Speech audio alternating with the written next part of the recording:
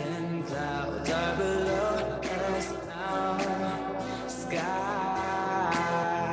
dive back down the wall. Take my hand, don't let go. Skyward bound.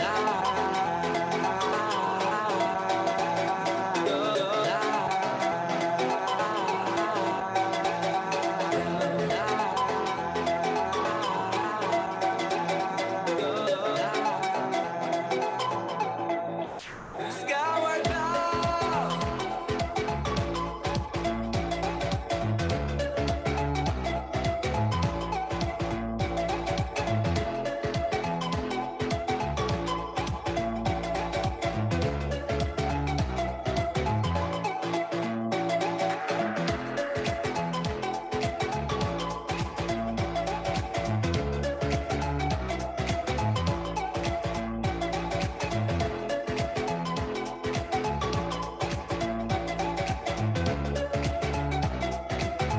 Skyward bound.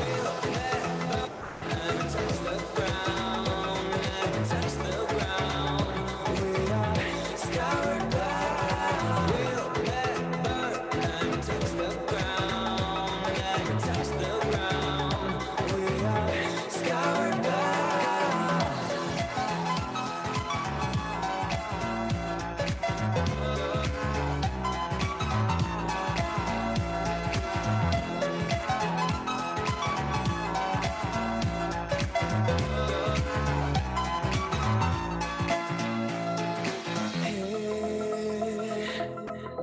In the wake of dawn, I see you shine. When I feel that heartbeat, I fly so much higher. Fly so much higher. Fly so much higher. Fly so much higher. Skylines and clouds are below us now. Sky dive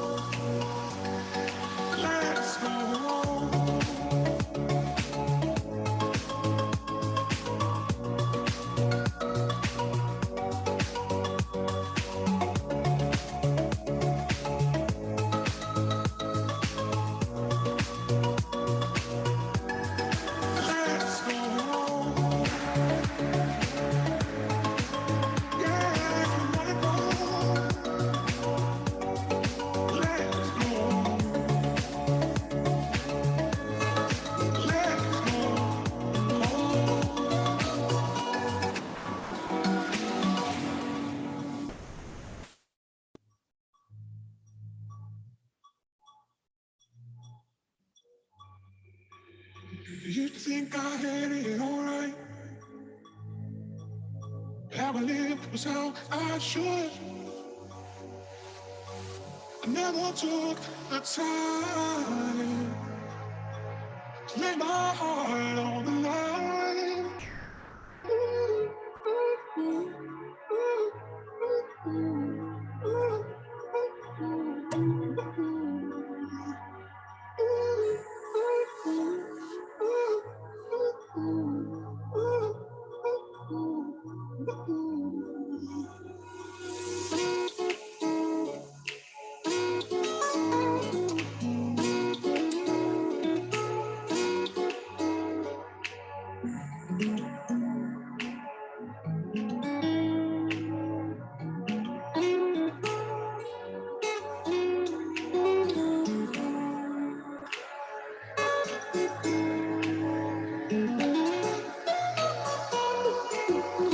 Play it safe, play it cool, keep it calm. Never stray so far from that line. I never be some cool words. They were written in your songs. I never wanna let you down. I never wanna let you go. Getting tired, always running around. If you wanna go, let's go.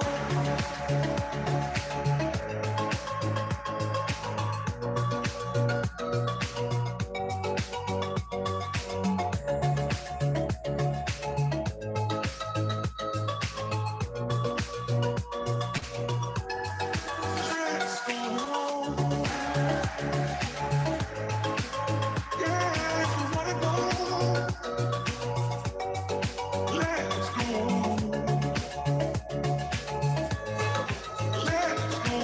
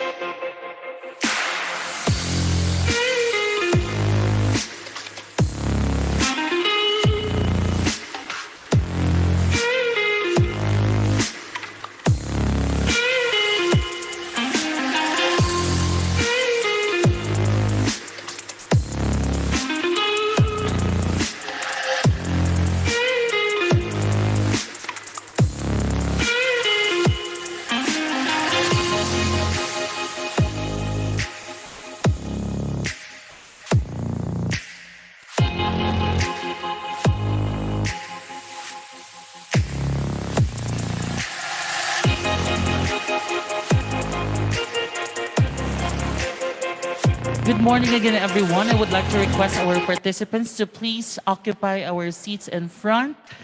Our back chairs are dedicated to our latecomers. And for the information of our officers and members of the Institute of Integrated Electrical Engineers of the Philippines Incorporated, this will be the order of the processional march. First, we have the former regional governors, then to be followed by former national presidents, Board of Electrical Engineering, and then to be followed by chapter presidents of the host region, regional governors, national officers, and then the last will be the Western Visayas regional governor with the national president and guest speaker. Thank you. Also reminding everyone for the activity this morning, right after the opening ceremony, we'll have the technical presentation or the first technical presentation for the day, brought to us by Phelps Dodge Philippine Energy Products Corporation. And then in the afternoon session, we'll start at 1 p.m. on the technical session 2, solar PV training. There will be a simultaneous Board of Governors meeting to be situated at the Eagles Hotel function room at 3 p.m. to 4:30 p.m. We'll have a technical presentation to be presented to us by Switch Industrial. Next will be technical session 3 on the update on the Republic Act 11285 on energy efficiency and conservation law. And then the last technical presentation for today will be presented to us by Savers Industrial Building Solution. And don't forget that you will still have your fellowship night to be held here at Binarayan Sports Complex. I hope that you're enjoying your stay at the province of Antique. For those who are first time, I hope that the remaining days of your stay here, you'll be visiting some of the tourist spot here in Antique. I know that we have intermittent weather this week, but despite all of this, I hope that this event or the regional conference would be a success. Thank you and welcome to the province of Antique.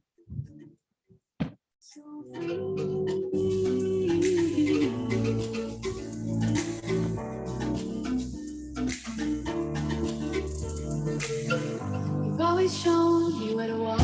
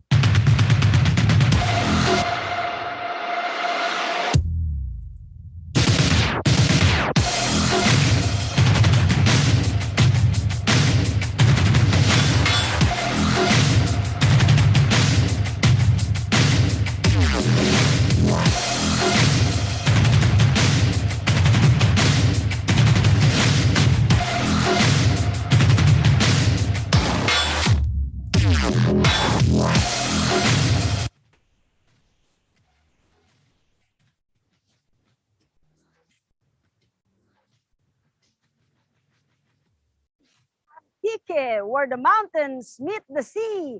Crua!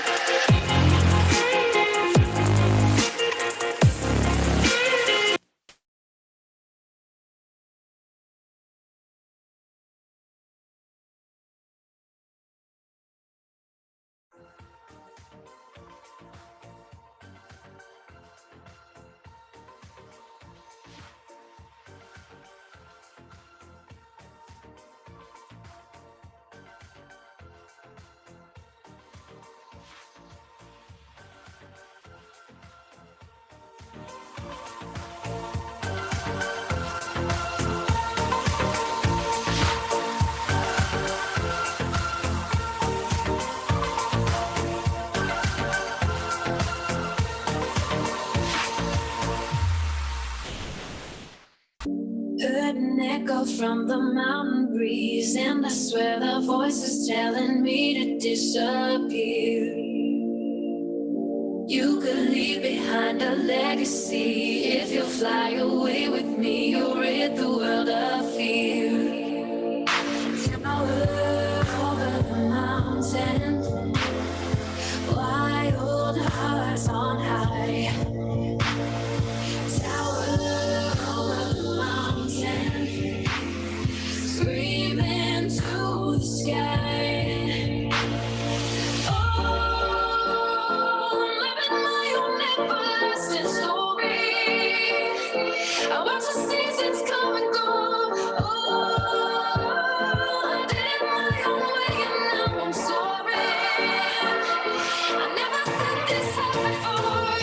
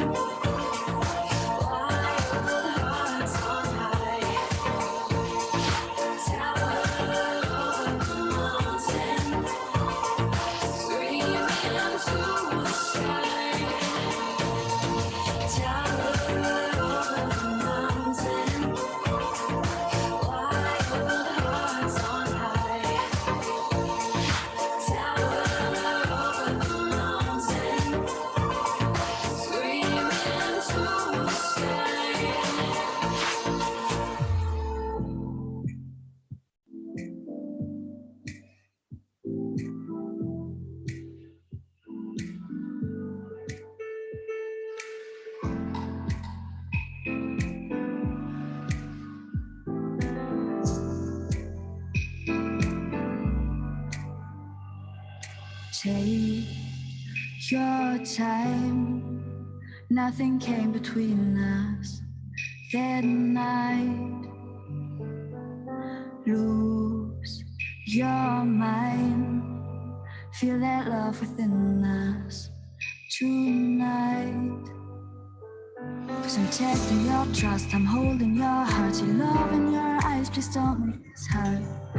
We are gonna rise right from the ground.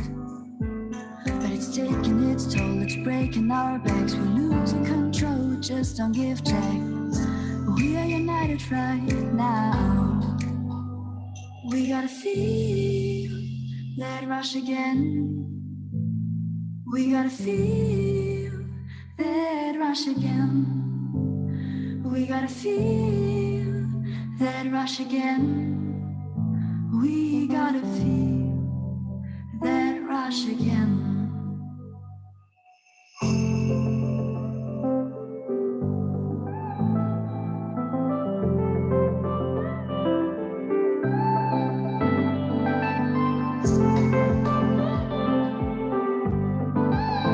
We gotta feel that rush again.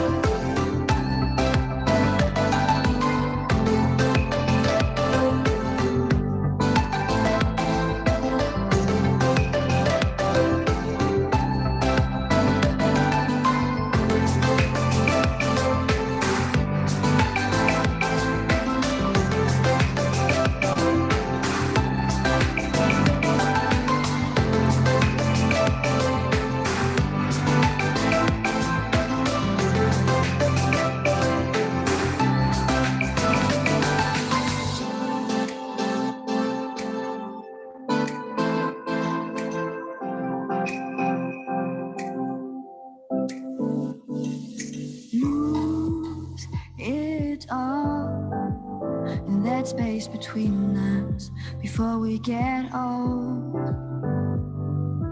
Dreams come true. Don't lose your faith, darling, in me and you. We're drifting through space, we tear down this wall. Just open your arms, I'm catching your fall. When it feels heavy on your mind, just give me your hope and open your mind and leave all that stress and fear behind. Cause we gotta feel that rush again. We gotta feel that rush again. We gotta feel that rush again. We gotta feel that rush again. We gotta feel that rush again.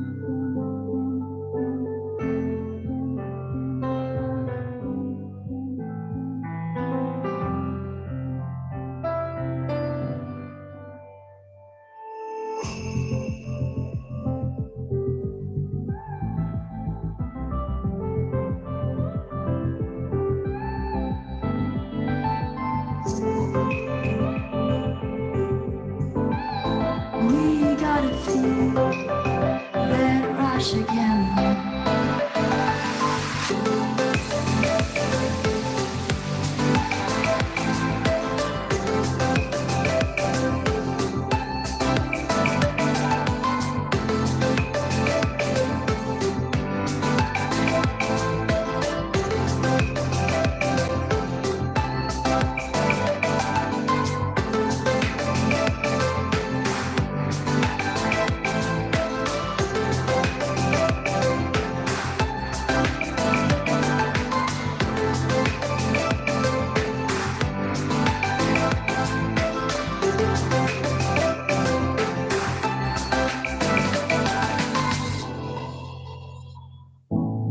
I feel lost, just a little bit out of control. Could you help me up? Show me where to go. And I'll be fine as long as you are shining together with me. And I'm alright as long as you're by my side, right next to me. And it feels good when I'm with you. Oh, when I'm with you. Everything's good when I'm with you. Oh, when I'm with you. My heart starts beating with a different pace. I never wanna leave this place. Oh, it feels good when I'm with you. Oh, when I'm with you now. When I'm with you.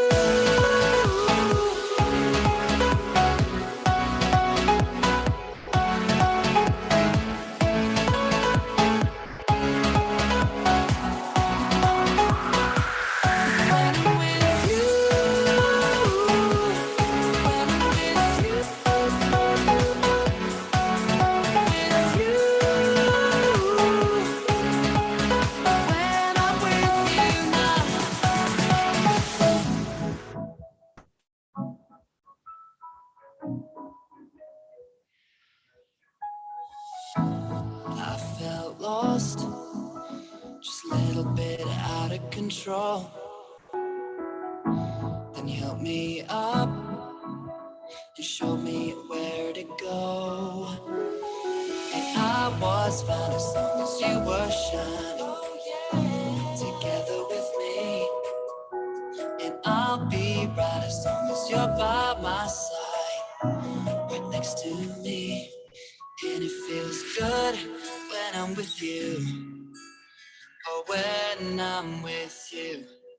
Everything's good when I'm with you. Oh, when I'm with you.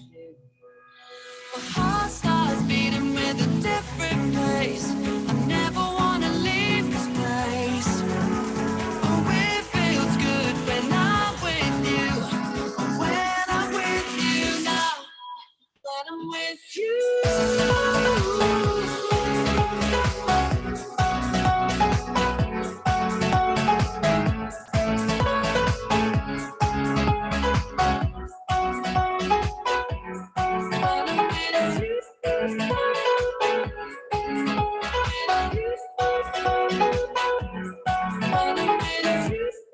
you.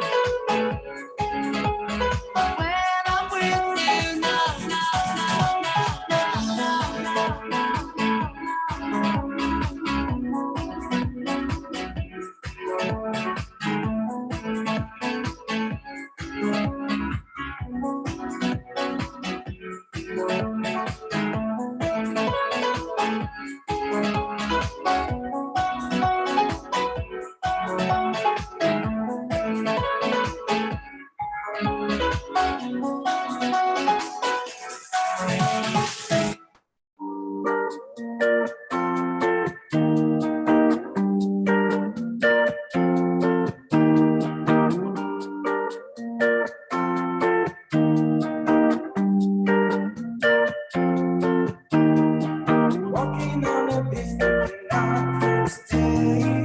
Bring me more needles and shop with me. I got my own mistakes. Oh, bring you away.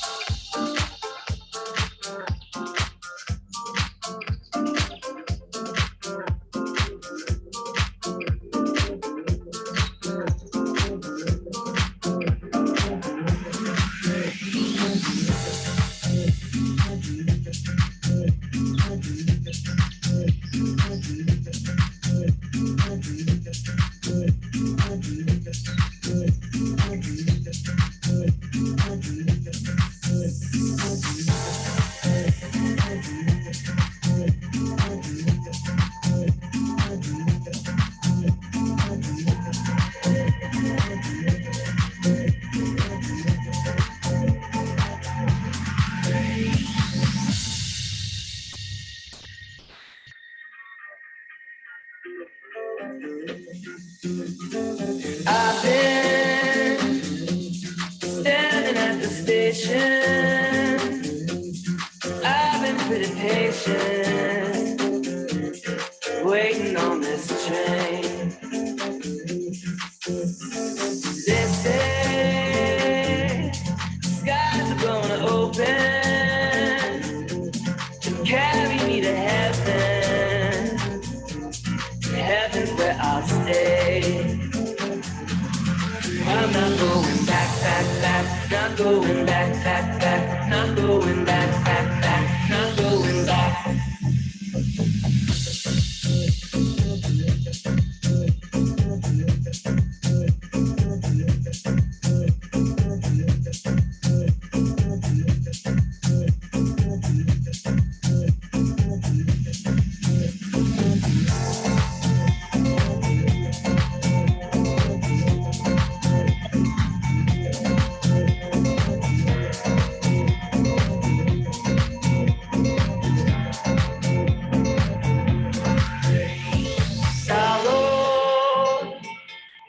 Come for you tomorrow. The devil's sure to follow.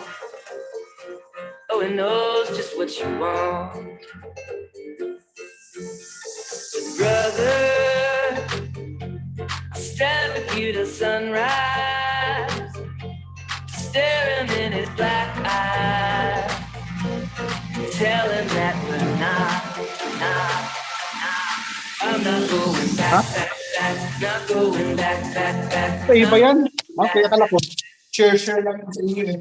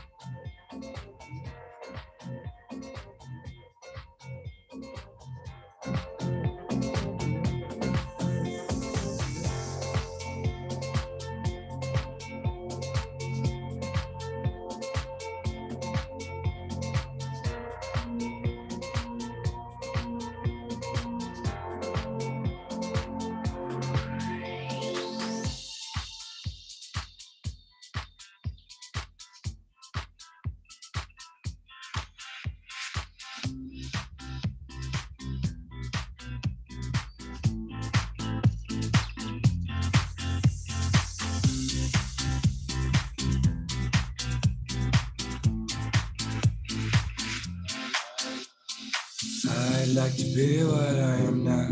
I should know, but hey, why not? Life is mine and it's a fact.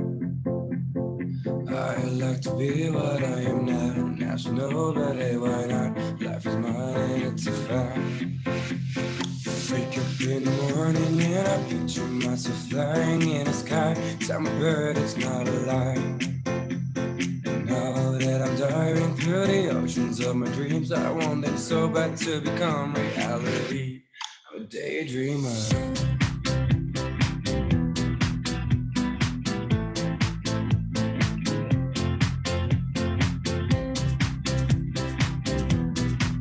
Okay, again, requesting everyone or our participants to please occupy our seats in front so that we can start our program.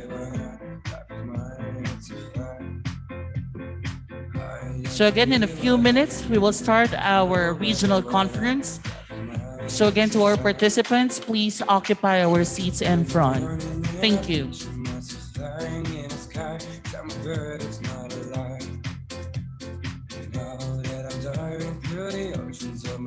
I want them so bad to become reality. Daydreamer. Daydreamer. Daydreamer. So the order again of our processional march will start first from the former regional governors, to be followed by former national presidents, Board of Electrical Engineering, chapter presidents of the host region, regional governors, national officers, and Western Visayas regional governor with national president and guest speaker. For the information of everyone, after our opening ceremony, there will be a technical presentation brought to us by Phelps Dodge Philippines Energy Products Corporation. In the afternoon session, it will kick off on the technical session on the discussion of solar PV training under Engineer Alexander Tagazadres, and simultaneously there will be a Board of Governors meeting situated at Eagles Hotel Function Room. Another technical presentation to be presented to us by Swiss Industrial, and then technical session 3 on the update of the Republic Act 11285 on energy efficiency and conservation law by Engineer Virgilio S. Lozares. And we will wrap up our first day on the technical presentation from Savers Industrial Building Solution. Also, the same venue here at Binarayan Sports Complex. Do not forget that you still have your fellowship night.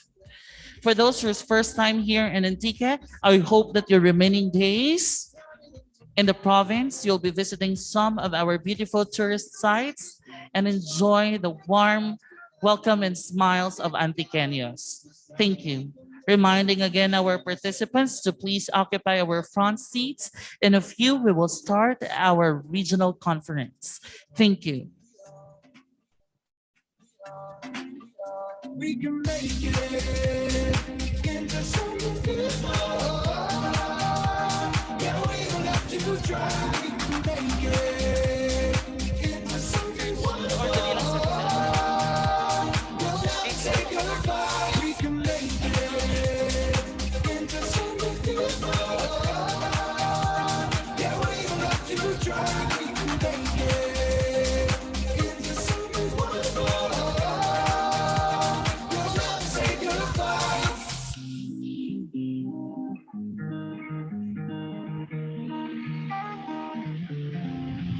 We're like rivers in the night. I go left and you go right. We'll find on the other side who we are, who we are. Wish me luck and give me hope. Give me sunlight to my day.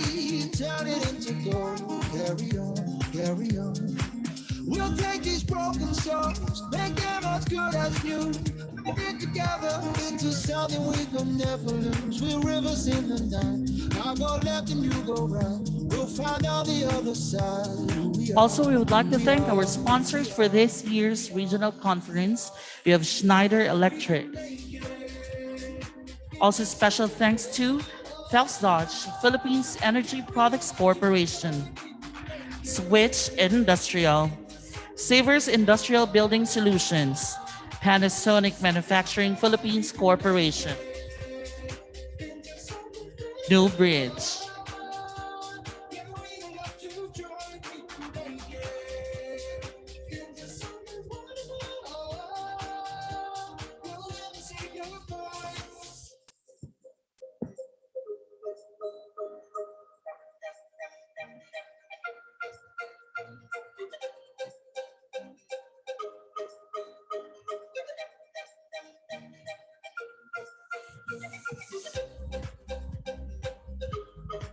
During opening, this will be the order of the processional march, starting with the former regional governors, former national presidents, Board of Electrical Engineering, chapter presidents of the host region, regional governors, national officers, Western Visayas regional governor, together with the national president and our guest speaker.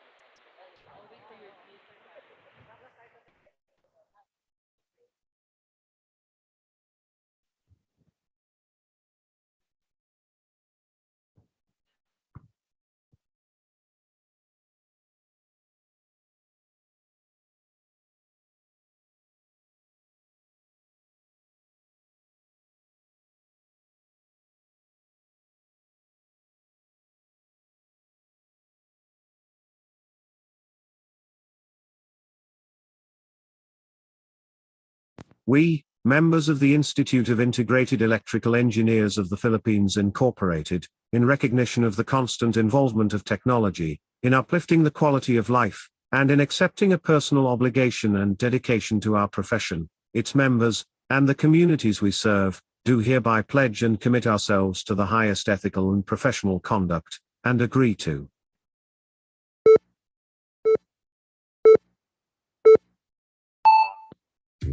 accept responsibility in making sound engineering decisions consistent with the safety, health, and welfare of the public, and to disclose promptly the factors that might endanger lives and the environment. Why do you build me up, buttercup baby, just to let me down? Avoid real or perceived conflict of interest, or disclose existence of such to affected parties. But I love you still, I need you more than anyone, darling. You know that I have from the start. So build me up. Be honest, objective, impartial and realistic in stating claims or estimates based on available facts. But you're late, I wait around again. I walk through the door, I can't take anymore without you. You let me down again. Baby, baby, I try to find. Avoid at all cost graft and corruption in all its forms. I'll be home, I'll be beside the phone waiting for you. Ooh, ooh, ooh. So why do you build me up, buttercup baby, just to let me down? Improve the ethical understanding of technology and its appropriate application. But I love you still, I need you more than anyone, darling. You know that I have from the start. So build me up, buttercup, don't break my heart. You are my world, but Continuously improve practitioners' technical competence. I know you are too. I'm attracted to you all the more. Why do I need you so? Baby, baby, I try to find a little time, and I'll make you mine. I'll be Disclose full pertinent professional and technical limitations. So why do you build me up, buttercup baby, just to let me down and mess me around? And the worst of all, you never call me. Seek, accept, and offer constructive criticism of technical work, acknowledge and mitigate errors, and give credit where it is due.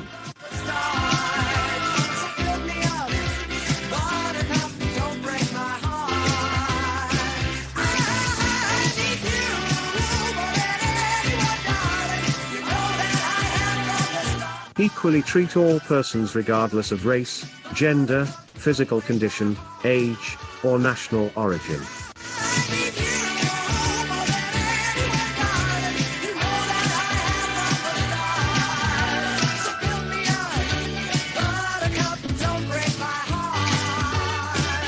Protect and avoid injury to others' life, property, reputation, or livelihood by false or malicious actions.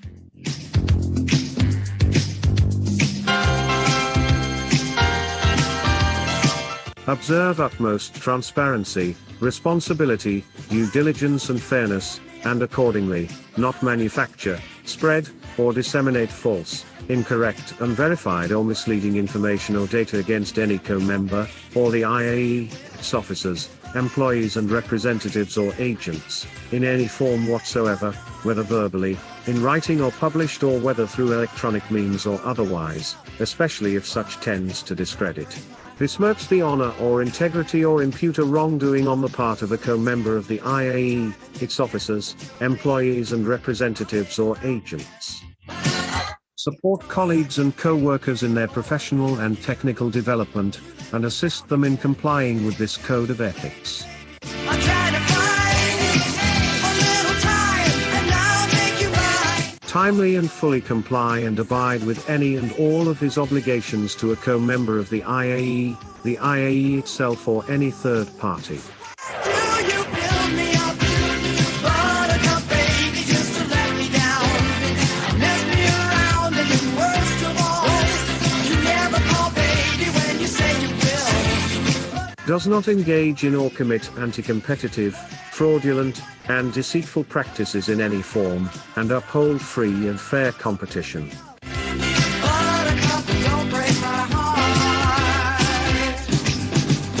You are my world, but I could be the girl you adore if you just let me know.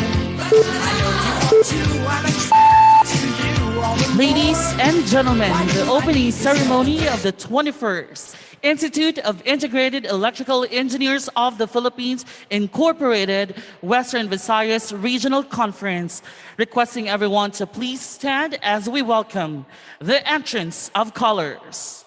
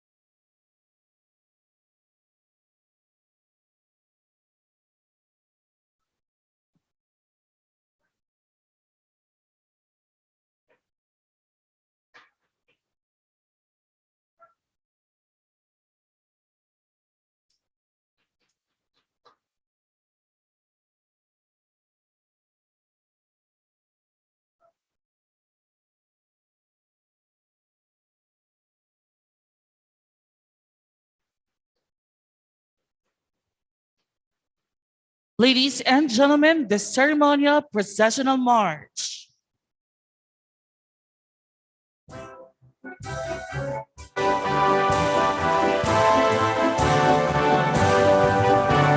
Starting with the former Antique Chapter President, Engineer Pablito Espantolo.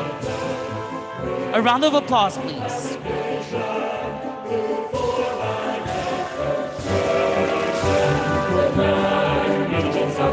Next, we have the former Antique Chapter President.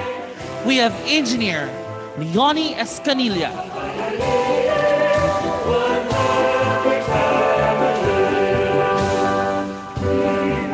Next, we have former Antique Chapter President. We have Engineer Hermie M. Tahokdoy.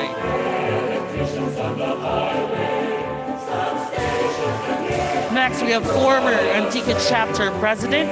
We have Engineer RJ El Tadi.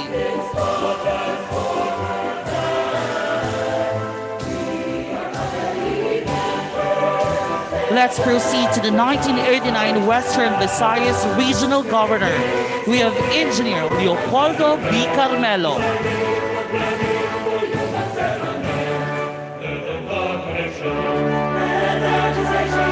Next, we have the 2013 Western Visayas Regional Governor. We have Engineer Noel L. Olea.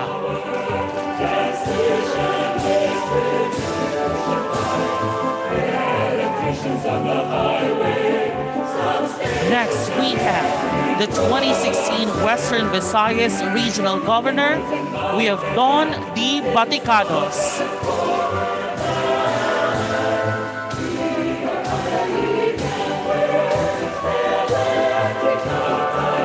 Now please give it up to our 2017 Western Visayas Regional Governor.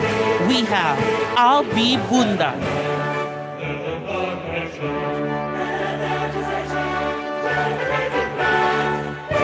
Next on the line, we have the 2019 Western Visayas Regional Governor.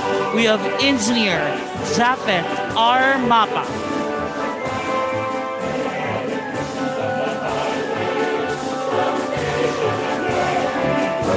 Next, we have the 2021 Western Visayas Regional Governor. We have Nonilo Ennacion.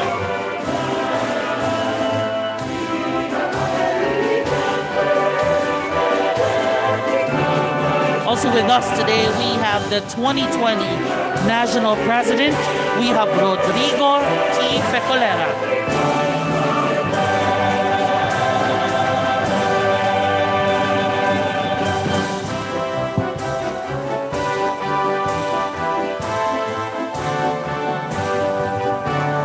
Next, we have Honorable Jamie V. Mendoza, Board of Electrical Engineering Member.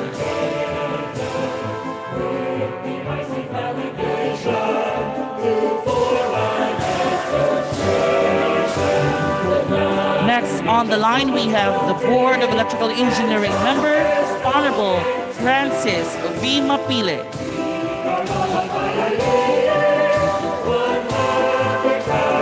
Now let's go to our chapter president, starting with Aklan. We have Engineer Wayne B. Bukala. Capiz chapter president, we have Engineer Marlon A. Balbuena. Iloilo chapter president, Engineer Paul John J. Carmelo.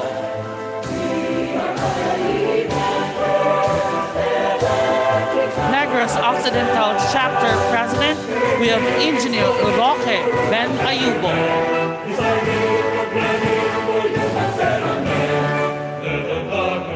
Northern Negros chapter president, we have Manfred M. Fuentespina.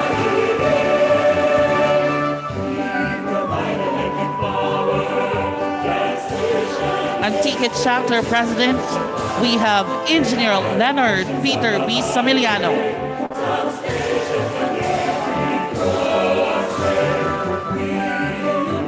Now let us welcome our Northern Luzon Governor. We have Francisco P. Fontanilla III. Also with us this morning is the Central Luzon Governor. We have Mr. Engineer Woody G. Erama.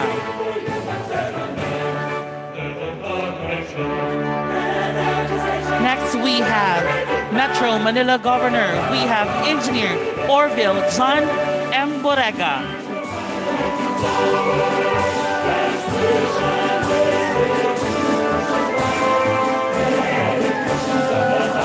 Next, we have Southern Luzon Governor. We have Engineer Adrian L. Rey.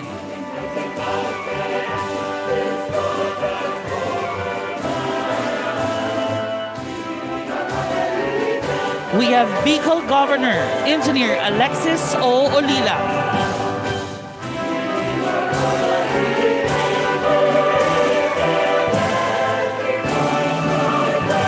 Eastern and Central Visayas Governor, we have Engineer Brian A. Pasilan.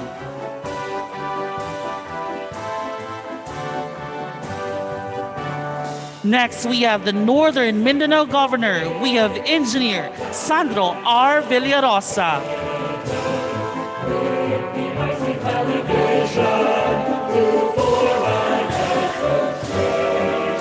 Next, we have Western Mindanao Governor. We have Engineer Alexander D. Cole.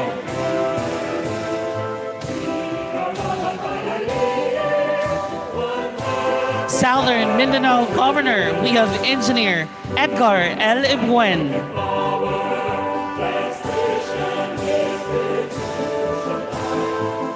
Next, we have Foreign Region Governor. We have Engineer Zareen B. Talam.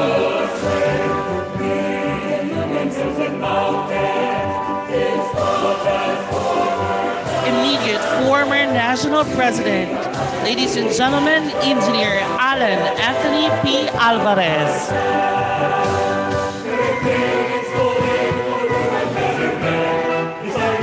Let us welcome our National Auditor. We have Engineer Roland P. Vasquez.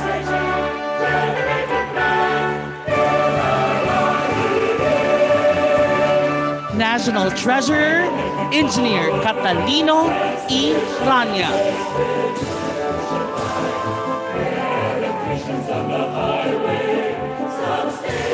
National Secretary, we have Engineer Esperanza A. Collado.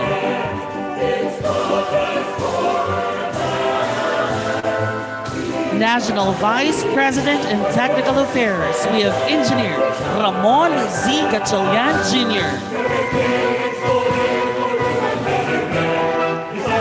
National Vice President for External Affairs, we have Engineer Alberto R. Herrera Jr.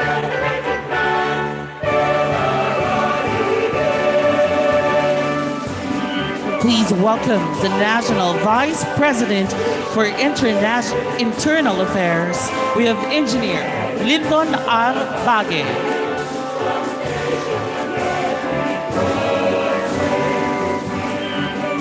Ladies and gentlemen, the Western Visayas Governor, Engineer Neil P. de Guzman, together with our National President, Engineer Feliciano F. Pado III. A round of applause, please.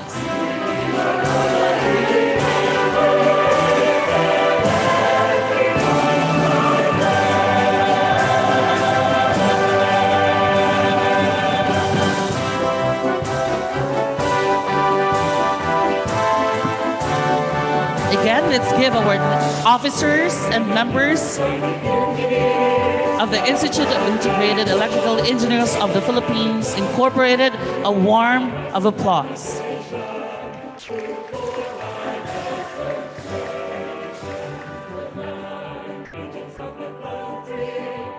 Please remain standing as we start the day right, as we ask for guidance and blessing from our dear Almighty God, to start with our ecumenical prayer, to be followed by the singing of the Philippine National Anthem, the IIEE hymn, and the Province of Antique hymn.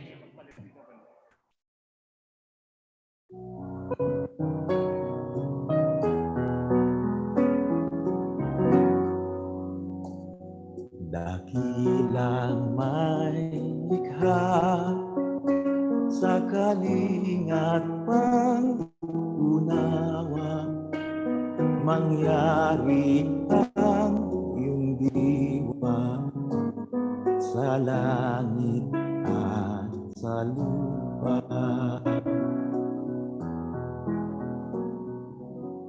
Yang kay takal lang ng babaya, diyan ko sa ngalipupuduan ko, nadidak yung bayan lubay, kinitang yung barong.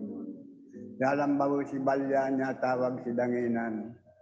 Na pagtanaw-tanawin mo, pagsiring-siringin mo yan yung mga dato binukaw. Mga biya kaubayan na mababay maging kudya matapid mga tang. Sansirid luwang nangabatlos ng binunsali. Yang kay gaw-kaungat ko yan, yung kabayaw ko. Pagpanguyab-kuyaban mo, pagpamayad-payadan mo, ng pinandam-pinagalyo, pwedeng dinagansuli. Kahit tagal lang, ay ikaw yung matigam pa namin. Walay pagkautsan, walay pagkawasan. Panganan mo siyang mga ipatpid mo siyang bantak. Barantak ng pwedeng mo. Wangay ng mayugang mo. Kahit tagal lang, untong sa matkan mo, ng kaliko ng bibutang mo, babawin ng dunya, o yung kanamin pag-ginawa. Tagal lang ang lagso kanamin. Inaamin siyang anak mo na pamisa, nagagag ng awan, ikot siyang patibayan.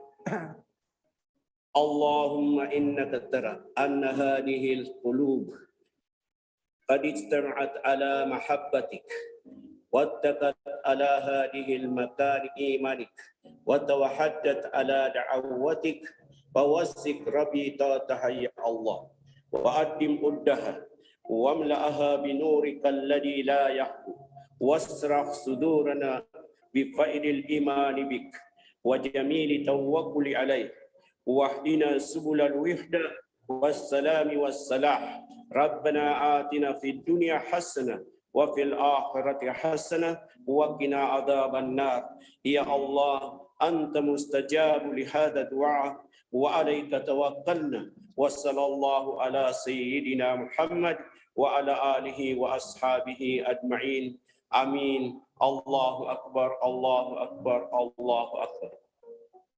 Mahabagin naming Ama, Ikaw ang aming sandigan at lakas. Ikaw ang kaligtasan ng aming katawan at kaluluwa. Naway takpan mo po kami ng iyong mapagkalingang kamay upang maiadya kami sa mga pahirap at karamdaman. At sa lahat ng masama, dala ng makabagong mundo, hinihingi po namin na sana'y ilayo po ninyo ang mahal naming lungsod ng tagong.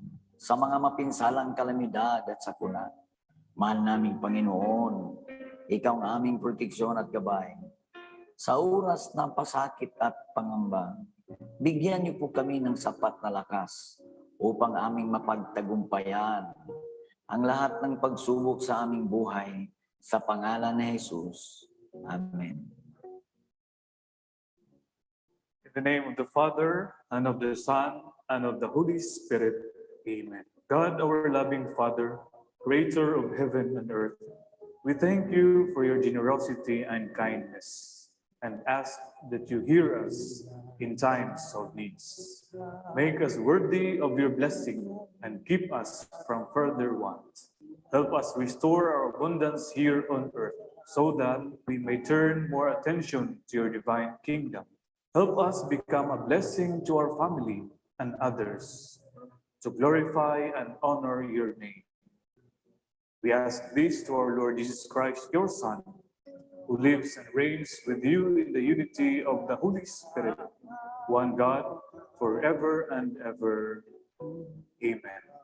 In the name of the Father, and of the Son, and of the Holy Spirit. Amen.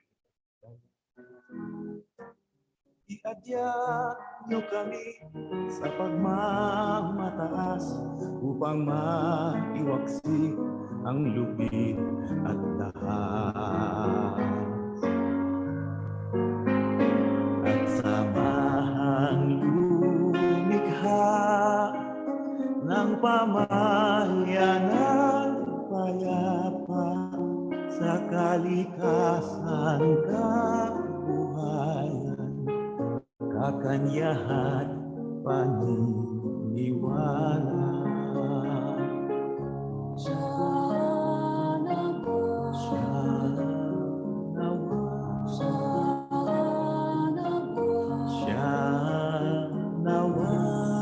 Ladies and gentlemen, the singing of the Philippine National Anthem.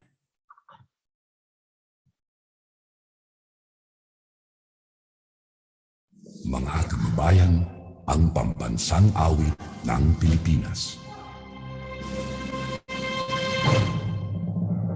Kayang mag-ibig, heros ang sinatanan, alam ng puso, sa titik mo'y buhay. Lupang hinirang, kuya ka ng magiting, sa mandulubing, di ka pasisingin, sa nagagang tutok sa simoy at sa langit mo bangaw, ay nilagang tugla, kawin sa pagkayang minamahal, ang isang ng patawad mo'y tagumpay narating, ang bituin at karon niya kailan pa may matibigin, lumang ang araw ng buwan.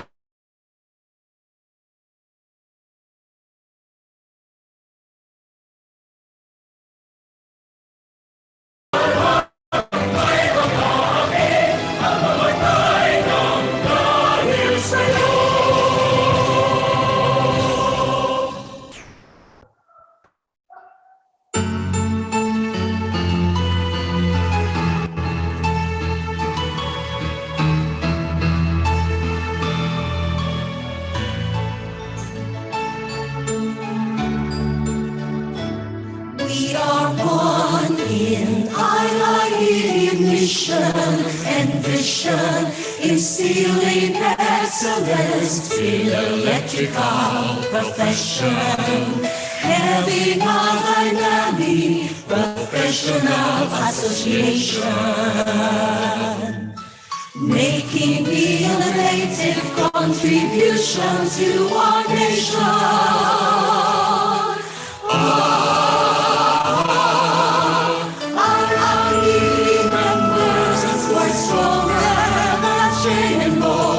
Rising to any challenge, involving wars, homes and wars, B-E-R-E-E-N-R-M-E, connecting industries by the electric circuits.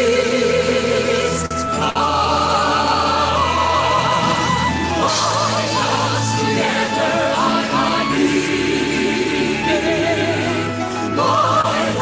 forever I with power and force.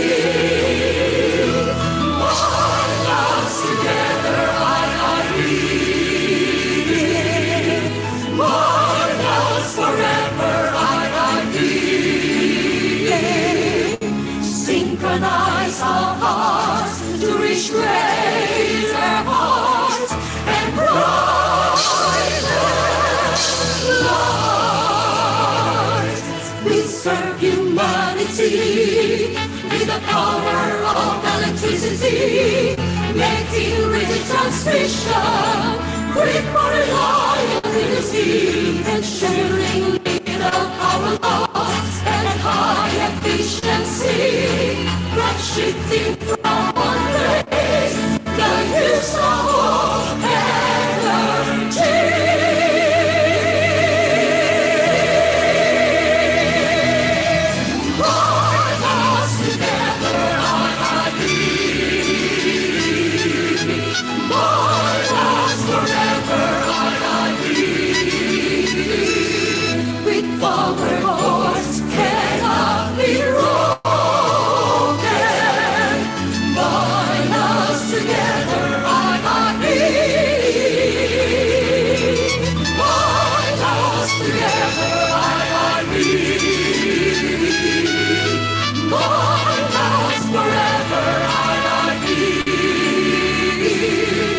Synchronize our hearts to reach greater heights and brighter light. There's only one institute, no one else can substitute. There's only one hierarchy.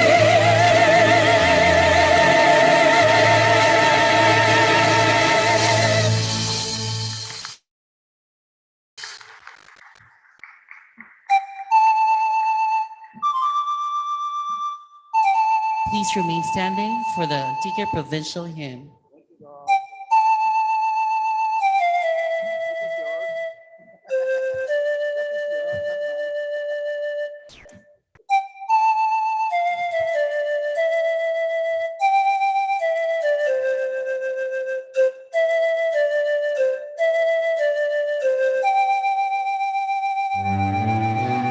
Ike ang banwa ko,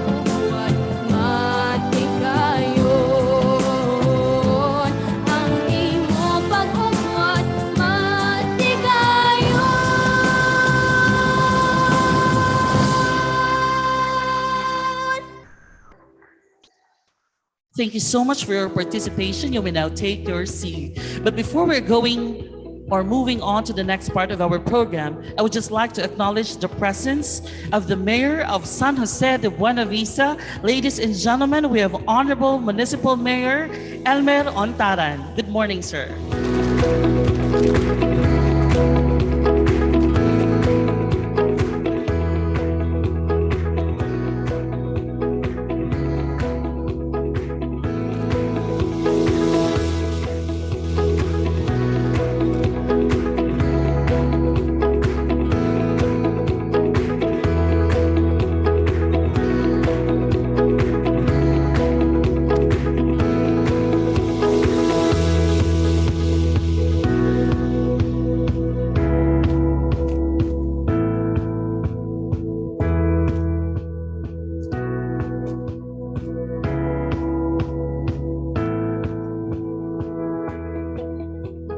Kruhay Antique, good morning Philippines, and mayad nga aga kanatan nga mga Antiqueños. My warmest greetings to the officers and members of the Institute of Integrated Electrical Engineers of the Philippines Incorporated and to the participants to this year's regional conference with the theme Leadership, Rising Above Adversity Through Passion and Commitment, Leading on the Road to Recovery. Mayadgid nga pag-abot sa matamis nga probinsya kang Antique. Or should I say, welcome to the sweet province where mountains meet the sea, province of Antique. I think we all deserve a warm of applause since despite of the situation that we're currently facing right now, we're still managed to really push through this regional conference. Pandemic is taking a toll to numerous activities in our lives, but this pandemic will never halt us in seeking for opportunities despite challenges.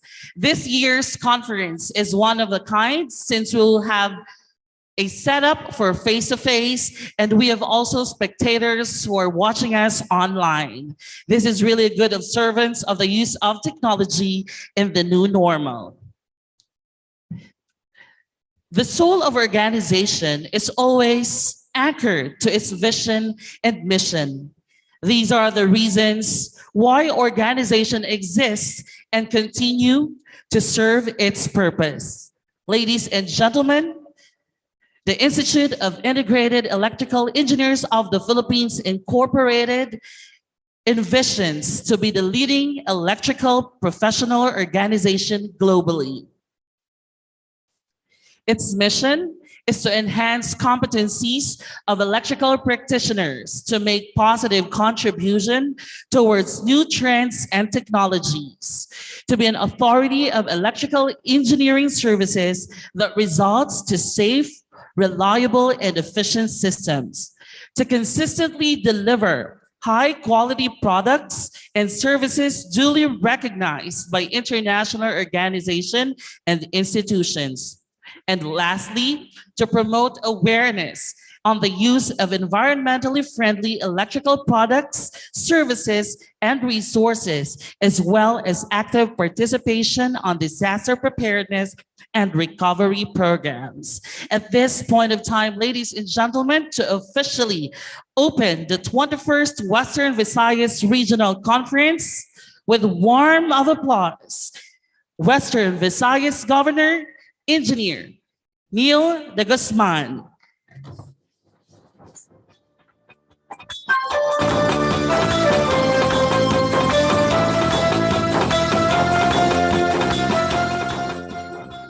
Hello. Good morning, everyone. The package is here, and let's get the ball rolling. By the virtue of the power vested on me as the regional, by the Institute of Integrated Electrical Engineers of the Philippines Incorporated, as your governor, I officially declare the 21st Western Visayas Regional Conference open. So thank you so much, Engineer Neil de Guzman. Now, the 21st Western Visayas Regional Conference is now officially open. So to formally welcome everyone and to deliver his opening remarks, ladies and gentlemen, the President of Antique Chapter, Engineer Leonard Peter Samiliano. A round of applause, please.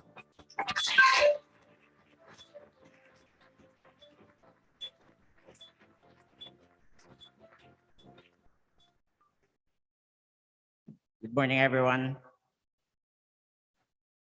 The IIE Antique Chapter takes pleasure in welcoming all partners, our exhibitors, dignitaries, and delegates from different parts of the world to the 21st Western Visayas Regional Conference, physically and virtually. In this 2 days conference, we prepared different technical sessions and product presentations for our professional growth enhancement. So thank you everyone for the support and welcome to Antique. Enjoy your stay.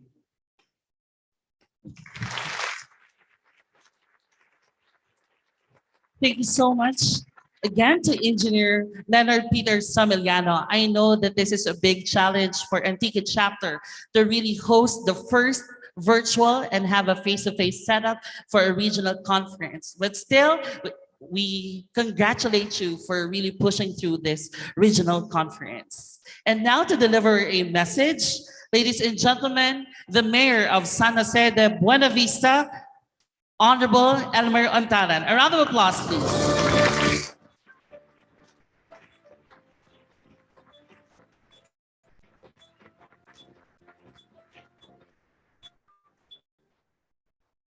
Thank you and good morning to all.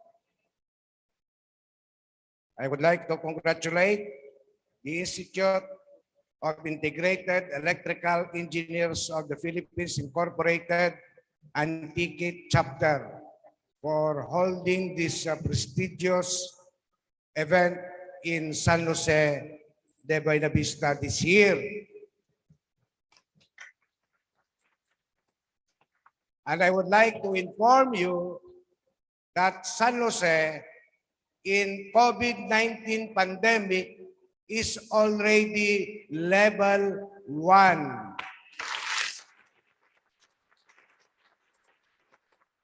That's why I did not impose and strictly implement the minimum health standard in San Jose Antique.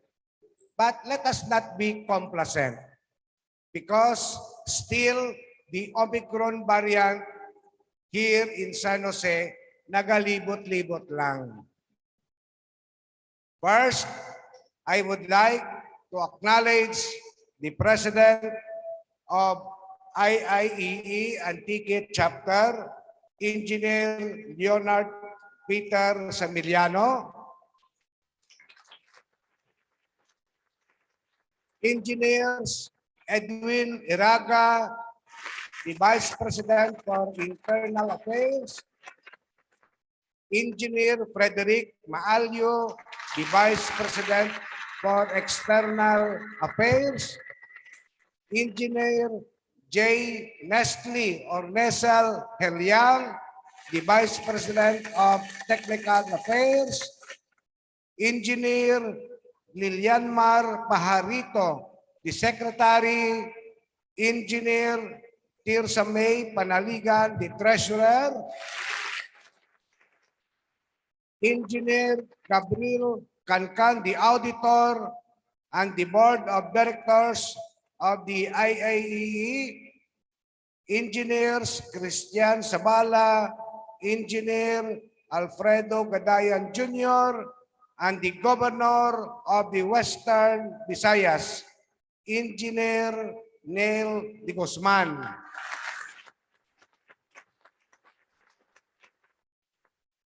And also, I would like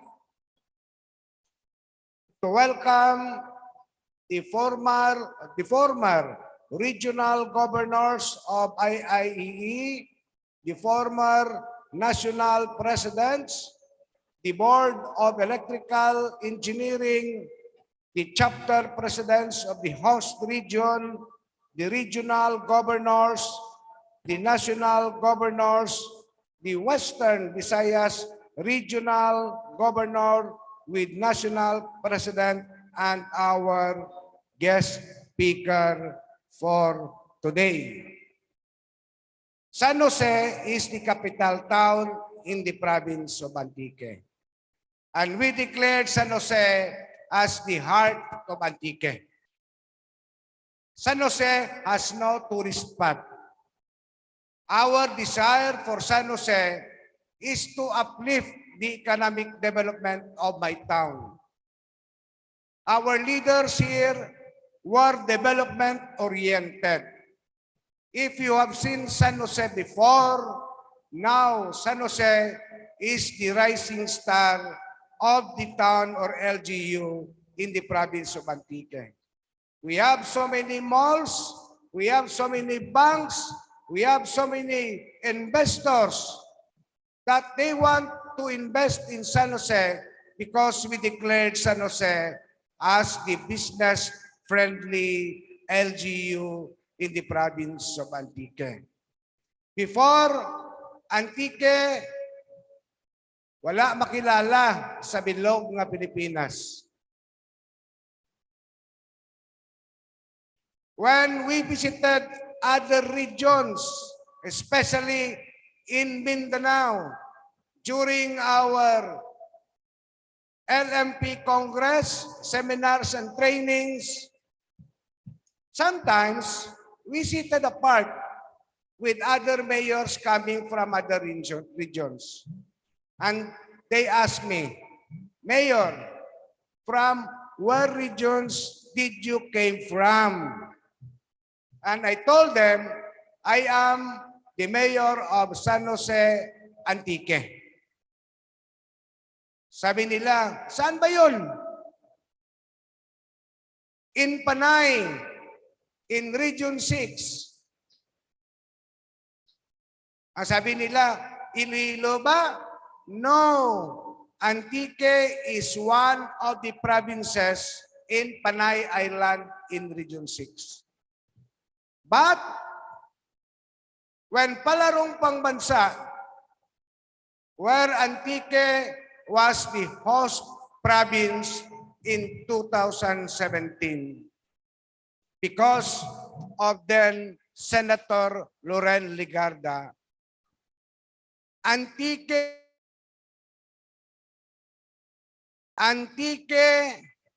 was popularized because of now the Deputy Speaker Loren Ligarda. And we are proud to say that we are an Antiqueño. Antiqueño by blood. Kinaraya is our dialect. Ilonggo in Iloilo. Aklanon in Aklan, and Capisnon in Capis. And sometimes, when we hold our meetings in the province of Iloilo, I am proud to inform the fellow mayors in Panay. If you have a Franklin de Leon in the province of Iloilo, now we have our Loren Ligarda in the province of Antique. I would like to share to you, because this is already my last term as the local chief executive in San Jose, Antique. My term started in 2016, and my last term will end in 2025. Why did I say that? That my term will end in 2025 despite of election in 2022, because the mayor of San Jose has no opponent.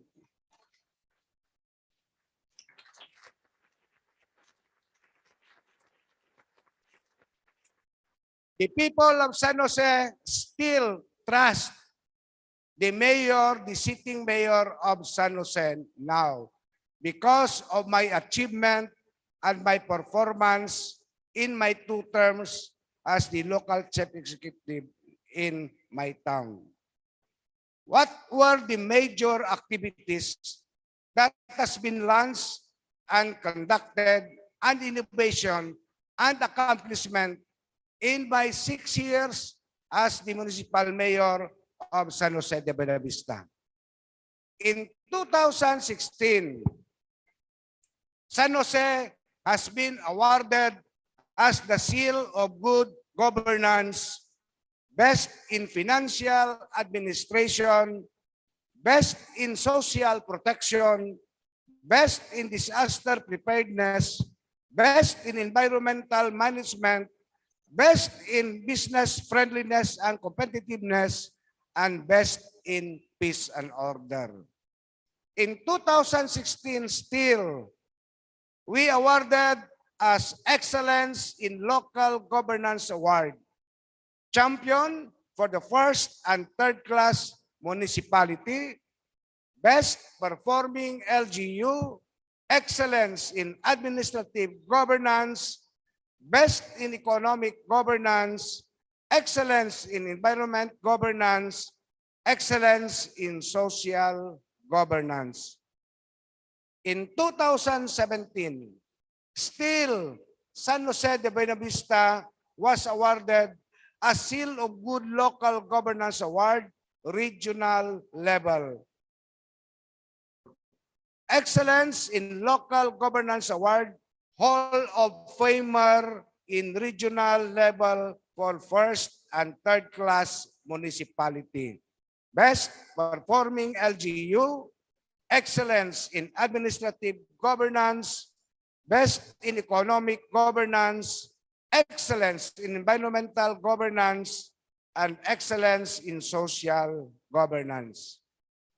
In 2018, San Jose has been awarded a Seal of Good Local Governance SGLG National Award.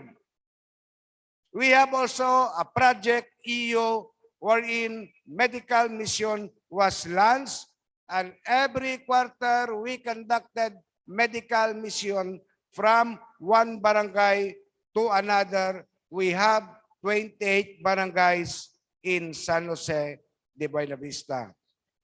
As in the case of our children who have been victim of sexually abuse, abandoned children, because of our partnership with the Ayala Group of Company, we have our Tiripunan Kang Kabataan, Darangpan Kang Kabataan.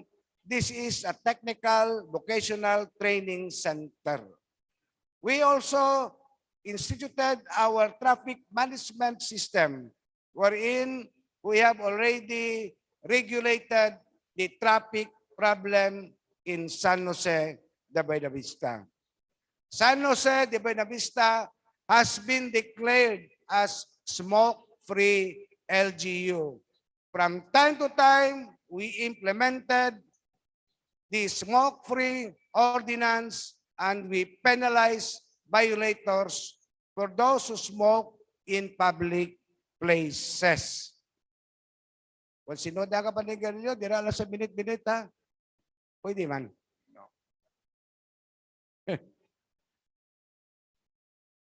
And because of the initiative of the local chief executive and being close to then Senator and now Congresswoman Loren Ligarda, I asked her if she can provide budget for our 36 million regional evacuation center.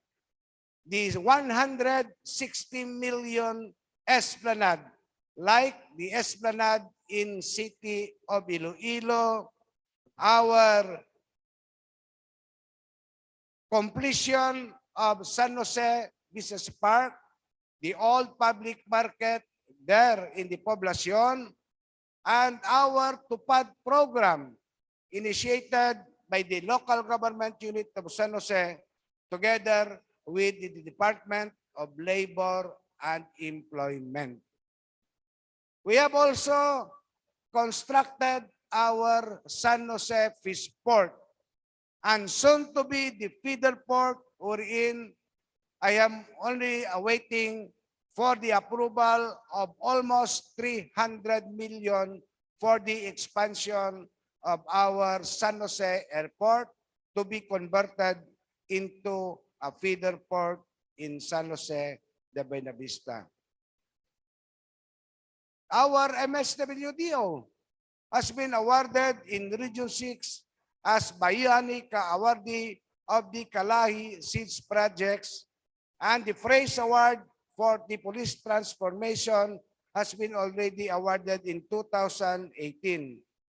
The top performing LGU with good practices in prevention and control of STI, HIV, and AIDS, the construction of our BGNP building, and in 2018 too, the most improved government efficiency and overall Regional Development Council, Region 6, Regional Competitiveness, LGU for first class and second class municipality.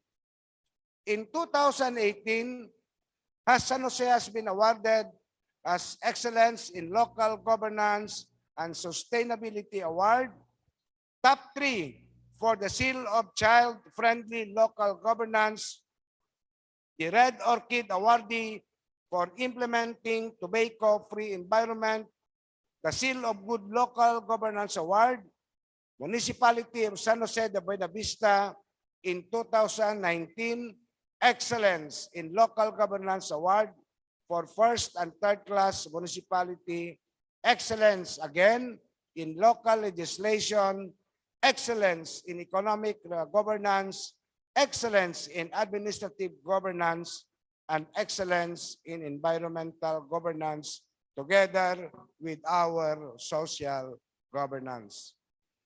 In 2019 again, LGU San Jose has been awarded as regional winner for Best Peso Employment Information System, Peso Implementor for First Class Municipality category.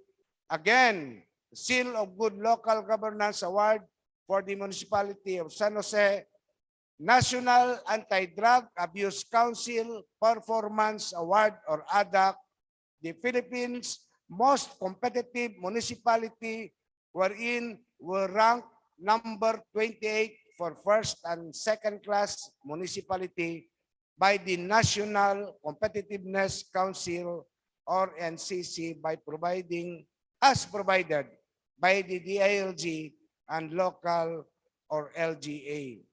Economic dynamism, government efficiency, infrastructure, and resiliency.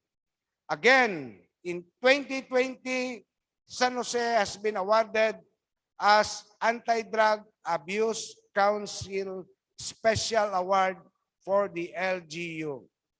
Despite of the pandemic in 2021, the municipality of San Jose de Buenavista has been awarded as beyond compliant for our MDRRMO. The grand champion for best performing first to third class municipality, again, excellence in administrative governance, local legislation, social governance, economic governance, and environmental governance. Again, in 2021, in Cities and Municipalities Index, San Jose has been awarded as government efficiency, economic dynamism, improvement of our business park. This is our old market, has been already finished. Launch and renovation of our San Jose Fire Station. Again, initiative of Deputy Speaker Loren Ligarda, the NBI district building. The biggest district building of the National Bureau of Investigation outside Manila has been constructed and now has been functional already, situated at our San Jose Trade Town. The Antique Tourism Trade and Investment Center, the state-of-the-art terminals wherein buses, vans, and trucks were catered from the northern part of Antique to Central, going to Iloilo and vice versa. We have also established our Department of Foreign Affairs building and soon to be completed.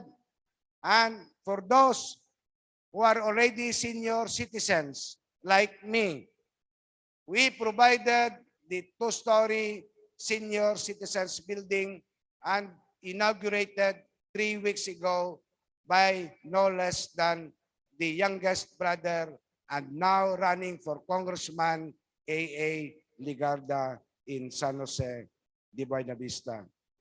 We have also constructed the 2 COMELEC buildings, the provincial and the municipal buildings, and soon to be completed on October or December of this year, and the construction of our Trade Town North Terminal building at our extension of our public market at San Jose Trade Town.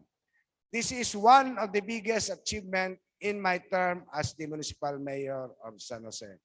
I asked my fellow local officials, I asked my constituents of San Jose de Buena Vista, I asked San Joseans, join me to make San Jose a better place to live, a better place to work, and a better place to do business. Thank you.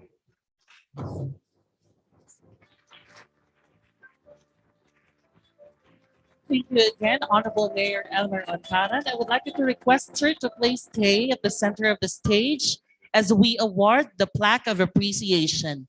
Requesting also the presence of Engineer Neil de Guzman and Engineer Edwin Araga to please compose the awards line.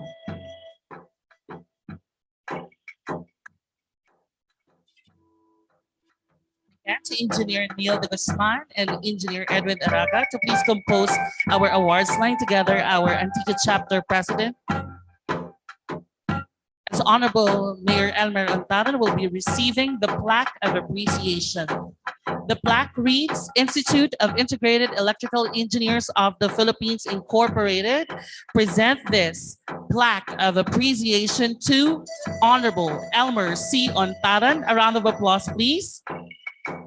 In grateful acknowledgement and sincere appreciation for delivering a message during the 21st IIEE Western Visayas Regional Conference with the theme Leadership, Rising Above Adversity Through Passion and Commitment, Leading on the Road to Recovery. Held at Binarayan Sports Complex in the sede of Buena Vista Antique on April 8 to 9, 2022, given this 8th day of April in the year of our Lord 2022. Signed, Western Visayas Governor, Engineer Neil P. de Guzman, and IIE Antiques Chapter President, Engineer Leonard Peter P. Samiliano.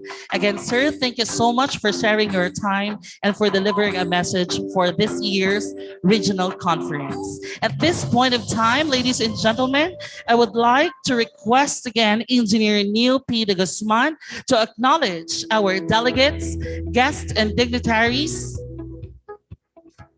And of course, he will be delivering a short message. Sir?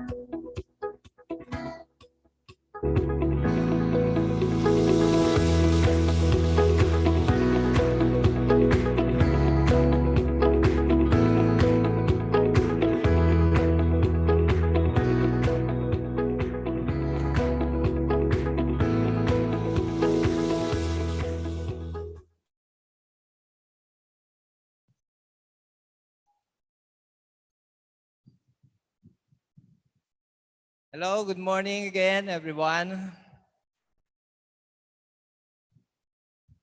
To our ardent and ever supportive Execom,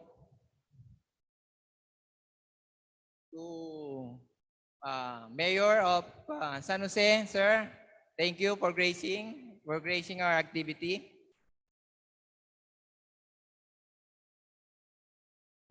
To our honored guest, Engineer Feliciano F. Padua III, the IIE National President, Engineer Lyndon R. Bagge, sir, the National Vice President Internal, Engineer Alberto Herrera Jr., sir, the National Vice President External Affairs, Engineer Catalino E. Rana, our National Treasurer, Engineer Roland P. Vasquez, our National Auditor, sir, Engineer Adrian L. Ray, Governor, Southern Luzon, sir, Engineer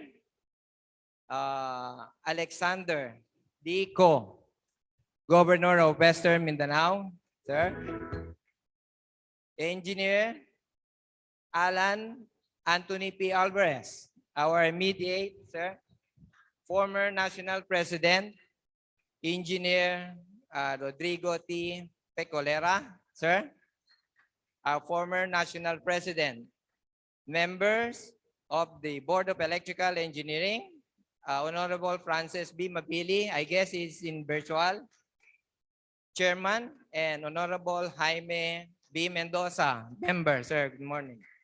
To my fellow electrical engineers who are here today, and all of the sponsors who have accepted our invitation, good morning, ladies and gentlemen, Kruhay, mabuhay po.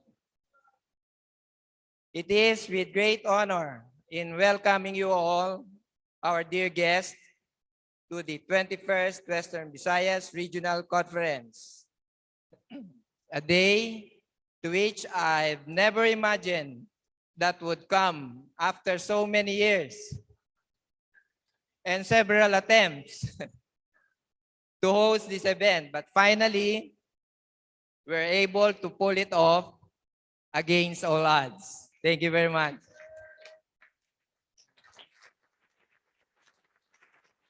With the team leadership rising above adversity through passion and commitment leading on the road to recovery, as the world tries to recuperate from the wound caused by the pandemic, IIE as an organization continues to innovate, formalize strategies to regain its momentum in coping up with the setback, the lost opportunities because of the pandemic COVID-19. Let us all unite and look on the bright side of what have transpired in our world today.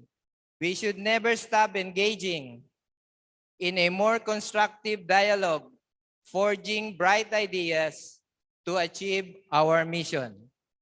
I hope today's event will inspire ideas and discussions on the ways that we can make IIE come up stronger and better after this pandemic.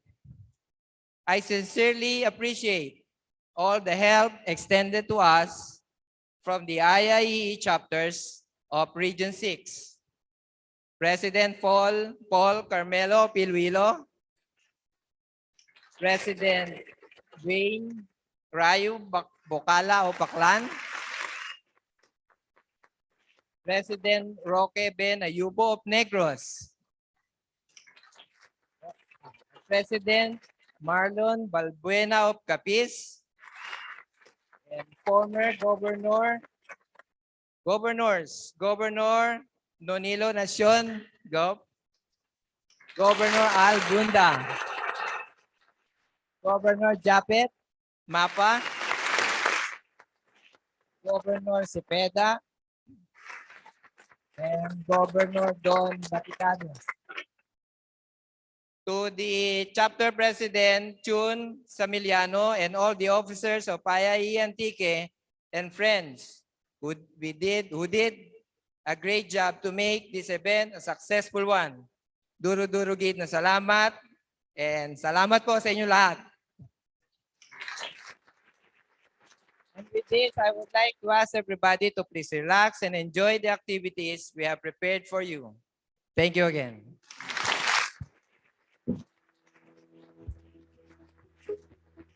Thank you again, Engineer Neil de Guzman, Western Visayas Governor. It is indeed that this regional conference opened doors for opportunity, especially a more intimate, since we have our face-to-face activities to really extend our connections and network. At this point of time, ladies and gentlemen, I would like to request Engineer Edwin D. Iraga, Vice President, Internal and Ticket Chapter, for the introduction of our guest of honor. A round of applause, please.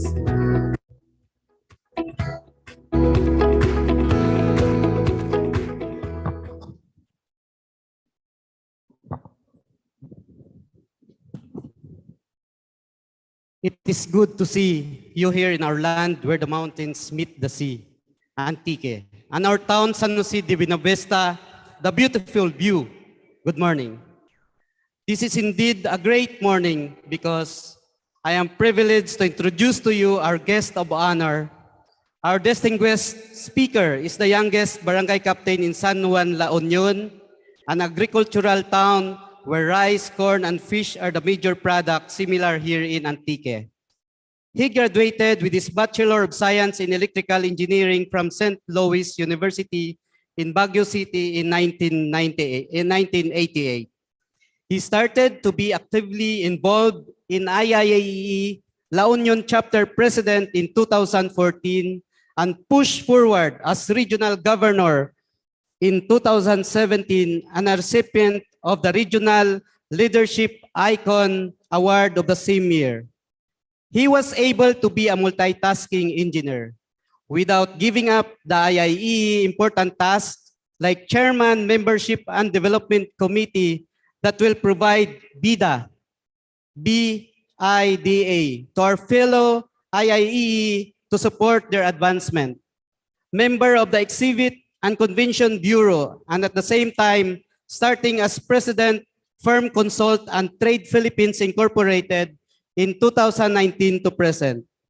He got the Presidential Awardee as MCDC Chairman the same year, 2019. He is the man of our theme, leadership, rising above adversity through passion and commitment, leading on the road to recovery because he is our IIEE National Treasurer in the year 2020, our National Vice President for Technical Affairs in 2021, and presently our IIEE National President this year, 2022. Fellow engineers, ladies and gentlemen, about 100 or more in present here in face-to-face and more than 300 in virtual attendance. Without further ado, I am honored to present to you our professional electrical engineer, Engineer Feliciano Jojo Padua III. Please give him a round of applause.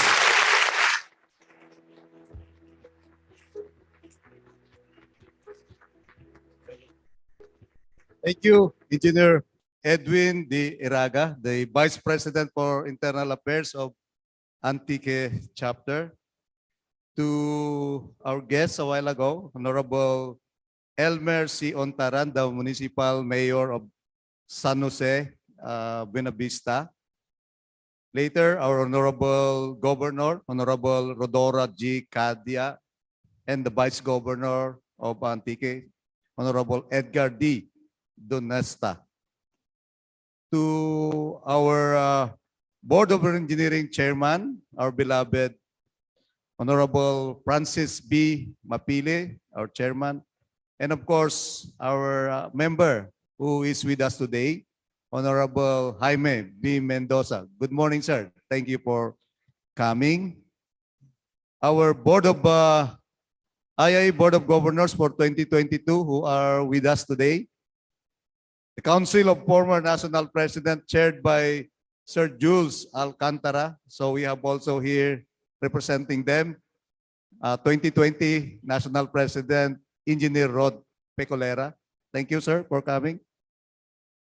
Our former regional governors who are here, mga chapter presidents, chapter officers of Antique, different chapter presidents of Western Visayas region,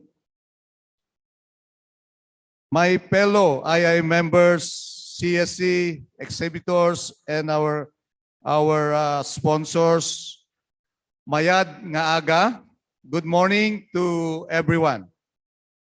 Today is a momentous event of the 21st Western Visayas Regional Conference hosted by IIEE Antique Chapter. I am proud how this chapter powered through in hosting this conference after long years in the new normal. I am very happy to be here physically with you all today, together with the Board of Governors 2022. We flew all the way to here to witness this history and show our utmost support to this chapter, who paved the way in making this conference come to reality. Antique's beauty and charm simply captivated us. Warmth of its people as we showcase to our organization that our membership base has a lot to offer in pursuit to professional excellence. Antique, of course, is the home of our beloved former National President, Doc Siloy Calibo. While it may be heartbreaking that he's no longer with us today, I'm sure he's proud of this chapter and smiling from above as this conference takes place. As we journey to the new normal world, this event is a living testament of empowering our membership, guided by this year's theme, leadership, rising above adversity through passion and commitment on the road to recovery, charting the path forward to digital transformation and service to members in the most profound way. IIEE have experienced one of the greatest challenges over the past 2 years. By the grit and perseverance, we managed to power through and yield our leadership and services to our fellow members, helping us steer this direction as to what IIE is now today. With this conference, let us continue to support each other as we forge stronger connections. It is our resiliency, passion, and commitment that will define us in pursuit of recovery. My hope is that each and every one can leave this conference feeling empowered, positive, and fully supported by this organization and each other. My warmest congratulations to Western Visayas region and of course the host chapter, Antique chapter. For the men and women behind as we journey to rise above adversity, geared towards dynamism, professional excellence, and service to the members, bind us together, bind us forever, IIEE. Mabuhay ang Antique chapter, mabuhay po tayong lahat, and mabuhay po ang IIEE. Again, good morning to everyone.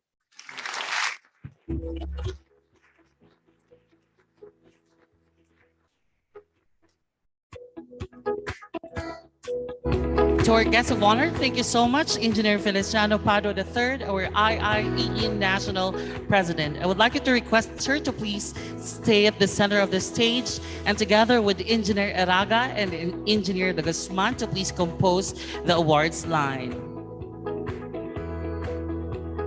Plaque of appreciation is presented to Engineer Feliciano F. Pardo III. A round of applause, please.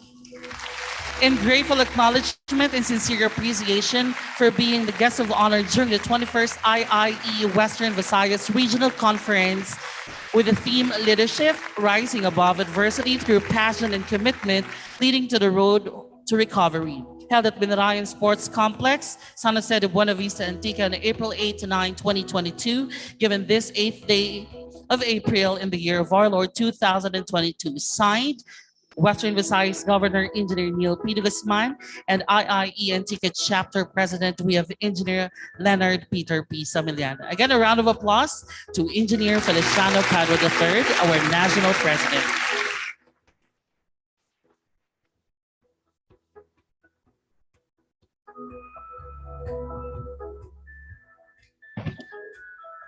It is my honor to present to you our guest speaker this morning. Our guest speaker this morning serves as a member of the House of Representatives of the Philippines, representing the Lone District of the province of Antique. Prior to her election to the current position in May 2019, she was a 3-term member of the Philippine Senate, where she chaired the committees on finance, foreign relations, and climate change. She has authored many laws aimed to improving lives of Filipinos and promoting inclusive, sustainable, and resilient development. She is also currently the UNDRR Global Champion for Resilience, the UNFCCC National Adaptation Plan Champion, a Commissioner of Global Commission on Adaptation, the Climate Vulnerable Forum, or the CVF Ambassador for Parliaments, and the Women Political Leaders Global Ambassador for Disaster Risk Reduction, Climate Change, and Environment. In 2013, our guest speaker, headed of the Philippine delegation to the 37th UNESCO General Conference in Paris, France, and in 2014, Japan Prime Minister Shinzo Abe invited her as the lone Philippine delegate to the World Assembly for Women in Tokyo, Japan. In 2015, co-headed the Philippine delegation to the 3rd United Nations World Conference on Disaster Risk Reduction in Sendai, Japan. In 2016, she was co-head of the Philippine delegation to the high-level signing of Paris Agreement in New York. In 2017, she was head of the Philippine delegation to the 23rd session of the Conference of Parties, and she was head of the Philippine delegation to the 23rd session of the Conference of Parties, to the United Nations Framework Convention on Climate Change. This was held in Bonn, Germany. In January 2018, she was the lone Philippine delegate to the 26th Asia Pacific Parliamentary Forum in Hanoi, Vietnam. And in March 2018, she was also head of the Philippine delegation to the 138th Assembly of the Inter-Parliamentary Union in Geneva, Switzerland. In April 2018, she was alternate head of the Philippine delegation to the World Bank Group International Monetary Fund Spring meetings in Washington, D.C., United States of America. In May 2018, she was the head of the Philippine delegation to the United Nations Climate Change Conference in Bonn, Germany. And in December 2019, she headed the Philippine delegation to COP25 in Madrid, Spain. Her inspiring advocacy on environmental protection has earned her global recognition. She has been recognized as a global leader for tomorrow by the World Economic Forum as a UNEP laureate. She was chosen as one of the summit champions for the high-level CVF Virtual Summit held in November 2018. A cum laude graduate of the University of the Philippines, National Defense College of Philippines top-notcher, and graduate of the Armed Forces of the Philippines Command and General Staff College. She is a reserve officer of the Philippines Air Force with the rank of colonel. She was conferred the degree of Doctor of Laws, honoris causa, by the University of the Philippines. Through her efforts to strengthen bilateral relations with other countries, She was bestowed with the title of Knight in the French National Order of the Legion of Honor, Knight in the Order of Merit of the Italian Republic, and the Award of Distinction by the European Union.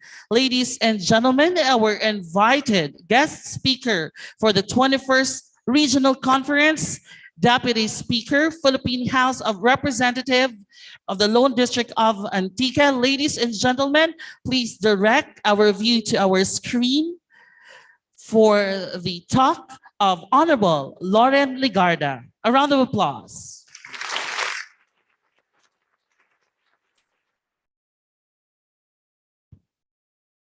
My warmest greetings to the Institute of Electrical Engineers of the Philippines. Thank you for this chance to be with you as you celebrate the 21st Western Visayas Regional Convention in San Jose de Buena Vista, the heart and capital town of our dear province. I do wish I could be there with you in person. As you know, Antique is our home, and I'm fortunate to have been given the opportunity the past 2.5 years to serve our home province and the Antiqueños. This year, you've chosen your theme, Leadership, Rising Above Adversity Through Passion and Commitment on the Road to Recovery. Indeed, the last few years have been challenging. The COVID-19 pandemic remained to be at the backdrop of our lives, and we continue to face the threats of the climate crisis as well. From fighting this pandemic and extreme weather events, we are seeing the rising incidence of hunger and job losses. Our businesses are fighting to survive, and even our children are struggling due to past lockdowns. But I salute everyone's courage in adversity, especially that we remain steadfast and committed to helping each other recover. As your Deputy House Speaker and Representative, I relaunched the Livelihood Opportunities to Raise Employment Nationwide program for the 590 barangays in Antique. The program, LOREN for short, is a collaboration among the government agencies, DOLE, the DTI, the Department of Social Welfare and Development, DSWD, and the Department of Education, DepEd, the DOH, the DOST, and the TESDA, Technical Education and Skills Development Authority. And under LOREN, residents of our barangays received various assistance in finding jobs through different livelihood and employment opportunities. This was most crucial as the Antiqueños coped and recovered from COVID-19.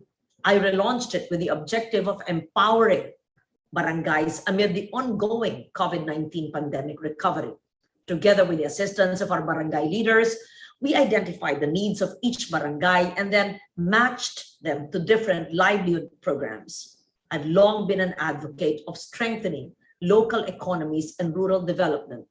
During the pandemic, I saw how effective recovery can only be possible if our laws reach the farthest communities and that government programs are properly executed in each and every barangay. From the provision of cattle, poultry, boats, fishing gears, to the establishment of weaving centers, cotton processing centers, bamboo centers, brick making facilities, community fish landing, to the availment of Dole Tupad Cash for Work and Pangkabuhayan, DTI Shared Services Facilities, Sustainable Livelihood Program, SLP of DSWD, and the assistance to indigents in crisis situations, and TESDA scholarships and trainings, DOST Community Empowerment through Science and Technology, and the DOH Medical Assistance for Indigent Programs.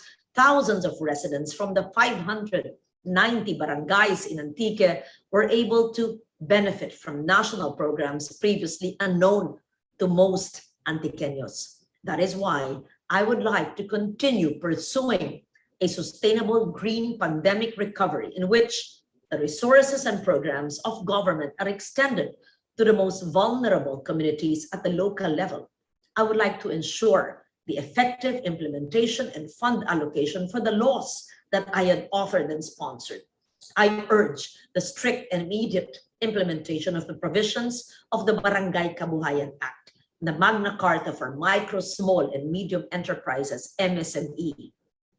There are almost 1 million, actually 998,342 MSMEs all over the country. These represent 99.52% of our national and local economy. we should help our small businesses, MSMEs, who are the backbone of the Philippine economy. Thus, I would like to seek a better, higher budget for the Department of Trade and Industries assistance programs for these businesses so that more MSMEs could be provided with development and capacity building opportunities. Despite the most difficult challenges brought about by the pandemic, our work in Antique has proven that progress is possible with leaders who are proactive and who pursue transformation towards better education, more jobs, quality healthcare systems, and a greener, resilient, and sustainable community with zero tolerance for corruption. There will be no proper pandemic recovery if it will not be done and aligned with climate change adaptation. I would like to promote a green pandemic recovery and locally led climate adaptation, and I seek your support and cooperation. As electrical engineers, perhaps you may inspire others and contribute towards a green, sustainable, resilient pandemic recovery. Develop, promote, and utilize products, services, or resources that are friendly to the environment. Work with us, with the communities towards effective disaster preparedness and recovery programs. Help us find ways and positive solutions that would not only enhance our capacities to rebuild after each and every disaster, but that would also reduce the risks and build lasting communities so that when crisis strikes, we are all prepared. The past year should serve as a lesson for all of us. We need urgent action to build safer and more resilient communities. Let us not only heal ourselves, but also heal our broken economy, our broken society, and heal Mother Nature. The work ahead requires support and cooperation from all of us. Now is the right time to tackle these problems with utmost urgency. We need to work together as policymakers and you as professionals, as electric engineers, and as a community, as a nation, even as a planet, towards a better future, towards a greener normal, towards a greener recovery, and towards a safer, sustainable, and resilient future for us and the next generation. Isang lunti ang Pilipinas sa ating lahat. So thank you so much again to our Deputy Speaker, Lauren B. Ligarda, that despite her physical presence is not with us today, will be still presenting the plaque of appreciation to our guest speaker. So plaque of appreciation is presented to Honorable Lauren B. Ligarda in grateful acknowledgement and sincere appreciation for being the guest speaker during the 21st IIEU Western Visayas Regional Convention held here at Binarayan Sports Complex, San Jose de Buenavista, Antique, on 8th and 9th of April 2022. Signed, Western Visayas Governor Engineer Neil P. Guzman and IIE Antique Chapter President Engineer Leonard Peter P. Samiliano. Again, thank you so much, Honorable Ligarda, for gracing the regional conference this year.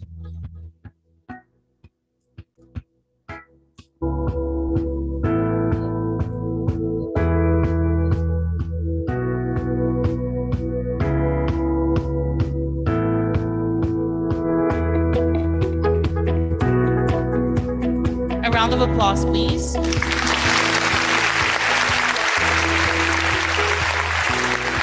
I know that our leaders in the province are quite busy of different activities as of the moment. So in behalf of the inspirational message to be given to us by Honorable Kajao, the Governor of Antique, I would like to request the presence of Engineer Neil de Guzman to deliver the message. A round of applause, please.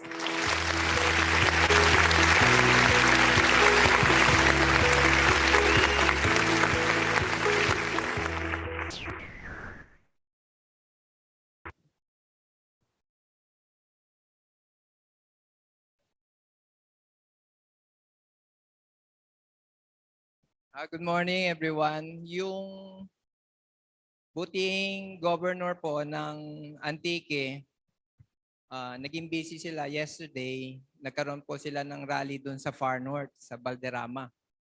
So masama yung panahon kapon, medyo hindi raw maganda yung naging pakiramdam niya ngayon. So instead, pinadala niya na lang yung short message niya for us.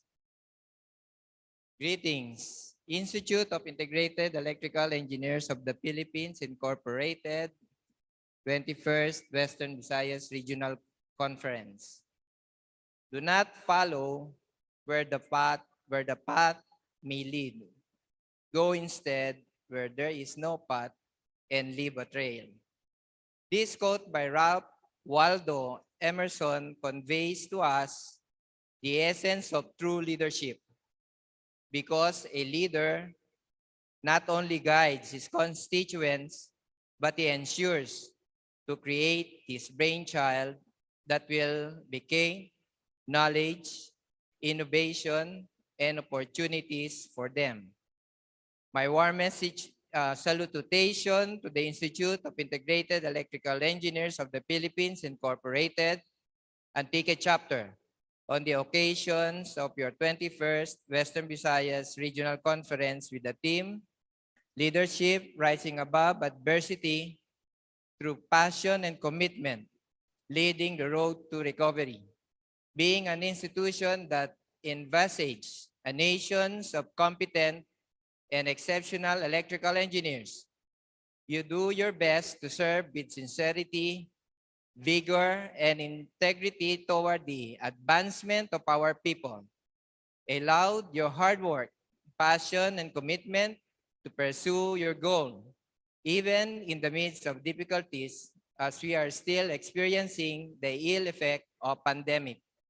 The conduct of your regional conference manifests your aim to further attain development in your field of specialization, as this event serves as a conducive avenue to enhance your knowledge and skills in the practice of your profession.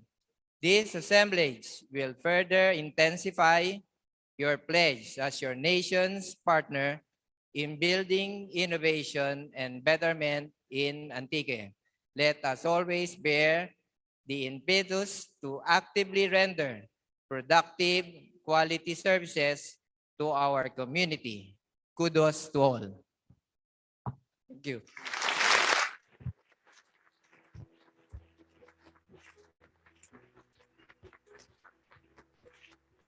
Thank you so much, Engineer De Guzman, for representing our Honorable Governor, Dora Cajal. And then also on behalf of our loving Governor, I would like to request Engineer Aranya to please present the plaque of appreciation.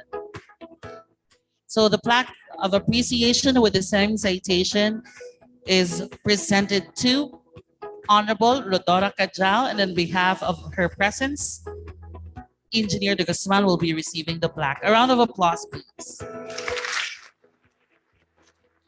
I hope that since this is the first day of our regional conference, we would be able to really have a short conversation with other participants so we can really build our connection and network. And that despite of our situation today, please set this regional conference as a platform for learning new updates. For learning new knowledge and update new learnings, okay? So at this point of time, let us hear another message. This is to be given to us by the member of Board of Electrical Engineering. Ladies and gentlemen, please give it up to Honorable Jamie V. Mendoza. A round of applause.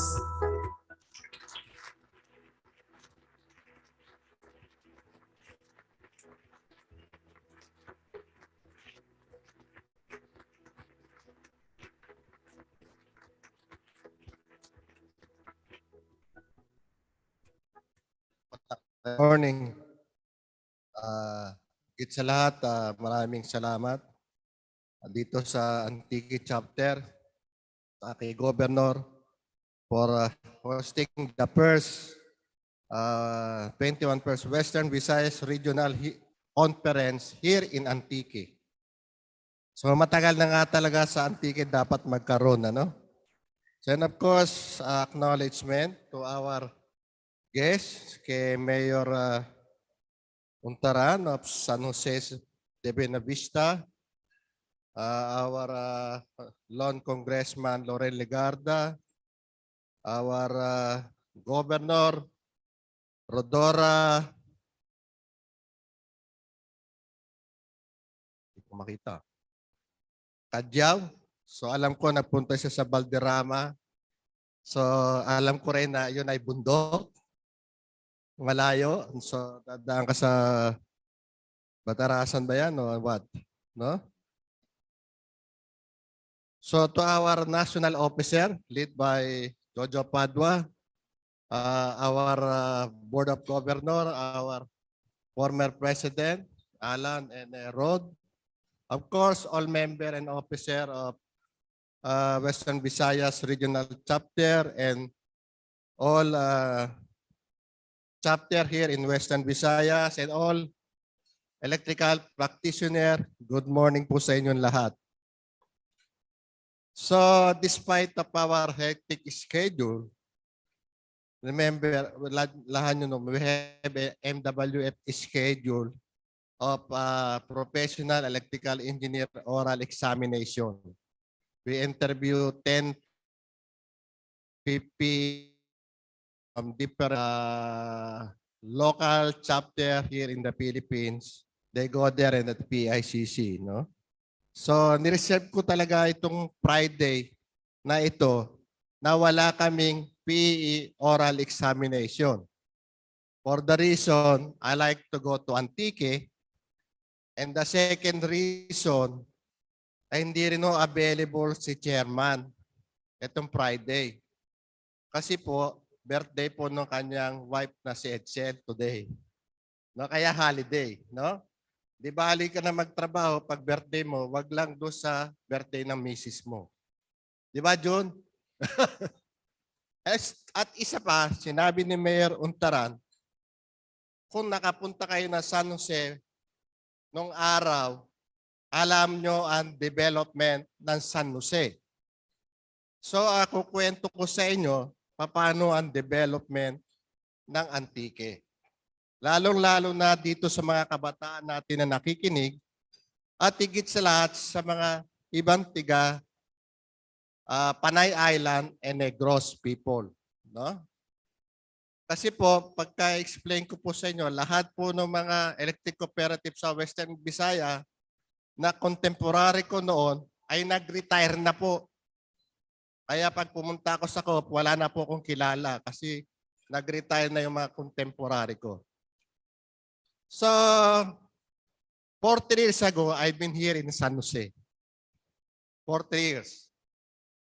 Ang supply po ng kuryente ng San Jose ay manggagaling sa Eleco 1. Coming along the shore of, along sa San Joaquin. Papunta dyan, gaano kalayo, no? Kaya pagdating ng gabi, mga alas 5 pa lang o alas 6, nagsisindi na ng mga ilaw ang tiga Antique. Kasi pag umabot na ng alas 6, hindi na po sisindi ang ilaw. Kasi low voltage sa layo po. Galing po yan sa Tigbawan pa. No? Ganon. At ganon din kahirap mag-travel from Iloilo City to San Jose. Talagang rough road. No? Talagang rough road ang mga daan. Wala pa akong espalto, wala pa akong simento. Kaya nung nagbabiyahe kami 40 years ago, libre po ang pulbos. No, libre po ang pulbos dito. So, I've been here, kaya medyo I spend my good life of engineer not only in Antique, but in Panay and Negros. Kasi I work for NEA as a electrical engineer sa construction during that time. And my area, ang minamanis ko area ay Region 6, no? Sa distribution line. And I have also one assignment sa NEA. Lahat na 69 transmission around the Philippines, ako ang in charge. So that's why I can travel to Samar Leyte, I can travel to Cagayan de Oro o Cagayan Valley, I can travel to Lanao del Sur, to Marawi, to Lagandingan, sa critical area during that time. No? Yung sa Samar po, ang gumawa po niya sa Samar Leyte ng 69 is the Philippine Army Engineering Brigade. So yun ang, alam nyo na yung peace and order. But here, it was a private one. There is a construction during that time. 69 kV transmission line from Tigbawan up to 5 MBA Antique there near ano area yun? Tig-Antique. Letter S. Sibalom. Yun. Kasi 40 years na no? So from Sibalom, 5 MBA. So it's 70 kilometers. The difficult part is to get the right of way, not from the people of Antique, kasi alam nila sila makikinabang. But to get the right of way from the Iloilo side, from Tigbawan to San Joaquin. Why? Bakit ako nahirapan kumuha na right of way? Because people there, walang significance sa kanila yung 69. Kasi hindi yan mag-serve sa kanila. At isa pa, ang pinakamasakit, I was not helped by Ileco 1. Ayaw ng manager during that time kasi wala daw siyang pakinabang. But in the near future, siya ang nakinabang. Why? Because of UP Mag-Out. Don't tinap yung 69. So, mahirap talaga, no? During that time, as explained niya, hindi lang po yung 69 kV yung ginawa ko rito. No? Sinupervise ko pa rin yung distribution line na Antique, na Anteco. No? Mula dito sa San Jose, papunta doon sa Kulasi, Sibaste. Area ko yan nung araw. And of course, I was able to finish it, no? Because of task force. Task force. Natapos namin ang project na yan because of our neighboring electric cooperative. Tinulungan kami dyan ni Akelco, ni Capelco, tinulungan kami ni Ileco 1, 2, 3 po, 1, 2, 3. Nagtulong-tulong sila para matapos namin ang distribution doon sa area na yon. So maraming salamat. Palakpakin natin tiga Akelco, tiga Ileco 1, copies, no? Tinulungan sila kami na matapos yon ng mga engineers nila nung araw, no? So yun ang part ng development. Talaga ho, pagdating ko ng alas 7, wala na pong tao rito, no? Kasi walang ilaw, no? So talagang tahimik ang Antique, no? But now, development, meron na rin traffic, no? Noong araw, walang traffic no? So ganun din kalaga ng kuryente, no? At a road for development. So mahalaga talaga ang electrical engineer. Kung wala electrical engineer, walang development. Kasi number 1 na requirement is energy, power, no? So with that, yun ang magandang message ko sa inyo. At git sa lahat, sabi nga, sasamantalayin ko na para contempt yung slide. Pakishare lang yung slide ko for the young engineer at yung mga practitioner dito. We just discuss it rapidly para anyway naman ahead time. Siguro mga 15 minutes. Pakishare lang yung slide ko. Sandali. Sige.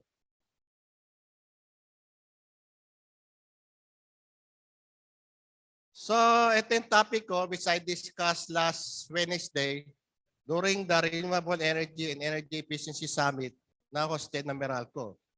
Future-proofing our energy practitioner roadmap to talent global competitiveness. Next slide, please.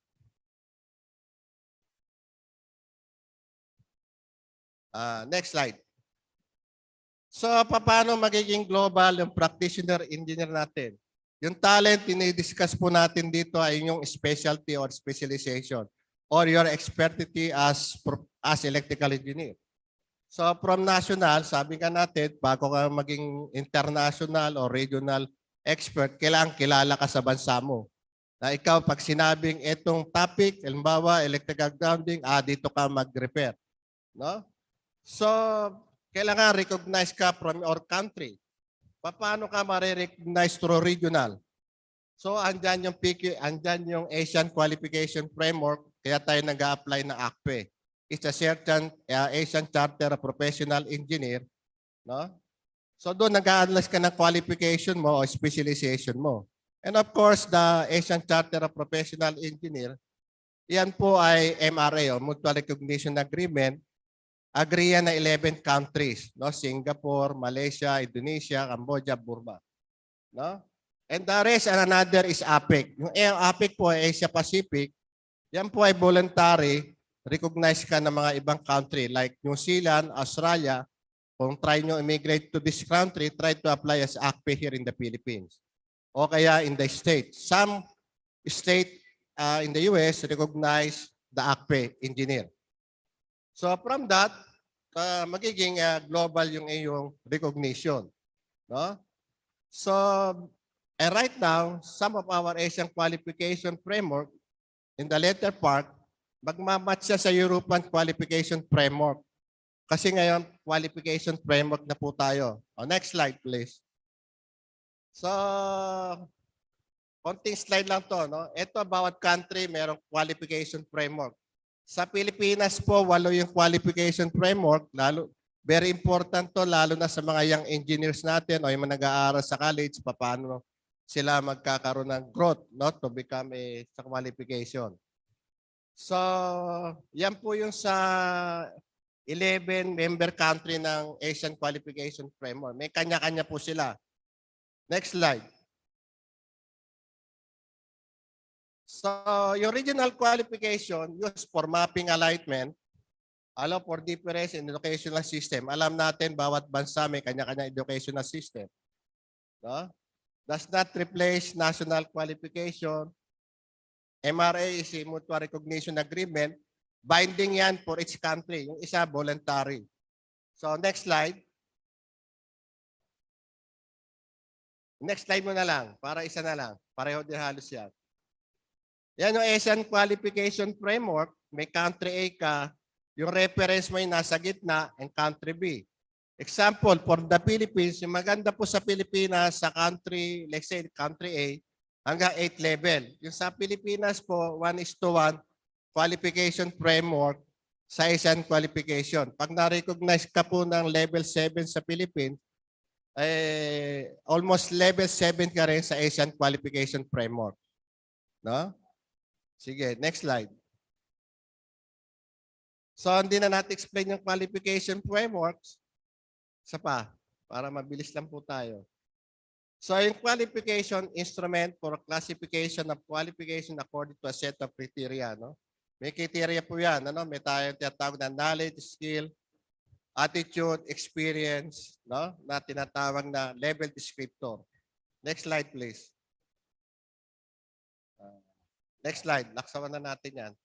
Doon na tayo sa career progression. Sige, next slide. Next slide. Sige, next slide. Yan, dyan tayo magtatagal. Yung Philippine Qualification Framework, batas na po yan. No, lahat po tayo, dyan tayo nakatutok. Remember, for so few years back, question yung graduate natin sa bachelor. Kulang ng 2 years. Kaya hanggang grade 12 tayo. Nagkaroon tayo ng batas, naging grade 12 para ma-align tayo sa international education system. So, manonotice nyo pang grade 12, hanggang meron kang level 1, 2, 3, 4, sa NC 1, 2, 3, 4, yan po ay sa TESDA. No? Sa TESDA. Kaya yung mga NC certificate tayo, pag nag-training kayo sa TESDA, may mga leveling. So, pag diploma ka, is a level 5. No? Is now in between CHED and TESDA. No? Pag baccalaureate ka, postgraduate, masteral, tsaka doctoral, through academy, that is CHED credential, academic. Si CHED ang mag-a-award sa'yo.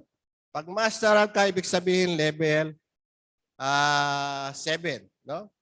Pagka doctoral ka, ay level 8. Ngayon, kung professional practice ka, for those young one, gumaduate ka ng BSc, pag pumasa ka po sa board, registered electrical engineer ka, level 6 ang qualification mo. No, level 6. No? After so many years at nag-apply ka ng PE at pumasa ka, yan po ay level 7. as your professional practice. Ngayon, yung level 7 po, equivalent po yan sa academic na masteral degree. Then the last po, yung advanced professional engineers na ginagawa namin ngayon sa CPSP, ayan po ang magle-level 8. No? So level 8 po yan. So meron din tayo dyan na level alignment matrix na tinatawag. So next slide. Sige. Yan po yung difference ng meron po tayong career pathway for electrical engineering profession. Very important to sa lahat sa atin. Even nag-aaral ngayon sa college na electrical engineering, ito po yung ating pathway, no, to become professional, to rise from, no? So if you notice there, ayun po yung mga major na ginagawa namin sa career progression, no? So for level 8, next slide, hindi ko makabasa. Next slide. Yan. Ibig sabihin yan, sa ngayon, na-approve na po ang PE ay level 8. Level 7, no? Credited na sa Philippine Qualification Framework. Pakibalik lang. Yung isang slide, bago, yun na lang last.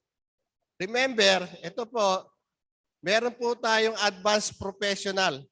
No? Dapat yung mga PE dito na pupunta.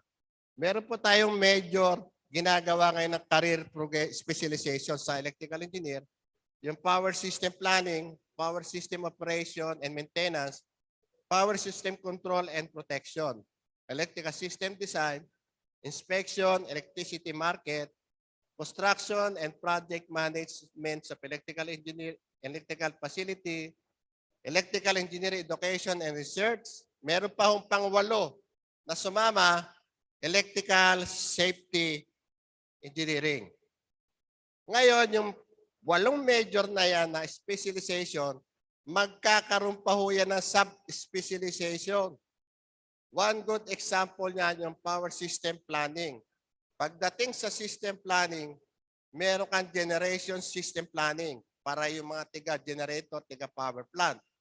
Yung mga transmission system planning, yung mga tiga-NGCP, yung mga transmission operator, and then distribution system planning para doon sa mga private electric utility and electric co-op. So ganyan po ang mangyayari sa atin. Ngayon, yung level 8 po, halos matatapos na po namin yung proposed board resolution tsaka 11 matrix para sa 8.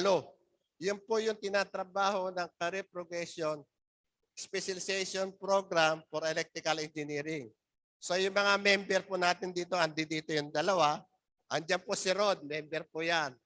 So doon siya sa construction.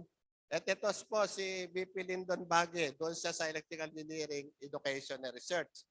So matrabaho po siyang gawin kasi makikita nyo, yung level 7, nung napa-approve namin niya sa yung PE sa level 7, inabot kami na 1 taon mahigit yung process kasi dadaan po yan sa different agency. Dadaan sa TESDA, dadaan sa CHED, dadaan sa DOLE, sa DepEd, dadaan sa Civil Service Commission. Re-reviewin nila yung ating board resolution. Titignan nila kung may conflict sa other profession. So far naman, si Civil Service at everything going smooth, wala silang insignificant comment o minor comment lang. Kaya na-approve, na-publish. Ngayon itong level 8, dadaan din po yan sa butas ng karayom. Hindi lang po doon sa other agency. Sisimula yan doon sa PRC, doon sa CPD, PMC. No? Tawag namin Continuing Professional Development at Program Management Committee. No? Bago yan lumabas sa ibang agency. Luckily, I was one of the member of that. No? So kaya medyo lahat ng question na pupunta. No? Natin. Hopefully, we finish it. Sabi namin, March pero papanalize namin this month para yan pagdating ng May, lalabas siya sa CPSP committee, dadaan na po yan doon sa mga different agency for final comment. Yun po yung ating track. Ito lahat for everybody. This is our career path. Ngayon, sa electrical engineering to, mayroon din mga different path sa mechanical, electric, mechanical engineering, sa electronics engineering, sa civil engineering. Luckily, medyo masisipag yung mga member ko. Kaya nauna yung electrical engineering. Kami rin ang una nagpa-approve ng PEE na level 7. At higit sa lahat, during the pandemic, no, yung board din ang luckily na una nag-umpisa. Kami po ang una nag-umpisa ng virtual oral exam during the pandemic. No, tuloy na tuloy ang mga interview during pandemic, pati sa foreign chapter. Swerte yung mga taga foreign chapters because hindi na kailangan umuwi ng Pilipinas. Doon lang sa area nila, may interview sila ng virtual oral exam. No, tuloy pa rin yung accomplishment. So, kailangan kasi tayo mag-adapt sa situation during COVID. Kaya ngayon, uso tayo sa hybrid. No? Meron tayong face-to-face partially tsaka hybrid. Kasi magiging part na rin ng ating system na may virtual partially. Not to. So, because of technology, ay part na adjustment natin yan. So, hopefully with that, we give you a good message, lalo na doon sa mga yung estudyante natin dito. And of course, yung mga ibang gagraduate sana, no? Kasi April exam po, may April exam po yung board. Hopefully, pumasa po yung mga sa Tiga University of Antique. So, thank you and good morning po sa inyo lahat.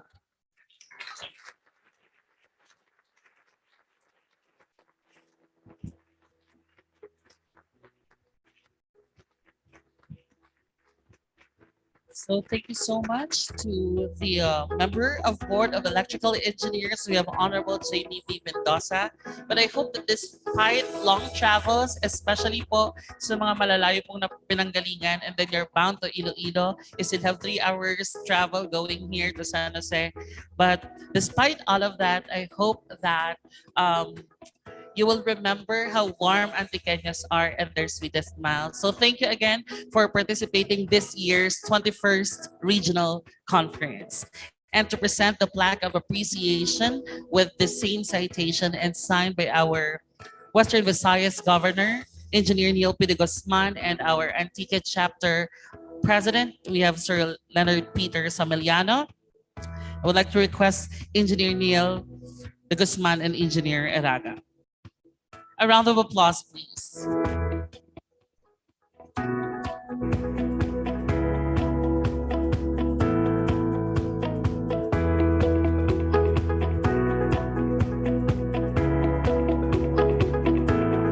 So ladies and gentlemen, thank you so much for your participation to our opening ceremony. And then again, this concludes the welcome conference for the 21st Western Visayas Regional Conference. Ladies and gentlemen, let us witness the exit of colors. Requesting everyone to please stand.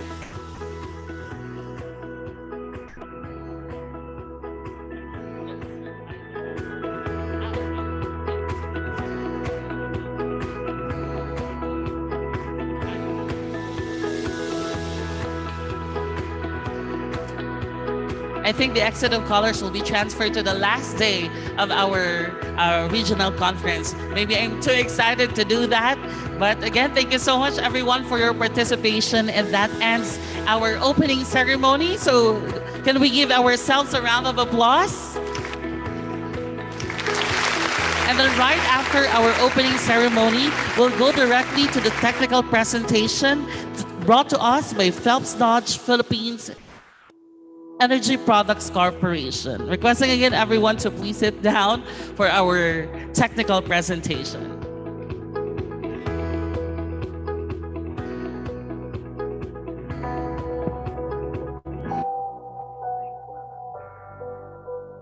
So you'll be given 5 minutes to do your health break and maybe some of photo opportunities with our members and national officers. Again, to everyone who participate this year's 21st Institute of Integrated Electrical Engineers of the Philippines Incorporated Western Visayas Regional Conference.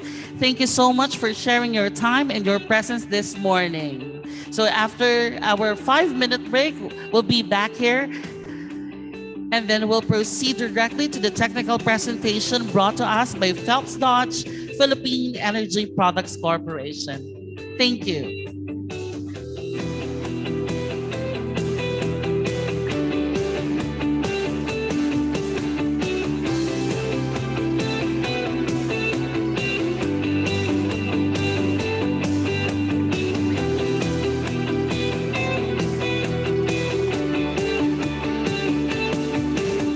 So again, everyone, you have 5-minute health break and photo opportunity to our national officers.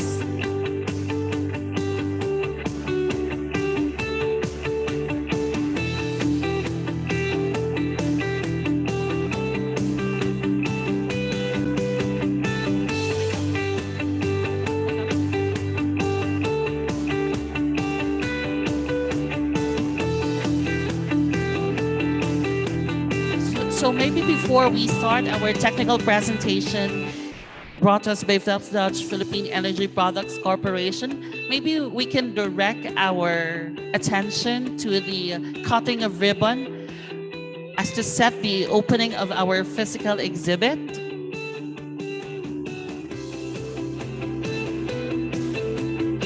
Again, we will have our cutting of ribbon activity for our physical exhibit. So I would like to request our participants to please direct your attention and also to our members, national officers, regional officers to please participate to the cutting of ribbon of our physical exhibit. Thank you so much, everyone. Then after the cutting of ribbon, we'll proceed directly to the Phelps Dodge Philippines Energy Products Corporation technical presentation. Let me remind also everyone that this afternoon we have our technical session 2 on solar PV training by Engineer Alexander Tagazadres. And simultaneously, we have Board of Governors meeting. This is to be situated at the Eagles Hotel Function Room, to be followed by technical presentation of Switch Industrial, then technical session 3 on Republic Act, an update, Republic Act 11285 on Energy Efficiency and Conservation Law by Engineer Virgilio S. Lozares. And then to wrap up this afternoon's event, we have technical presentation brought to us by Savers Industrial Building Solution. Also, everyone is being reminded that you will have your fellowship night be held here at Pinarayan Sports Complex. Thank you. I hope that our attendees coming from different regions and parts of the Philippines, we can really communicate and have a quick conversation with other partners and organizations to really create a good relationship, connection, and network. And for those who travel very far, going here, thank you so much. Going here to Antique, thank you so much for your patience traveling 3-hour time from Iloilo. But I hope that you have booked your plane ticket going back to your respective places here in Antique Airport. So slowly the progress of Antique soon that we can cater large carrier to really welcome you. And I hope that you still have time for the remaining days of your stay here in Antique to really visit our tourist sites in the north and the south.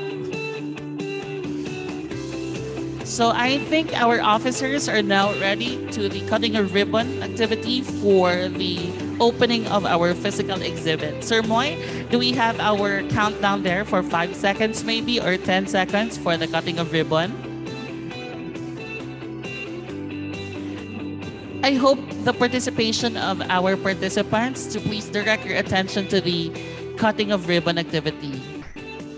To our technical team, do we have a 10-second time, countdown time? Sir, can we start with the countdown? We will start with the countdown, everyone. Sir, not yet, sir. Okay, so congratulations. We've officially opened the physical exhibit for this 21st Western Visayas Regional Conference. Thank you so much for different corporations and businesses who have shared their time and effort to putting up their exhibits today.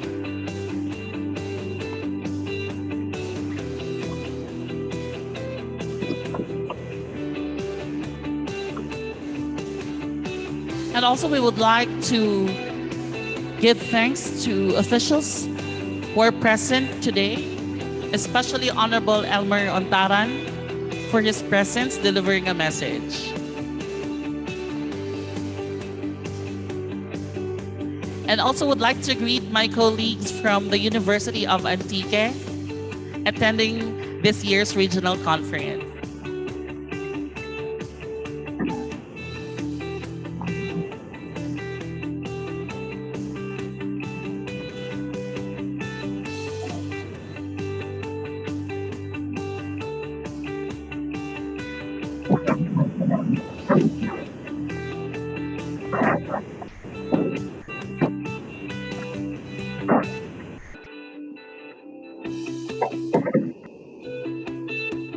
So to our participants, you can always visit our exhibit on your break time.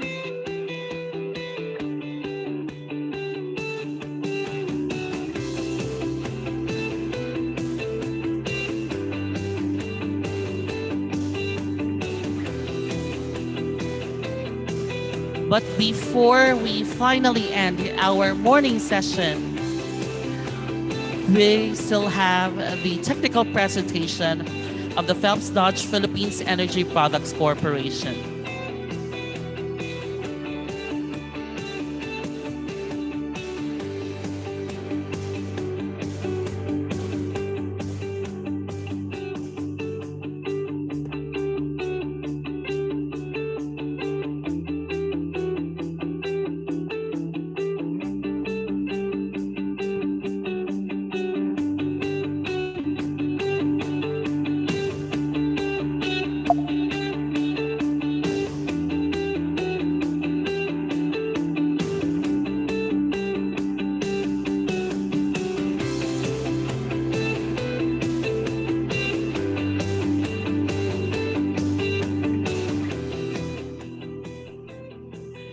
So again, we have a technical presentation from Phelps Dodge Philippines Energy Product Corporation.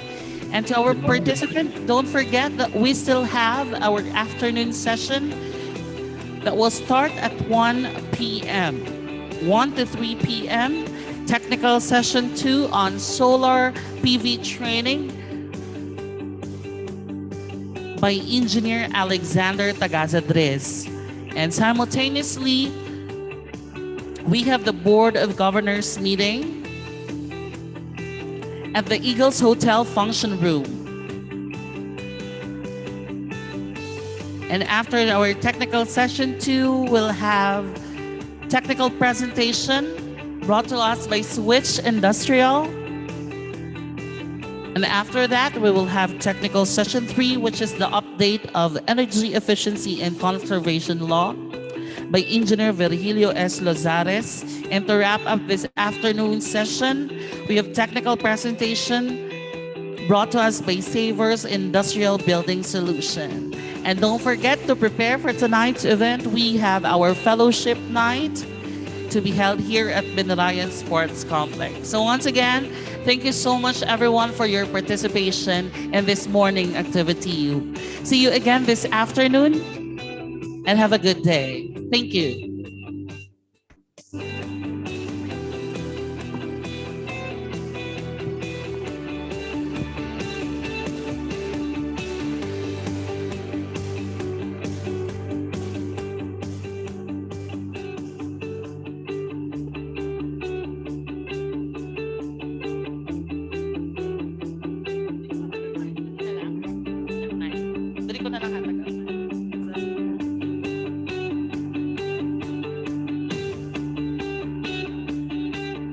Hello, good morning.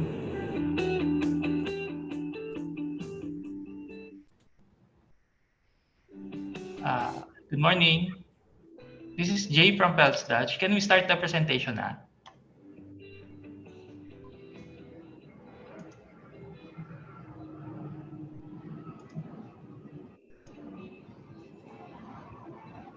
Hello, ma'am.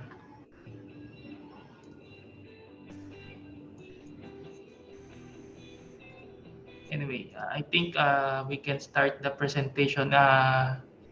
Again, good morning, everyone. So I'm Jay Rubiano from Phelps Dutch, technical engineer. No? And then together with me, I think they are attending physically yung 21st Western Visayas Regional Conference. Together with me is Daryl Diamante. So he's our sales engineer who handles yung some of the Visayas area. So before I start with the presentation, before I share our products, no, so let me show you a quick video of our company.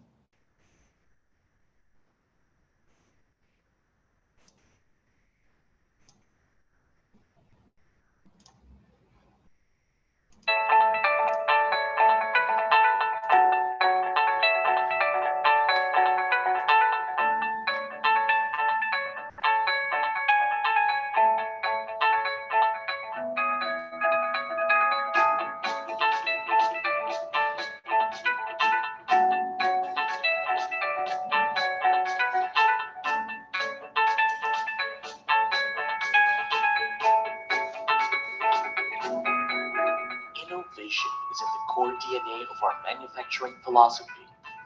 This is evident in the way we develop products and solutions that deliver results, quality, lifetime value. At Phelps Dodge, throughout our more than 60-year journey, we've been relentless in pioneering product innovations consistently hallmarked for safety, reliability, and durability. From our world-class products, we have evolved to become a leading total engineering solutions provider integrating supply, design, training, and performance monitoring all in one exceptionally responsive program never done in the wire and cable industry before. Our global certifications and awards are proof to our drive to unleash the best potential of the projects and industries we champion nationwide. Our ISO 9001 certification is a testament to the excellent quality management system of Phelps Dodge as a corporation. We are also certified with ISO 14001, which establishes our strong commitment to environmental compliance and responsibility. This ripples to our market through our ROHS compliant product outputs, which are free of key hazardous materials, lead-free, and environmental friendly. We achieve all these while adhering to excellent safety and health management standards as certified by our OHSAS 18001 certification. And as a mark of our integrity and credibility, we secured the accuracy of our tests and procedures through our cutting-edge ISO 17025 certified quality assurance laboratory. Ultimately, the overarching value of our continuous innovation lies in our drive to go beyond what is expected of us. We are always a step ahead in accelerating research, investing in high-precision technology, equipping a robust team, and upgrading our processes and systems to achieve breakthroughs that make an indelible impact on our customers and the institutions we serve. Within the perimeters of our 33,600 square meter plant nestled in a vast 18.2 hectares of land, all these revolutionary motions of innovation come alive. Welcome to Phelps Dodge, where innovation happens. Okay, so that is our plant, no? So we'll start with the presentation. So again, thank you everyone for inviting us. No, thank you IIE Western Visayas for inviting us to conduct a technical presentation this morning. So basically, we will be sharing with you some of our products, no, that some of you can use in your future projects, no. So this one. Okay, so basically, this is our presentation outline. So we'll discuss first quickly yung company background ni Phelps Dodge, and then we'll go through yung mga value engineering solutions. So when we call value engineering solutions, these are products that we offer, some of our new products that we offer to our customer to value engineer yung product, yung projects, no, to save project cost. No? So we have yung PD Alumilite, and then we have also yung metal clad cable. And then we'll go through yung overhead conductors. So some of the overhead conductors like yung mga bare ACSR, so we also have that. And then we also have yung mga 3-wire. So 3-wire, this is the covered overhead lines, no? So I'll show you yung mga options na pwede natin gamitin, no? And then lastly, we also offer yung space aerial cable system. So this is also a new product solutions that we offer, especially sa mga utilities, no? Utilities namin siya ini-introduce. No? Okay. So we'll tackle all of this. So just in case if you have any questions or clarifications, you can type in sa chat box, and then if we have time after the presentation, we can discuss. So we'll try to answer your questions one by one. Okay. So just a quick company background. So these are plants. So it's located inside the Hacienda Luisita sa Tarlac. No? So our sales office, by the way, is located in Makati. So I'm going sa Makati, and then si Daryl, he handles yung area naman ng Visayas, no? And then lahat ng cables or lahat ng kable namin na manufacture is coming from Tarlac. Okay? So we'll discuss first yung PD Alumilite or yung aluminum building wire. So actually, this you can use this instead of using copper building wire, you can use yung PD Alumilite to save yung cost. So ano ba yung PD Alumilite? So basically, this is the cable construction comparison. So as you can see, ang difference niya versus the copper building wire is the conductor only. No? So instead of using compressed stranded na copper conductor, you will use compact stranded na aluminum alloy 8000 series na conductor. For the insulation, it's the same lead-free PVC, and then for the jacket, it's also the same. We use nylon jacket. And then for your information, if you use if you convert from copper to aluminum, you need to upsize yung cross-sectional area ng aluminum by 2 AWG sizes bigger. So the reason for that is to compensate with the conductivity. For the conductivity kasi ng copper is 100%, yung aluminum is 61% now. So to compensate, we need to increase yung cross-sectional area. And then ang smallest sizes namin that we offer for aluminum or PD Alumilite is 14 mm squared and bigger. So ang reason kasi niyan, ang mga circuit sizes kasi wala pang mga dual rated connectors that can accommodate yung aluminum conductor. Not unlike sa 14 mm squared or 6 AWG. So we have the proper connectors or terminal lugs that we can use. Kasi hindi natin pwedeng gamitin yung copper connector and then i-connect natin yung aluminum conductor. We will have galvanic corrosion if we do that. No? So we need to use yung mga tinatawag na dual rated connectors. Okay? So I'll show you din yung ampacity conversion table. So when converting from copper to aluminum. So for example, ito yung copper ampacity based sa PEC, and then we will convert it to aluminum based sa NEC naman. No? So ang smallest size that we could convert from copper is 8 mm squared. Ang equivalent niya or direct equivalent niya is 14.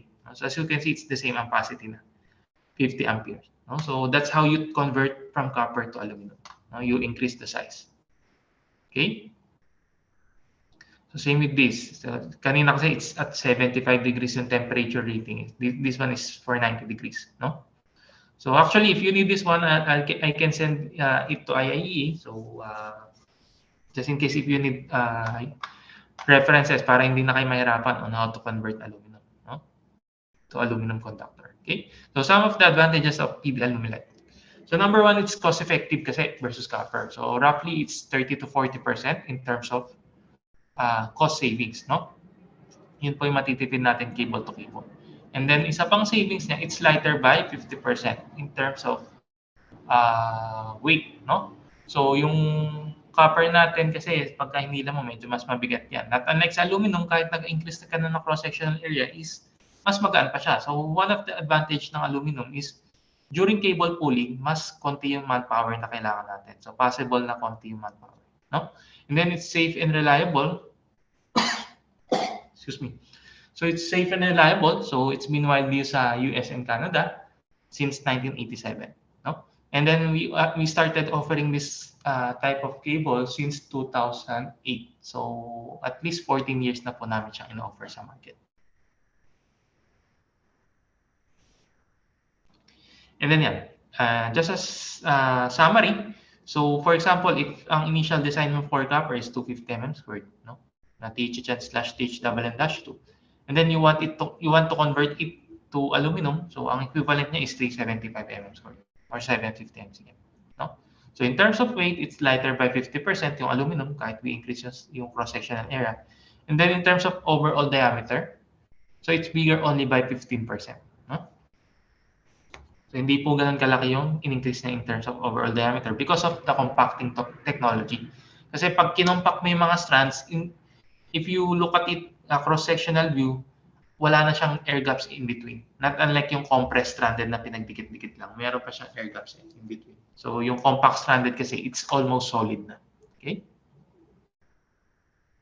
And then we also have yung UL listing for this one. So it's UL listed yung aluminum po namin na building wire. So we have UL file number E54448. And then it also complies with our electrical codes, both NEC and PEC. So sa PEC, nakalagay yan sa chapter 3.10. So as you can see, aluminum alloy 8000 series can be used for mga THHN, THWN. So it's allowed in our electrical codes. Okay, and then just to give you a quick installed cost comparison, no, when using PED Alumilite versus aluminum versus copper building wire, what will be the savings, no, pagka installed cost comparison? Meaning, we will consider all of the factors like yung labor cost, yung mga material cost, etc. No? So for example, ito yung parameters natin, no? So we have a linear length na 100 meters, and then we will use initially yung copper THN/TH2 na 4 conductor 250 plus ground, which is installed in IMC. So i-convert natin siya into aluminum. So as you can see, nag-increase tayo ng cross-sectional area to 750 mcm, no? So to factor in yung mga material costs like yung conduit, accessories, and then together with the labor cost or installation cost, what will be our savings? So ang savings natin would be around 29 to 30%. So if we convert this one, no, copper cable in IMC versus aluminum in IMC, no? So majority ng savings natin would be coming from the cable cost. Okay? And then sa installation cost din, kasi mas mabilis na siyang install kasi mas magaan siya. So mas lesser yung manpower natin. So all in all, nasa around 29 to 30% ang savings natin dyan. So kasi ang metal cost kasi is yun ang driver talaga eh. Kasi sa world market natin, ang LME kasi ng copper is around 10,000 eh. Not unlike sa aluminum, it's around 3,000 lang, no? Per US dollar per metric ton. So that's the big difference for this one. Okay? So what if yung IMC palitan natin ng PVC? So ano magiging savings natin pag yun yung reference? No? So ito, same sizes, pinalitan lang natin yung conduit. So we use PVC. For the PVC, it's slightly higher, around 34-35%. Kasi mas lesser yung factor ng PVC conduit, mas mura siya. No? Okay? So that would be our savings if we use aluminum building wire. No? So kaya po medyo marami-rami na rin po talaga ang gumamit ng aluminum building wire because dun sa mga commodities natin, it's going higher. No? So especially yung copper. Okay? So that's the reason why they convert to aluminum conductor. So ito yung sinasabi ko kanina, no, na mga accessories or tools that we can use for PD Alumilite. So number one kasi, if you use PD Alumilite or aluminum building wire, you need to use yung mga dual rated connectors na tinatawag or yung AL9CU. No? So sa AL9CU kasi, it can accommodate both copper and aluminum. No? So wala tayong mangyayaring galvanic corrosion. So mas secured yung connection natin. So by the way, it's readily available naman sa market. No? Just inform lang yung especially mga malalaking dealers. So just inform na you need yung dual rated connectors. But by the way, if you get PD Illumilite with us, we can also bundle these connectors with the cables. No? We have option with for that one. Okay. So aside from the PD Illumilite, we also have yung metal clad cable or MC cable. So as part of our value engineering solution, ito yung second topic natin. So we call it MC cable in short. So MC cable is a factory assembled cable, no, with interlocking armoring, no. So basically ito yung cable construction niya. We have two types. We have yung indoor type and then we have yung outdoor type. For indoor type kasi ito nasa right side ng screen nyo. Then if you need yung for outer type, we need to install yung PVC outer sheet, no? This one. For the conductor, we can use yung copper or aluminum. And then for the insulation, normally we offer yung PVC and nylon, which is yung regular natin na THHN. So meaning, it's like a multi-conductor na THHN with armoring, no? And then for the armoring, we use yung aluminum strip armoring. So by the way, itong aluminum strip armoring, it's corrosion resistant. So hindi po siya nangangalawang, no? So, pero kasing lumabas before, I think, no? So they call it BX-War. So it's like the same construction. Ang difference niya lang is dun sa armoring, they use steel. So yung steel kasi, ang problema daw nun is nagko-corrode siya. So not unlike the aluminum strip, it's corrosion resistant. Okay? So readily available naman po to sa mga low voltage, but we can do also medium voltage MC cable. And then for our third-party product certifications, so we have UL certificate for MC cable, no? So the whole assembly is UL listed po, not hindi lang po yung cable itself, yun sa loob, no? The whole assembly, including the armoring. Then some of the applications of MC cables, no? So almost all ng building types applications pwede siya. Sa mga stadiums, schools, mga high-rise buildings, mga hotels, malls, casinos, etc. Pwede po siya. Okay? So some of the advantages of MC cable, so it's number one, it's all-in-one factory assembled, factory tested. So before we deliver sa planta, sa site, so we test it dun sa planta namin sa Tarlac. Okay? And then yung armoring, it's strong, lightweight, and then durable. No? It's corrosion, rodent, and termite resistant also. And then it's highly flexible din, no? So it's not limited to 4 of 90-degree bend rule. Not unlike sa conduit wiring, kailangan mo pa ng mga pullbacks if you have 4 of 90-degree bends. So by the way, itong MC cable kasi, no? So ang nasosolve nito is yung conduit wiring method natin, yung mga issues natin sa conduit wiring, no? So if we use MC cable, we don't need to use conduits na, no? Just to clarify, no? Kasi yung aluminum strip armoring natin, it acts as the conduit na, no? So naiwasan na natin yung damage during cable pulling kasi minsan pag na-conduit wiring tayo, pag hinila mo yung kable, minsan natutukla pa yung nylon, no? So hindi natin maiwasan. And then minsan ang grouping natin is pinagsasama-sama yung magkakapase. So which nasosolve siya ng MC cable. When using MC cable, you solve all those problems, no? Okay? And then it also meets yung requirements natin both in EC and PC. Nasa Philippine Electrical Code natin siya sa chapter 3.30. Under metal clad cable. And then isa pang advantage ng MC cable, we reduce also yung installation steps by 30 to 50%. Kasi as you can see, sa conduit wiring, medyo marami pang steps na kailangan natin gawin. We need conduit support, conduit bending, conduit installation. No? And then before we cable pull. Not unlike sa MC cable, we just need yung MC cable support. No? For the MC cable support, we just need yung mga hangers, unistrut, no? Then threaded rod, yung mga clamps, and then we can lay the MC cable. So it simplified yung process niya, and then we can reduce yung damage due to cable pulling. And then it also takes 20 to 30% less in terms of space requirements. Kasi kung napansin nyo kanina yung MC cable, it's 100% filled. Not unlike yung conduit wiring, kasi di ba meron pa tayong sinusundan na percent filled based on sa electrical code. So it's around, syempre di ba meron 40% filled, no? So, depende dun sa number of current carrying conductors natin. Okay? So mas maliit po yung overall diameter niya kung i-compare mo siya sa conduit wire. Okay? So in terms of bending radius naman, it's 7 times the cable diameter, no? Versus the conduit na 6 times. It's comparable naman po. And then again, no? So if you use aluminum na MC cable, for example, so it's less susceptible to filtration. So pagdating sa site, hindi siya kasi pinapansin yung mga aluminum conductors eh. Especially, no? Kasi mas mura siya pag binenta mo siya sa mga junk shop, no? Not unlike sa copper, no? So if you sell copper right now, it's around 350, 400, no?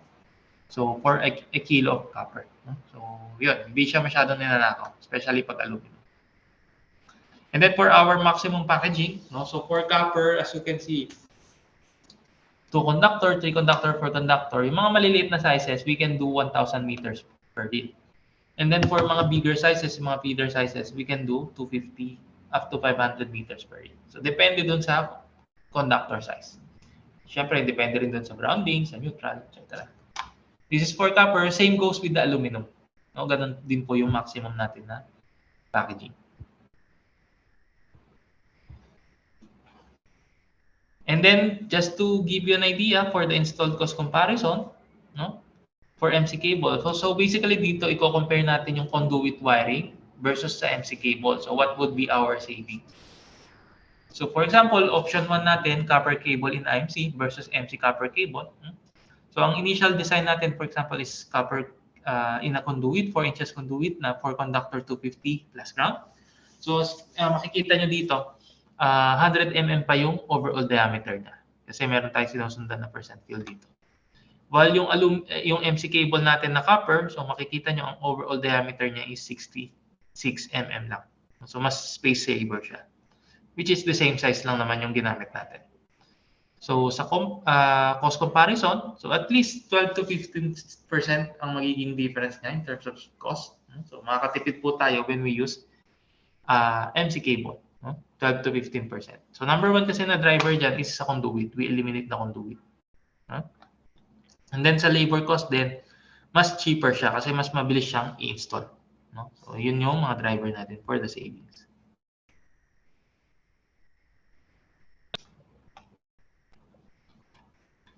And then for option number 2, so copper cable in IMC versus MC aluminum cable. No? So kung makikita nyo dito, ang default pa rin natin is 4 conductor 250 plus ground in a conduit. So i-convert natin siya into MC aluminum. So ang size natin would be 750 MCL. So in terms of overall diameter, mas maliit pa rin yung MC aluminum natin. No? Mas maliit pa rin siya. So mas space saver pa rin. And then in terms of cost, around siguro it will range from 40 to 50%. No? So ang big savings natin would be coming from the conduit. We eliminate again that. And then sa cable cost, mas malaki na yung savings natin dahil we use aluminum conductor, no? So that's the reason why na ganyan kalaki yung savings natin. So yan yung reason kung bakit marami nang nagko-convert na rin. Halimbawa, mga developers like sila SM, they are using right now mga MC cable na aluminum, no? So kasi nakikita nila ang laki ng savings. No? Okay. So aside from mga value engineering solutions, so I will be discussing quickly lang din yung mga overhead conductors na we can offer sa mga projects niyo. So sa overhead conductors, so normally kasi mga in-order or mga requirements, especially sa mga transmission lines, is mga ACSR. So ano ba yung mga important conditions that we need to know when we are using mga bare overhead conductor? So for example, number 1, syempre we need to have yung computation ng capacity para correct yung sizing natin doon sa cable natin sa ACSR. And then we also need to compute for the sag, no? Para hindi siya nakalundo. Then we also need to consider mga tension of the towers, tension of the conductor, temperature of the conductor, and then yung mga conditions sa site. No? So yan yung kino-consider natin when designing yung mga bare overhead conductors. So actually, we can offer this one, mga ACSR, di ba? Yung mga aluminum clad steel reinforced. No? So as you can see, we have the 1350 aluminum alloy, no, sa paligid, and then yung galvanized steel wire, which siya yung nagdadala dun sa conductor natin sa aluminum. No? It's the mechanical mechanical purpose niya is to mechanically parang dalhin yung conductor natin. No? And then properties of ACSR, temperature rating niya usually is 90 degrees. No? And then conductivity is around 61%. No? Gaya na sinabi ko kanina versus copper, it's 61%. And then it's also lower in system loss. So we can offer this one just in case if you have any requirements, no? Just feel free to approach sila Daryl, which is present naman sila dun sa IIE booth namin yata, dyan sa Western Visayas. Okay?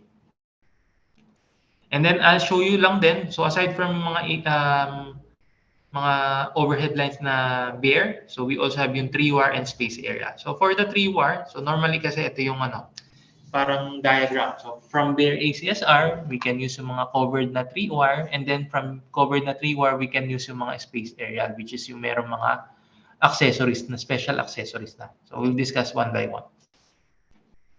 So what are the issues and challenges for mga conventional bare overhead system? Number one, it's lower kasi yung system reliability. So prone siya sa interruptions and then mga line outages, especially kapag meron tayo, di ba, mga strong typhoons, no? Mga strong winds, etc. So mas lower yung system reliability niya doon. And then limited yung utilization ng pole natin kasi based dun sa configuration ng mga bare, so syempre naka-flat lang siya and then may required spacing tayo. No? And then it's also unsafe sa mga personnel, sa mga wildlife, no? Kasi once na nag-touch yung mga personnel natin, possible sila makuryente dyan. No? Kasi it's bare siya. And then it's also higher in operating and maintenance cost, no? Kasi we need to trim yung mga puno, no? Kapag may mga nagta-touch na doon sa line natin. Okay? So to solve that, you can use yung mga 3-wire system natin. So ano ba yung 3-wire?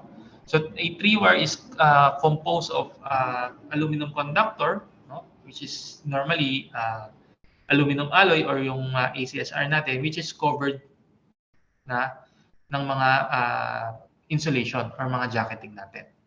No? So, ang thickness ng insulation natin would depend dun sa system voltage. So, the higher the system voltage, the thicker the insulation. Okay? So, it's available normally for black or gray. So, depending dun sa requirements ng mga client namin. Yung covering niya. It's either black or gray. So, ito yung sample technical data sheet. So it's a 35 kb na ACSR na 3-wire, so 2 layers. So we have the conductor, we have the ACSR conductor, and then we have the cross-link polyethylene na insulation, and then we also have the jacket, yung mga track resistant na jacket, para hindi siya nagka-crack kahit na expose siya sa all-weather application. No? So it's available po. So we can offer this one. So just in case if you're interested to use yung mga overhead lines na covered, so just let us know. Okay? So some of the benefits kasi ng mga covered conductors or 3-wire, so it prevents yung fault due to contact, especially yung mga unnecessary contact ng mga puno. No? So naiiwasan natin yun. Okay? So mas higher yung system reliability niya. And then in terms of tracking and then UV degradation, so we use yung mga premium grade material, quality materials for this one para hindi siya mag-degrade yung jacket natin, no? And then sa tracking, so we also use yung mga track resistant na materials. Okay? And then by the way, you can use yung mga existing natin na pole line hardwares. If yung mga existing natin na pole line hardwares for mga bare, no? Conductors. So you can use also this one for mga 3-wires. So same lang po sila. And then aside sa 3-wire, we also have yung mga space aerial cable system. So sa space aerial cable system, no, so actually we do it by project. No? So sinusupply namin yung mga cables, including mga accessories, and then we partner with the contractor on how to install. Kasi it's a new technology, although it's relatively new, no? Although meron lang mga differences when installing this one versus dun sa mga conventional natin na mga bare ACSR, which we will discuss as we go along the presentation. So basically, ito siya. It's a messenger wire supported, no? Na primary distribution system. So yeah. So ito po yung ano niya, configuration niya. So it's we have the phase conductor, we have the phase conductor, and then we have the messenger wires, yung nasa taas. And then we have the yung mga support, no? Yung mga brackets. And then, kasi kailangan natin yung mga spacer. Ito pong parang diagonal na naghahawak dun sa kable, we call it mga spacer. So, yan po yung pinagkaiba niya. No? So, for the space aerial cable, normally we offer yung mga all aluminum conductor, and then we have 3 layers. No? So, we have the conductor shield, the insulation, XLPE, and then the jacket. So, normally it's regularly a 3-layer. So, mas reliable siya. And mas maganda yung covering niya compared sa mga 2 layers. Okay? And then for the messenger wire, actually we also offer this, or we bundle this one. No? So, sa messenger wire, bali ito yung nagdadala dun sa space aerial cable system natin. So siya yung nagbubuhat. No? So, it consists of a 7 core of aluminum strands and then 12 core ng outer strands, no, which is we use aluminum clad steel, no? And then this is the cable spacer. So ito yung sinasabi ko kanina. So you will put the phase conductor here sa baba, dalawang side, and then sa baba. And then the messenger wire you will put dito sa pinakataas, no? So meron siyang mga lock, no? So it's made of HDPE, which is UV resistant, no? So mas maganda rin yung resistance niya due to tracking, no? So we can supply. Actually, we have partnership with a foreign company, no? Okay, sa Indonesia. Then some of the applications of space aerial, no? So you can use it normally sa mga river crossings, sa mga seacoast areas, sa mga long spans, so mga high interference sa mga birds, no? Sa mga restricted yung tree trimming, etc. So you can use space aerial cable. And then some of the benefits of space aerial, so you can reduce yung operating and maintenance cost due to tree trimming. So you can also improve yung voltage regulation kasi mas maganda yung voltage drop natin dito.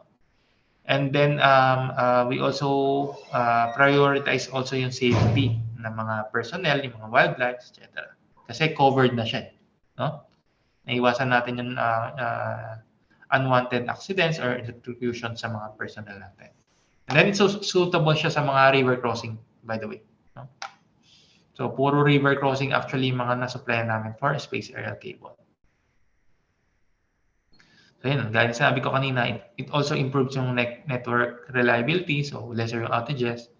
And then we maximize yung pole natin. Kasi makikita nyo, yung design niya is parang compact na, naka-enclose na siya doon sa spacer natin. So it's compact. So you can utilize yung pole natin. So you can install side by side, yung adjacent doon sa isang circuit. So multiple circuit pwede po siya.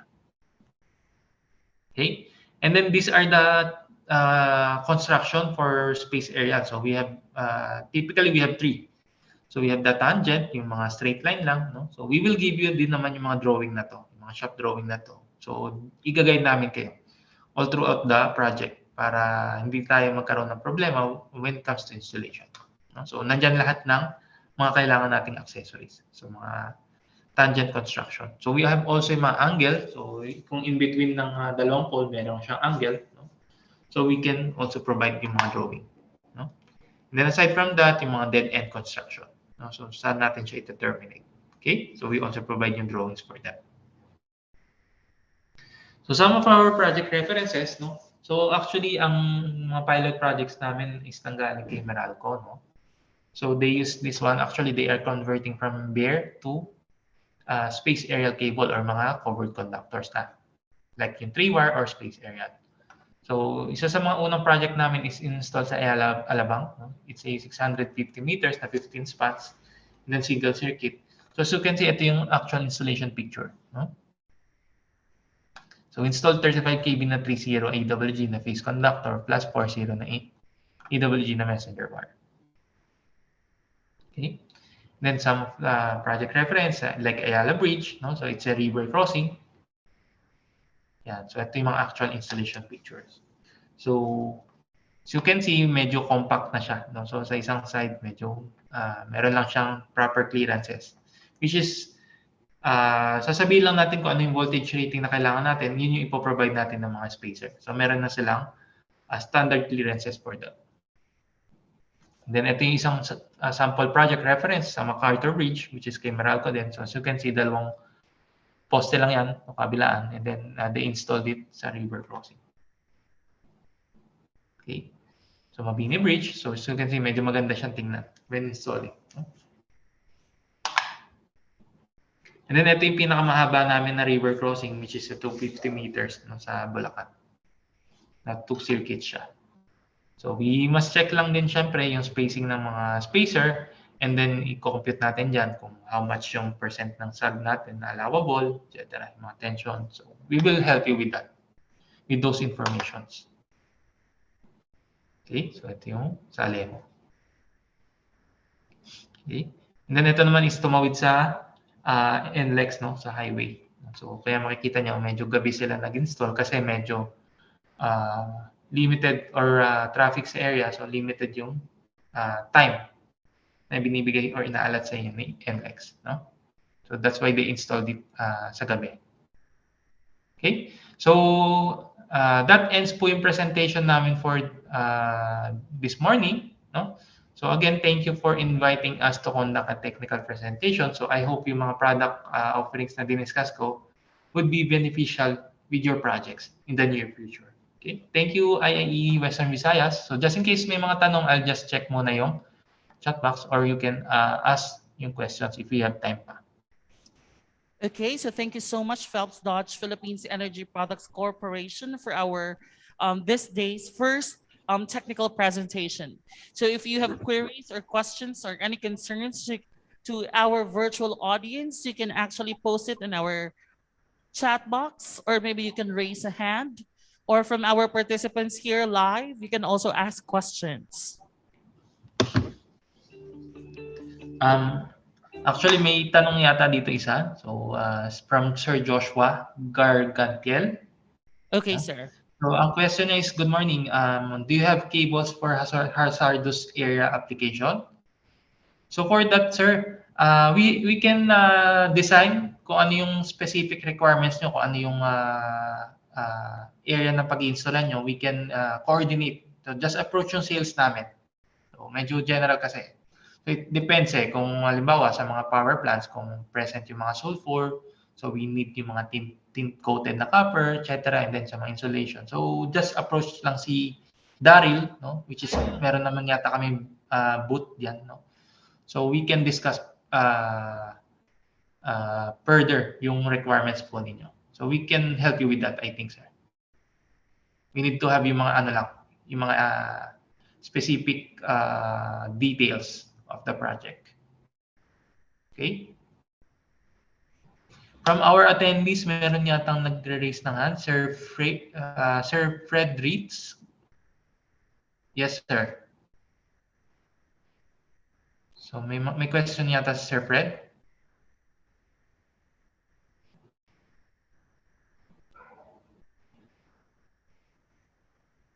Hello, sir. Yeah. Okay. So,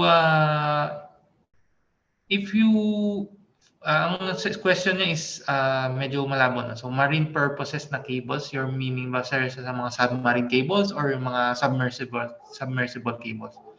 So, actually, we have submersible cables, no? We can offer that. Yung mga, ito yung mga cables na from time to time na sa submerged sa water or may mga halimbawa na mga sprinkler, yung mga ganun, nababasa lang, no? Hindi siya totally nakalubog, no? So we can supply mga submersible cable. But for submersible cable, yung 24/7, for example, nakalubog siya sa water, so we don't have that currently. But we can help you find a partner, no? Kasi we are working with a partner, foreign partner, to supply mga submersible cable, especially mga high voltage cable, mga offshore. So we can supply that. So, but currently we are working on it pa. No? So yun, sir, yung ano po. Yung so just in case, sir, na may requirements kayo ng submersible, yung kailangan nyo na submersible cable. So just feel free to email to us no sa company email namin para matanong din namin doon sa partner namin. Kasi actually right now talagang win-workout namin siya kasi medyo marami-rami na rin na nag-inquire ng submarine cables. So we are talking with one of our possible partner for that. Okay?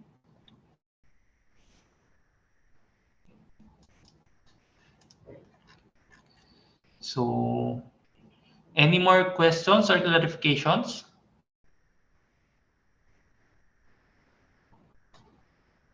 Anyway, if you have requirements naman, immediate requirements, no? So just approach lang po sila Daryl dyan.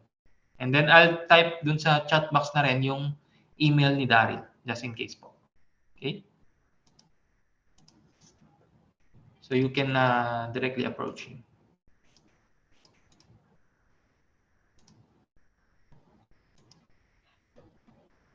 How about our participants live? Do you have questions or concerns regarding the presentation of Phelps Dodge Corporation?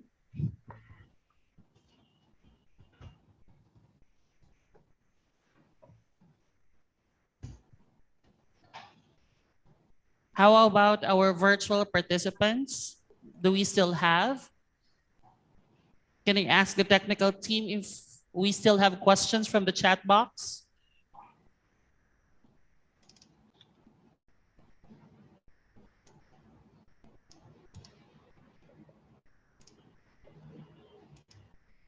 So I'll flash lang quickly yung contact details nila Daryl. So you can approach them just in case. Okay, sir. So I think yung iba po nating participants ay medyo mahiyain. So the Phelps Dodge Philippines Energy Products Corporation will leave their contact information. If you have some queries or questions, you can directly message them or email them or maybe call them sometimes. Thank you. Okay, these are the sales, our sales engineer from Visayas, no? So si Sir Mark Resma, and then si Hil, and then si Daryl.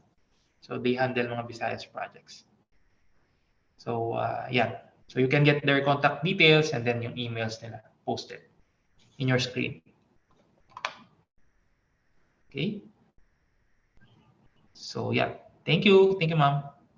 Okay, sir, thank you so much. So again, thank you so much for Phelps Dodge Philippines Energy Products Corporation for wonderfully presented their technical presentation this morning. At this point of time, technical team, let us present now the Certificate of Appreciation.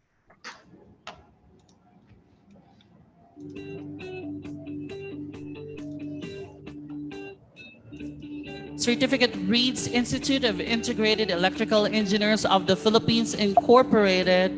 Certificate of Appreciation is presented to Phelps Dodge Philippines Energy Products Corporation in grateful acknowledgement and sincere appreciation for sponsoring a technical product presentation during the 21st Western Visayas Regional Convention hosted by Antique Chapter, held at Binarayan Sports Complex on April 8 and 9, 2022. Signed, Host Chapter President Engineer Leonard Peter P. Samiliano and Western Visayas Governor Engineer Neil P. de Guzman. Thank you so much, sir, and hoping to see you again for the next year's conference. Thank you so much.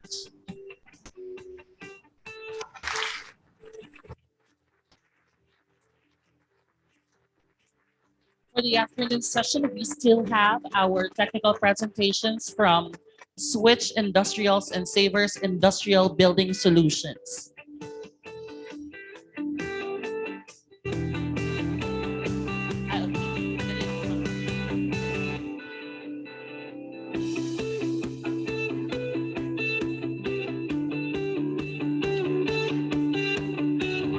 I think we'll be continuing our activity for the noon to afternoon session.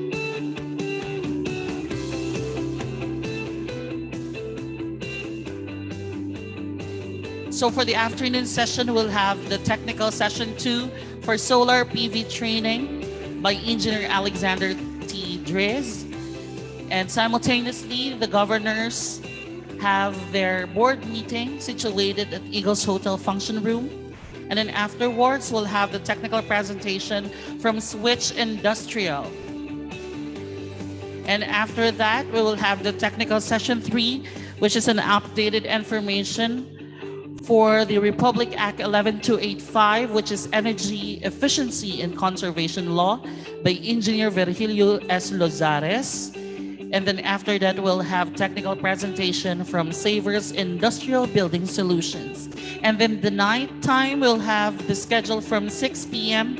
and 10 p.m. That will be the fellowship night. It's also being held here at Binarayan Sports Complex. Thank you.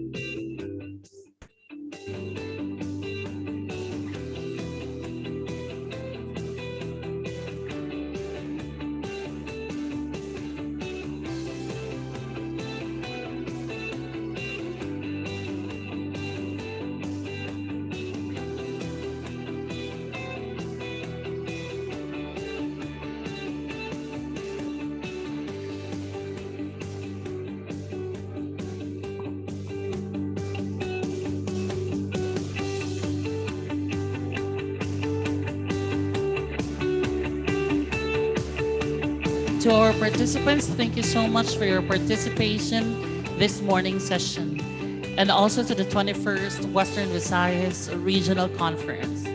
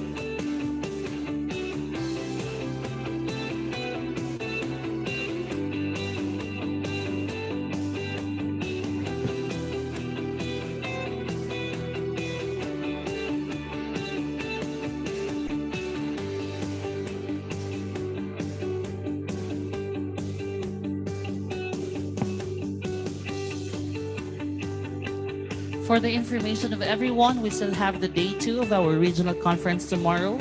We will start at 8 a.m. and then we'll start directly with the technical session 4 on medium voltage splicing and termination by Engineer Glenmar E. Cambry. Then to be followed by technical presentation 9 brought to us by Panasonic Manufacturing Philippines Corporation. And then after that, technical session 5, Cebu Negros Panay or CNP Interconnection Project, the 230 kV subsea, 230 kV over 138 kV underground cable design, construction, and installation by Engineer Reyno B. Garcia. To wrap up the morning session tomorrow, we'll have our technical session 6, a 3-phase power flow with AI-based approach for. This is to be presented to us by Dr. Rodel D. Dosano.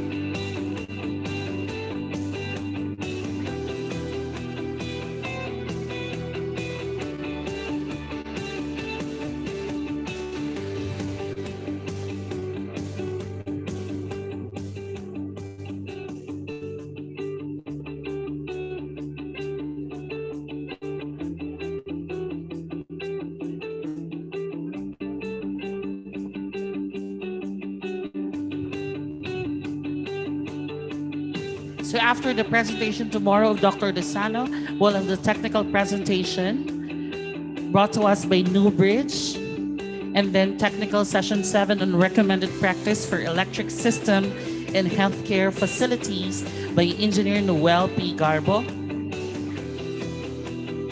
Simultaneously, our Western Visayas chapter officers meeting tomorrow, scheduled at 1 p.m. to 3 p.m.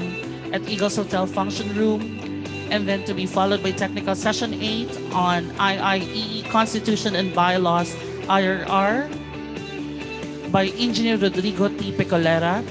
And to end our session tomorrow, we'll have our technical session 9, which is Power Quality and Distribution System by Engineer Vincent F. Pelago. Also tomorrow will be our closing program.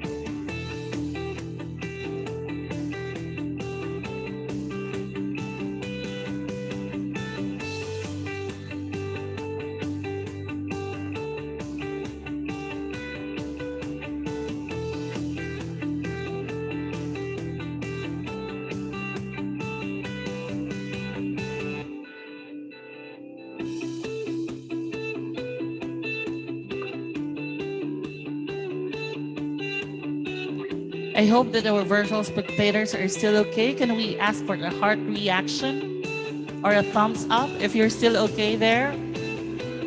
Again, to our virtual participants, can we ask for your heart reactions, please? Technical team, how many participants do we have online?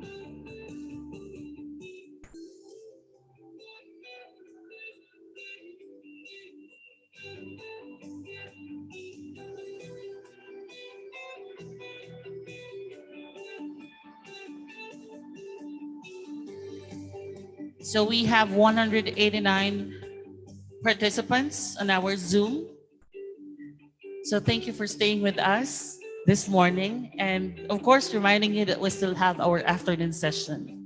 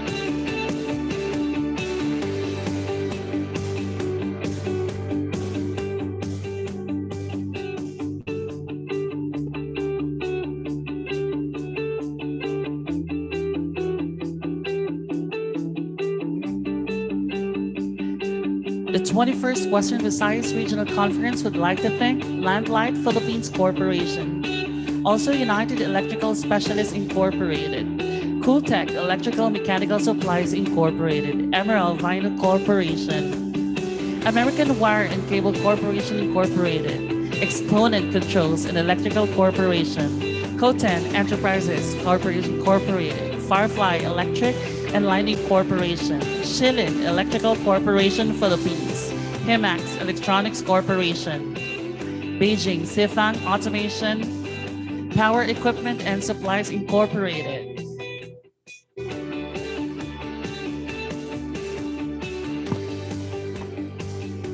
Fujihaya Electric Corporation, TPP Power Integrated, LJ Industrial Corporation,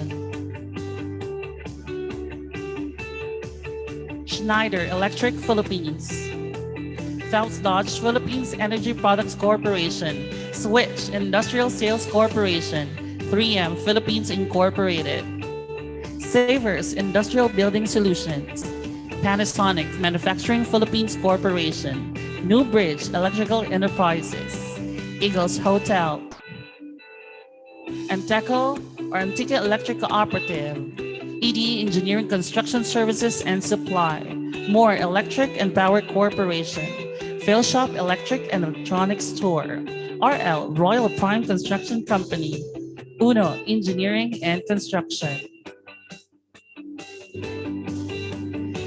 Thank you again to our sponsors.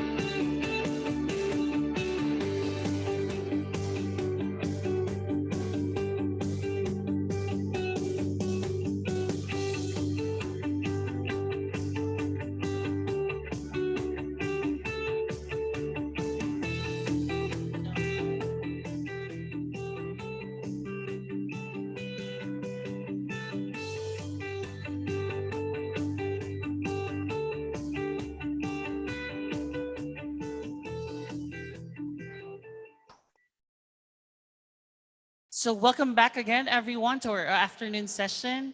And now I think we'll just have our working lunch so that we can proceed directly to our next technical session, which is the solar PV training. And I am honored to present to you our resource speaker for this afternoon.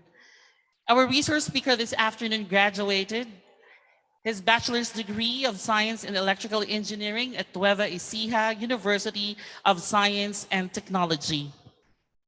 She received major achievements and awards, specifically as Outstanding Service Awards from Philippine Professional Organization, Presidential Special Award, IIEE NWRSCA Kingdom of Saudi Arabia, and with the same awarding body, he is awarded with Leadership Award and Distinguished Service Award in the year 2021, coming from Philippine Professional Organization. She is also a technical speaker and trainer for various specialization on basic motor protection, maintenance, and troubleshooting, short circuit calculation, protection coordination, transformer, neutral grounding resistor sizing, and differential protection, PV training on grid off, grid hybrid, and solar PV net metering. Also solar panel design and installation, generator and excitation, wiring method and materials, arc flash analysis, grounding system, arc flash analysis. He specialized in operation and maintenance on PV solar panel design and installation. Presently, he's the owner-manager of AT Driz Electrical Engineering Services. Ladies and gentlemen, with warm of applause, our technical speaker this afternoon to talk about solar PV training. Ladies and gentlemen, we have Engineer Alexander Tagaza-Driz. A round of applause. Okay, thank you, sir, sa magandang pagpapilala. So, pwede ko na bang i-share yung screen to?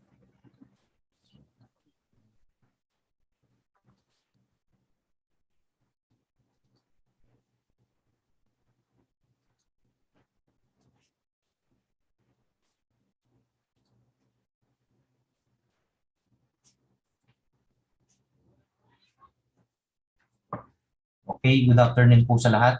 So, my topic is about solar PV training.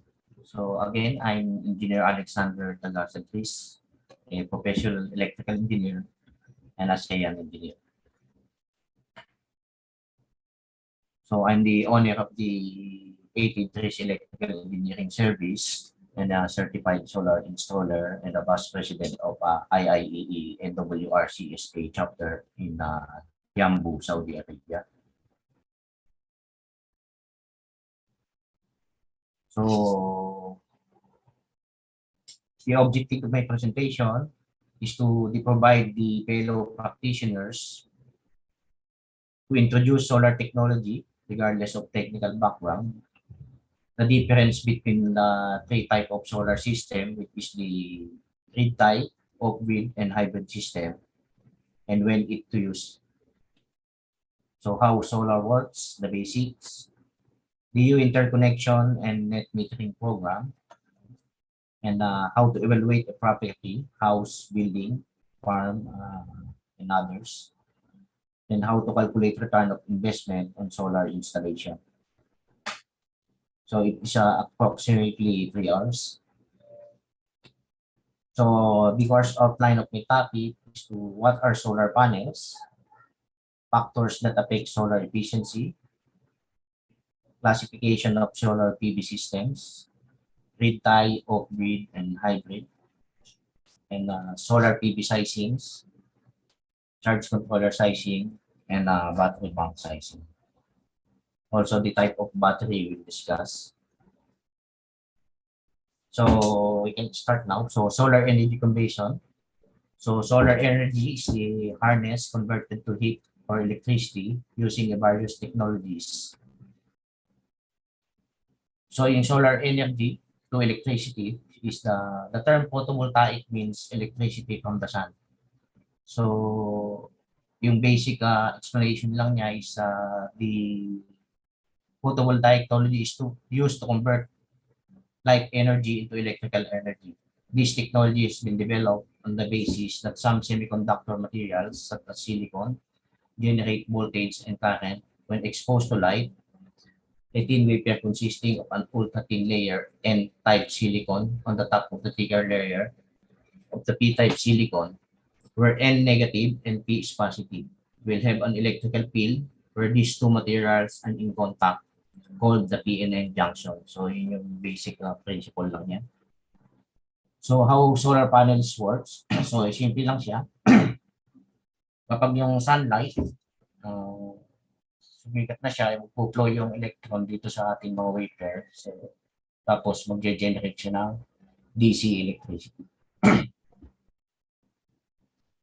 PV system components. So photovoltaic system consists of some of the following components. So we have PV panel, load, wiring, inverter, charge controller, battery. So yun lang naman yung mga components ng mga PV system natin. So yung photovoltaic system natin, yung isang PV cell are the building blocks of the solar panel. So yung isang silicon cell natin ay nakakapag-produce ng 0.5 to 0.6 DC under open circuit or no load condition. Yung isang tapos yung surface area niya of 160 square centimeter will produce about 2 watt peak power. So ito lang siya, meron tayong cell, module array, then solar generator. So the performance yung ng TV natin and array is generated according to the maximum DC power output and current to produce watts. So under standard test conditions, so dito sa standard condition, yung operating temperature niya at 25 degrees, yung normal test niya, ay yung irradiance ng solar natin ay makakaproduce ng 1,000 watts per square meter. So, reading a solar panel nameplate. So, pagka dun sa solar nameplate natin, may makikita tayo sa likod ng solar panel natin nakalagay is maximum power, open circuit voltage, short circuit current, maximum power current, maximum system voltage. So, ang ibig sabihin lang niya, pagka sinabi niyang, pag binasa natin yung makikita natin sa likod ng panel, pag kilob natin siya is, mayroon siyang Pmax is 100 watts. So, ang ibig sabihin lang nun, it means can deliver maximum power at 100 watts electricity. Ginawang maximum voltage, ibig sabihin niya, it means output voltage is 18 volts. Pero bakit dalawa?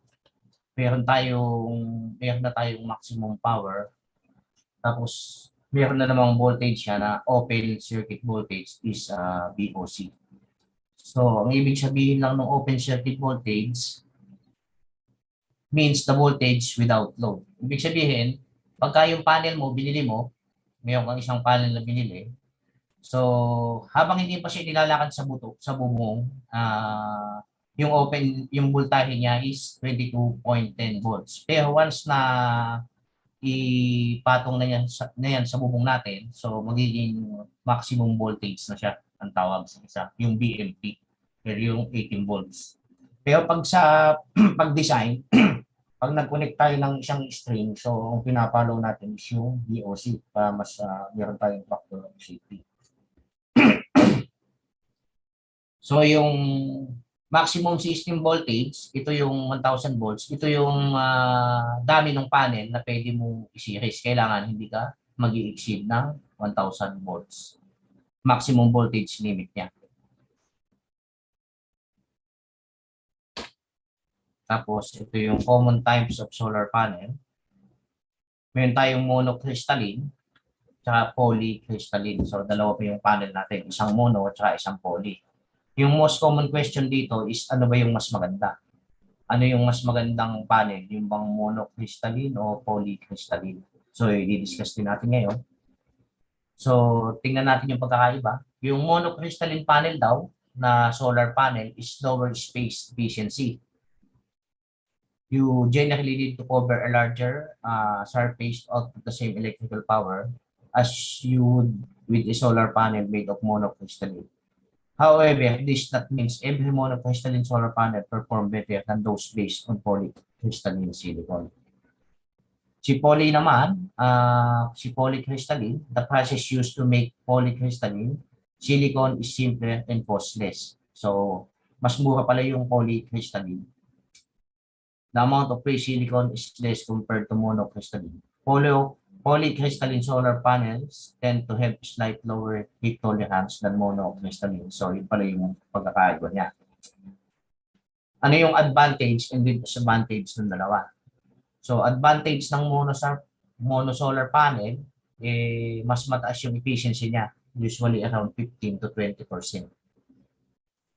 Tapos, yung monocrystalline module are space efficient because the module delivers the highest power output. They require the least amount of space compared to other solar panel. Tapos yung lifespan niya is 25 years warranty on their mono solar panel. So they perform better than other type of solar module in low light condition. Pinamang disadvantage ng monocrystalline, so medyo mas mahal siya.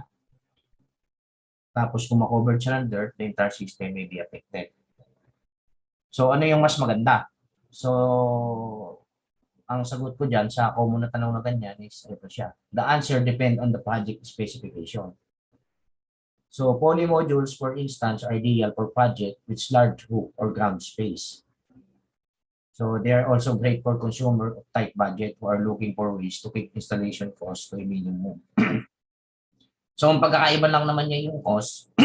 So kung gustong makatipid ni client, pwede natin i-offer yung poly modules, pero dadagdagan lang natin yung modules niya para makompensate natin yung required output. Ngayon, kung gusto, ang project naman natin is sa bubong, which is yung space ang problema natin, pwede natin igabit yung mono kasi nga, mas makuan yung output niya at hindi mo kailangan na masyadong maraming panel. So yung conclusion, so wala namang, there's no better panel, either poly or mono. It's all depend on your project application. Remember, panel selection should be based on the advantage and disadvantage of each type of panel. So you should contact good supplier to assist your requirement.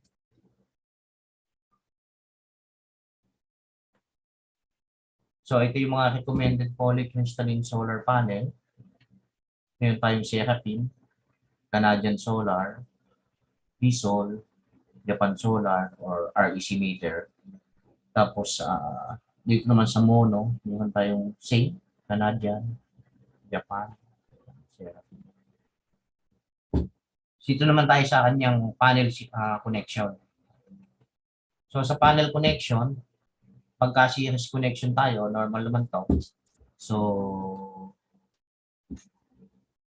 by series connection, giving higher voltage, current remain the same. So ito lang yung basic na hindi naman natin dapat kalimutan kapag mag-install tayo ng solar panel, yung series connection at parallel connection. Kasi depende sa'yo yung connection na gagawin mo dun sa setup na natin. So sa series connection, kapag sineries mo yung yung voltahe niya is mag-a-add, tapos yung current niya is the same. Sa series, ito yung series connection sample, graphical diagram. Mayroon tayong dalawang 60 watts na panel, so connected in series. So yung voltahe niya is 5 ampere sa bawat isa. Tapos since naka-connection ng series, so mag-a-add yung voltahe natin. Tapos diretso na sa charge controller and battery. Sa parallel connection naman, yung parallel connection natin, yun namang voltahe ang the same. Tapos yung current niya is mag-a-add. So yun naman yung sample ng parallel connection.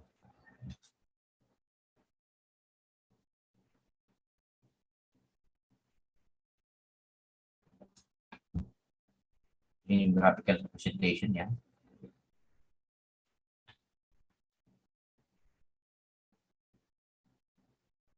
So pag series parallel naman, kailangan din natin to pag mayroon tayong mga setup na hindi na sa simple setup, yung medyo malaki na ta. So kailangan natin i-combine yung kanya, yung mga panel. So gumagamit tayo ng series parallel connection. So same principle lang, pag sineries mo yung dalawa, mag-i-equal yung current niya, tapos voltage niya mag-a-add, series din ulit, then i-series parallel mo siya. So yung voltahe nitong naka-series na una ay mag-a-add lang dun sa ipinaparallel na panel. So ito naman yung mga tools na ginagamit sa pagko-connect ng mga solar panel, yung MC4 connectors. So yung MC4 connectors, mayroon siyang dalawang klase, isang male at isang female na connector. So the MC in MC4 stands for manufacturer multi-contacts. Then yung 4 for the 4mm. So ito yung mga MC4 connectors natin. Meron tayong male pin at female pin na nagpo-connect dun sa positive at negative. Sa pagkakabit kasi ng solar, wag nating susubukan na i-splice lang siya. Hindi siya designed to splice kasi mabilis siyang mag-init. Magiging cause siya ng sunog, lalo na pag naandun siya sa bubong. So, mortal sin yung i-splice mo siya nang walang proper materials na pang-connect. Ito nga yung MC4. So, meron tayong types ng mga MC4. Meron tayong single connector, two-way connector, three-way connector, at four-way connector. So factors that affect solar efficiency. So solar panel type, yung una. So yun yung unang makaka-epekto sa efficiency ng panel mo. Depende dun sa type na pinili natin. Kung pinili natin ay mono o kaya ay poly. So depende siya dun sa location. Kung poly, nilagay mo dun sa malamig na environment, gaya ng Saudi, hindi siya mag-harvest, ay ng Baguio, hindi siya mag-harvest ng one kasi yung temperature sa Baguio is malamig. So dapat mono yung ipan natin yan. So yung shades. So dun siya shading naman, pagka na-shadingan yung panel natin, usually naka-series connection kasi yan. So pag sinade mo ang isang panel sa string niya, so maapektuhan na lahat kasi naka-series siya. Pero meron namang solution doon, meron na tayo ng mga microinverters. Ito kasing microinverters na to, design siya doon sa mga building na madaming mga shadings, may mga shading issue. So pwede kang mag-lay ng microinverters para ma-eliminate mo yung shading issue na yan. So yung orientation. So siyempre, yung orientation ng panel natin, it should be always facing to the south. So, kung nasa west ka, so maapektuhan din yung solar panel efficiency natin. And also, the temperature. Gaya nga ng pinakita ko ni Hina, sa standard test condition niya, kapag yung panel natin nag-exceed sa more than 25 degrees Celsius yung temperature, yung irradiance ng araw na na-harvest niya is naapektuhan. Then latitude, ito yung gano'ng kalayo sa equator. So ito yung graphical representation ng sun energy year-round graphical representation. So yung solar panel natin, yung harvest niya is ang peak niya is nag-i-start ng April hanggang September. Tapos bumaba siya from October, November hanggang March. Mababa yung harvest niya. So 70% of solar energy comes from the middle 6 months. Ito yung sinasabi kong sun angle. So during winter, yung araw natin is sumisikat from south. Then tulubog siya ng north, winter. So yung talagang best orientation ng solar panel natin pag kinabit sa bubong is always facing south. So yan siya. Pag summer, south pa din siya. Spring and fall, south pa din siya. So ito naman yung sinasabi ko na pag may shading, so yung orientation na to is a good chance for PV kasi walang shading dun sa ating bubong. Ito naman, mayroon tayong shading, so bad chance for solar PV. 40th angle hook, so yung north is not a good location for our solar panel. Yung east, pwede tayo magkabit. Yung west, pwede. Pero yung pinaka-the best is yung south.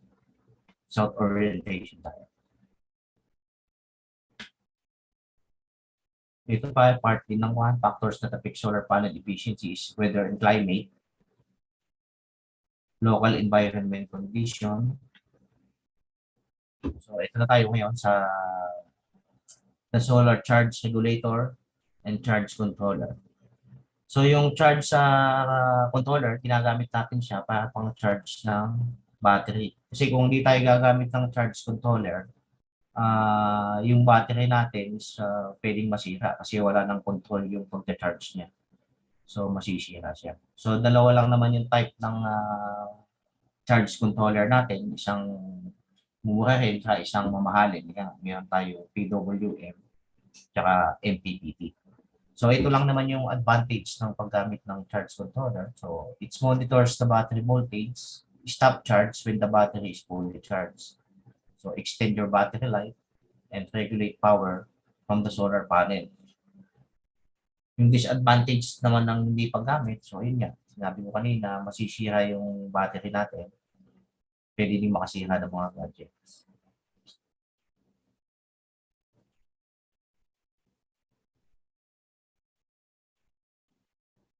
Ito yung dalawang type ng solar charge controller natin is yung PWM tsaka maximum power point natin. So, ang pinakasimpleng explanation lang nito, si PWM, design siya para sa maliliit na setup, which is the 12 volts. Kasi si PWM, yung output charging niya is parang sa 12 volts lang siya. While si maximum power point tracking, yung charging time niya is efficient kasi nga yung, for example, yung mayroon kang 24 volts na voltahe, yung sobra nito sa 12 volts, i-convert niya sa current para i-charge dun sa battery. While dito sa 12 volts lang talaga yung kinakarga niya, kaya matagal yung charging. So, yun lang yung pagkakaiba niya. So, mas efficient yung MPPT na charge controller. So, ito lang yung comparison niya. Yung isa, yung PWM, mas mura siya. Gaya ng sa MPPT naman, mas mahal siya. Pero yung charging time niya is mas maganda. Sample.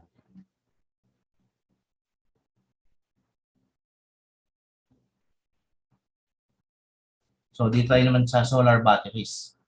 So, sa solar batteries naman, yung primary function niya is to store energy na nanggagaling doon sa solar natin.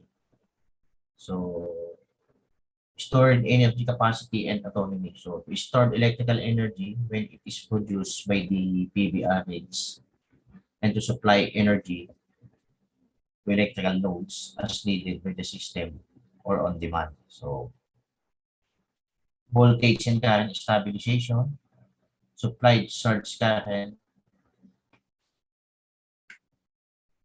So, meron tayong types ng battery. So, sa solar, ang ginagamit natin na batteries is yung mga deep cycle batteries.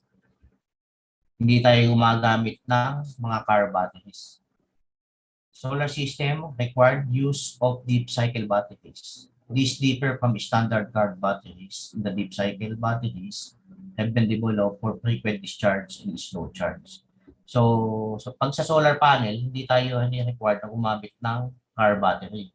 Kasi nga, ito siya, why not use the car battery? Kasi its capacity is too small for continuous charging. So they would not last very long. Then it might seems like a good idea in the beginning because of course, but you will pay for it on 9 months. So kasi yung car battery, naka-design siya ng quick charge and quick discharge. So yung lifespan niyan is sandali lang masisira pag ginamit natin dun sa solar panel. So yung conclusion natin yan, do not use car batteries on your solar system. Ito naman yung mga type ng battery. Meron tayong flooded with acid batteries, bulb regulated, yung mga AGM. Ito yung sample niya. Mga AGM battery.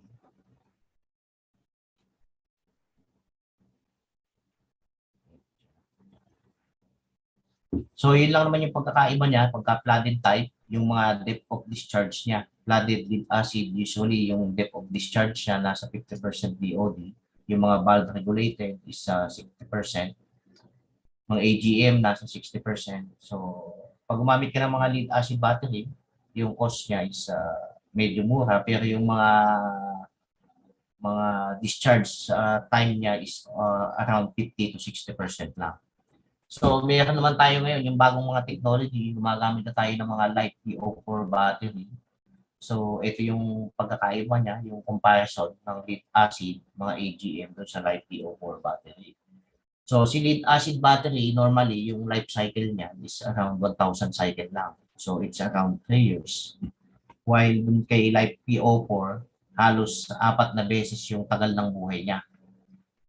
Yung life cycle ng mga light PO4 batteries around 4,000 cycle. Tapos yung isa pa niyang pagkakaiba, si lead acid battery, yung discharge niya is from 100 to 75% without causing damage. While si light PO4, yung discharge niya is around 100 to 0%. So light PO4 with the same amp hour have 4 times more capacity. So ito siya, yung comparison niya. Si lead acid battery, same specification. Pwede siyang ma-discharge up to 75% lang. So yung usable capacity ni lead acid is 25%, while si light PO4, same ampere hour. So yung discharge niya ay hanggang kahit isagad mo hanggang 0%, hindi masisira yung battery. So yung capacity of 100 hour lead acid is equal to 25 amp hour of light PO4 battery. So lagi siyang times 4. Yung charging efficiency din, si lead acid battery, yung charging efficiency niya is 15%, while si light PO4 is 99%. So almost 1% lang yung loss nito, when dun sa lead acid is 15%. So ito yung pagkakaiba niya. So pag gumamit ka ng light PO4, yung life cycle niya is 4 times more. Tapos discharge capacity niya is 4 times din. Charging efficiency is 99% efficiency. Then ability to power higher loads. Smaller size. Tapos mas magaan. Tapos less impact sa environment. Tapos mayroon siyang battery management system na nagpo-protect sa battery from improper current, voltage, and temperature. So yung pan lang naman dyan is yung cost kasi sa ngayon medyo mahal pa yung mga light PO4 battery compared sa mga lead acid. Pero kung titingnan mo yung yung pagbaba ng price ng battery in the last 10 years, nung 2011, from 22% is bumaba na siya ngayon to 2020. So hindi na ganun kamahal yung mga ngayon, yung mga light PO4 battery. Ito siya, si lead acid at si light PO4. Kung meron tayong same specification, ang usable lang ni lead acid is 25%, while si light PO4 is 100%. So ito siya, sa period of 10 years, yung isang light PO4 battery mo, cost niya is 16 na lead acid kasi nga every 3 years, magpapalit ka na ng battery. While si light PO4 mo, buhay pa din. Kung light PO4 din yung gagamitin natin.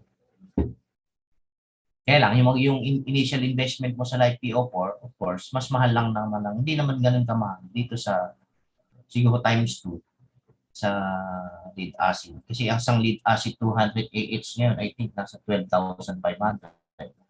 So, pagka nagkabit ka dun sa inverter natin na 48 volts, kailangan mo ng 4 na batteries na 12,500. So, 50,000.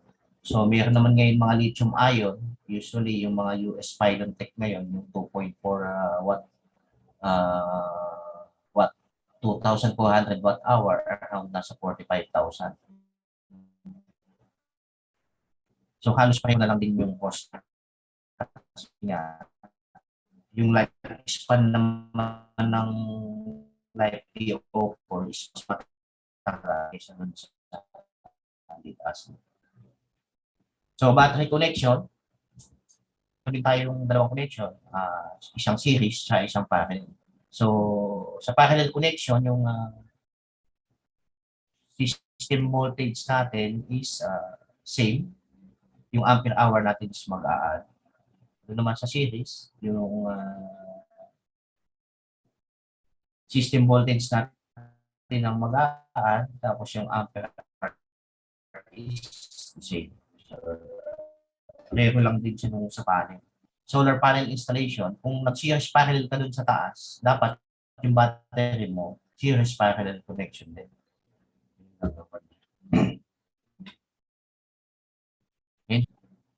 Meron tayong 6-volt battery wired in a parallel combination.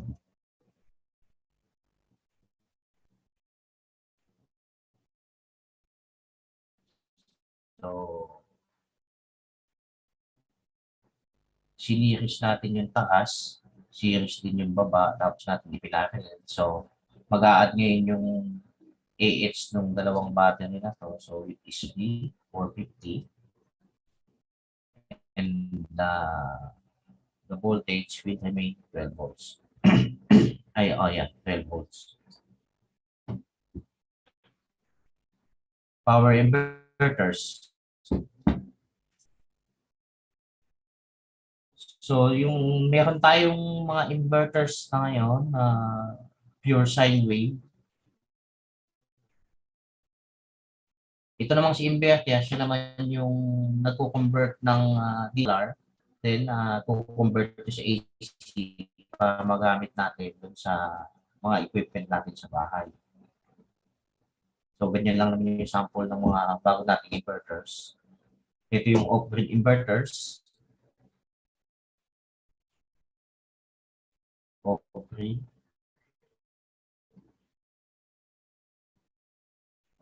Ito naman yung hybrid inverters na ginamitan na ng Light PO4 na US Pylon Tech, yung sinasabi ko kanina. Hybrid system na siya. So, i-discuss din natin yung advantage and disadvantage of off-grid, grid tie, tsaka hybrid. So, sa off-grid system, an off-grid system is an independent power system which provide limited power or utility is not available. So, yung off-grid system natin is ginagamit lang yan sa mga location na hindi na naaabot ng electricity, gaya ng mga bundok, yung wala tayong mga pole doon. So, advisable na off-grid system. So, ang setup natin dyan is wala na tayong DU utility. So, pure battery lang tayo, tsaka panel. Doon manggagaling lahat ng electricity natin. So, ito yung off-grid graphical representation. Meron tayong PV arrays, charge controller, battery, tsaka off-grid inverter. Then, punta na dun sa load.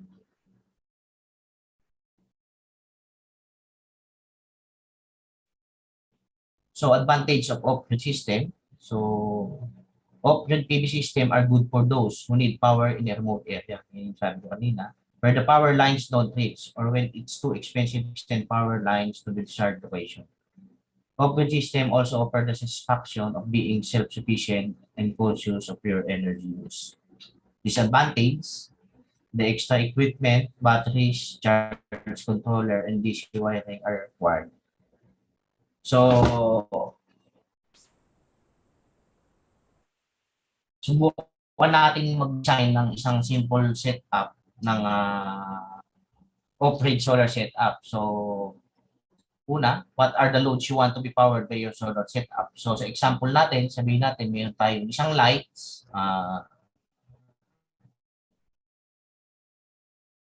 electric fan, TV, refrigerator, isang aircon. So, yung unang step na gagawin natin dyan para mapag-design tayo ng complete setup, tingnan natin yung ano katagal ginagamit ng sa isang araw. So, example, yung lights, 30 watts, ginamit natin ng 8 oras, electric fan, 7 oras. So, yung susunod, di-decide natin ngayon which solar system voltage you want to operate. Tayo mag-decide nun. 12 volt system ba tayo? 24 or 38 volts. So, sample sizing and computation. So, dito sa sample natin, 50 watts, 10 hours natin na ginamit. Tapos 60 watts electric fan, 8 hours. 70 watts na TV, 4 hours. So, what are the required solar components? Panel, charge controller, and inverter. So, isa-size natin ngayon yung size ng panel, size ng charge controller, inverter, tsaka yung battery niya. So, for sun hour per day. For sun hour siya, usually sa Pilipinas, for sun hour naman ang pan natin. Kasi minsan, hindi naman siya total na 8 hours. So, sa buong maghapon, yung pinaka-maximum fit ng panel is 4 na oras lang. Kasama rin yung kulimlim. So, ito yung sample computation natin. So, pag nag-compute tayo, always remember na yung energy in equals to energy out. Energy consumption equals to energy required. So, energy about to consume within a day. So, 50 watts na lights, energy consumption, power time number of hours used. So, Energy consumption, so 50 times 10 hours na ginamit, so meron tayong 5,000 watt-hour. Doon naman sa electric fan, meron tayong nakalculate na 480 watt-hour. Doon sa TV, meron tayong nakakalculate na 280 watt-hour. So pag tinotal natin, yung total watt-hour consumption within a day is 1,260 watt-hour. Doon naman sa sizing ng battery, kung paano natin siya i-size, so ito lang siya, meron tayong 5 step. Kakalculate lang natin yung total watt-hour per day used by appliances, tapos divide natin ng 0.85 for battery loss, and divide ulit natin ng 0.6 sa depth of discharge. Tapos, divide the answer obtained in item by sa days of autonomy. So, ito lang yung formula niya. Total watts hour per day use by appliances, divide natin ng 85 para sa efficiency, 0.6 para sa depth of discharge, and multiply natin ng normal na battery voltage times the day of autonomy. Yung day of autonomy, ang ibig sabihin niyan is gaano mo katagal gagamitin yung battery. Halimbawa, gusto mong tumagal yung battery mo ng 1 araw, so ang day of autonomy mo is 1. Ngayon, kung gusto mong 2 araw, gawin mo 2. Ganun siya. So, sample computation natin, size natin yung battery natin, base dun sa example kanina, yung nakalculate natin na watt-hour is 1,260 watt-hour. So, kung ang system voltage na napili natin is 12-volt system, so, ang gagawin lang natin is 1,260 watts, divide 0.65, then divide by depth of discharge, 0.6. Then, ang makukuha natin sagot is 205.88 ampere hour. Ngayon, gusto natin na gamitin yung battery kapag nawalan ng power o bumagyo, within 2 days siya madi-discharge. So, multiply natin ng 2 days. So, ang total battery size natin is 411.176 Ah. So, ang gagamitin na natin yung battery dito is 250 Ah para ma-meet natin yung 411.6. Doon naman sa panel, sa pag-size ng panel, so yung assumption natin kanina, yung generation factor niya is 4.0. So yung pag-size natin ng panel, so yung nakuha natin na 1,260 watt-hour base dun sa calculation natin is i-multiply natin ng 1.3 para sa system loss. Tapos, i-divide natin ng 4 sun hour. So, ang magiging, ang kailangan natin na panel is 410 watts. 410 rupees na 250 watts na panel.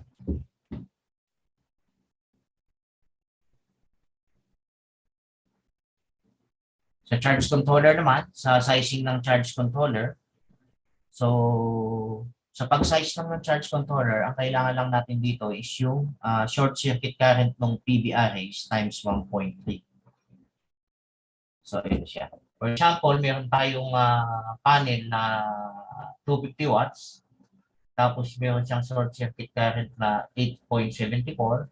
So, ang gagawin lang natin dyan is multiply natin ng 1.3. So, 8.74 meron kang 11 ampere pag ito yung ginamit mo. So, yun yung rule of thumb natin sa short circuit times 1.3. Pero dito, subukan natin i-calculate. Meron tayong 5,000 watts sa panel. 250 watts ang isa. So, isang 250 watts, ang VOC niya is 30.4. Tapos, pag dinivide mo siya ng 500 divided 0.4 times 16.44, tapos multiply natin ang pasty, may makukuha tayong sagot na 20.55. So, pwede din dito. Kunin natin yung total total Pmax ng panel natin, divide natin sa short circuit, sa BMP, may makukuha tayong current, tapos doon na tayo magsa-size ng charge controller natin. So, ang size ng charge controller natin na kailangan is 12 volts, 30 ampere. Kasi hindi na pwede 20, just mataas na yung makuha natin. Taas na sa 20 yung isa. Ayan siya. Isang formula I short circuit, 8.74. So, doon yung dalawang string. 2 string times 8.74 times 1.3. So, meron pa 22. So, yung size ng charge controller mo is 12 volts, 30 ampere. Ito yung sinasabi ko kanina na short circuit current times 1.3, then size ng charge controller. Doon naman sa inverter, yung sa inverter natin, i-calculate lang natin yung total watts, tapos multiply natin na 2, 360 watts. Ngayon, pero kung mayroon tayong mga load na mga aircon o mga motor, i-multiply natin ng siguro 3 to 4 times yung total wattage natin kasi yung mga ganong equipment, mayroon siyang mga interest current. Masisira naman yung inverter natin pag undersize. So, ito na yung summary ng design natin. Doon sa 50 watts na light, nagagana ng 10 oras, tapos 60 watts na electric fan, nagagana ng 8 oras, tapos 70 watts na TV na gagamitin mo ng 4 na oras. Plus gusto mo siyang magamit ng 2 days autonomy, 2 araw na tatagal siya. Diba, kung may mga bagyo. So ito yung design niya. So kailangan mo ng 2 piraso na 250 watts na panel, 2 battery na 250 AS, isang 30 ampere na charge controller, saka isang 500 watts na inverter.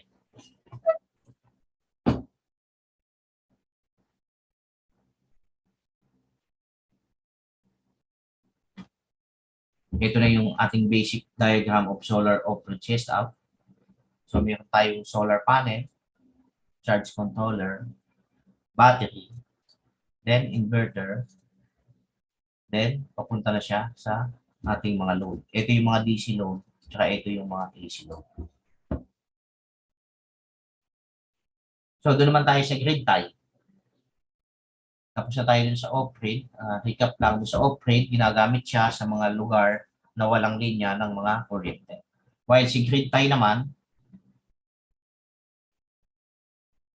ay ginagamit sa lugar na mayroon na tayong mga DU line. So, ito yung to understand PV, grid tie PV solar. So, solar energy converts sunshine into electricity. Then 2, electricity used by appliances during the day. And 3, excess solar energy is sold to Terrero or Meralco automatically. Ito lang yung basic setup kapag grid tie naman. So, mas madali siya. So, grid tie PV system. Yung grid tie PV system is nakakonekta siya sa mga utility. Nakasynchronize siya, tapos solar priority. Ngayon, pagka yung sobrang gamit na hindi yung excess energy na generate ng solar natin, pwede natin ibenta dun sa DU. Pwede, kaya lang mag-apply tayo ng net metering. Ito siya. Ito yung capital representation niya. Simple lang siya. Meron siyang solar panel, inverter, tapos diretso na siya sa load. Hindi tulad nung off-grid na meron pa siyang charge controller tsaka battery. Ito, grid tie lang. Kaya lang ang disadvantage niya, pag nawala ng kuryente, wala ka rin solar kasi nga grid tie siya. Nakasynchronize tayo sa grid. Ito naman yung mga common problem na nangyayari pagka nagpa-install ng solar, naka-solar na sila, pero tumaas pa din yung bill. So yun kasi yung common problem na nangyayari ngayon sa mga nagpapa-install, hindi naman ini-explain ng mga installer. Pagka nagpa-install si client, hindi naman naka-apply ng net metering.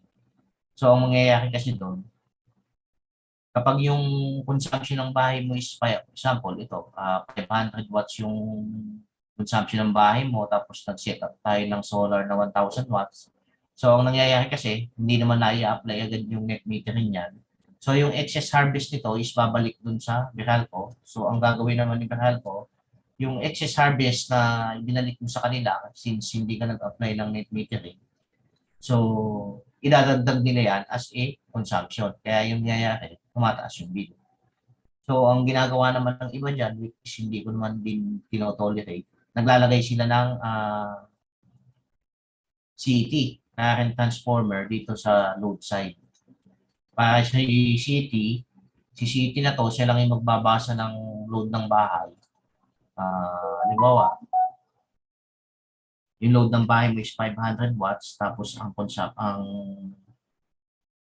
generate ni solar mo is 1,000. Ang gagawin ni CT, sasabihin lang niya kay inverter nang ilabas mo lang 500 watts. So, ang disadvantage niya, yung babalik sana dito, hindi na siya ilalabas ng inverter, nagiging losses na yung 500 watts.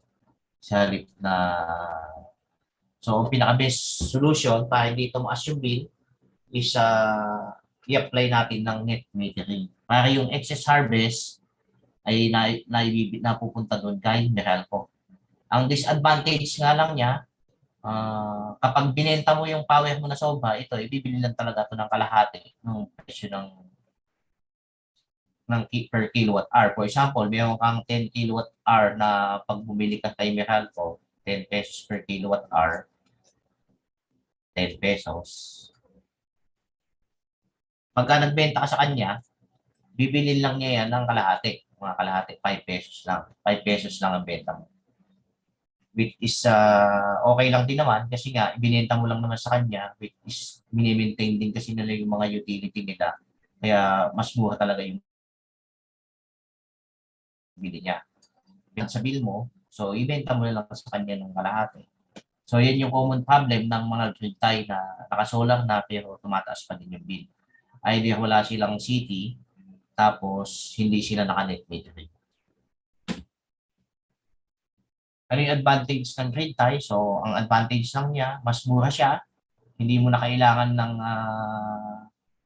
ng charge controller o kaya mga battery.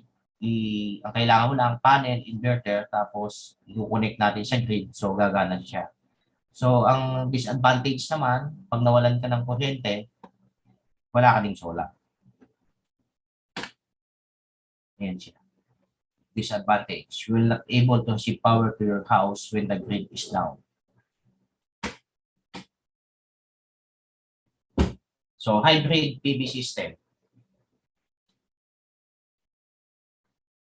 Ito naman yung pangatlong setup. So, recap ulit tayo. Kanina, i-discuss natin yung off-grid, tapos grid tie. So, si off-grid, ini-install lang siya sa mga lugar na walang utility. Tapos, kailangan mo ng battery, tsaka charge controller para kumana. Si grid tie naman, kailangan mo lang ng DU utility, isi-synchronize mo lang yung DU dun sa inverter, gagana na siya. So, yun yung grid tie. Dito naman si hybrid PV system, siya naman yung combination ng dalawa.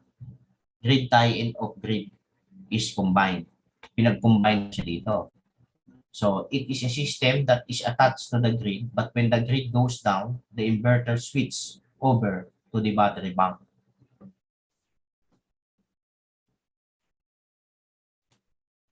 So, solar hybrid system. So, ito lang yung solar hybrid system. Combination na siya. Meron tayong solar PV, 2,000 watts. Meron tayong inverter. Sa inverter, meron tayong battery. Tapos mga load. Tapos nakasynchronize din tayo sa grid. So, ito lang yung basic working principle niya. Si hybrid system, ito yung combination ng dalawa which is more efficient. Wala ka na kasi ditong power interruption. So, kay solar hybrid system, it is combination of hybrid and off-grid. So, meron tayong solar panel, inverter, battery, tsaka DU utility. So, meron siyang tatlong condition. Yung connection niya, grid tie kasi siya, combination ng grid tie tsaka off-grid. Nakasynchronize ka din kay Meralco. Tapos, meron kang battery tsaka solar. So, ito lang yung condition niya pag gumana. Yung condition na niya, when there's a full sunlight to sustain the energy of the load, kung meron tayong full sunlight, ang normal operation lang niya is, for example, meron tayong 1,000 watts na load. 1,000 watts na load ng solar. Tapos meron tayo ditong 700 watts na load. 700 watts. So, kung when there's a full sunlight, so 100 watts ang pan natin, ang generate ng solar natin. So, ang mangyayari dyan, nakasynchronize tayo sa grid. So, yung 700 watts na load natin, ito, 700 watts, is manggagaling lahat yan sa solar. Manggagaling lang lahat sa solar. Wala tayong kukonsumihin. Tapos, yung 300 watts na sumusobra is kakarga lang niya sa battery. Yan yung condition 1 na solar system. So, wala tayong kinukuha sa Meralco. Lahat ng na-generate ni solar ay nakukonsume natin. 700 watts na load, yung 300 watts, kakarga lang niya sa battery. So, condition 2, when there's a cloud and solar power is not enough to power the load. Ito naman yan. Minsan kasi kulimlim, so same scenario. Halimbawa, meron tayong 100 watts. Sana, na generate. Pero kung limlim, mag-generate na lang tayo ng, let's say, 600 watts. 600 watts na lang.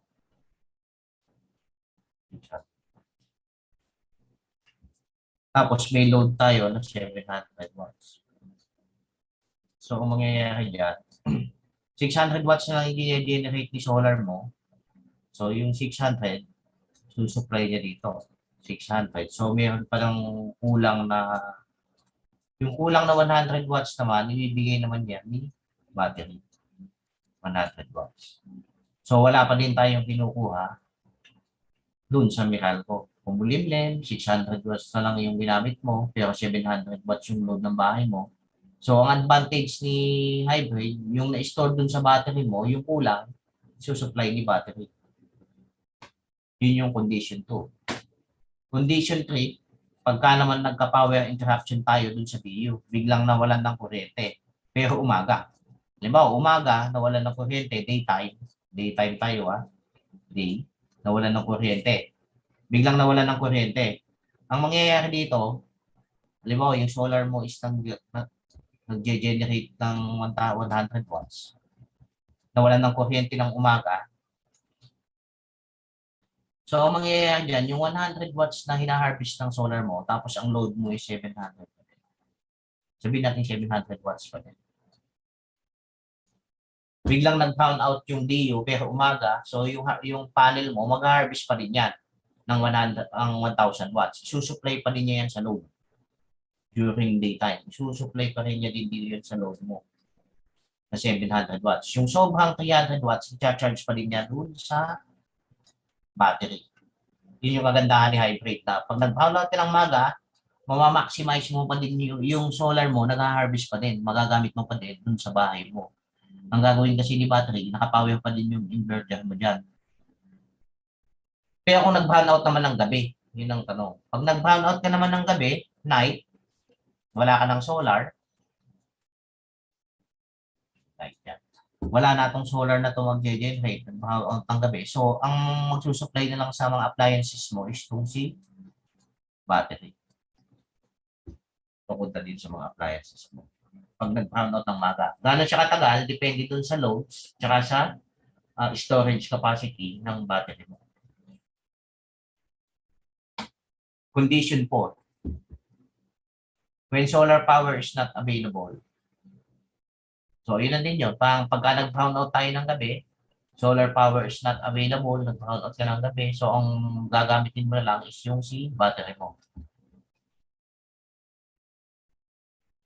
Condition 5 natin, when the load does not need energy and X forward. So, ito naman, kung naggaling kayo ng bakasyon, tapos wala nang gumagamit ng solar nyo, pwede natin siyang ibenta lahat dun sa grid. Yung hybrid kasi, pwede din siyang i-apply ng net metering. So, Kung wala nang gumagamit ng load dito sa bahay at nag-generate ka pa rin ng 1,000 watts dyan, pwede mo pa rin siyang ibenta dun sa Meralco. Kaya lang, i-apply mo lang siya ng net metering. Ito yung hybrid graphical system. Diagram. Solar hybrid system is combination of both off-grid and grid time. More complicated design and installation. More expensive. So, ayan siya. Yung time solar. Inverter. Tsaka battery.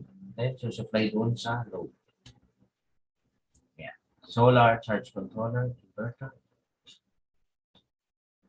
Ano yung advantage niya? So, yung advantage niya, this system is good, best for areas where you have grid power but the grid down often. So, sa mga lugar na laging madalas mag-brown out, napakaganda talaga ng setup na hybrid. Disadvantage, mahal talaga siya. Tapos, kailangan ng regular maintenance. So, mag-size na rin tayo ng hybrid system design calculation. Para kung gusto nyo mag-install ng hybrid, so ito na siya, yung pag-calculate. So, meron siyang 4 na step lang naman. Unang-una is the load analysis. Pangalawa, solar PV panels. Then, sizing of inverter. Then, sizing of battery pack. So, una, sa load analysis, ang gagawin mo lang dyan, kunin natin yung monthly consumption. Tapos, i-divide natin doon sa 30 days. Tapos, makukuha na natin yung daily power consumption niya. For example, yung monthly consumption mo is 170 kilowatt-hour. Tapos yung, para makuha mo yung daily consumption niya, i-divide mo ng 30. So, ang daily consumption is 5.67 kilowatt-hour per day. So, andun tayo sa unang step dun sa load analysis. Kailangan lang natin alamin yung daily consumption niya. So, dito na tayo. So, step 2, para ma-size mo yung solar PV panels. So, daily consumption. So, example na to is ang ginamit natin na one is 5 sun peak hour. Pero usually, ang ginagamit ko dyan, 4 hanggang 4.5 lang. Pero para sa example natin, ang inassume natin na sun peak hour is 5. So, para ma-size mo yung PV niya, daily consumption divide sun peak hour times 1.3, which is the safety margin. So, ito ang lalabas na sagot is 1,475 kilowatt-hour na panel yung kailangan natin. So dito sa example natin, ang panel na ginamit natin is 380 watts na may VOC na 4.8 volts, saka 9.94 ampere, saka 19.5% na efficiency.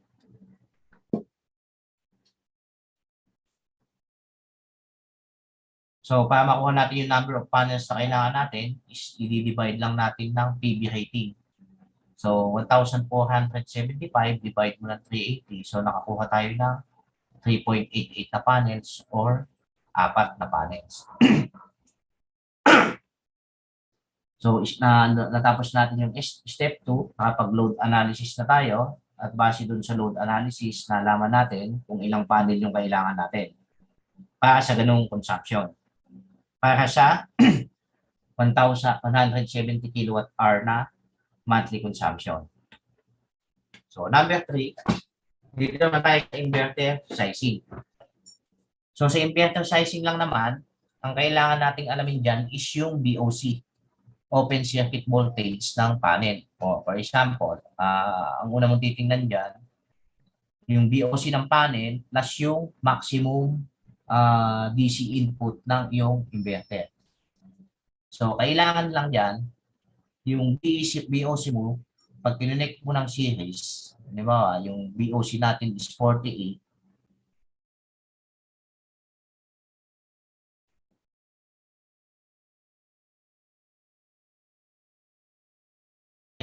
$95. So, ibig sabihin, yung selection ng inverter natin is okay lang. na kasi ang kwan ng inverter is up to 5,000 volts DC. So sa pag-size lang naman ng inverter,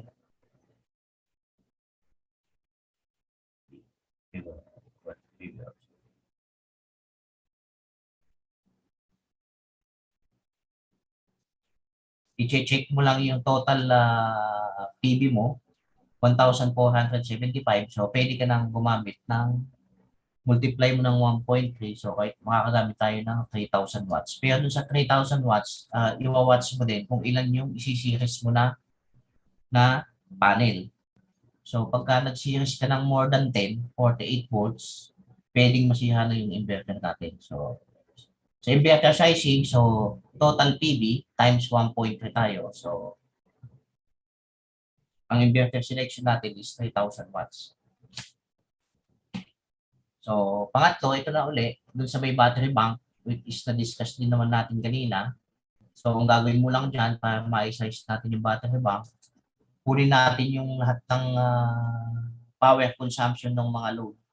So dun sa example na to, meron tayong LED lights, TV, electric fan, ref, laptop, tsaka washing machine. So ang total watt hour per day niya is 5,012 watt hour per day.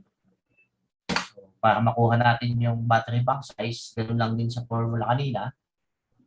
Di-divide natin ang depth of discharge, efficiency, and system voltage. So makukuha na natin yung battery rating niya, yung ampere hour.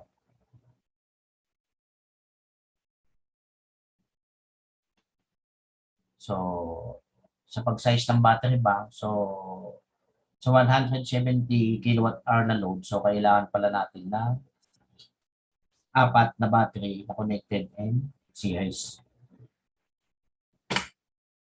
So, ito na yung graphical representation niya. Doon sa design natin, kailangan natin ng 4 na panel, isang hybrid inverter, tsaka 4 na battery bank. Of course, yung mga electrical protection, lalagyan natin yan. Kailangan natin ng DC surge protection, DC breaker, DC isolator, tsaka syempre automatic transfer switch.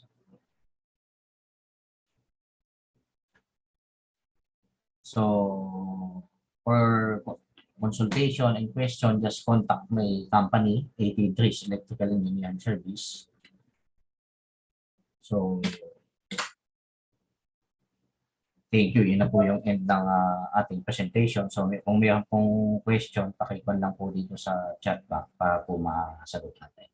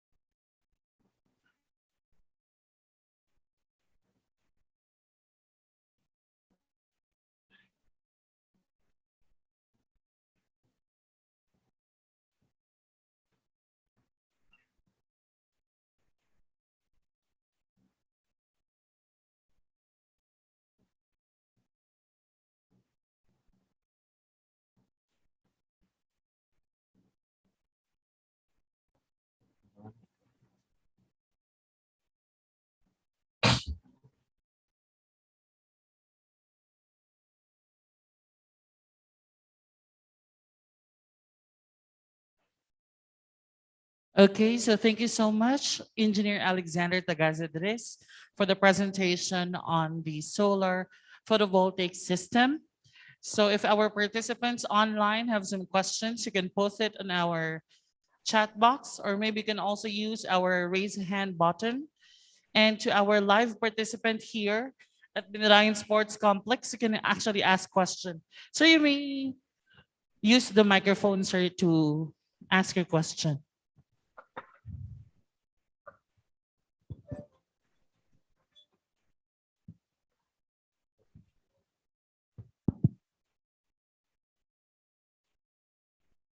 Good afternoon, Sir Alexander.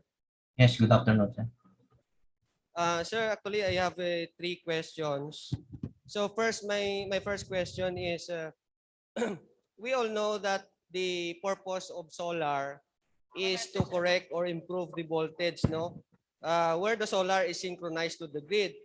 So what if the input voltage of solar panel, no, of course, no, it will be greater than the startup voltage of the inverter to make it function. But the voltage of that panel is less than the grid voltage. So if this is our system, this can help improve the voltage of the grid.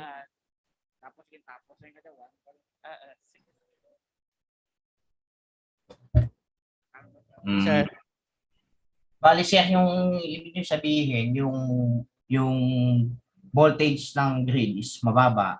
So pagka nag-synchronize tayo doon sa inverter natin, kung i-improve yung voltage, may sinasabi niya? Considering sir na working yung inverter, and then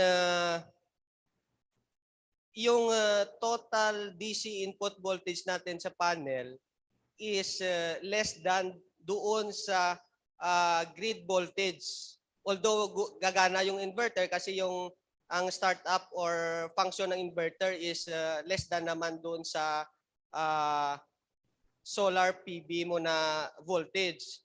So halimbawa ang inverter natin is 120 volts, and then yung panel ko is meron lang akong 150 volts. So meaning gagana yung inverter ko. Considering 150 volts lang yung sinusupply ng panel ko, and then isi-synchronize ko sa 230 ng distribution utility, yung system ba na to will help improve or correct the voltage of the grid?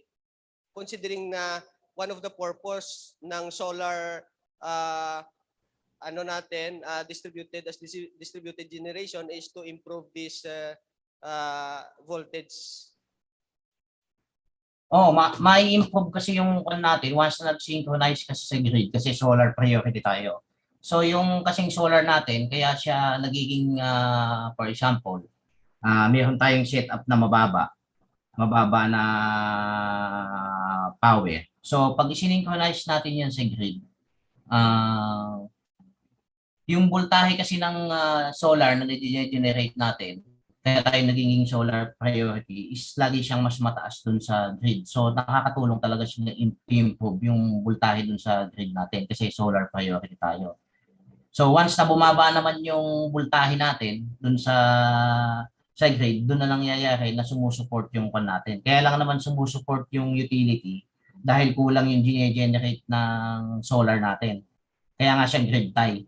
So nakaka-improve talaga siya dun sa sa voltahe dun sa grid. Kasi yung output na ibibigay ng solar mo is lagi siyang 220. Hindi naman siya magbibigay ng kasi dumaan lang yun sa inverter. So hindi siya nag-under voltage pagka yung solar yung nag-supply. Okay sir, no? Thank you kasi there are instances kasi na on our side of the customer na if yung system voltage ng solar PV is less than doon sa grid voltage na isi-synchronize niya doon sa system na yon, parang walang improvement doon sa synchronized system na yon in terms of voltage. But anyway, thank you sir sa answer. Sir, my second question is if we have a different specs in terms of the voltage and current, assuming I use different types of solar panels, what will be the effect in terms of if I compute for the maximum power of my system, considering na iba-iba yung voltage ko, considering na iba-iba rin yung series parallel connection ko, ano ba yung magpe-preversal? It's either the minimum voltage, the average, or the maximum to get it the maximum power na gusto kong i-arrive doon. Okay. Bali, sir, yung question nyo, meron tayong magkakaiba ng mga panel. For example, meron kang solar panel na mayroong 100 watts, may 50 watts, ganun ba? May 20 watts. Yes, sir. And then, gusto kong kunin yung magiging maximum power doon sa system na yon. However, yung combination ko sa panel in terms of spec ng voltage and current is different. So, ano ba yung gagamitin natin doon sa yung minimum, maximum, or yung average ng system? Ang pinakakwan dyan, kung meron kang panel na magkakaiba din ang kanya short circuit current sa Pmax sa Bmax. So ang mangyayari dyan, kung meron kang panel na pinaghalo-halo mo, ang masusunod dyan, sir, is yung pinakamababa. For example, meron kang 50 watts, 100 watts, saka 150 watts. Pinagsama-sama mo siya para makalculate mo yung total power noon. Ang masusunod doon, meron kang tatlong, let's say maglagay tayo ng, pwede ko bang i-share itong screen? Example, paano ba? Mag-whiteboard tayo. Okay. Halimbawa, yung sa tanong mo, meron tayong tatlong panel.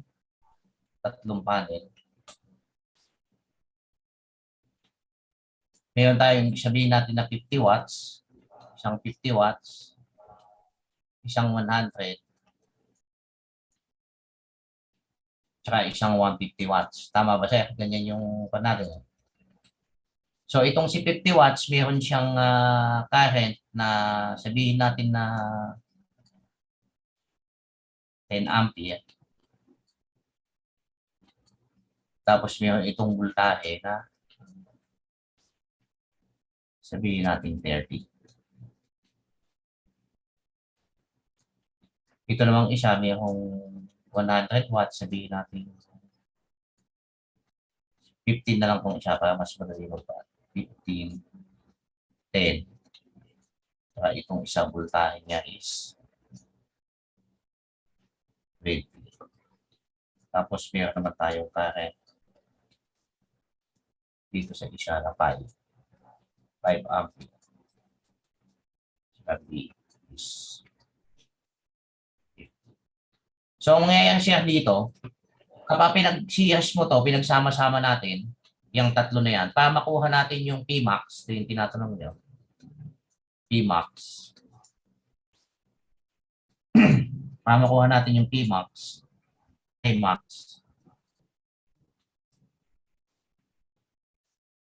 tsaka Bmax. Yan na.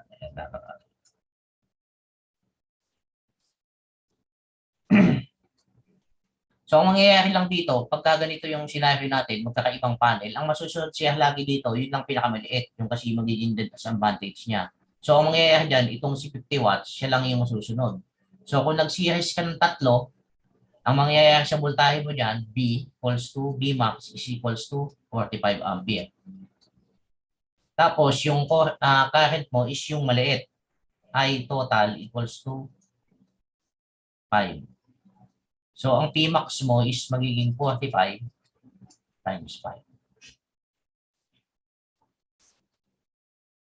Ayan, siya yung magiging kanya.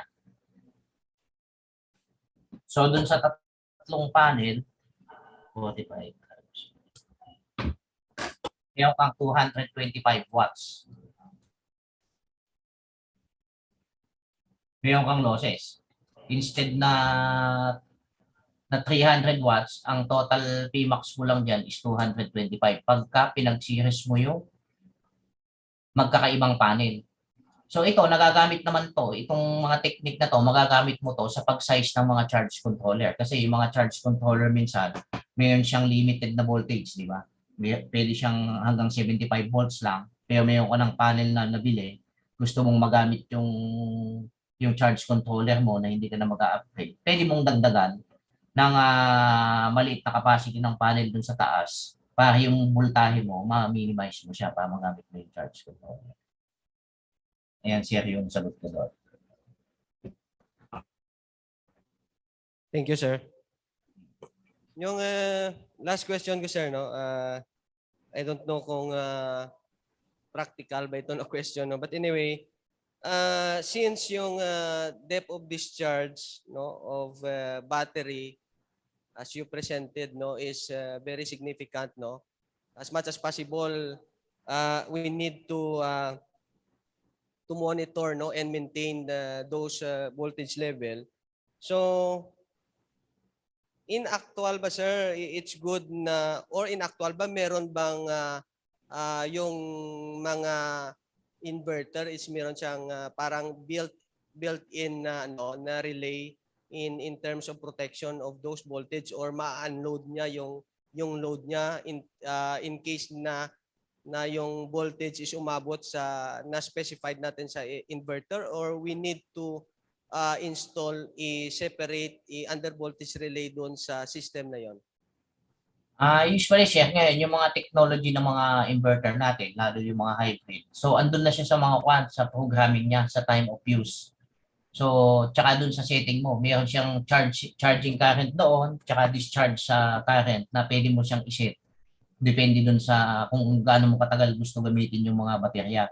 Ikaw na yung magsasabi kay battery kung kailan mo siya gusto gamitin. Gusto mo siyang gamitin ng gabi, maga, hapon, tapos yung charging time niya, kung kailan siya i-charge, kailan siya i-discharge, gaano kadami lang yung gusto mong i-discharge sa kanya, gusto mo siyang i-discharge ng 50% lang, 70%. So yung doon na siya nakukan yun. Doon sa mga inverter natin ngayon, nakukonfigure na siya doon. Yung lahat ng mga sinabi na yun. So para maiwasan yung pagkasiha niya, ikaw na yung magseset doon sa inverter. Meron siyang mga setting tsaka mga parameters adjustment.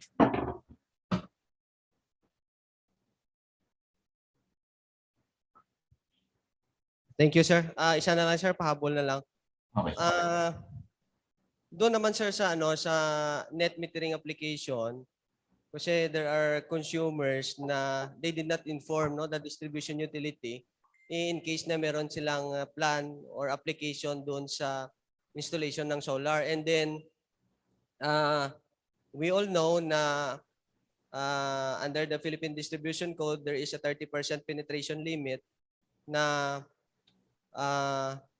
kailangan i-maintain, no, or strictly monitored ni distribution utility, no, to see to it na within the 30% limit lang yung solar generation or solar application ng customer doon sa capacity ng lines and then transformer.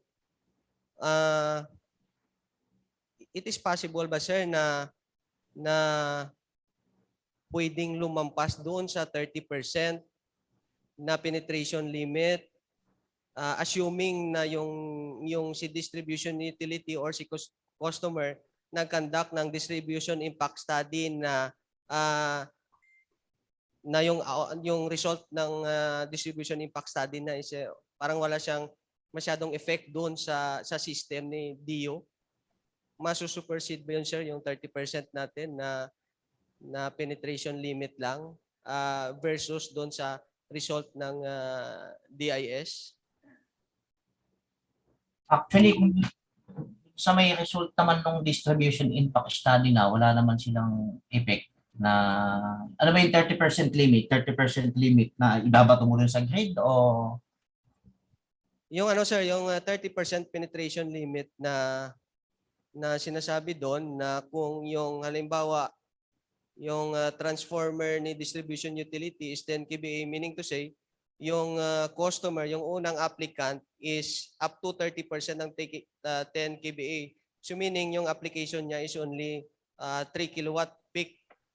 So halimbawa yung application niya is 5 kilowatt peak and then lumabas doon sa distribution impact study na wala siyang further effect doon sa system.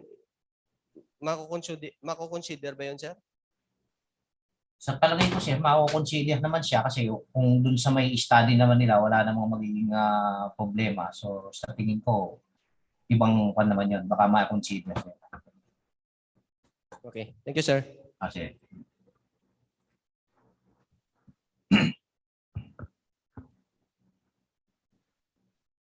Sir, I think we still have questions po na nasa chat box.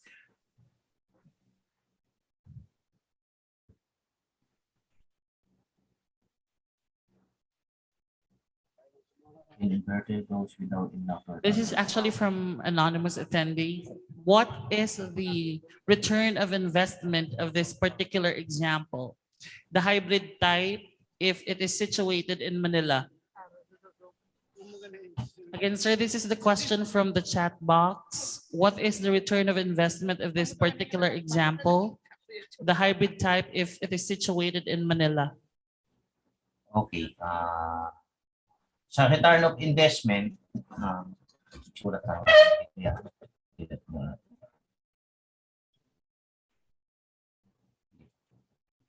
So yung ROI naman, yung sa tanong niya, return of investment. So maglagay lang siguro tayo ng example para masagot natin yan. Kung meron tayong bahay na kumukonsumo ng let's say 10,000 pesos per month. So yung 10,000 pesos. So nagkabit tayo ng hybrid setup na let's say nagkabit tayo ng 6 kilowatt. 6 kilowatt hybrid. 6 kilowatt hybrid with battery storage.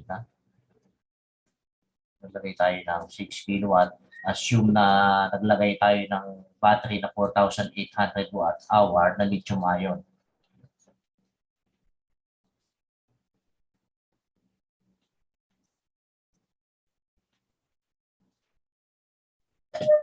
Like dito.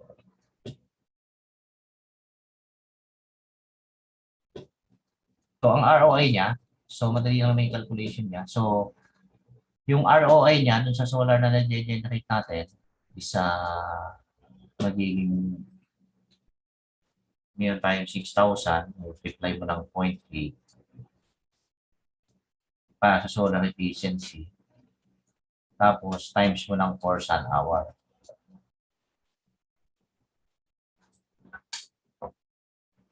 So, meron tayong 19,200 watt-hour per day. So, times 30 day mo.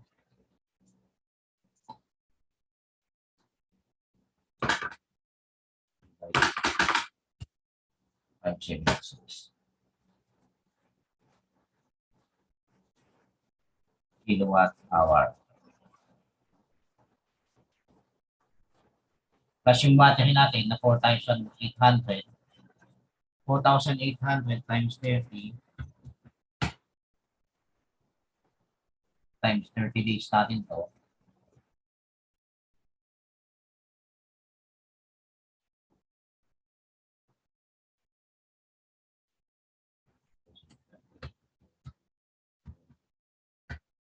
So,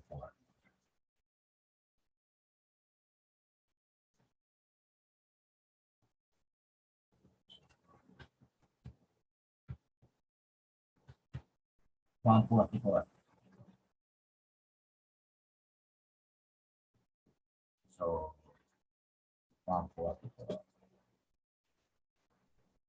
Total niya.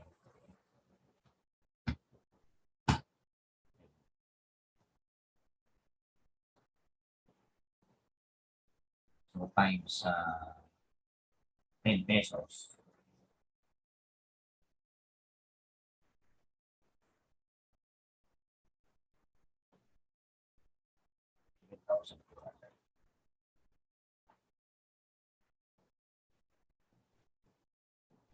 So ito lang mami sagot ko kung nag-install ka ng hybrid solar setup tapos yung bill mo is 1,000 pesos per day, so yung estimated natin nagkabit tayo ng 6 kilowatt na hybrid. So 66 kilowatt na hybrid, ang magiging savings mo diyan is 576 kilowatt hour per month dun sa generation niya. Tapos kung ang biyong kang battery na i-set natin yung time of use niya na usable siya every night until sa 100% discharge. So ang masisave mo doon is 144 kilowatt hour. So ang total savings mo dyan per month sa kanyang setup is 7,200 pesos. So, i-multiply natin ng 12 yan. Sa isang taon, may ang 86,400 sa isang taon. 86,400. So, yung normal setup ng hybrid setup with battery storage na ganito, nag-range siya ng sabihin natin mga 400 85,000. So, ang return of investment mo,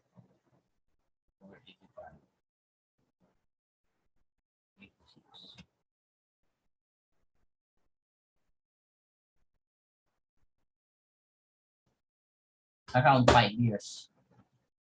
Bawi mo na yung pinagpakabit mo. So,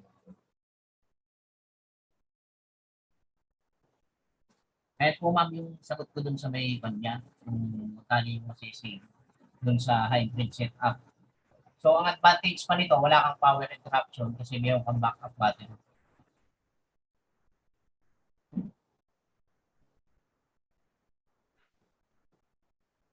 Okay, thank you, sir. We still have another question po from the Zoom chat.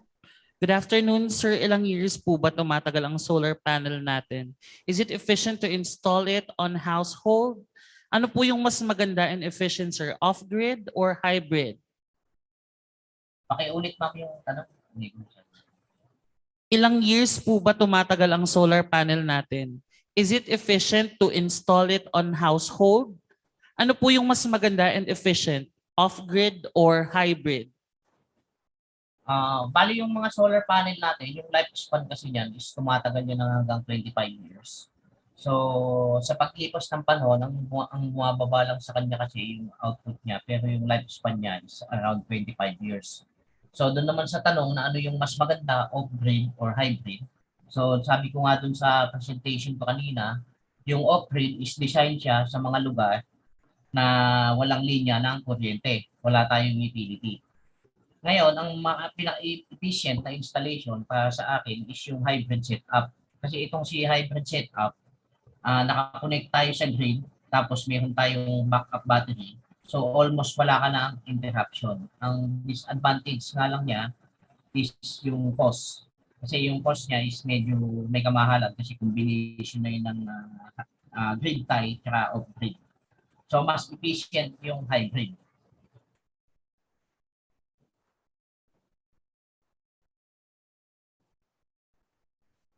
Okay, thank you, sir. How about our live participants? Do we still have questions to Engineer Dres regarding to solar PV?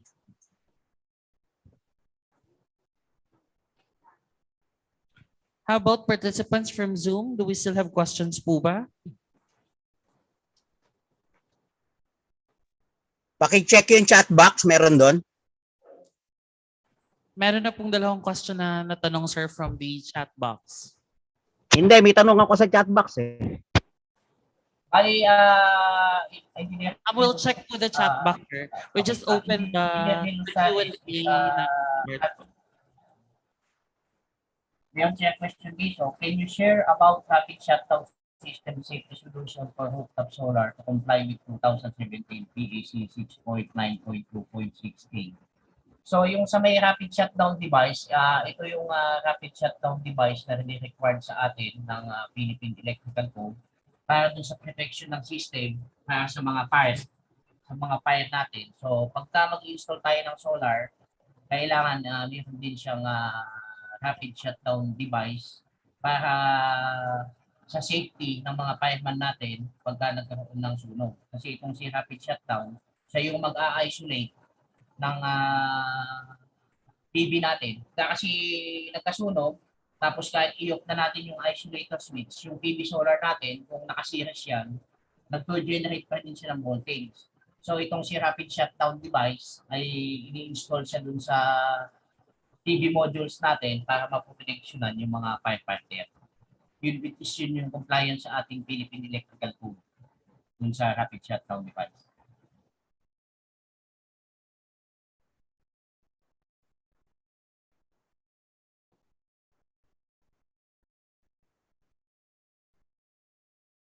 I think, sir, meron pa po tayong question na nasa chat box. So just delivered, sir, po yung nasa Q&A section po na mga nagtanong po na Tapos attendees. meron pa dito ang tanong, can inverters, particularly those without inductors or transformer in achieve pure sine waves output like what they claim, especially those that are easily bought online?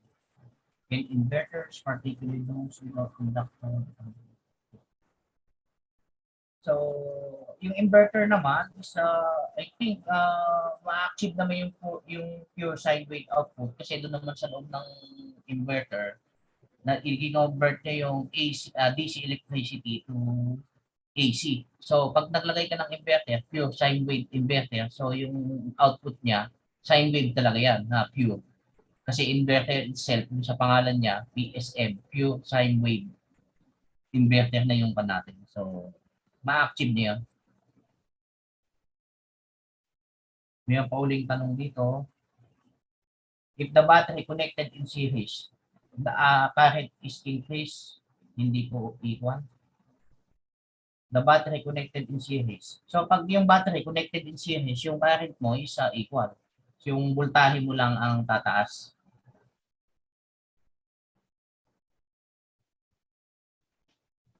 Next. Is there any chance that we could have a copy of the presentation, sir? So, bali, i-send ko na lang siguro kay Sir Chun yung PDF file nito para ma-send dun sa mga attendees. So, meron chance na mapan yung presentation. I-send ko dun sa president ng Antique chapter. So, he will distribute to the attendees. Tapos, can inverter particularly those without inductor?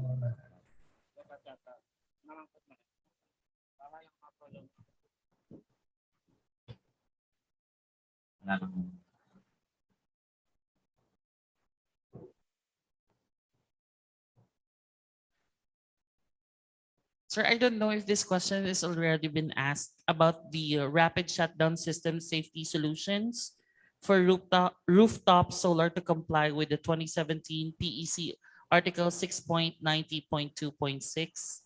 Article 8 through D. Nasagot ko na ho, ma'am, yan, yung rapid shutdown safety system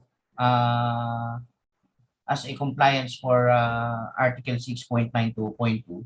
So, ito kasi yung rapid shutdown na compliance natin para dun sa mga firefighter. So, yung rapid shutdown, i-install siya sa panel, sa each panel natin para dun sa isolation ng DC voltage produced by our panel during emergency. Kasi kung i-isolate lang natin yung yung isolator, yung pa din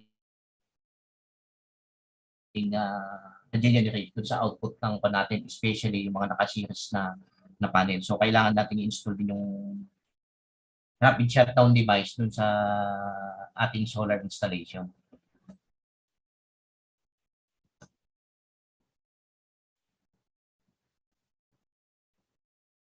Okay, thank you so much to our participants at the Zoom application for sending your question through the Zoom app.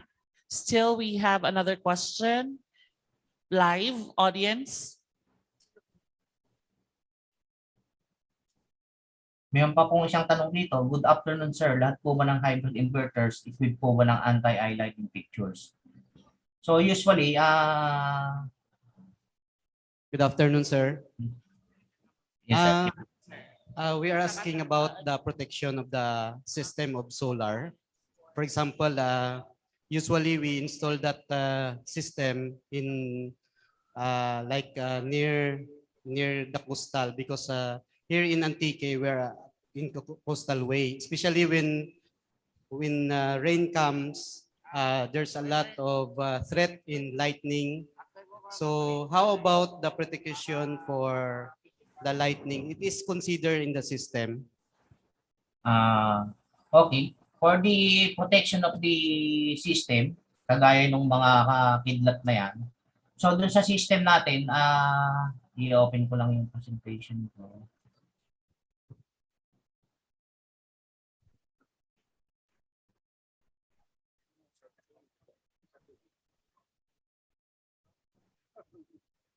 Ito siya. Doon sa protection ng system natin, meron tayong DC isolator. Ang kulang lang dito sa graphical representation ko is yung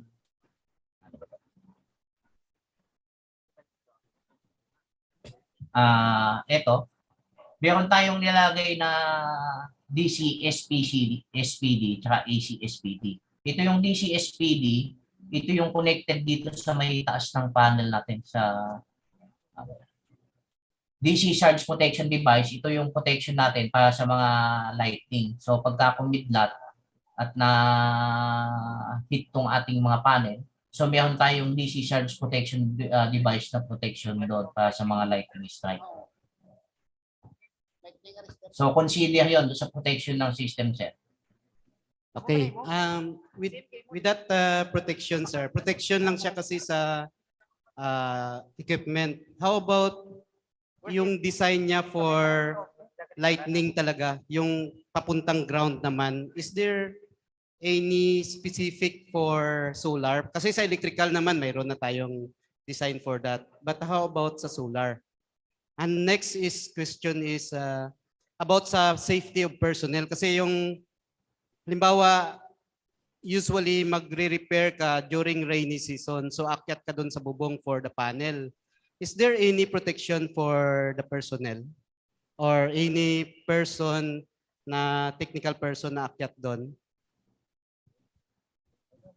So, bali dun sa may solar system natin, yung kasing mga panel natin sa taas, meron yung connected na nakaband. Lahat ng system natin na ikakabit dun sa bubong, ilalagyan natin ng banding jumper dun sa each panel. So, si banding jumper, connected siya direct to dun sa ground. So that any leakage current dun sa may solar natin is hindi makamatay kasi sa bubong yan eh. Small shock, pwede kang malaglag. So ang connection ng solar panel sa taas, yung equipment grounding natin is nakaband together, then direct to the ground. So, ang another safety precaution doon, kung maglilinis during umuulan, pwede nating i-isolate yung ating solar system doon sa roof. Pwede nating i-off yung breaker, tapos yung string niya na connection niya, mayroon naman siyang MC4 connector, mas maganda siguro kung i-isolate para double safety tayo. Wala talagang makukuryente sa taas ng bubong kasi napaka-critical noon kung magme-maintenance. Kasi which is yung normal procedure naman, i-off mo yung mga breakers mo, plus i-disconnect mo din yung DC string connection ng iyong solar panel for safety, for more safety kung magdidinis ng panel. Thank you, sir. So the solar panel that we are going to design should be mataas yung safety niya. So thank you very much, sir, for that inputs. Okay.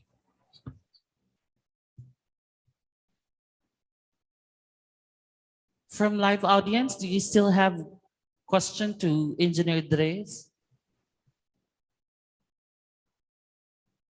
How about our virtual audience?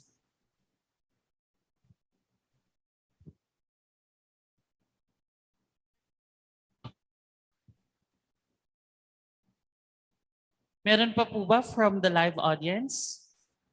Tanong po.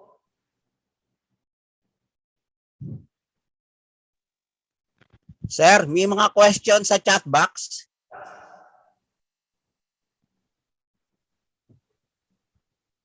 Wait lang po sir, since I don't have the feed on my end sa chat box po. Wait lang.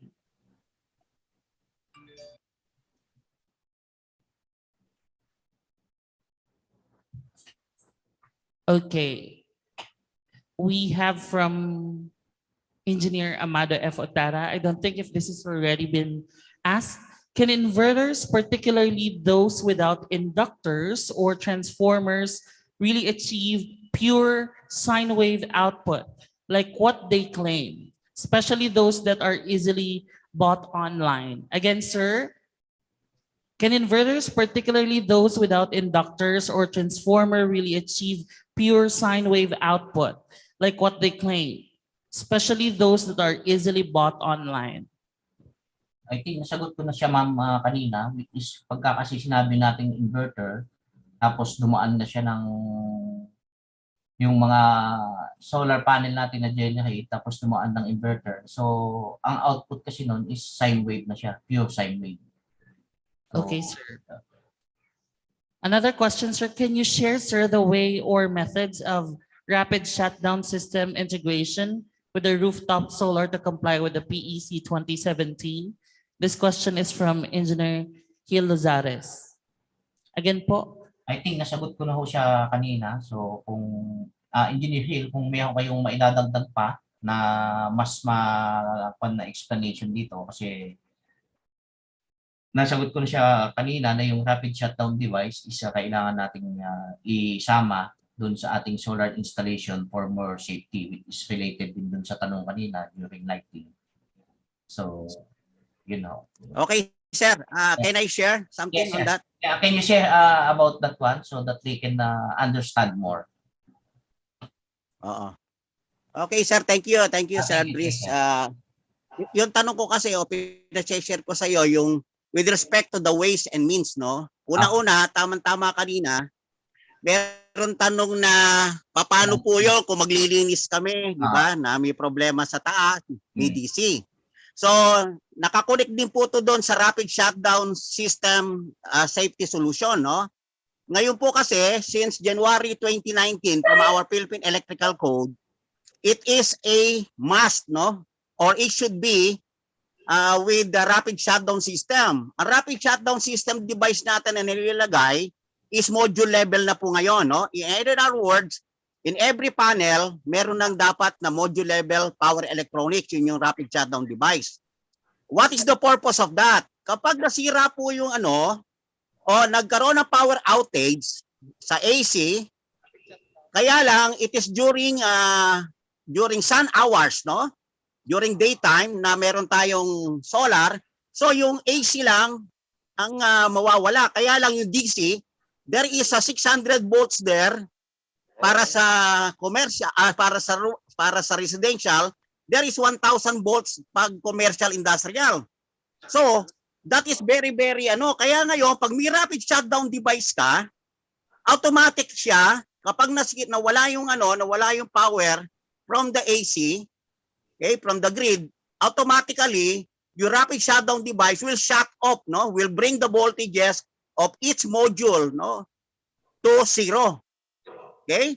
So, yan po yung sa 2017 natin. In fact, yung 2014 dati, na nakaano sa National Electrical Code, string o array. Kaya lang ngayon, by 2017, it will be on a module level. Now, yung tinatanong ko, what are those methods? There are 3 ways, no? That we can have it. One is that meron tayong ginagamit na individual na universal rapid shutdown device na nilalagay natin sa module. Now, meron mga rapid shutdown device na per module, meron namang 1 rapid shutdown device for 2 modules, no? And it is now being used here in the Philippines. Now, another one is that when you use a string inverter with an optimizer. Kasi yung optimizer niya, aside from increasing the energy, the optimizer has a built-in rapid shutdown system. Kaya pag namatay yun, shutdown niya. Now, pangatlo is using microinverter, no? Like Enphase, no? Na natin dito. That is a microinverter. It is also module level. There is a built-in rapid shutdown device. Kaya po yung kaninang tanong na paano po yung sa pagmaglilinis, meron tayo kagaya ng universal ngayon na rapid shutdown, meron siyang switch na emergency DC switch sa baba na po pwede mong patayin nyo, patay yung DC. Tapos kaya maglilinis ka, papatay mo yung AC mo. Siyempre may AC side din. Kaya lang sa DC, pwede mo siyang patayin through the emergency DC switch.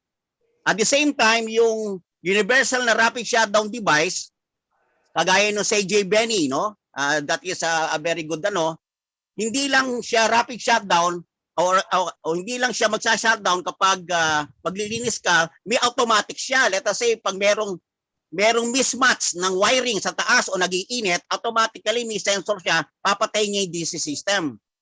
Then another thing is that kapag let us say na-sense niya na walang power, papatay niya agad yung no? Di ba minsan may ginagamit tayo na mga wiring o kaya yung lalo na ngayon yung arc plus, di ba? Yung sa mga MC4, di ba? Yung sa mga PV connector, nagki-crimp tayo.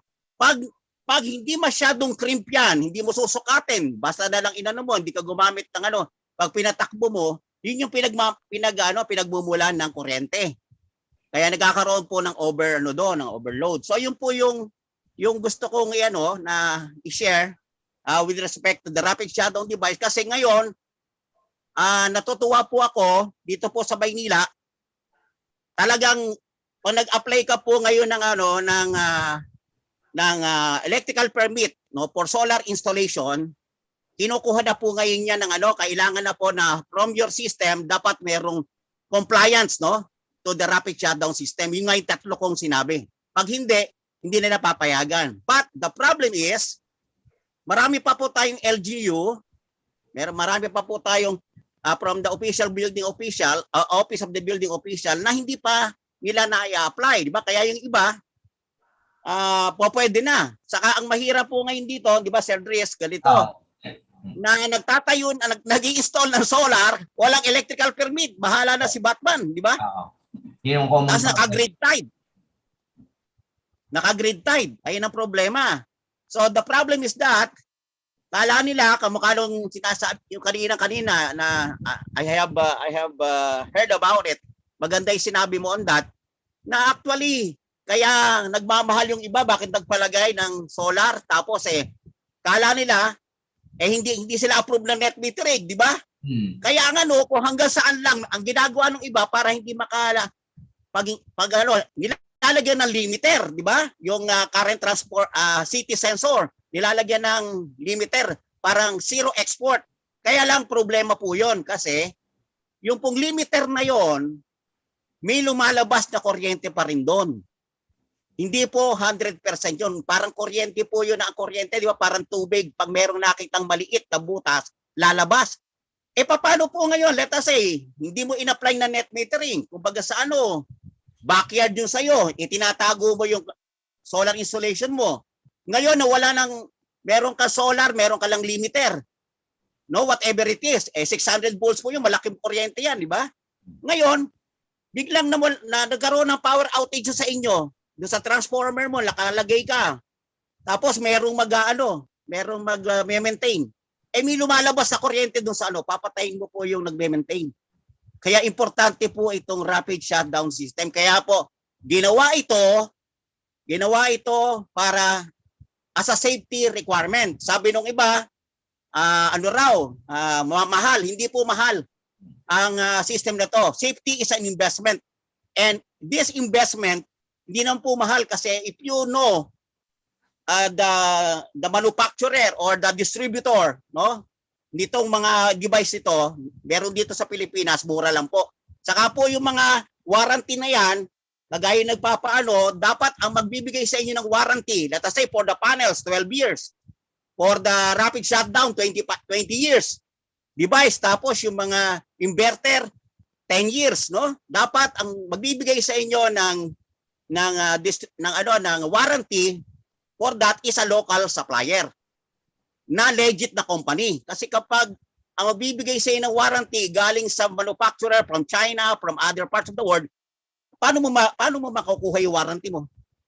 Dapat local supplier. Yun lang po. Salamat, Sir Dries. Thank you very much. Thank you, Sir Losanes.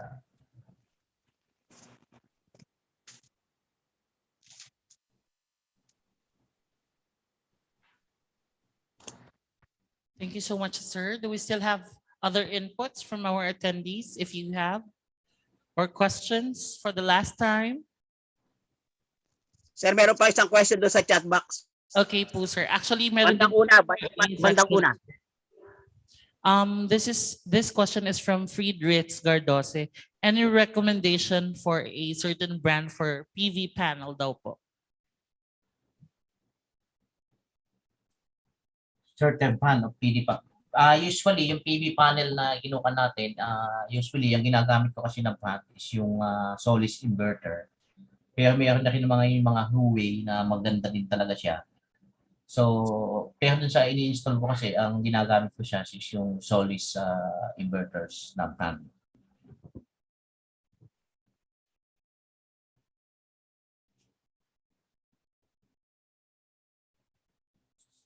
So ito yung tanong Sir Engineer Hill, pakisuporta lang din dito sa kwan yung sa solar storage scenario nowadays. Kindly explain the partnered effect of the duct curve in the PV system. Medyo malalim na yata ito eh.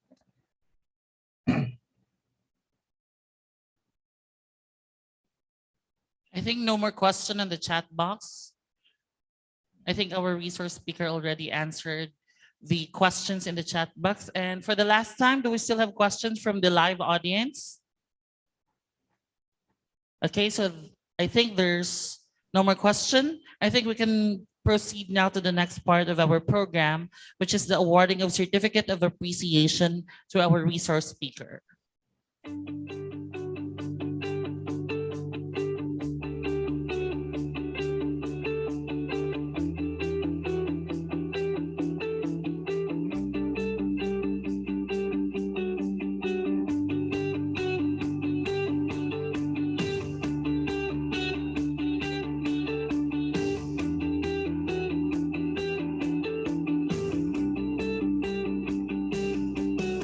Okay, everyone. Certificate of Appreciation is presented to Engineer Alexander Tagaza-Dries in grateful acknowledgement and sincere appreciation for serving as technical speaker with the topic Solar PV Training during the 21st Western Visayas Regional Conference of the Institute of Integrated Electrical Engineers of the Philippines, held here at Binirayan Sports Complex on April 8 to 9, 2022, given this 8th day of April in the year of our Lord 2022. Signed, Antique Chapter President, we have Engineer Leonard Peter Samiliano and Western Visayas Governor Engineer Neil P. de Guzman. The next part of our program, since I know that our leaders in Antique are quite busy, but they're still managed to send a video greetings for us this afternoon. Ladies and gentlemen, to give a short message, Honorable Vice Governor Ed Dinosta. A round of applause, please.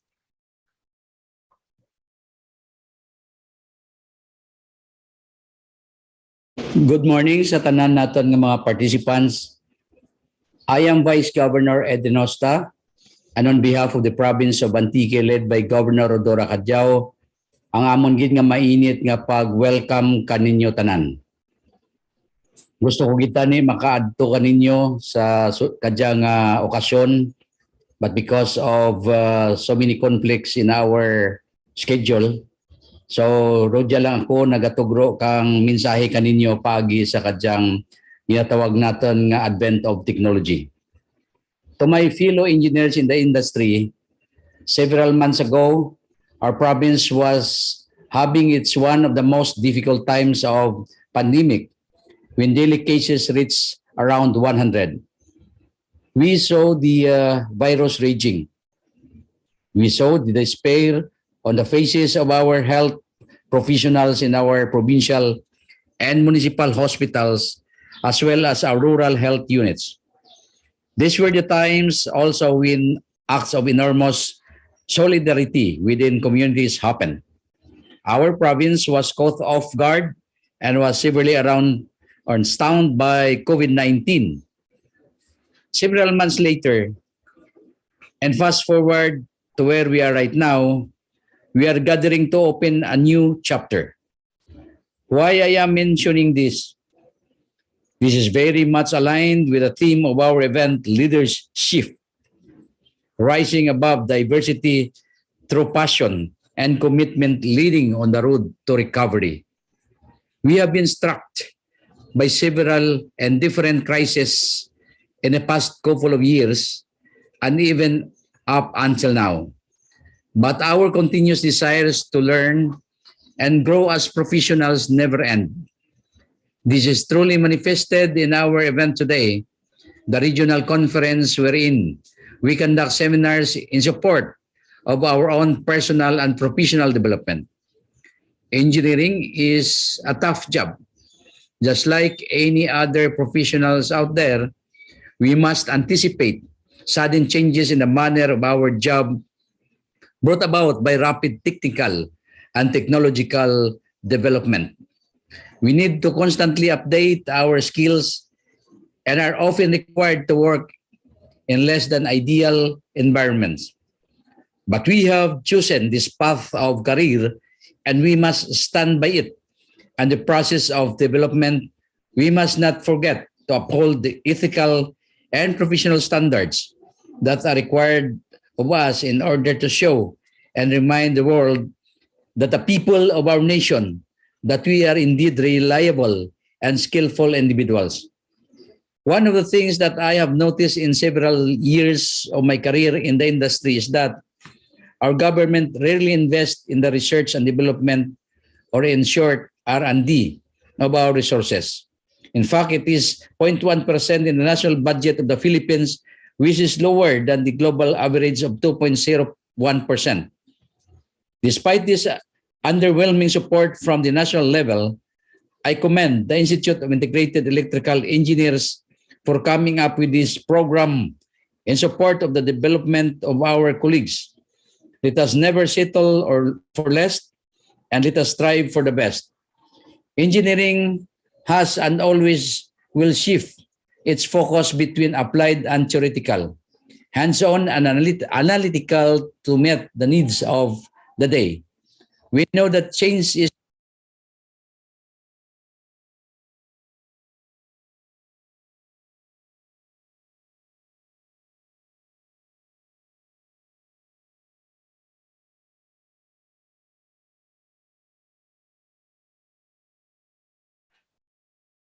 Okay, so that ends the short message coming from our Honorable Vice Governor Edgar P. Dinosta.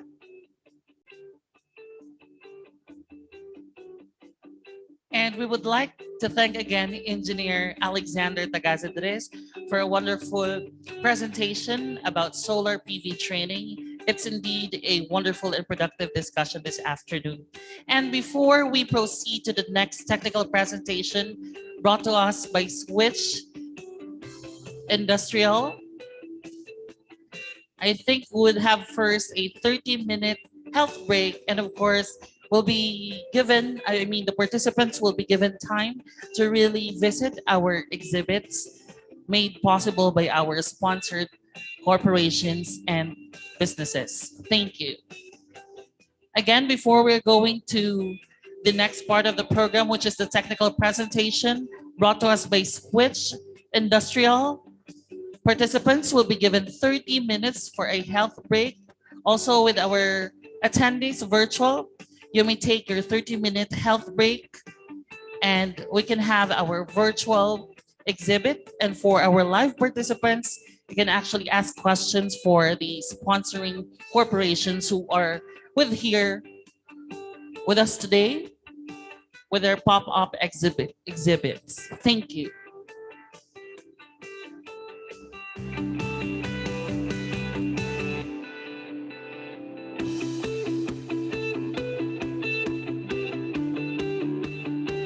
For the benefit of our virtual viewers, we'll have our virtual tour for our exhibits.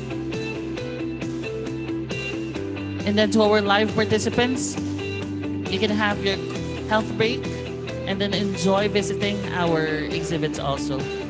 Please don't forget to be back after 30 minutes. Thank you for your participation.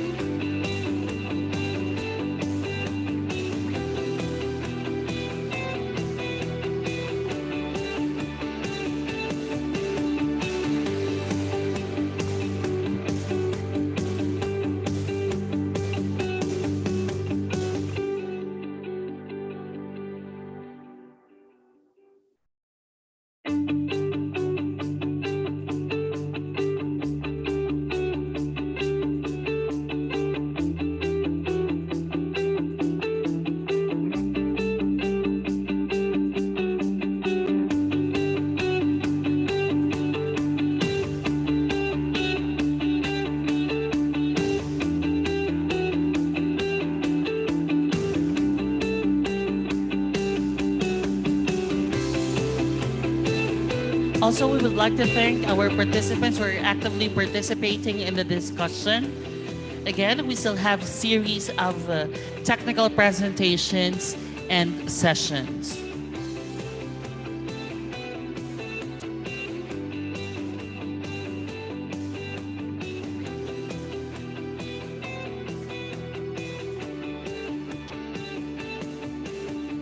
So here we have the remaining technical presentation in session.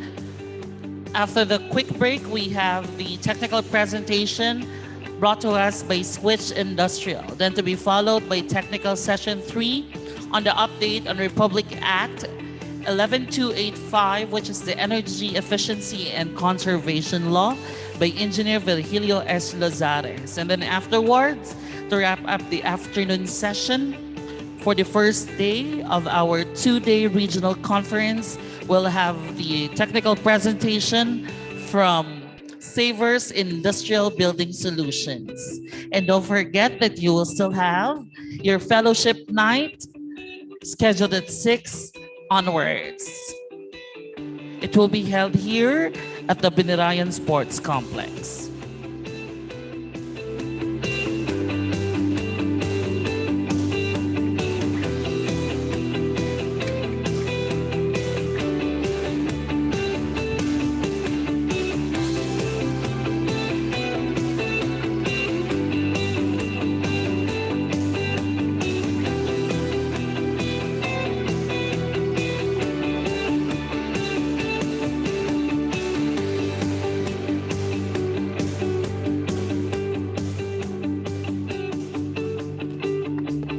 And tomorrow I will just give you the run through of our day 2 happenings. We will start at 8 a.m.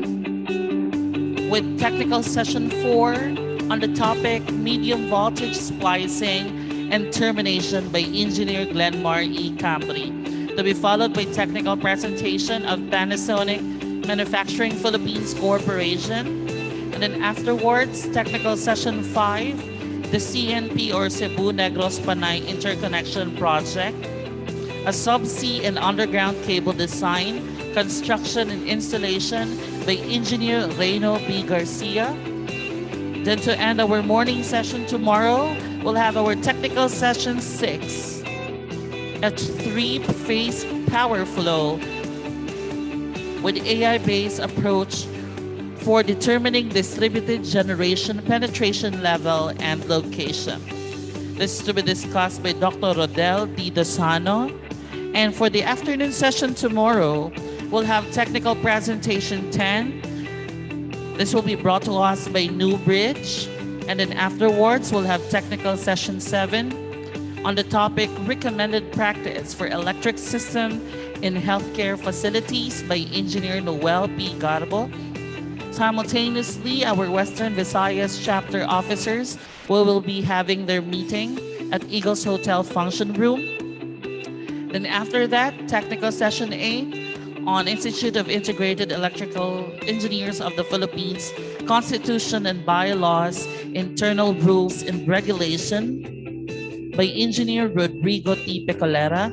And to wrap up tomorrow's session, we'll have technical session 9 on power quality and distribution system by Engineer Vincent F. Pelago.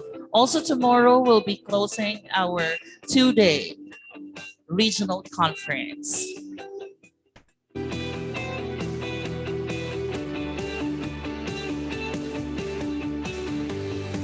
So I hope that you will be staying with us, including the rest of the proceedings of our program this afternoon. So right now, since you're given 30 minutes, you can have your health break and then a tour of our exhibits made possible by our sponsors. Thank you.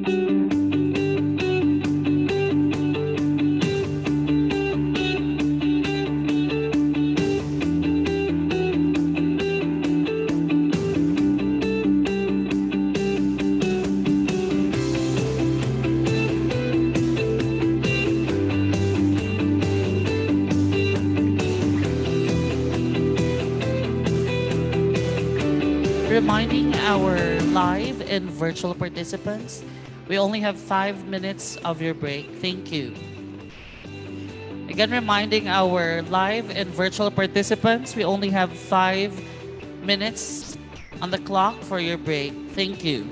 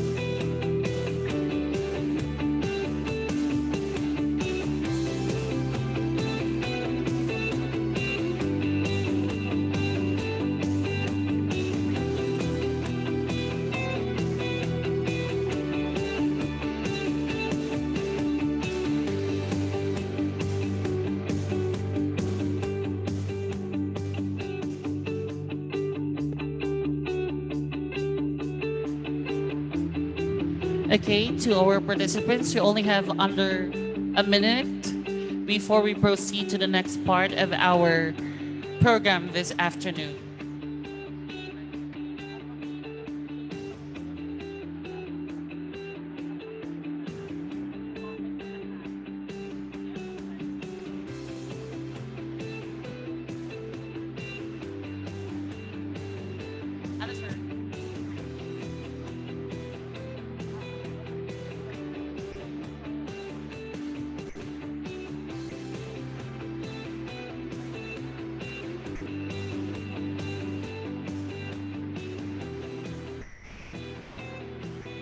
Okay, so There you have it, ladies and gentlemen, your 30-minute health break, and of course, you're roaming around our exhibit. But before we're going to the next technical presentation, I would just like to request our participant in the Zoom to please open your cameras. We will be panning you on the screen so that we'll have a quick virtual meet up with our live audience here at Binarayan Sports Complex. Again, can I request our virtual participants to please open their cameras?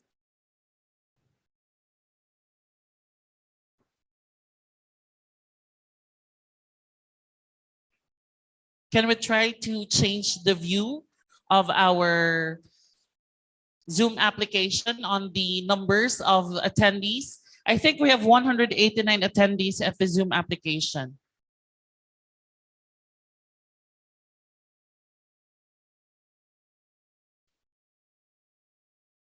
Okay, so I would like to request everyone to please open their cameras, and perhaps to the technical team, can I request also that we can have the live feed here at the Binirayan Sports Complex.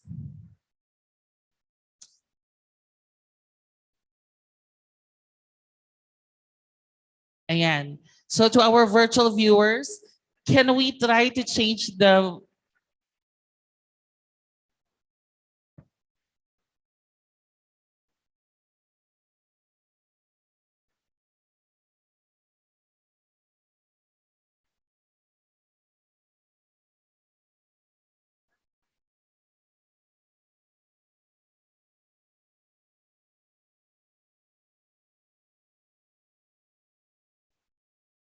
but perhaps the account that we are using right now is on its webinar mode. So maybe some of the participants would not be able to open their cameras.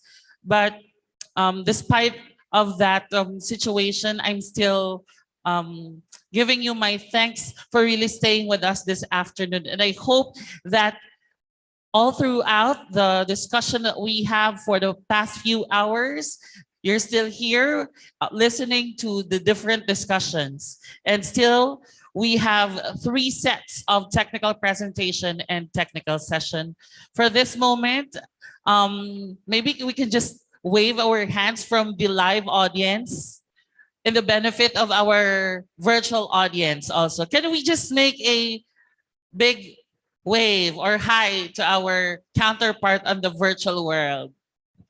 So there you have it, ladies and gentlemen. On the screen, I can't see their names, but then again, thank you so much, everyone, for your participation online. So by this time, ladies and gentlemen, I think the next presentation is ready. This is brought to you by Switch Industrial. Sir, are we ready to present the technical presentation coming from Switch Industrial?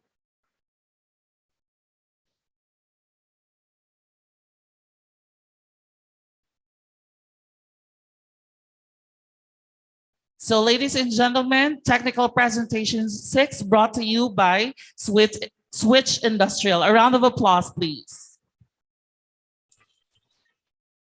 Hello, good afternoon, everyone. Can you hear me on your end po? Can you please confirm? Yes, ma'am, we can hear you clear and loud. Good afternoon. Okay. Good afternoon. Thank you. So I will be sharing my screen. So, ayan. Is my screen naman visible on your end? We're still waiting for the presentation, but yes, it's still loading. There you have it, ma'am. Okay, thank you. So for a while. So good afternoon, everyone. I am Don Rebolio, a representative of Switch Industrial Sales Corporation. So I'll just quickly introduce to you kung sino ba si Switch Industrial, and afterwards we will proceed to a more technical presentation about locating and marketing technology. So Switch Industrial Sales Corporation, we are a trusted dealer since 1992. So over the years, we have like 20 years in the business. So we are a team of electrical engineers. So ako, you can call me Miss Dawn if we ever meet in the event. I am an electrical engineer from Davao City, so Visayas sad ko. So hopefully pag face to face or I can visit or you are in the mid-year convention, ayan, magkikita-kita po tayo. So ayan, we are a team of electrical engineers who specialize or have years of experience in cable and manufacturing. So ayan po, and we are the authorized partner of 3M here in the Philippines for a very long time. So ayan, we are partners with 3M here in the Philippines as well. So we are very honored for the Antica chapter and for the IIE for inviting us to be part of this event. So where are we located? So our office is located in the heart of Manila. So ayun po, if ever you visit Manila and you are looking for a specific item to want to know what it looks like, how it works, so very accommodating naman po ang staff namin doon. So you can search it in Waze or Google Maps to find our location. So for 3M, 3M is very broad. Sir Marlu will be sharing how broad 3M is in the entire world. So ngayon, ang kinicarry lang ni Switch is only 6 sectors. Pero these are all related to our field as electrical engineers, which is the electrical, abrasives, personal safety, tapes and adhesives, traffic safety, and cleaning materials. So ayan po yung sectors na kinicarry ni Switch Industrial. So for the electrical sector, we have the lugs and connectors. So what are the lugs and connectors? Ito po yung mga technology na ginagamit natin to connect wires. So we have the termination kits, splicing kits, accessories that go with it. We have the dual rated na mga lugs. And if you want to know more about the applications and specifications of these lugs and connectors or kung ano ang types of lugs na ina-offer ni 3M, I will be sending you also a technical brochure after the event so you can have a reference sa field or in your design or whatever it is you'll be using it for. So for electrical tapes, we also have the very popular Scotch 33 Plus, which is the professional grade ng electrical tape. We also have the 130C na ginagamit natin sa ating terminations. And sa medyo sa retail or sa commercial part, we have the Temflex 1701. So if you're looking for an electrical tape, tapos gusto niyo ng particular model, ayan po, andyan po si Super 33 Plus, tsaka si Temflex 1701. So we also have the special application tapes. So in case if you have problems sa planta nyo na kailangan ng temporary remedies using tape applications or mga ganyang mga methods, you can readily call us in case of emergency, and please do know that we have stocks of these items so we can provide some remedial na mga mga processes for that. You can readily contact Sir Marlu or my number or even kay Sir Kevin. I will be sharing to you his information then at the end of the slide. So you can reach any one of us in case you have problems so far. So we also have the safety. So very popular with 3M right now is the N95 masks na ginagamit natin sa ating mga site minsan. And we also have the reusable filters, earmuffs, safety hats, and you also have the harnesses that go with it and yung mga reflective vest natin. For the abrasives, ito na yung mga cutting and grinding discs. And we also have other tapes and adhesives, which is the visible safety markings for dati, kailangan to sa social distancing, pero right now, it can still be used sa ating mga offices and facilities. So the second picture is very popular, which is the VHB. Kung gusto natin ng attachments without the presence or the unsightly images of hooks, nails, screws, ganyan. So you can use the VHB. This is also very popular among the group sa homebodies kasi 'di ba ayaw natin mag-drill ng holes. So this is a very popular tape also. And the anti-slip na mga tapes. We also have commercial solutions, mga anti-slip mats, mga cleaners, and such. And here are our contact numbers. So you might have encountered one, or kung wala pa, you can just familiarize the picture. So Sir Kevin Carlos, ayan po yung contact number niya. I'll also be pasting this sa chat box so you can just save it sa inyong contact list in case an emergency occurs. So wala pong problema sa amin kung tumawag po kayo or may inquiry lang kayo or may random question. So ayan po number ni Sir Kevin. On the second photo, we have Sir Joel and Miss Vilma. They are the ones who are the CEO of the company. So if you encounter them, ayan, if you know them, tapos nawala lang contact numbers nyo, ayan po yung contact numbers nyo. And ito po yung sa akin, I'm Miss Don Rebolio. So, Bisaya ako, so pwede mo magbisaya sa ako So here is my contact number also. So, if ever nawala man sa inyong memory ang among contacts, you can also reach us via our Facebook, which is Switch Industrial New. And you can also request seminars regarding termination and splicing. You can have it scheduled with us if you want to have an in-depth presentation sa inyong companies for 2 hours or an hour of So para doon ma-discuss natin ang inyong mga individual and unique concerns. So I'll stop sharing.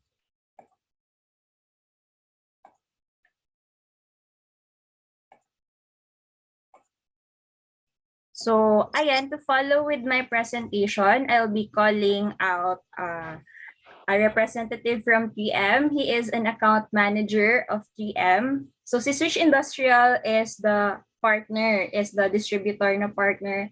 And si 3M is, ayun, si Sir Marlu, he's an account manager and has received several trainings overseas for his topic. So ngayon, he will be discussing about the locating and marking na technology. So if you don't have any idea what it is, so ayun, it's a very exciting topic. So I'll hand over the floor to Sir Marlu.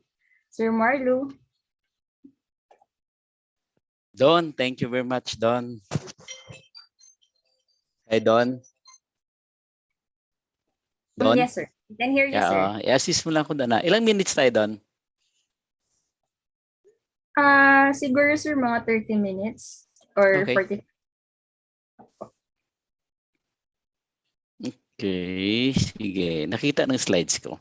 Hindi pa. Visible lang po yung screen, pero yung slides isn't still loading. Okay, sandali Ayan. Yan. Okay na? Ayan pa, okay na. Ba't tayo mo tumakbo? Sorry.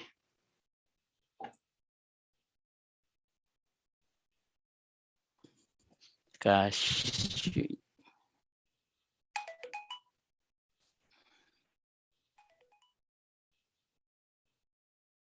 Yan. Okay na? Okay na, Don? Hello? Loading pa, sir. Wait lang, sir. Ayan, sir. Good. Good to go. Okay, go. Locating and marking. So magandang hapon po sa lahat, lalo na yung sa virtual at saka yung lahat ng participant natin. Nandiyan yata si Sir Jimmy. Magandang hapon sa inyo din, sir. So nandito kami ngayon sa Antique, a few kilometers away from the site. But then I was informed by Don that Engineer Kevin was not able to present today due to mga madali ang lakad. So I have to rush on my room para ihanda tong presentation, no? On the spot, impronto, kumbaga, just to show our support to our partners in the Philippines.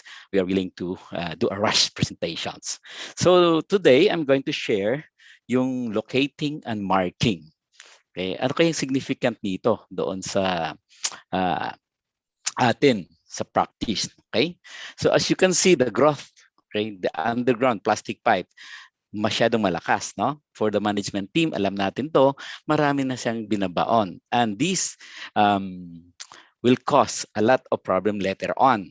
5 years from now, hahanapin natin kung nasaan yung nilibing natin underground.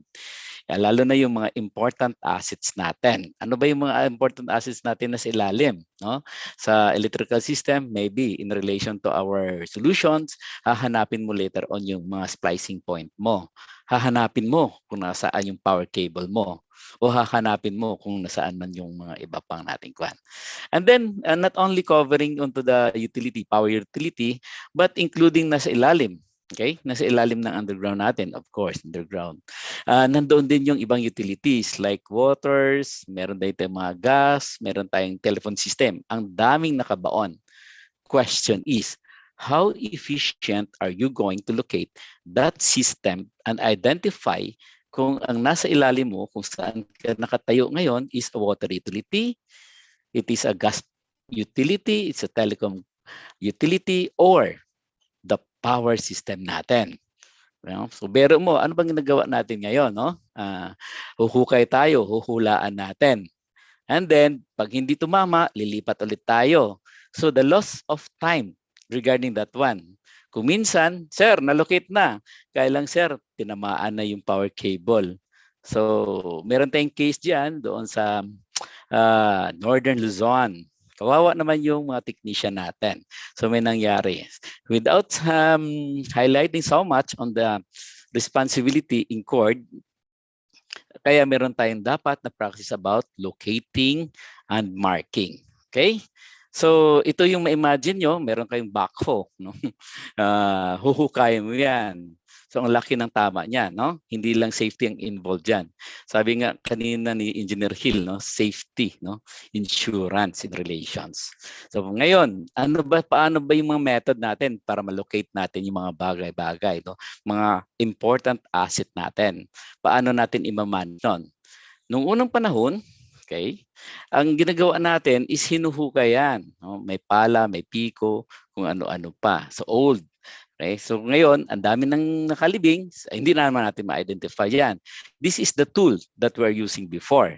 And until now, existing din yan. And then, nag-evolve ang technology. Nagkaroon tayo ng electromagnetic locating. Ano yon? Dito, nakikita nyo sa ilalim. I-change ko lang pointer, ano? Pointer. Saan ba? Yan, ito yung nating laser para makikita. So ito, power cable natin, dinadaanan natin ng isang wire. Tawagin natin to sa field na tracer wire. And then tatakpan mo yan, no? And using the technology of electromagnetic, makikita mo kung saan ito lumiliko o saan to patungo wire na yan. So that is the technology of electromagnetic. But today, may bago na tayong technology using the RF, no, radio frequency ang ginagamit. But then, hindi lang, malulocate mo ngayon, ma-identify mo siya. So pwede na pala natin meron tayong technology ngayon na hindi mo lang siya malulocate, but then malalaman mo pa kung sinong gumawa. Ano ang exact location niya. For example, ganito. Okay? May building dito. Sa Pilipinas, lalo din sa Manila, maraming bahay naglalakad, no? Yung 4 lanes mo, later on, yung mga bahay nasa gitna na. So lumiit. So yung reference mo ngayon, physically, out of place na. So huhulaan mo. But this time, using the RFID locating, makikita mo na siya, at the same time, ma-identify mo pa. Ano kayang nilibing ko doon sa ilalim? Is it telephone? Is it power cable? Is it utility? Okay, question is, alam ba natin sa practice kung anong color code ang dapat ililibing natin para visually malalaman natin na power cable para yung nasa ilalim? Okay? Sir, violet. Bakit? Nasa harap mo violet eh. Okay? So yun, meron yan. So this is the tracer wire, yung sinabi ko kanina, na normally and hopefully ginagamit to natin. But the danger, okay, so using the tracer wire, magiging conductive material. So masusunog yung mga pipes natin. So karamihan, hindi na natin ginagawa yan.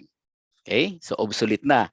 So pumasok naman tayo doon sa mga direct boreal na tapes, no? So this is direct boreal. Karamihan kasi, meron tayong nakikita din sa caution tape, kung tawagin natin, yun na rin ang binabaon natin. Unfortunately, hindi lahat yung binabaon natin tatagal. So dapat nakaspecify yan na for direct burial purposes.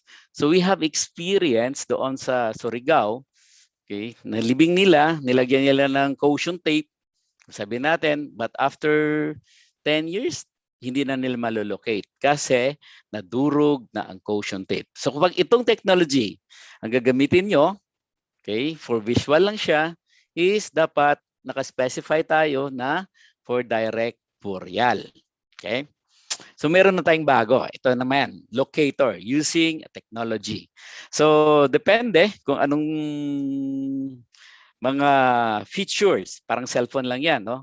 The more features nandun sa cellphone mo, the better at medyo mahal siya. So locator, Dynatel ang trade name namin. So dito may mga series siya and this is the set na makikita natin sa fault locator natin. Okay, ano bang mga set na yon? Meron tayong transmitter, meron tayong receiver. And then meron tayong iba pang accessories. Itong dalawa, itong dilaw na to, no? Pinaka-importante niyan. So magta-transmit siya ng signal and then along the line hahanapin natin. So ito yung maghahanap. Kaya tinatawag siya na locator. So ito yung example, no? Nagpapadala na siya ng signal sa ilalim and then along the line hahanapin mo siya. So meron kang antenna, no? Meron tayong antenna. Tinatawag natin na peak antenna and the null antenna. So ibig sabihin lang horizontal and the vertical. Imagine natin, this is just an X and Y axis. So para ma-pinpoint natin kung nasaan yung marking system natin. Okay? So kasi sa ilalim lang yan, ang daming congestion, no? At sa trenches, ang daming magulo. Kasi marami siyang pwedeng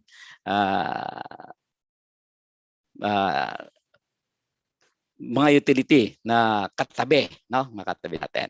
So from here, ma-identify mo siya kasi meron kang ID. Ito yung sa akin. Yung sa kabila, hindi akin yan. Okay? So example, sa electrical, meron kang splice sa ilalim. Okay.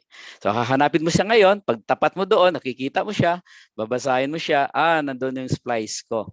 So importante natin ang splicing na ito. Kung minsan kasi, lately, last week, may nagtanong sa amin, Sir Marlo, pwede po tayong magdugtong ng power cable? Habang maiwasan, iniiwasan natin. But then, nandiyan na yung mga kasamahan din natin, nag-sponsor din sila, may mga power cable sila.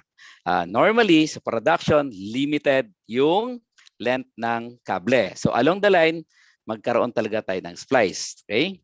So mga jointer, kung tawagin natin dyan. What if hahanapin kong joint na yon sa ilalim ng lupa? So using the marking locating, malalaman natin. Okay? So sir, yung locator mo nasa taas, yung marking mo nasa ilalim. Baka naman after 10 years, hindi nagagana. Wala ng battery. O 20 years, hindi nagagana. Don't worry. Walang battery yung loob ng marking system natin. Ang nakalagay doon, isang coil. Okay, ma-imagine mo, pag natapat mo yung locator mo, bigla na lang siya magigising. So magko-communicate na kaagad yun nasa taas niya. So in terms of ilang taon ba yan, sir? So in the US, meron kaming existing 30 years old na yung sa ilalim, nalolocate pa rin siya. And then, sir, saan ko ilalagay naman yung data na ilalagay ko sa ilalim para malalaman ko kung ano yung asset ang nasa ilalim? Meron siyang chip nakalagay doon. So this one, naka-color code na yan. So malamang mahuhulaan na natin siguro dito, no, kung ano ang kulay na dapat nakalagay sa atin. So hindi lang visual, meron siyang RF. Okay? Yung maliit, na mababaw lang ang paglalagyan natin. So habang palaki ng palaki, mas malalim, pwede siyang ilalagay underground. Okay? So yan. So for example, ito naman.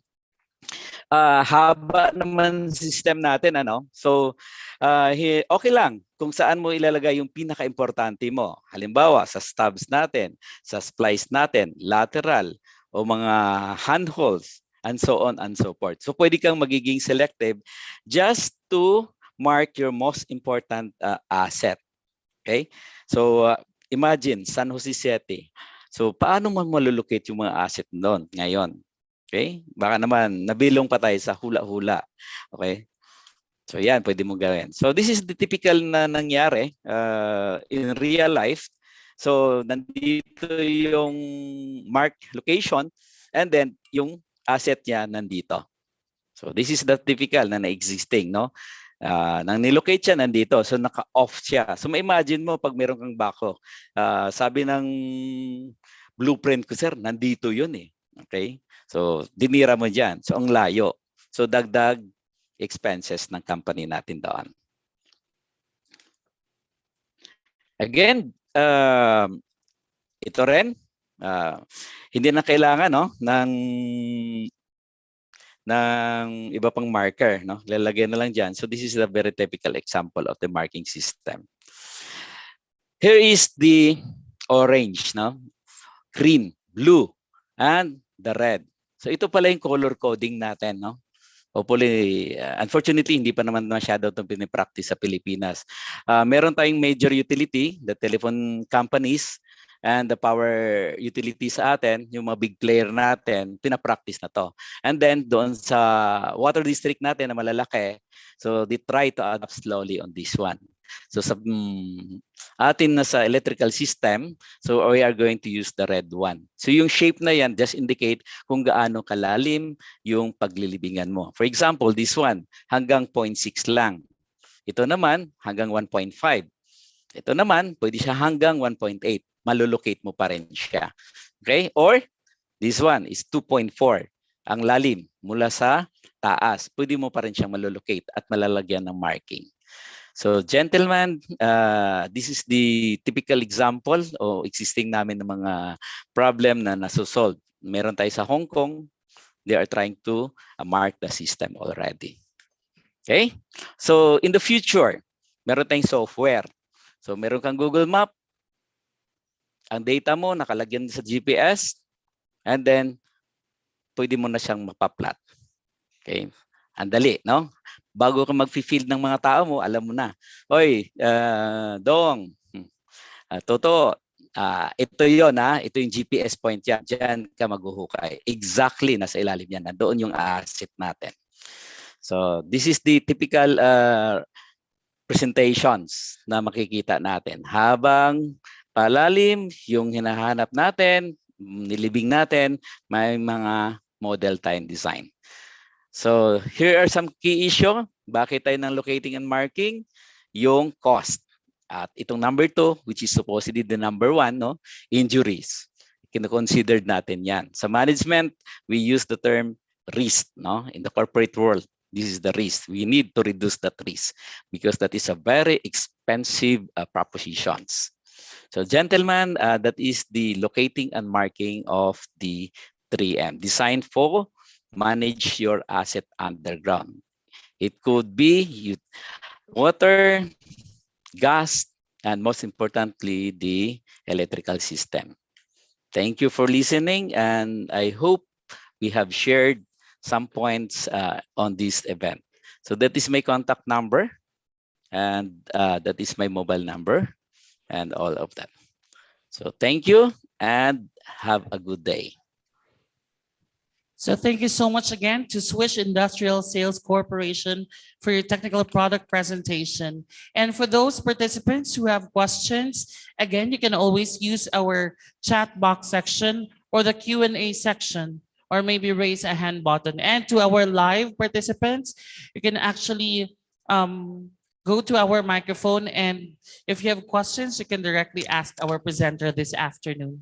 So again, thank you so much, Switch Industrial Sales Corporation. Do we have questions?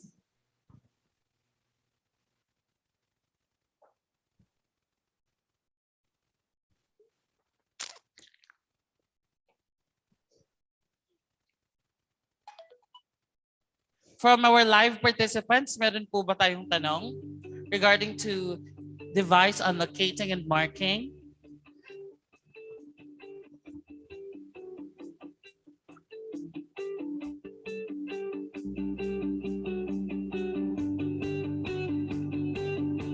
How about our online participants?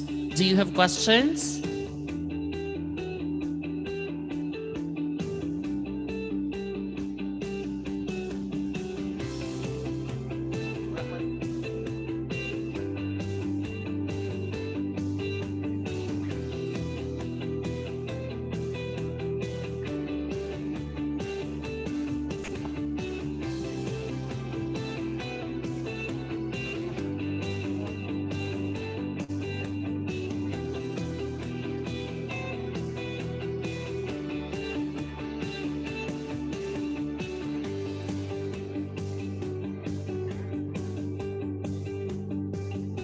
So while waiting, if there are questions regarding the presentation, to our live participants, you can actually now enjoy your afternoon snacks being served by our staff from Eagles Hotel.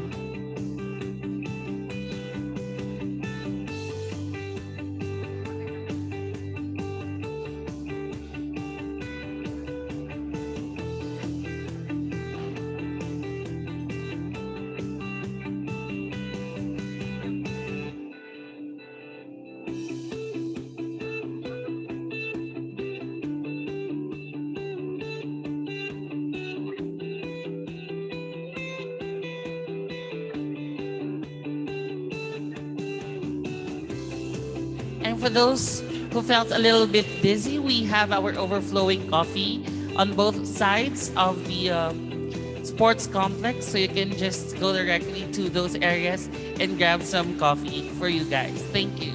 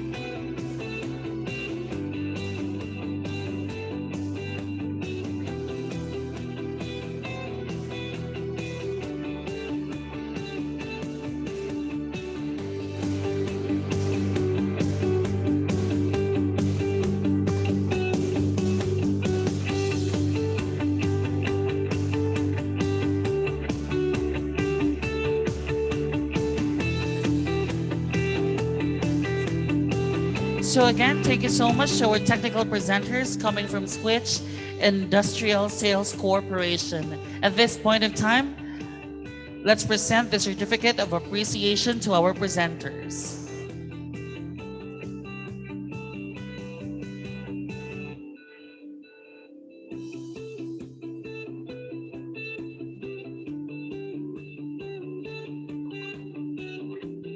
I hope also that our virtual participants or online audience are enjoying their afternoon coffee.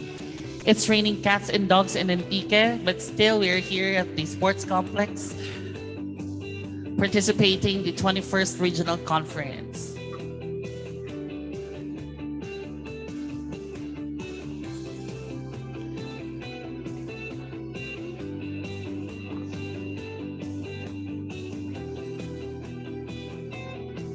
Certificate reads Institute of Integrated Electrical Engineers of the Philippines Incorporated, Certificate of Appreciation, and this certificate is presented to Switch Industrial Sales Corporation in grateful acknowledgement and sincere appreciation for sponsoring a technical product presentation during the 21st Western Visayas Regional Convention hosted by Antique Chapter held at Binarayan Sports Complex, San Jose, Antique on April 8 to 9, 2022. Signed, Antique Chapter President, we have Engineer Leonard Peter P. Samiliano, and Western Visayas Governor, Engineer Neil P. de Guzman. Thank you so much for sharing your time and effort for your product presentation. And I would like to remind our participants here that our next technical presenter will be available at 4 p.m. We're still negotiating with the technical product presentation coming from Savers Industrial Building Solution. Anyway, tonight you have your fellowship activity. It will be held here at the Binarayan Sports Complex. Tomorrow again, we will start early at 8 a.m. There are several technical product presentation and technical sessions, we'll be closing our program in the afternoon.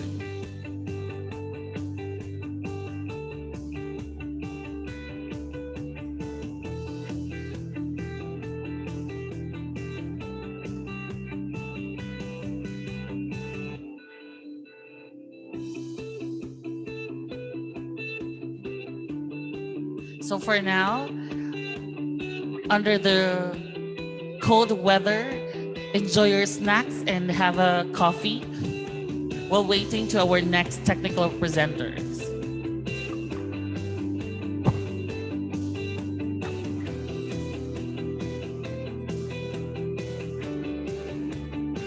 May I just ask the consensus of the participants? May I ask for the participants coming from Luzon?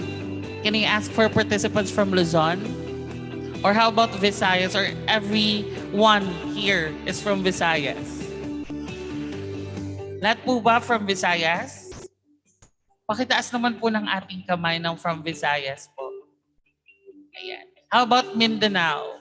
Meron po ba? From Luzon? Well, I think our national officers are present for the regional convention. I know na yung mga participants natin hindi masyadong nahirapan sa biyahe since you're just around Antique, Aklan. Let's just get the consensus of the participants coming from different provinces in Western Visayas. Sino po yung mga participants coming from Aklan, province of Aklan? Meron po ba? Ay, parang nahiya pa po sila. How about from Capiz? Sino po mga taga Capiz? Iloilo. Ayan, di sila mahiyain yung mga taga Iloilo. Do we have other provinces or cities attending from Visayas? Taga saan po kayo, sir? Negros Occidental. Okay.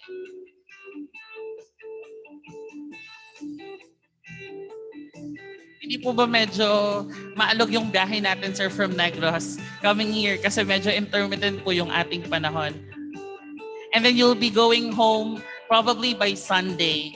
And it's really a sad note that since we are experiencing intermittent weather, you cannot actually go to specific places here in Antique. I would like to recommend sana that you just have to go to San Remigio in Aningalan. Or baka po may nakapunta na ng Aningalan dito. Hindi pa, wala pa po ba? Our Aningalan in San Remigio is considered as our little Baguio here in Antique. And if you have so much time in your remaining stay here in Antique, you can always visit our beautiful islands. We have in the south, we have our Nogas Island. In the north, we have our Mararison in Colasi and Seco Island in Tibiao. You can also enjoy our Kawa Hot Bath in Tibiao, in Calawag Mountain Resort. Actually, we're the first province to really offer that Kawa hot bath. So I hope that you have the remaining time in your visit here in Antique. You can spare some of it by enjoying the best of Antique. And of course, bring with you some bandi or some butong-butong with you going home or muscovado sugar. I know that Negros is one of the sweetest province also in the country, but we also claim the production of one of the sweetest muscovado sugar in the country. Meron po bang academe dito from the Visayas? Meron po bang academe? I think I have my colleagues here from University of Antique. Sino pong under academe or nagtuturo po? Anong school po kayo, sir? CPSU po. John B. Lacson Bacolod. Ay, Iloilo pala. Iloilo si sir. Sino pa pong nasa academe? Actually, may nagtanong sa akin kanina if I am an electrical engineer. Well, sad to say, I'm not related to any engineering course. Actually, I'm teaching tourism and hospitality management under the University of Antique main campus. Well, I'm just honored to be invited to host this year's regional conference. Well, I hope to see you again next year's regional conference. Well, if I'm blessed to be invited again, just waiting for the next technical presenter. Ano po kasi malamig yung panahon ngayon. At of course, maraming magandang gawin pag malamig. Diba? Survey po tayo. Ano po yung magandang gawin pag malamig ang panahon? Merong natatawa. Uminom ng kape. Ayun. Ano pa po yung magandang gawin pag malamig ang panahon? Ay, wala. Wala magandang gawin. Actually, tomorrow is holiday, I think. And kaso, medyo po hindi maganda yung ating panahon. And you still have your last day for the regional conference. And then ko po you can earn your CPD points attending this regional conference.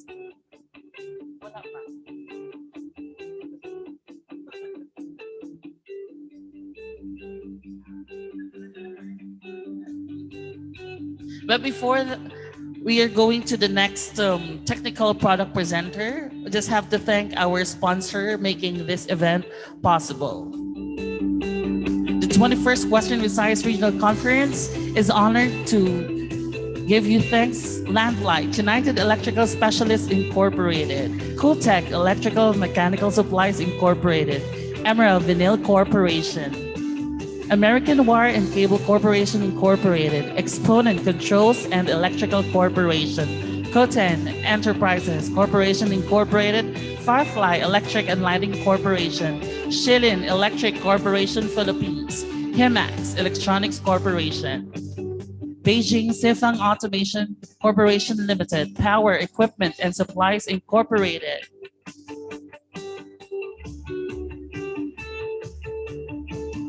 also, we would like to thank Fujihaya Electric Corporation, TPP Power Integrated, LJ Industrial Corporation,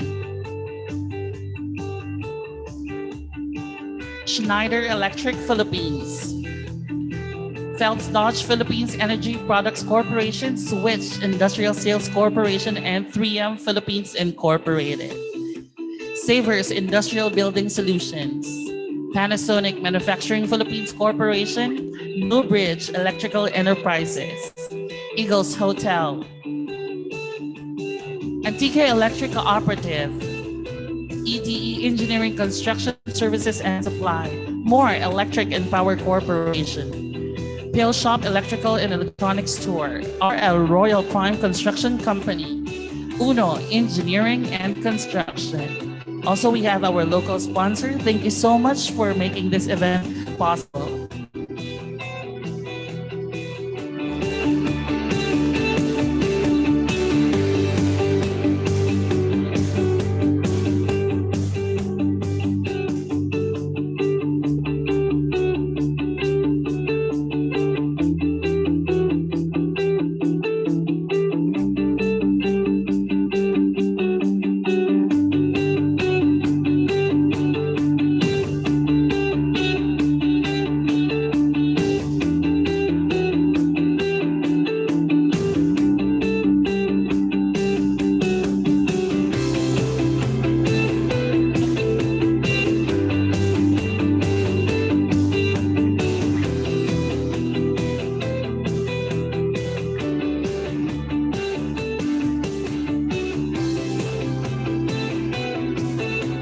Maybe some of you here are also curious about the transfer of the presentation of our technical speakers and some of the technical product presentation. Well, you can ask our organizer if they can submit that or send that to your active email addresses.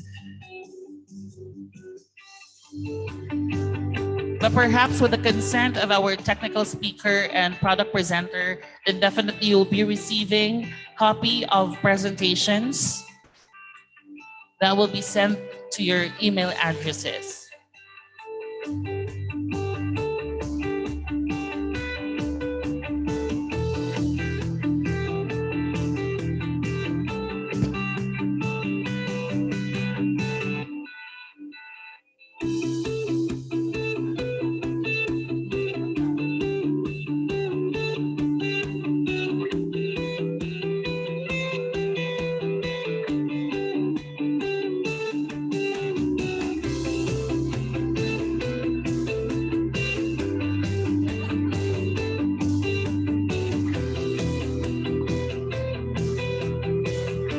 Baka po habang nag-aantay, baka po merong raffle draw yung ating mga nag-exhibit ngayong hapon. Baka si Panasonic Life Solutions, baka meron pong pa-raffle. Baka naman.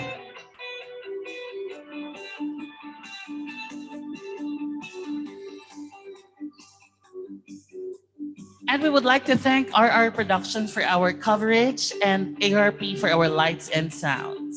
Thank you.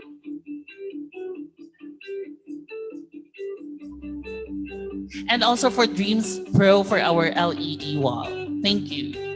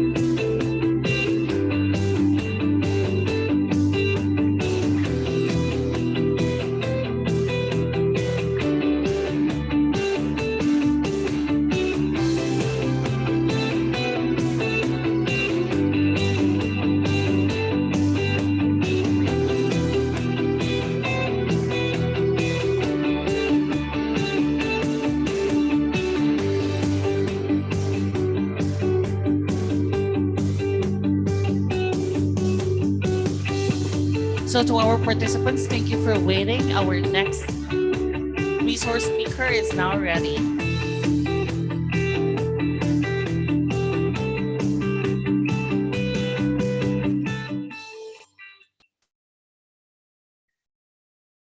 So our next resource speaker finished his bachelor's degree in electrical engineering at Mapua Institute of Technology, finished his postgraduate for master's in electrical engineering, major in power systems at the University of the Philippines, Diliman. He is the regional governor of the Institute of Integrated Electrical Engineers of the Philippines Incorporated, Bulacan chapter, the national chapter, and president of Bulacan chapter for the Institute of Integrated Electrical Engineers of the Philippines Incorporated. He conducted several trainings, specifically on solar PV rapid shutdown safety solutions, 2017 PEC compliance, install your own rooftop solar power plant, solar PV system, permitting and inspecting for code compliance, build and design your own solar rooftop power plant, designing solar plus storage for residential energy solutions, solar power plant design and installation. He specializes on power substation engineering and design and solar PV energy system for residential C&I and utility scale platform. Currently, is the founder director of the Lozares Energy Consult and the CEO of Lozares Solar Power Engineering Services. Ladies and gentlemen, to talk about the update on Republic Act 11285 of the Energy Efficiency and Conservation Law, ladies and gentlemen, with big warm of applause, Engineer Virgilio Sanchez Lozares. A round of applause, please. Thank you very much.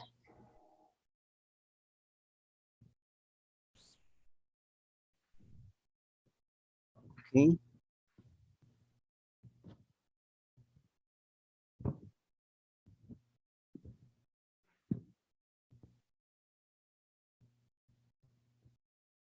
Okay, magandang luntiang hapon po sa inyong lahat. Sayang, I find no time na mag face to face. Sana pupunta po ako diyan eh. Kasi I miss already the clan and my best friend, the former governor. Magkasama kami dati ni late national president, no, si Engineer Seloy, si Cirilo Calibo, no? So in honor of him, I know that he is so very happy, no, that what you are doing. Mabuhay kayo, IIE Antique chapter. And thank you, Gob Niel. Thank you, Press Leonard Peter, for this opportunity, no, that you're giving to me. And what I will share to you is the updates, no, of a very important Republic Act, no, dito sa atin, yung RA 11285, which is the Energy Efficiency and Conservation Law, no, the EEC law. Okay? I was supposed, hindi ako late I was supposed to start at 4:30, no? Hinabol ko nga lang mas maaga kasi I am in a series of meetings, no? Dapat matatapos yun ng mga 4:15 Buti natapos na mas maaga. So I was supposed to deliver this in 4:30 to 5:30 p.m. Anyhow, mas mabuti, mas marami tayong oras, no? For the question and answer, and mamaya I hope especially those in the designated establishment, no, lalo na yung mga energy efficiency officer, nandito kayo to ask, no, and if not, then I will be the one to ask, no, regarding this memorandum circular and this energy efficiency law. I want to also kasi mas maaga ako ng 35 minutes, no? Okay, so it's nice that I can say hi, no, to my colleagues, no, in the virtual and also in the what you call that,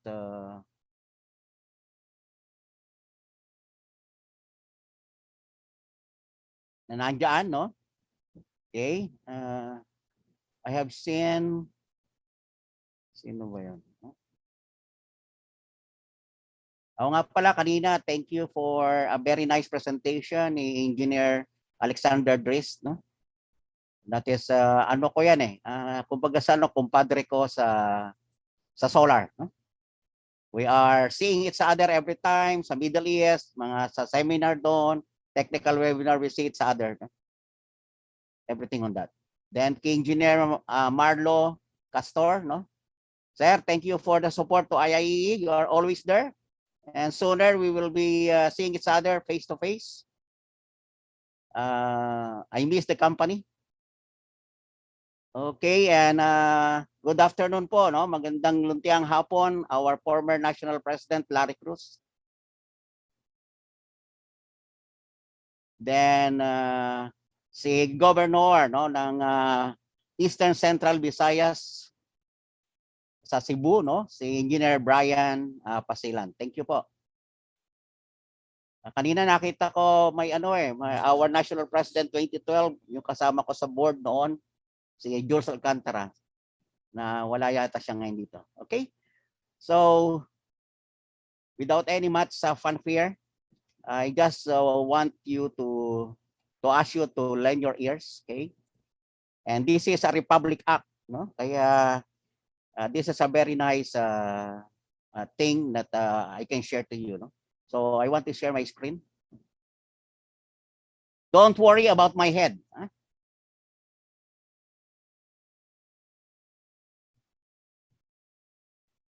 Where's that?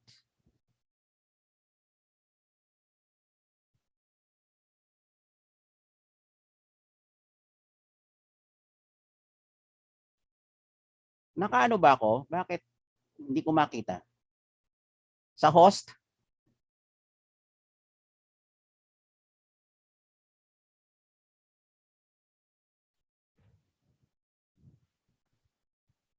Ayun. Ayun.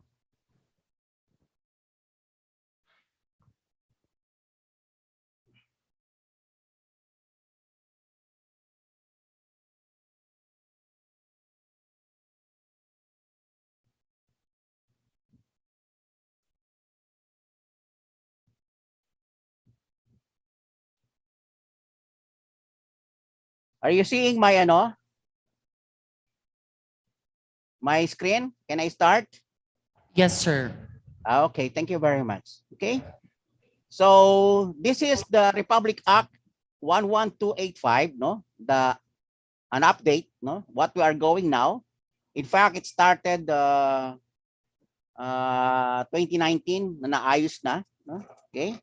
And I have some authority sharing this to you. I am a vice chairman, no, of the IIEE Energy Efficiency and Conservation Committee, no? Incumbent ngayon, okay, for this. So when we say this energy efficiency and conservation, let's make energy efficiency and conservation our way of life. Huh? This is what we needed. Huh? Okay.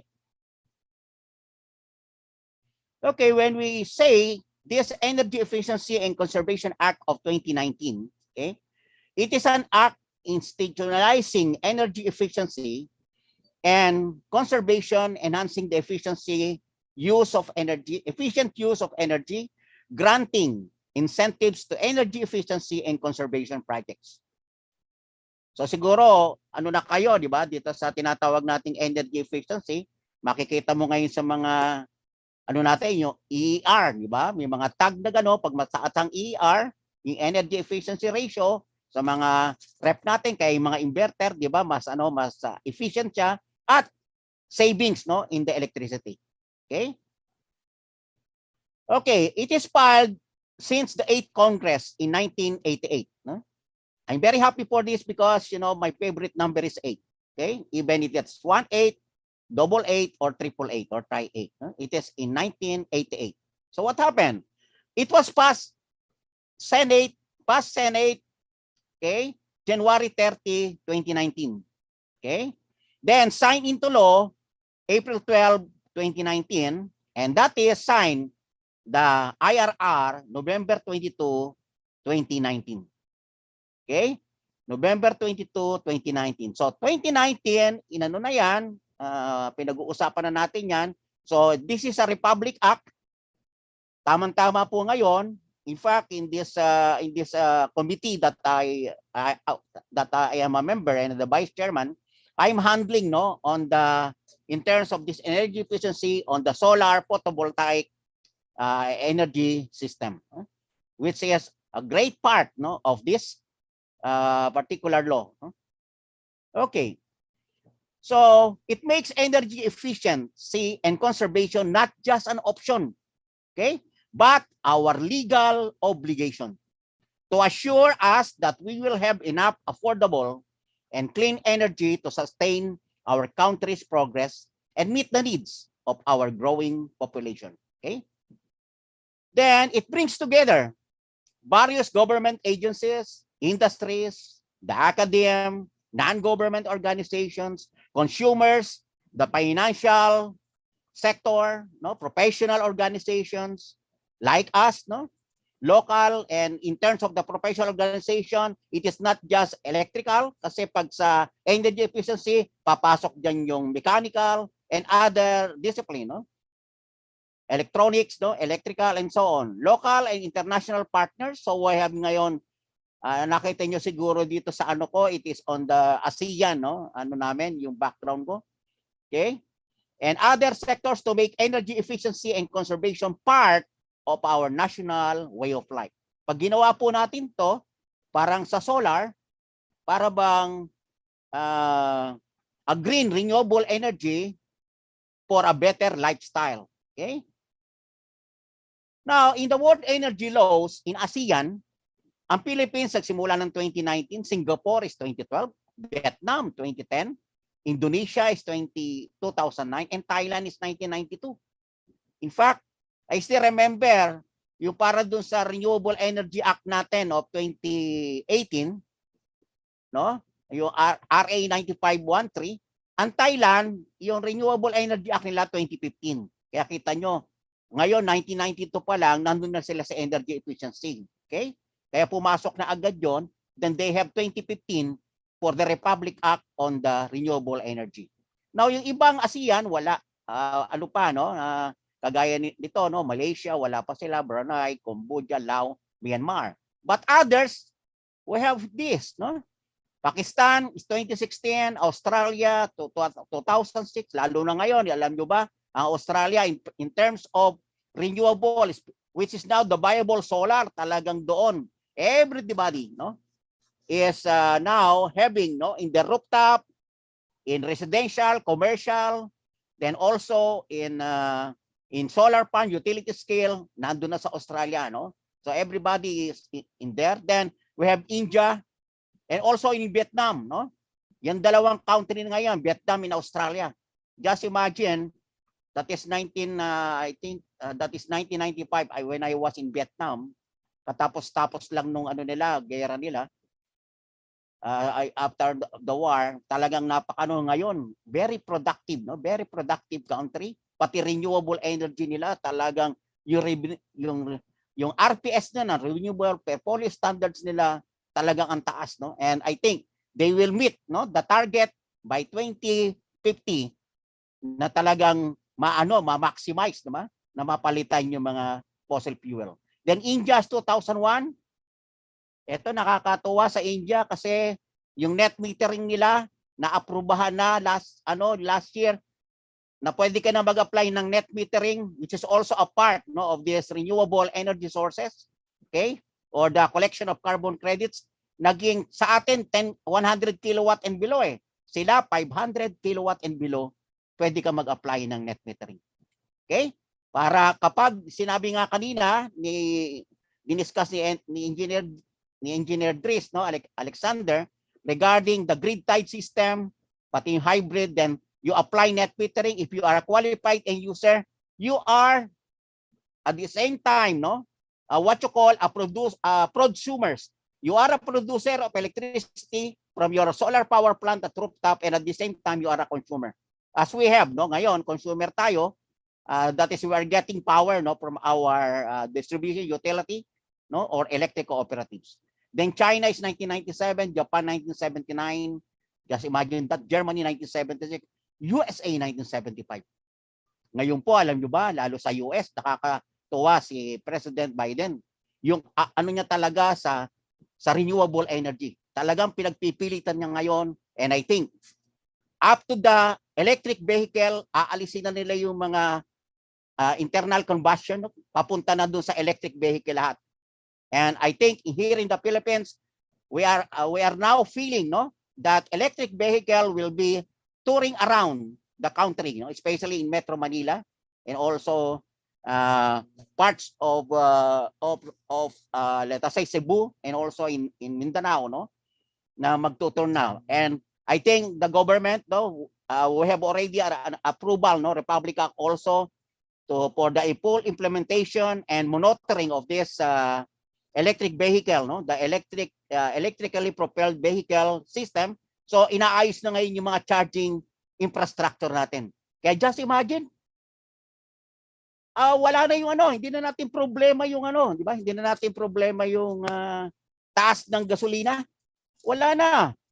Kasi ngayon, you have your charging station at home. You can have your charging station at home. Meron kang solar, meron kang ngayon storage, no, yung battery energy. Then from the solar, pwede mong i-charge yung ano mo, yung sasakyan mo, the fully electric vehicle, no? The BEV, okay, the battery electric vehicle. Then libre ka na.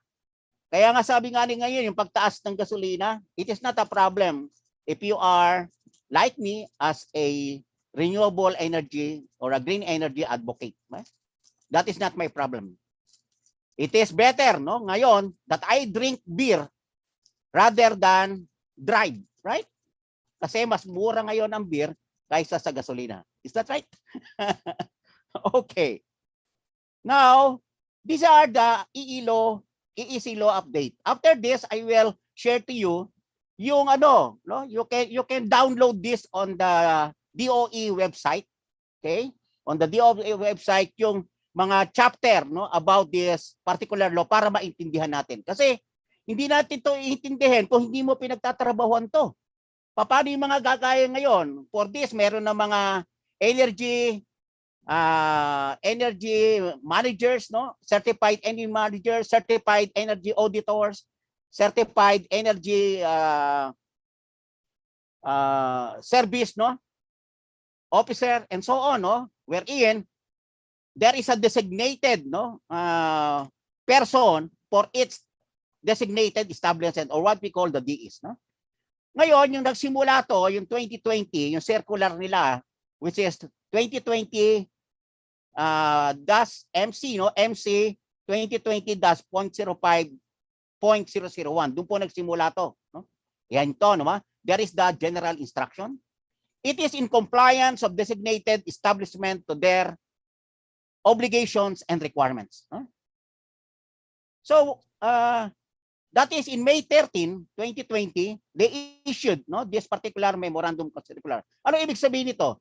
It is directing all designated establishment under commercial, industrial, and transport sectors to submit energy consumption reports. Okay? Para malaman po natin kung dapat yung planta o kaya, o let us say, particularly let us say industrial, kagaya na na-experience ko ngayon namin because I have my solar engineering services company, no, as an EPC. Bisan maglalagay sila ng solar kasi gusto nilang makasave o makasave sa electricity bills, which is correct. But rather than that, hindi nila nakita na marami nasasayang na kuryente o kaya nasasayang na energy, no, because energy is kilowatt multiplied by hours. That is kilowatt hour, di ba? So marami silang minsan nakikita namin, yung pala yung power factor mo masyadong mababa. Doon lang lugi ka na. O yung mga ibang equipment mo, 'di ba? Nagsasayang lang ng hindi mo siya na i-recycle. So, there is what we call the energy audit. Kaya ngayon, kasama dito to yung energy audit. Makikita mo ngayon, eto bang equipment na to, dapat ano na, palitan na to, di ba? Kasi hindi na efficient, mas lalo kang napapamahal. Okay? In fact, to tell you my dear friends and my dear colleagues in this in IIE, yung committee po namin nagsimula na mag-audit, no? Ang sinimula namin i-audit ang ating main headquarters, no?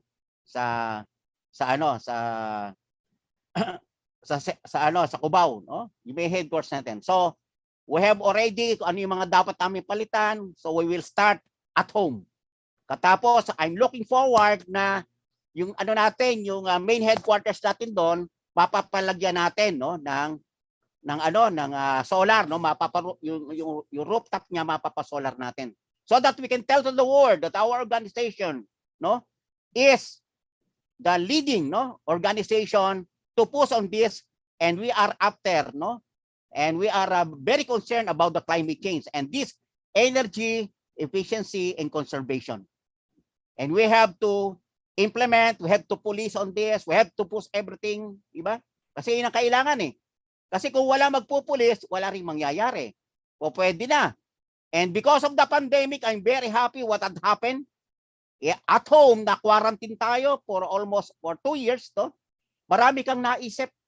Diba? Kaya ngayon, pati ngayon, kita mo, pati ngayon sa pag-a-apply na electrical permit, nawala na yung mga nawala na yung mga tawag doon, yung what you call that? Yung may lumalakad para sa loob, fixer, di ba? Wala na kasi ngayon digital na. Digital na, di ba? Online. Magpapaano ka, madali na. Wala na yung Hindi kagaya dati kasi sorry for that, but this is an experience. Yung mga fixer ang ginagawa, kasi siyempre kita rin sila. Ngayon para mapabilis, hihingi sa'yo ng additional. Yung bibigay sa'yo na resibo, hindi talaga yung actual. So pangit, di ba? Pangit. So that is the thing. Huh? Okay. Now this memorandum 28.5, no, sabi ko nga sa inyo, it is a designation, no, on that on this, no, na designated establishment. Okay. Then that is directing all DEs, no, yung designated establishment, DE, no, to submit energy consumption. Then July 22 nag-issue ng advisory. Okay? Kasi bago pa lang, 'di ba, November 2019. Tapos pandemic 'to, 'di ba? Ito yung period eh. 'Di ba? You still remember that, no? Tong period na 'to, dati sa Metro Manila, kasama kayo March 15, nagsimula ng quarantine, 'di ba? Simula ng quarantine, naano ako doon sa mga bata, 'di ba? Tapos pag-aaral ng mga bata, naka-quarantine sa bahay. Kaya pag wala kang solar sa bahay, nasa wala kang solar, ang mga bata, nakakulong na sa bahay, tapos may aircon ka sa kwarto, doon pa rin sila nakakulong, doon sila nag-aaral. So double kulong, di ba? Okay. Now, issue advisory, then nag-extend ang deadline. That is April 15, 2021, para makakomply para dito sa loan na to. Kasi sabi ko nga sa inyo, para makakomply, there should be a push from the government and also for this kagaya ng mga professional organization like us na iano natin to, no? Na i-push natin na kailangan to, no ba? Then there should be a regulation kasi kapag walang regulation, pwede na. Kagaya po na nangyayari ngayon sa solar. Marami nagpapa-install ng solar na po pwedeng hindi muna mag-ano ng electrical permit kasi walang nagpo-police, walang nagmo-monitor. Tapos kanina nga, sinabi ko kanina, kaya ako nakapagsalita, yung rapid shutdown device na yon, yung tinatanong kanina na yon, kailangan yan, this is because this is protection of the emergency responder.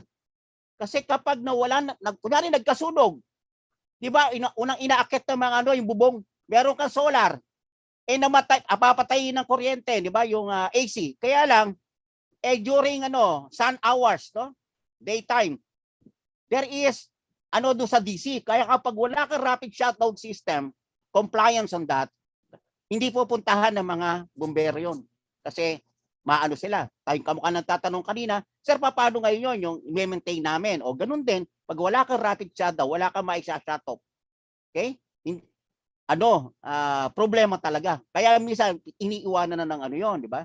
Kaya lang because of the technology nowadays, wala nang problema kasi automatically this technology, this rapid shutdown is ginawa, di ba? Na para for safety concern of everybody, para ang solar industry will be talagang flying high, Because this is solar power is transforming the energy future.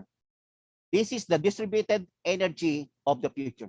Kagaya ngayon ng electric vehicle, the electric vehicle is driving the or that is a transition to driving the future. Yun ang electric vehicle. Okay? Okay, so July 22, ngayon nag-ano ng 20 I think September, okay? O nag-revise pa pala muna guidelines on energy conservation, conserving design, So nagkaroon ng revision on that, how to conserve. Then there are public consultation na nangyari. So we have this SECO, CM, ESCO project endorsement, I'll discuss ko sa inyo mamaya yan, for the guidelines on energy conservation design on buildings. And on September 20, ito yung guidelines, in the administration, classification, and certification of energy service company, ESCO. And that is from this circular, Department Circular 2020-09-0018. Ano ibig sabihin nun? Kaya ginawa yung guidelines na yan is to enhance the professionalism, credibility, and quality of service. Okay? Yung gagawin natin na energy efficiency of this. Okay? So I proceed. Ngayon, nag-adapt ngayon for the energy conservation building that is in December 2020 through that Department Circular 2020-12-0026 that adopted the guidelines on energy conserving design of buildings to provide energy efficiency or to provide energy efficiency guidance in the design and construction of buildings in the Philippines. Okay? Kaya di ba papunta na tayo sa smart building? Kagaya nga ngayon lahat ng mga kinilalagyan ng mga bagong bahay, lalo yung mga mayayaman, may mga 2-story, 3-story, marami silang mga appliances. Nakakatipid sila, mapapalagay ng solar, mapapalagay ng battery energy storage. Wala na, nangyayari sa kanila pag may ganun, yung grid, ang nagiging backup na lang nila. Kasi they are already self-sustaining. Because solar, this renewable energy, which is now viable in the Philippines, and it is in the Philippine land, by 2020, that is third quarter. I remember that. In 2020, nandito na everybody is installing solar power, rooftop solar power. And ngayon nakikita natin ang ganda, marami na ngayon na wala silang problema, lalo yung mga nag-retire, yung ano nila sa retire, ininvest nila sa solar. Ngayon, ang ganda ng buhay nila kasi pag nag-retire ka, di ba, wala ka na yung dati mong kinikita na maganda. So, ano yung pababayad mo sa kuryente, di ba? Pag ngayon, nilagay niya doon ngayon, wala na siyang magkano binabayaran sa kuryente. Kaya ng let us say, one of the example that I have, professor siya ng Asian Institute of Management. Yung mga may-ari ng kumpanya, mga commercial, industrial, mga tinuturuan niya sa Asian Institute of Management. Nagpalagay siya sa akin sa bahay. Ang binabayaran niya sa bahay dati, 8,000 to 10,000. Okay? Tapos, nagpalagay ng 5.32 kilowatt lang. Alam niyo na savings niya? For that small, Tapos ngayon, nagdagdag pa siya ng aircon kasi may solar na nga siya. Nagdagdag siya ng aircon sa living room. Tapos, during the day, kung gusto niyang patakbuhin lahat yung aircon niya, walang kasi libre. Alam niyo, inabayaran niya ngayon 1,000 to 1,500 na lang. Gusto nga magpalagay pa ng battery. Magiging zero net energy na, di ba? Zero net energy home. So sabi niya, engineer, wala na ako ngayong problema. Kasi pati itong ginawa ko, lahat ng mga apo ko, pumupunta rito, dito nag-aaral sa living room. Kasi, parang class na naka-aircon Tas libre during the day. Just imagine that, my friends, di ba? So you have this for this design and construction of buildings. And January 2021, nag-issue ngayon ng 2020 Department Circular 2021-01-2021. Ito po yung sa mga certified energy manager, dapat magkaroon ng ganito para ito yung mag-i-implement. Okay? Ito yung mga sasagot kung ano yung mga kailangan. Kaya ngayon, meron tayong sa organization natin, nag-o-offer ng ganito kung gusto mo maging certified energy manager, gusto mo maging certified energy conservation officer, gusto mo maging certified energy auditor. That is towards raising the professional standards of the energy efficiency practitioner. Maganda po ang bayad dito, maganda. Iba po ang salary nito, mataas. Okay, these are the guidelines no from that DC circular for the certification. Yung CEM is certified energy manager, SECO is certified energy conservation officer, and SEA is a certified energy auditor. Okay? Now, those are the updates, no? And now everything is going on things. Ngayon kailangan lang ng DOE na yung magpupulis. So kagaya ng IIEE through our committee, tumutulong kami, di ba? Para bang ano yan, tawag dito yung volunteer, no? To help the government. Kasi pag na-implementan ito, we make people happy in terms of energy efficiency, no? Na we have a great savings no in our electricity bills and so on. Sa mga kumpanya, marami na kami na nalagyan ko, lalo yung mga commercial o industrial, naglagay ng solar, kala nila doon lang ang savings. Yung pala, pati yung na-audit namin, no? Yung ano nila, yung system nila, doon may mga papalitan ng mga equipment na dapat na hindi na kailangan to, yung power factor, masyadong mababa, dapat itaas mo para, kasi sayang yun, parang nagtatapon ka. Tapos meron pa palang pwede, may mga boiler na dapat iaano mo siya, i-recover, i-recycle mo, para walang nasasayang. Okay? So this chapter 1, general provision, that short title is Energy Efficiency and Conservation Act. No? This is an institutionalized energy efficiency and conservation as a national way of life geared towards the efficient and judicious utilization of energy by formulating, developing, teka sandali okay, developing and implementing energy efficiency and conservation plans and programs. Yan po yan, may mga plano and programa to secure sufficiency and stability of energy supply in the country to cushion the impact of high prices of imported fuels to local markets and protect the environment in support of the economic and social development goals of the country. Kita nyo, di ba? Ang ganda. Tapos may act na tayo, ibig sabihin, kapag may ganyan na, this will be a government, no? Meron na tayo magiging budget ng the government on that, ba? Kaya, then, in this declaration of policy, letter B, promote and encourage the development and utilization of efficient renewable energy technologies and system to ensure optimal use and sustainability of the country's energy sources. Ngayon po, ano yung ano natin na renewable energy technology? Ang viable po rito is solar and wind. Ang wind, sa mga malakihan pa, di ba? Marami na tayo ngayong wind. Dito lang sa Rizal, meron na tayo. No? Dati, ano lang dito lang sa Ilocos, sa Ilocos Norte. Ngayon, meron na. Kaya lang, ang pinaka-viable talaga po lang ngayon, solar power. The solar energy.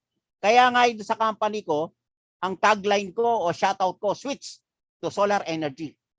Yan po ngayon, ba? Everything. Sa ibang bansa, ganun din. No? From Germany, Spain, okay, in Australia, in Vietnam, matutuwa ka sa kanila. Lalo na dito sa Vietnam, dati talaga, ano doon lalo yung napunta ako noon talagang maawa ka, di ba? After the nila, after the war, kala mo walang pag-asa. Pupunta ka sa kabilang probinsya, isasakay mo sasakyan mo sa sa Roro. Kabila lang 'yon wala pa silang Tapos maraming mga nagtitinda lang ng mga chiclet doon, ng mga doon sa para kumita. Diba? Ang hirap ng buhay. Ngayon, makita nyo pagpunta mo, pati mga skyway nila, pati yung mga establishment nila, very nice. Sabi nga ng mga engineer, pag bisita ka rito, Una-una gusto nila makipag-partner din sa akin in terms of the solar projects that we have, no? On that. Kagaya ng ginagawa nga ng Ayala, no, yung ASEN, mga kasamahan ko sila dati sa Negros nagkaano kami ng mga solar power plant. Ngayon, nag-ano na sila, pati hanggang Vietnam ngayon, hanggang ibang bansa, nagsasupply na sila ng nagagawa na sila ng utility scale solar power plant. Then reinforce related laws and other statutory provision for a comprehensive approach to energy efficiency, conservation, sufficiency, and sustainability in the country. And ensure a market-driven approach to energy efficiency, conservation, sufficiency, sustainability in the country. Kagaya po ngayon, kasi sabi ko nga sa inyo, isa ko na i-share dito sa energy efficiency, yung sa solar ko. And ngayon, I'm also a member of the DTI BPS, the Bureau of Philippine Standard, on the Technical Committee 91. Yun po yung Solar Photovoltaic Energy System. Nagagawa po ngayon kami ng standards, no, for the Philippines for regulation. Kasi wala pa tayong standard sa Philippines sa solar for regulation. Panay voluntary pa lang. Kaya I think within this year may inaayos na kami, naka-base naman tayo sa IEC, no, saka sa UL. Okay? Kasi tayo sa kagaya ng Philippine Electrical Code natin, naka-base sa National Electrical Code ng Amerika, di ba? Kasi nga because of our system. In fact, the 230 volt system, tatlo lang tayo sa mundo, di ba? Brazil saka Peru. Then nakaano tayo sa kagaya National Electrical natin, pwede natin apply sa Pilipinas, sa Amerika 115 volts, di ba? Sa atin 230. Kaya kita nyo ang system ng voltahe rito in terms of the grounding system, di ba? Yung dito sa Maynila, dito sa Meralco, we have the line to line, di ba? Yung phase voltages, delta. Pagdating sa in terms of the 230 volts, di ba? Pagdating ngayon sa sa probinsya, sa electric cooperative doon, we have the line to ground, di ba? Kaya magkaiba, di ba? So with respect to that. Kasi yung system natin, nandun tayo, di ba? Then we have this scope, establish a framework for introducing and institutionalizing fundamental policies on energy efficiency and conservation, promotion of efficient and judicious utilization of energy, increasing the utilization of energy efficient renewable energy technologies, delineation of resources among various government agencies and private entities. In fact, siguro nakikita nyo na to pa hapyaw-hapyaw dati, yung nagsimula sa 2019, yung una natin pinapalitan, di ba, yung mga lamp natin, di ba? Yung mga bulb na resistor bulb lang, di ba? Tapos pinalitan ngayon ng mga fluorescent, tapos ngayon naging compact, di ba? Tapos naging LED na ngayon. So papunta na tayo lahat doon, pati sa mga appliances. Ngayon, ang mga appliances natin like the rep, di ba? Yung mga natin, yung mga iba nating appliances, pag inverter, so that is efficient na. Kaya very important, may nakalagay doon na EER, di ba? Pag mas mataas yun, mas efficient. Kagaya na solar energy or solar power is a sustainable energy, no? Clean power from the sun, libre, free from the sun, sustainable, okay? And renewable, di ba? Okay. Ito ngayon po yung sa chapter 2, ito yung mga roles and responsibility. Kaya nagtulong-tulong ang mga gobyerno for this specific responsibility. Okay? So you have makita nyo dyan, di ba? From I will not discuss more about on this kasi gusto ko magkaroon tayo ng time na for the question and answer, di ba? Huwag kayong mahihiya kasi ako pag nagle-lecture ako, I'm not just reading it or I'm just not getting it from the books. Yung mga na-experience ko, baka meron sa inyo nag-aano na rito na-experience nyo, hindi ko pa na-experience. So matututo ko sa inyo, di ba? Meron ako ma-additional na matututuhan. Okay? Especially on this particular topic, no, on the energy efficiency and conservation. Okay? So nakita nyo rito una, ito yung National Government Agency, di ba? Specific roles and responsibility. Una, DOE. Ayan ang lead agency natin to implement the Energy Efficiency and Conservation Act. Okay? Natutuwa nga ako yung best friend ko sa Mapua na kasama ko nagtuturo dati, galing ng National Power. Undersecretary na siya ngayon ng ng DOE, okay, na hinahawakan niya yung Energy Utilization Management Bureau. Very nice, no? So meron ng electrical engineer doon na talagang pupos mabuti. Then we have the BOI, no, for the power, for the fiscal incentives, no? Just before a while.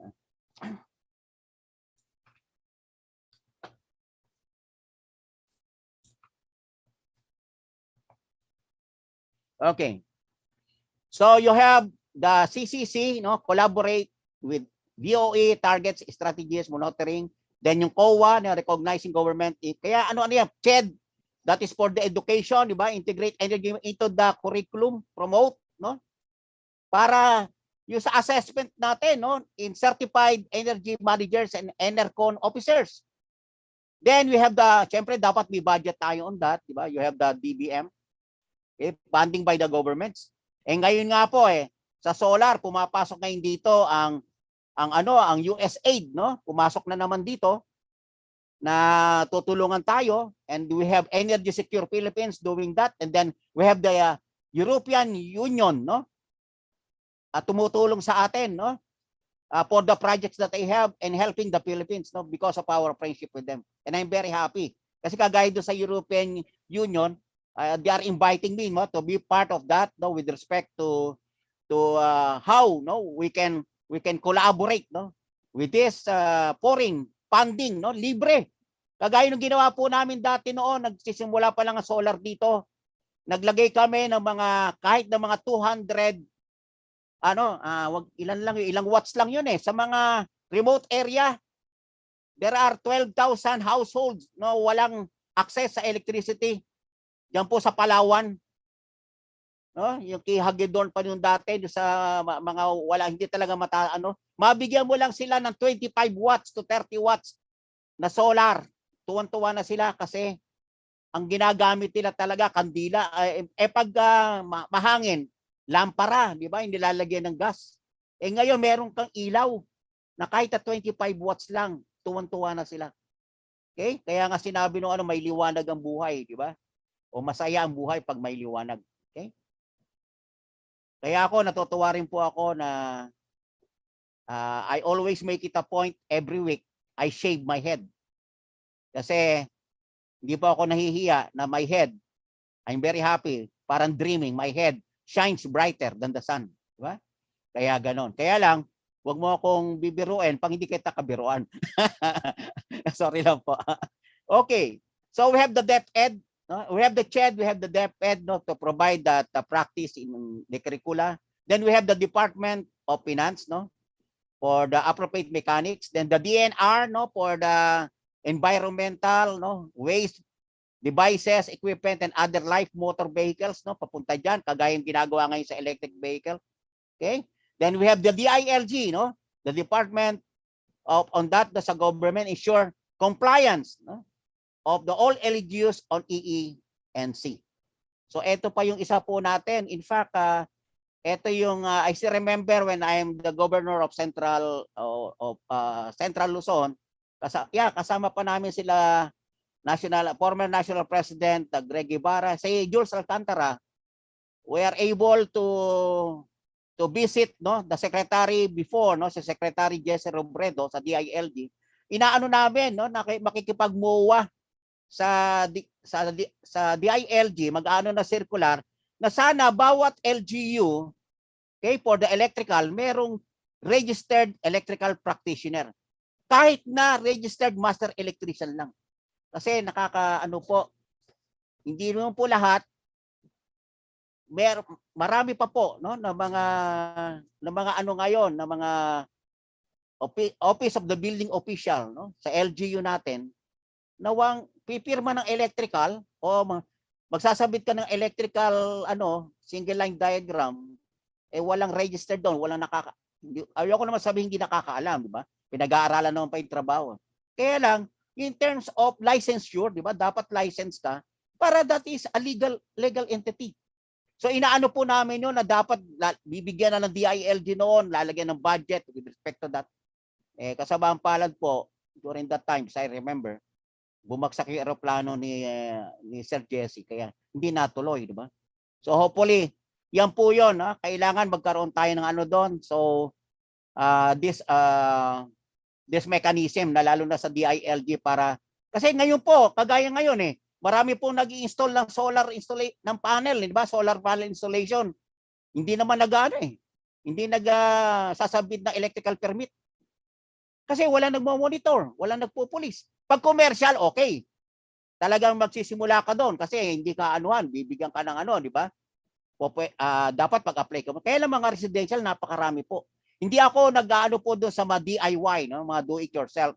Kasi marami kong mga kaibigan din na do it yourself, nag-aral lang sila, then they always consult a professional electrical engineer for the sign and seal.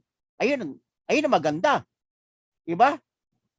Ngayon, kasi wala nagpupulis, banat lang ng banat. Tapos yung nga sinasabi ko sa inyo na pag nag-install ng solar, ayaw kaya lang nag-a-apply ng electrical permit, pupunta sa utility, kagaya sa Meralco, o kaya sa electric cooperative dyan, di ba? O kagaya sa Aklan, di ba? Sa Antique, di ba? Yung electric cooperative dyan. Ang gagawin nila, kaya lang sila mag-submit ng electrical plan kapag mag-a-apply ng net metering, kaya lang nakakabit na. Nakakahiya po sabihin . In fact, sa Amerika po, tuwan-tuwa ako.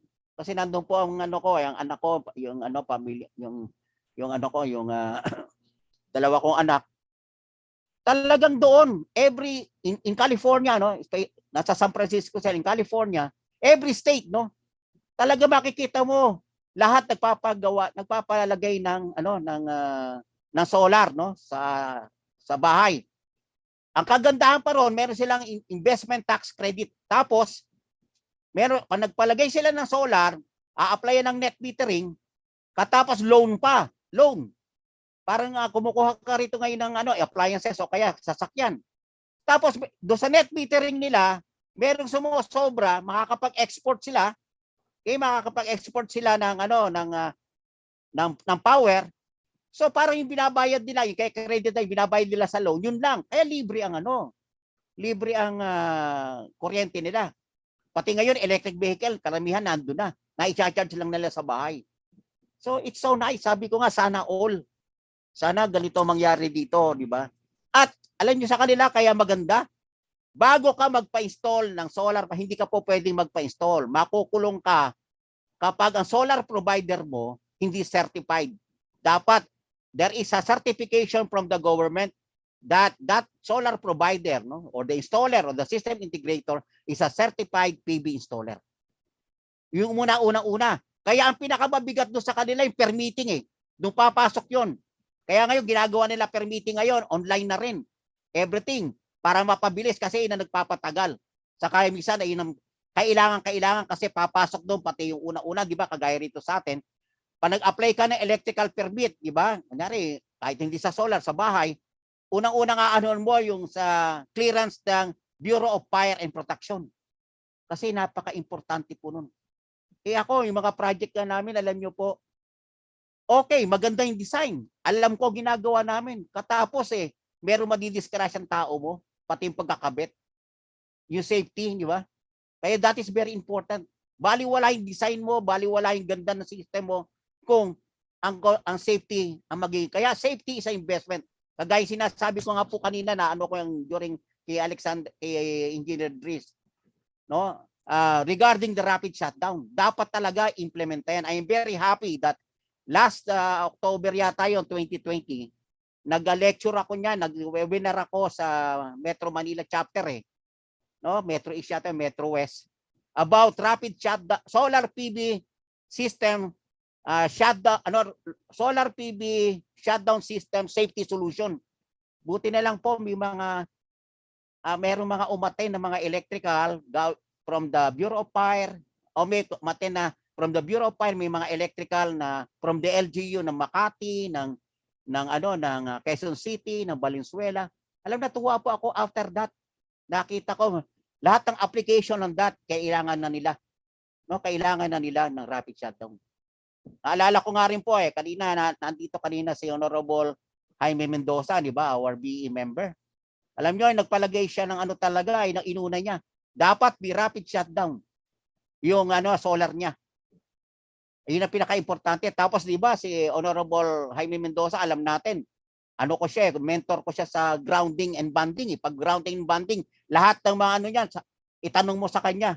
Kaya marami kang matututuhan. Kasi ngayon, yung grounding and bonding natin, that is very important, lalo na ngayon dito sa mga installation ng solar. Okay? And that is more efficient na nangyayari pag ganyan ginawa natin kasi pag may problema, pupunta lang sa ground. Hindi lang grounding, pati bonding. Okay. I continue. DPWH, Guidelines on Energy Conserving Design in Buildings, di ba? Pag sa DPWH, integral part of the National Building Code. Tapos, DOST, ito yung development programs, on new and alternative energy efficient technology. Yan po. Nagiging ako dyan, lalo na yung mga, nagiging po ako rito consultant on the terms na, let us say, may mga, o kaya, paano tawag dito? Kami nag-check ng mga bagong invention nila. So I represent the electrical, di ba, for DOST.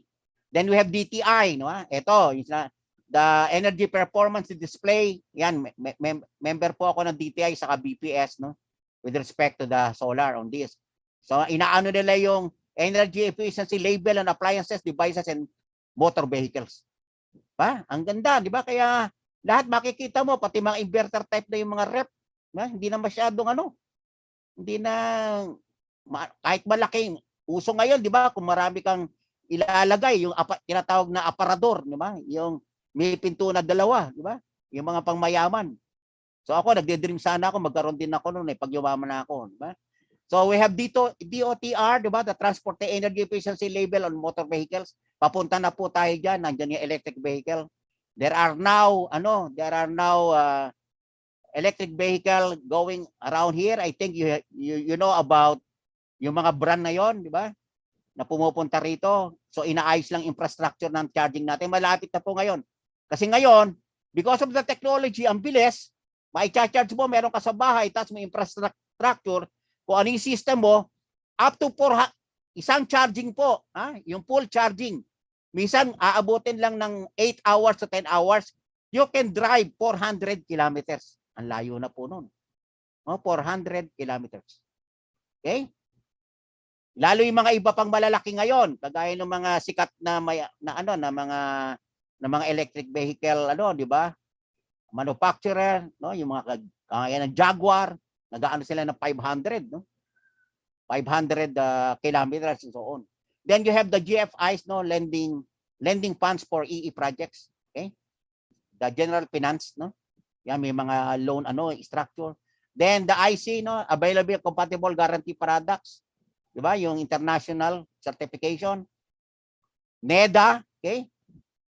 Para ma-recognize the role ng this EEC in national development. Then the NCC, focal point for private sector involvement in the implementation of energy efficiency and conservation measures.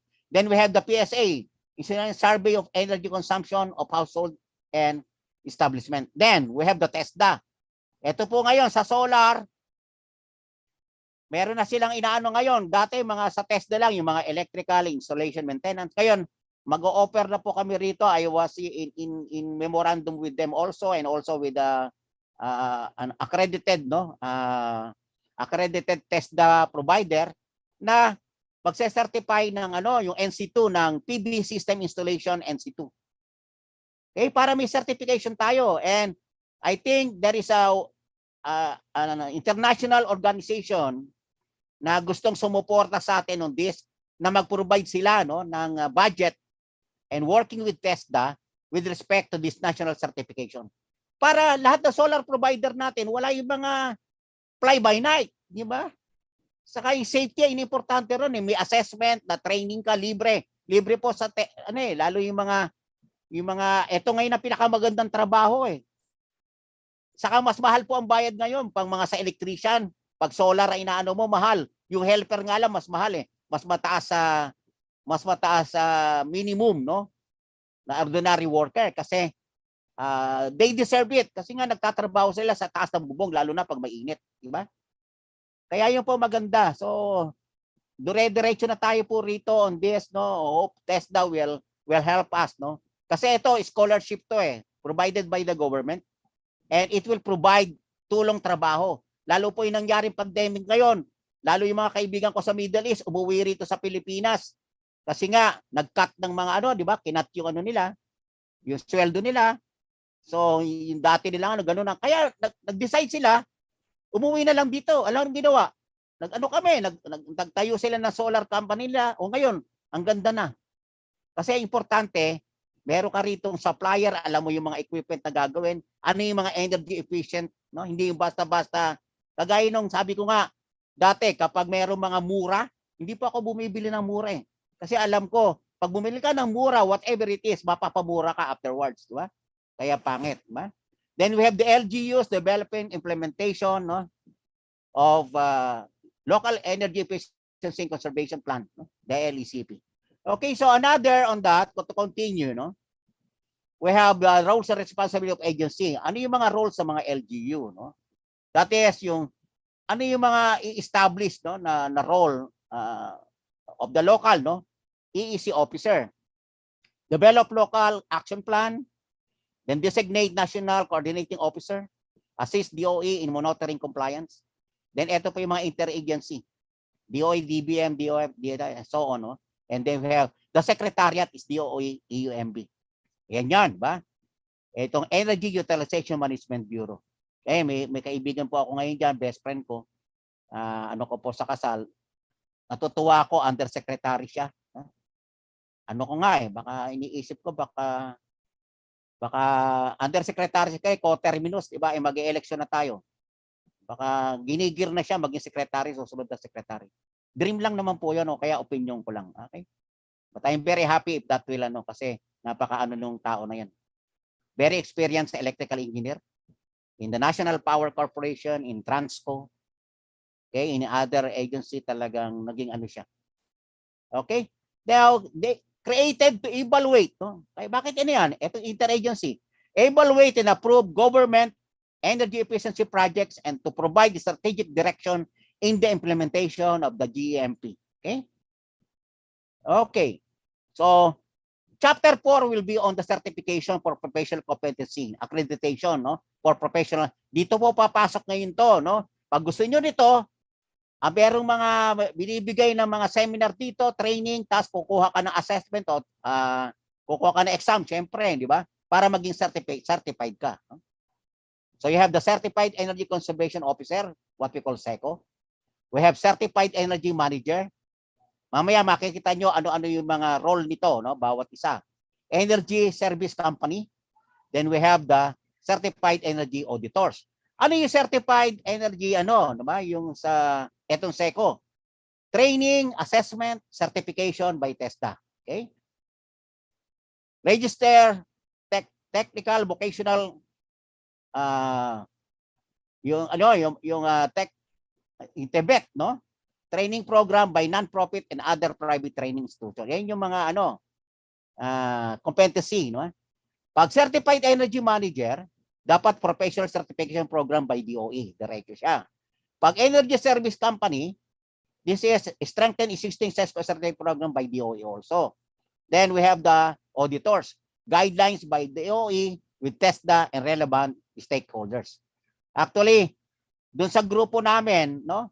Member namin ng Energy Efficiency Committee ng IIE, nandun po yung former national president natin, si Raymond Marquez. He is already a certified energy auditors. Kaya swerte po yung namin, yung committee namin yun. Pati ngayon kami, meron kami mga nag-energy audit kami. Yung chairman namin, si Christopher Pilaflor, talagang energy manager na siya. Diba? Kaya, and a professional electrical engineer. Kaya, mga rito So hopefully, no, with the help, not just from us, but our organization, we can serve, no, this industry better, no? And we are a greater part, no, and a significant partner of our country, no, for the development. Okay. So, ito yung Rule X, no? Rule 10, Section 49, Transitory Provision. Ano yun? 3 years from IRR to develop training module and curricula. While pending, designated establishment may appoint with possessor's qualification. Ito po ngayon yung niraras namin. Kasi yung training module, nakaano pa lang na para bang designated establishment pa lang naka-pending, di ba? Kaya yung training regulations, yan po yung qualification. What will be the complications of SECO, no? Yung Certified Energy Conservation Officer. 2 years continuous hands-on experience in the installation operation of any consuming machine. Proof to submit to DAE.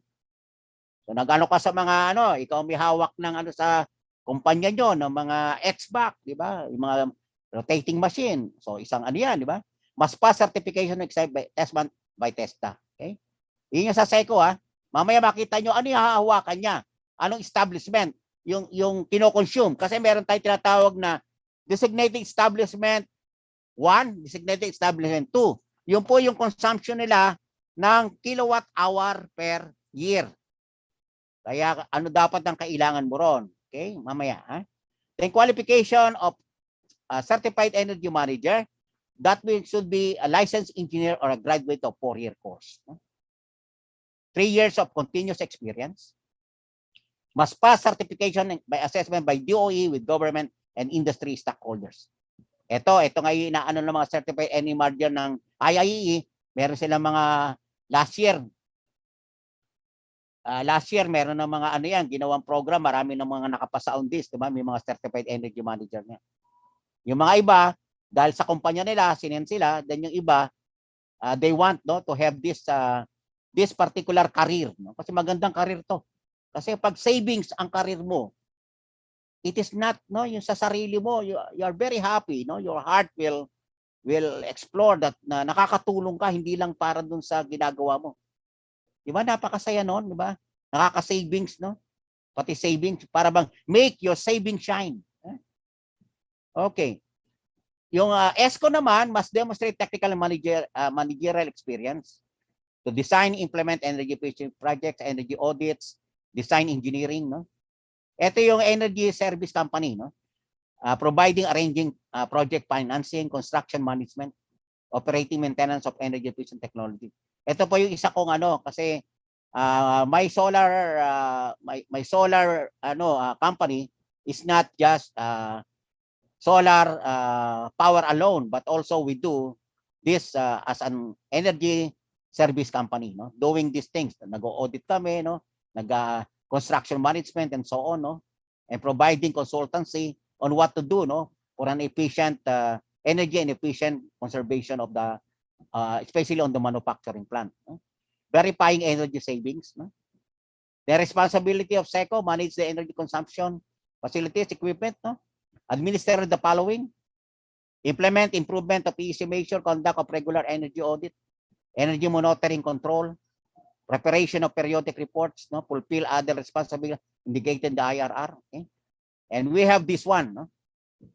Okay? Ito yung 2021-01-001. Ano po ito? By the way nga pala po, no?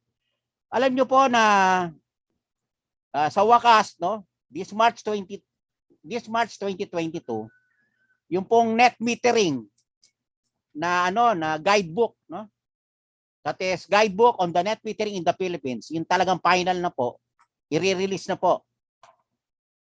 Nandun na po yung amended na net metering rules, ano yung mga dapat. Ngayon, bago i-release ng DOE, ako nagbigay na po ako ng advance e-copy, kaya lang hindi pa namin pwedeng i-release. Dapat ang DOE unang magre-release, di ba? So nabigyan lang po kami, yan, kagaya sa akin, in terms of the committee, and so on. Para sa IIE committee po pwede. Ba? Kaya lang, di pa natin pwedeng i-share sa mga iba. Okay? Unahin muna natin. Kasi ginagawa nila ngayon, nag-iimprenta sila ng ng book. Yung hindi lang mayroon sa book mismo kasi mahirap sa di ba? Dapat naka bookbind para hardbound, di ba? Hard copy para pagbabasahin mo, di ba? Kaya meron pang ilalabas na ganyan kasi para lalo doon sa mga ganito para malaman mo ano yung mga kailangan and so on, ba? So these are the guidelines for qualification, assessment, and certification of those SECO, CM, and CA. Yan po yan, ba? So yung Energy Conservation Officer, Manager, Auditor, ba? Then we have the DOE recognized training institution. Okay.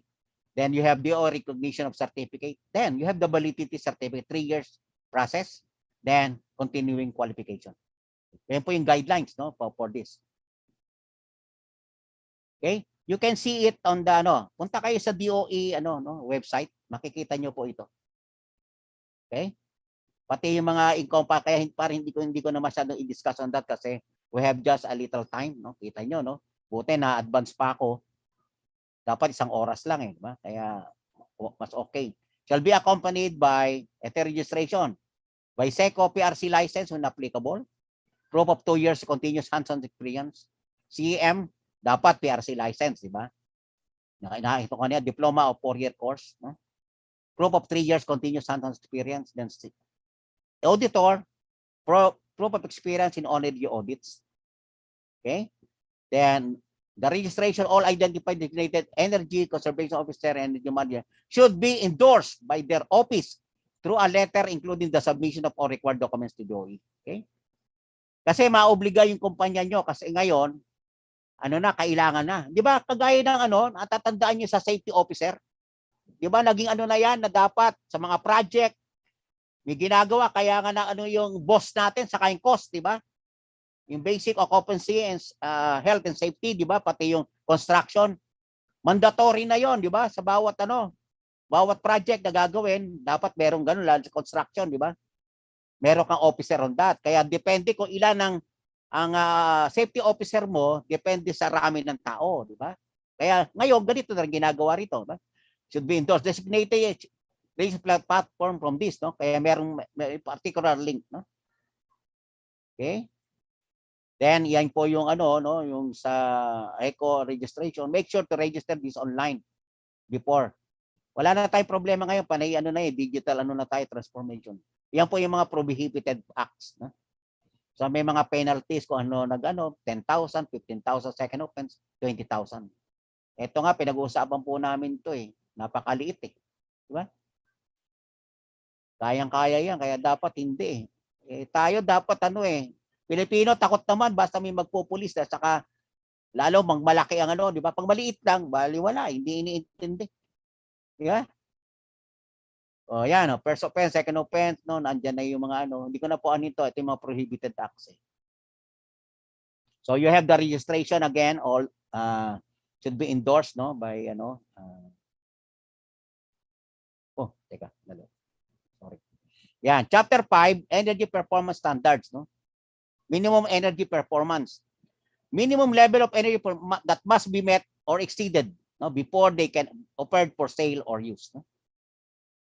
For commercial, industrial, and transport sectors, for energy consuming products, no? Ayun yung mga energy performance, no, minimum, ha? In other words, at least ma-meet natin yan. Ngayon, pag sumobra, mas mabuti, di ba? For energy consuming products to be developed by DOE 1 year from act with NEDA. So inaayos-ayos pa rin nila lahat, no?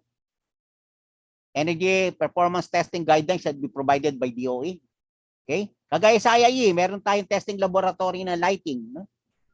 So nagsimula na tayo nagsisimula na yung mga di ba, yung mga papunta sa sa mga compact, di ba? From the compact fluorescent, nagte-testing na tayo hanggang ngayon papunta ng LED, di ba? Ngayon, kita nyo, karamihan LED na pati sa mga sasakyan, di ba? Minimize na lang ang consumption, ilang wattage na lang, pati ngayon sa television eh. Di ba? Panay LED television na, smart TV pa. Hindi na masyadong baliwala, kumbaga sa kukompute mo sa load profile mo, di ba, sa for your load profile or your load analysis, hindi na masyadong kino-compute yun eh. Parang negligible na, konti na lang. Ha? Then manufacturer, importer, distributor, retailer subject to test and submission of product info. Okay? Then non-compliance, no sale, lease, import. Must be labeled. Okay? Importante yan, pati sa solar. Labeling is very important para alam nila kasi ang solar is DC and AC, di ba? Kaya para alam nila kung ano yung DC ron, ano yung AC ron. Saka yung mga kung meron rapid shutdown system yun, dapat may nakalagay para alam. Kasi yun ang tinitingnan ngayon ng ano, pag may naka-solar ka, yun ang tinitingnan ngayon ng mga ng mga bumbero. Pag wala silang nakita hindi aakitin yung bahay mo. Ha? Pababayaan yun. Kaya yun ang problema. And then we have the energy performance for building for new and existing. DOE to provide guidelines on energy conservation design of building. Kaya nag-ano kami yan eh. I am also a part of the technical working group on green building technologies. No? Kaya pinag-aano po namin yan, yung mga guidelines na dapat nating i-share sa everybody so that maging maayos lahat ang takbo. No? LGU shall implement the compliance of this in accordance with building permit issuances. No? Okay? Kaya meron din tayo mga yung mga guidelines on that, di ba? On the energy conservation design of buildings, no? Kanina, diba, nakita niyo 'to, di ba? You have this, no? The guidelines, okay? So pag kayo, let us say you are working on this, kailangan niyo ng mga ganito pati yung mga materyales, you just send me an email, ha? O kaya sabihin niyo diyan sa sa key press o sa Key-Press Leonard Peter, no, and or the officers of the Antique chapter, sa kanila, sila hingi sa akin, di padadalan ko kayo, no? Kung lalo na ito pinagtatrabahuhan nyo, kailangan nyo pa na ibang guidelines, mga reading materials regarding this, I'll share it to you, no problem. Wala pong bayad yon. Kasi ngayon, uso ngayon sa Facebook, di ba? May mga binibenta sila, syempre lahat kumita, okay naman, magaganda. Babayad ka lang ng 49 pesos o 99 pesos, meron ka ng mga materyales, di ba? Okay naman yan, green building code. Lalo na pag dito ka nagtatrabaho, kailangan mo yung mga ganito. Ba? NDGPC rating, labeling, product and equipment, transport vehicles. So you have the EER from DOE. Mas mataas ang EER, mas mabuti, di ba? So you have reflects the EER, kilowatt hour per month. Okay, the QR in the year of issue. Then the transport vehicles, fuel economy rating. Lalo na ngayon, pag pumasok ngayon yung nito, di ba? Yung electric vehicle. Okay? So you have that. Ngayon, kasi internal combustion pa tayo, so yun ang mga tinatawag yung SAT-CO2, di ba? Kaya pati ngayon sa registration, di ba? Meron tayo na emission. Pag electric vehicle na, wala nang emission. Okay? The energy performance, you have the examination, testing, verification. Okay? So energy product, device and equipment, DOE to regularly select. No? DOE authorized to dismantle. No? Then the cost care of source. Then transport, for the efficiency test, to validate vehicle info. Then third party examination and testing. No? So it shall be independent from the source. No DO personal relative 4th degree. So yan mga natin, di ba? Sana nangyayari po yan, di ba? Then we have the Philippine Accreditation Bureau. Ngayon yung nangyari po kasi ngayon ang online, pati sa mga pagbabayad, na-minimize na po yung mga dagdag. Kasi minsan, magbabayad ka lang ng 250, sasabihin nila magbayad ka na para mapaayos agad. Gawin mo 2,250. 250 lang nga lang ang legal. O kaya, babayad mo lang 550. O dapat, gusto mo bang ma-release ng 3 araw? Diba? O kaya 2 days. O, gawin mo 5,550. Sakit Sorry po Hindi po lang kasi na-experience lang po ng tao namin yan. Based on that. Ito po yung mga energy performance standards and labeling. Okay? So mas mataas, mas maganda. Yan po yung kailangan. Then the designated, ito po yung ngayon.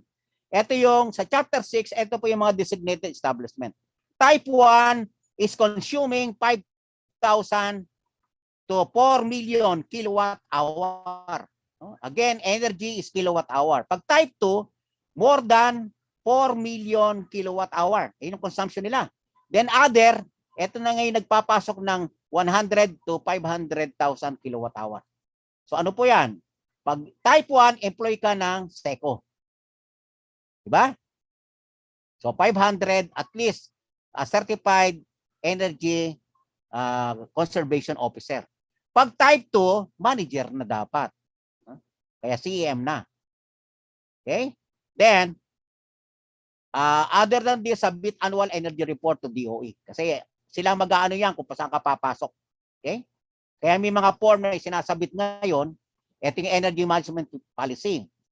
Now, energy from previous year, energy from any and all forms. Meron na tayong mga ano niya, Form 1, Form 2, Form 3, up to Form 4. No? Depende on that. No? Sa ano nyo, yung ano, kung saan ka nakalagay na DE. Yung mga nagtatrabaho ngayon dito, ginagawa, alam na nila to. Ginagawa na po natin to. Then meron pa mga loopholes na iba, kasi nga yung magpupulis para sa implementation ay inaayos po natin, di ba? Kaya through our IIEE, lalo sa committee namin, we are helping, no, regarding this matter, kasi ito rin po ang ano namin ang trabaho rin po namin, saka interest mo to help, no, to serve, no, through our organization, ginagawa po namin to. And natutuwa pa nga ako, kasama ko namin po si former National President Raymond Marquez, which is already an energy auditor. Kaya marami kami natututuhan sa kanya. Okay? Importanteng energy auditor, ay nang maging maganda, di ba? Na ano, alam niya kung ano yung dapat, ano yung mali, di ba?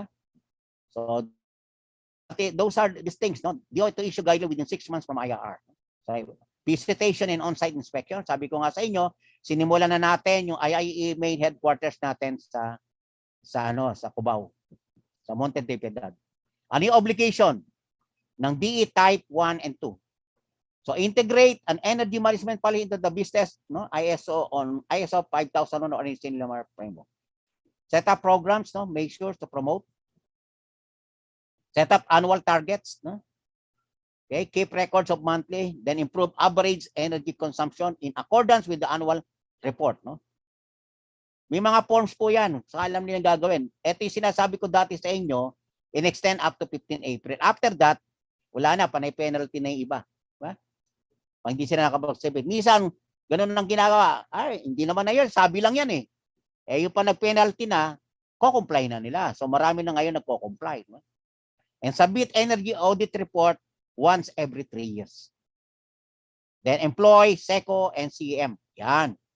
Parang dati noon, yung mga safety officer na gumraduate, nagkatrabaho agad. Attend ka lang ng ano, nakapasa ka, tapos daling kumuha ng trabaho. Ngayon, ito, isang maganda to. Mas mataas, saka mataas ang sweldo ng SECO, saka CEM. Notify right the appointment separation, no, with 10 working days from the effectivity. Okay, obligations, integrate an EMS. Teka. Oh, okay. Then ito yung sinasabi ko sa yan, ba? Directing all designated establishment, yung kanina sa akin, di ba? Previously, ito yung ano, di ba? Memorandum Circular 93.03/05, no? DE with 1 million, no? Energy consumption. Yan yung dati, no? Yung ginawa na June 20. Kaya, then, DO release advisory extending submission to every place. Ito yung sinasabi ko sa inyo kanina. Ha? Then, reportorial compliance. Ito yung ginawa ngayon. No? Ito yung mga report, Form 3, for that AER, CREEC, no? Annual Energy Utilization Report. Kaya, yan yung mga kailangan. Industrial, kung commercial ka, industrial ka, transportation ka, or other DEs. Kaya meron din tayong mga ano, kagaya ng mga renewable energy sources saka mga distribution utility, kasama rin po sila ngayon dyan. Yan, the annual energy utilization report covers the report of utilized energy for the fiscal year, no? Starting from 1 April of the previous year to 31 March of the current year. They establish the baseline average energy. So yung una nito, ano pa lang, di ba? Kapag, hindi ko pa masyadong alam. Ngayon, ano na talaga, full implementation na po. No? So all these are required, no, to submit their AEUR, no, or the Annual Energy Utilization Report for the last 5 years, or from 2016 to 2020 as applicable. No? One file for each year. Kaya nakita nyo dyan. May mga questions ngayon dyan, kaya ko pinakita yung kanina. Kaya guys, sabi nila, kamukha nung, how many Form 3? No? Yung sinasabi nilang Form 3. Yun yung ano yun yung sa DE2 no? To submit, is it for the last 5 years or 2020 entity? Yun yung mga iba nilang ano, di ba? Mamaya ko-cover natin yan, ba? Kung itatanong kayo regarding that, then what are those frequently asked questions, no? Tapusin ko lang muna to, no? In fact, we still have 20 minutes, no? 5:30 ang ano ko eh. Actually 4:30 to 5:30 ako eh. So buti naging gawaan natin na bago mag-4, ba? Describe the establishment and the conservation. Kung wala lang ako kanina na meeting prior to this, maaga pwede na, no? Kaya lang meron akong meeting kasi. Plans, programs, activities, project implementation, ito yung para target value, savings, no? Yan yung coverage, no, as of March. So ito yung generic cluster courses, no? Okay? So you have the commercial, industrial, transport. So makita mo po diyan kung anong sector ka papasok, no? The clustering sector. So kita nyo rito, let us say hotels and other accommodation, okay, for commercial.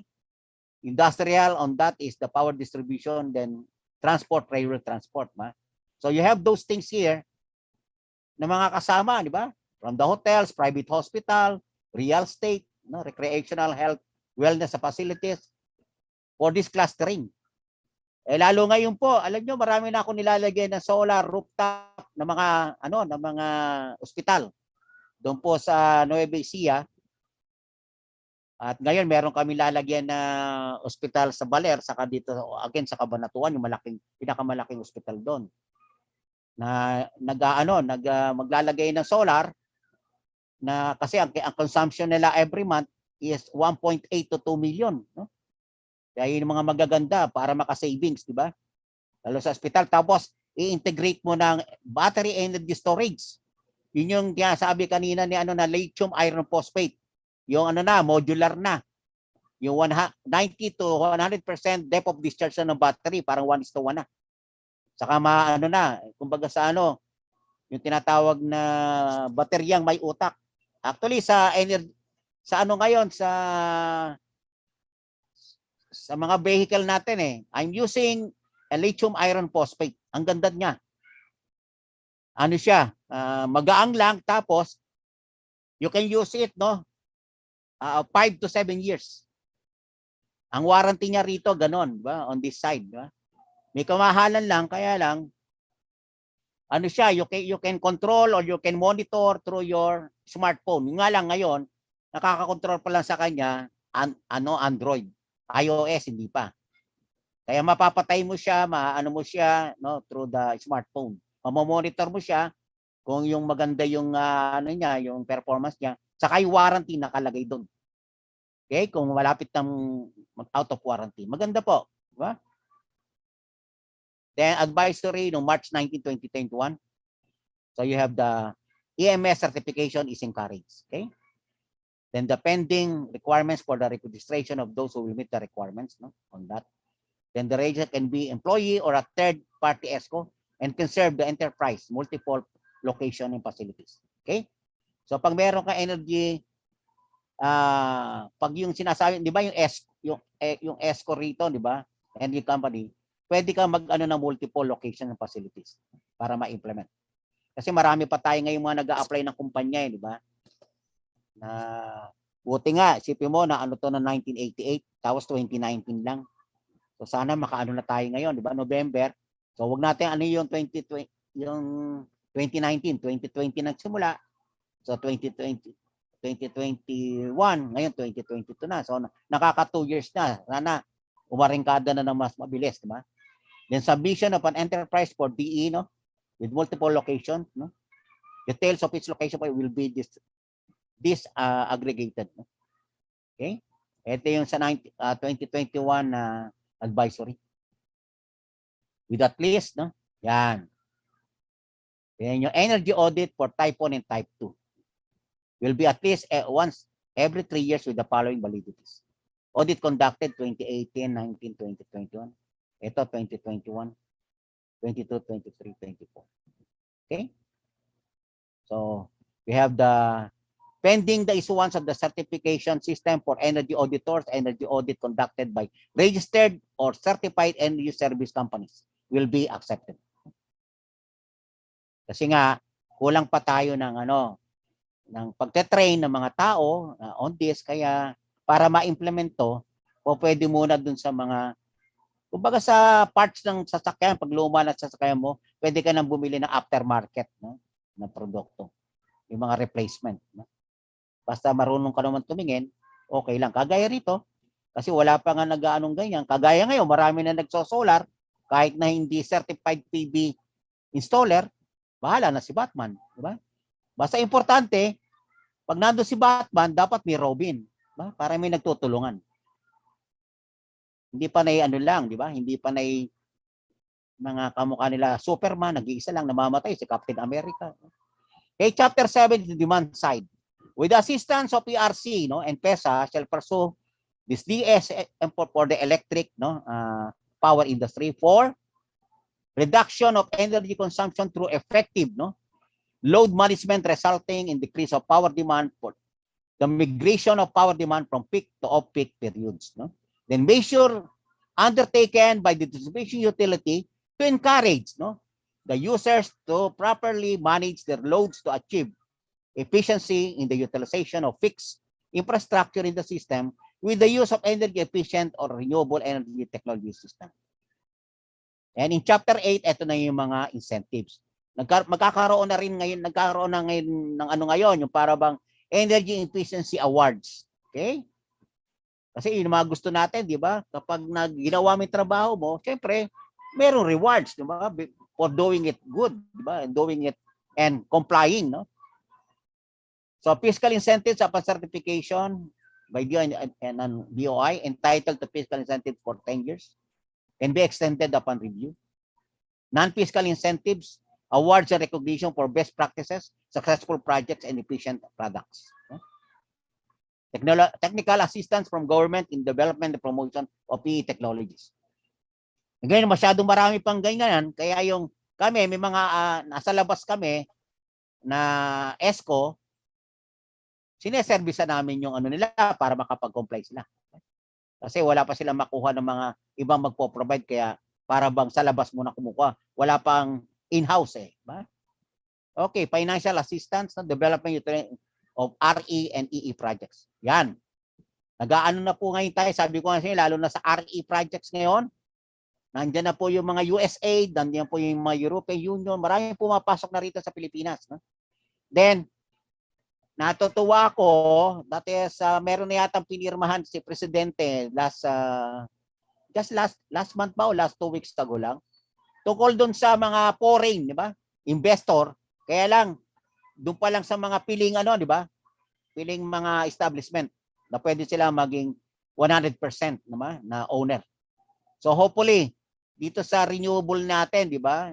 Meron na mga ganito mangyari, di ba? Para magkatulutulungan, di ba? Para yung nangyayari, lalo na ngayon sa Australia at saka sa Vietnam, maging ganito rin sa Pilipinas. Nakakatuwa yung sa Vietnam, isipin mo. Sila, parang napakahirap na bansa nila last time. Now, because of their drive on that. So, I'm very happy for what is happening. Then you have the developed and duly recommended endorsed by DOE. Okay? Ito yung mga miscellaneous provision. Okay? So, 4 na na lang, slides na lang. No? So, you have miscellaneous provision, prohibited acts, no energy level, removing, defacing, altering energy label before selling. Ito problema sa atin sa Pilipino. Kagaya ngayon, ito na lang, di ba? Yung sa vaccination card. Ayaw magpag-vaccination, nakakakuha ng peke. Di ba? Basta may kakilala, makakakuha ng peke.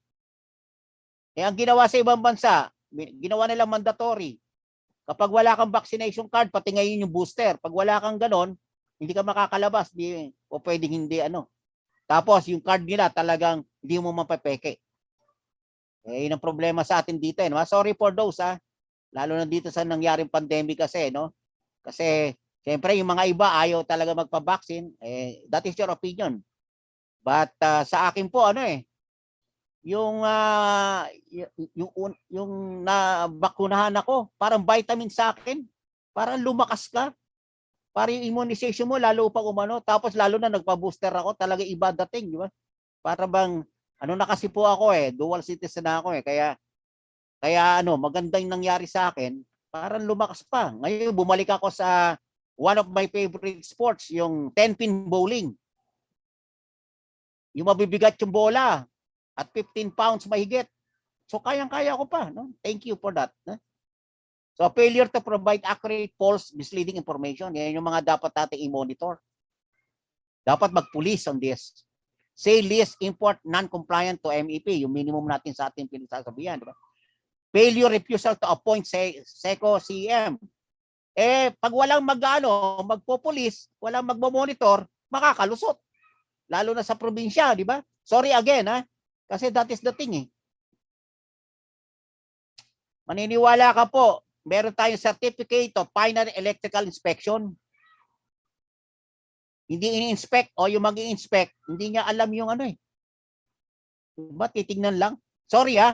Hindi, ayoko po makaano, kaya lang iyan ang nangyayari, diba? Which is not good. Diba? Refusal on on-site inspection. Yan yung mga bagay, di ba? Failure, refusal to submit reports. Kaya dapat, kagaya sabi ko nga dito sa atin sa IIE, tumulong yung committee. Lahat tayo, no? Yung mga chapter, no? All the chapters all over the Philippines to comply, no?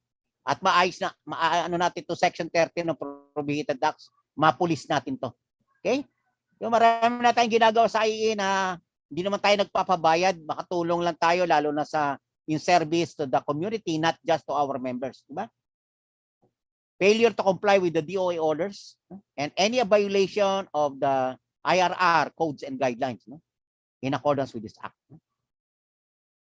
Then explanation, recommendation, disclosure, required explanation, insufficient explanation, ba? Disclosure, the name establishment after phase 1. Marami na po nahuhuling ganito ngayon. Minsan, ang Pilipino, lalo yung mga may-ari, di ba? Kapag hindi na makalusot, o dapat meron ng regulation, uhulihin niya sila o pag may multa, saka palang gagawin. Pag hindi, o kaya may nakakausap sila na may malakas, na magbabayad lang, ganito, ayun na masakit. No? Napakasakit po nun. Sana mawala na. Then we have the miscellaneous provisions sa Chapter 9. Okay? Administrative liabilities, ito yung mga fine. Kaya lang maliit no? Pag mga 10,000 lang. So 1 million. Pag mayayaman, baliwala yan. Imprisonment of 1 year, isipin mo. Sarap yata ma-imprison ng 1 year, naman, libre. Wala kang gagawin, nandun ka lang. Hindi, biro lang po yun.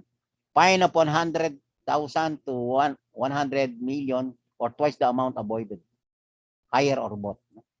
Same liability as the principal for any person who will aids the commission, who causes the commission in case of partnership, corporation, partner, president, CEO, director responsible for the violation. Okay.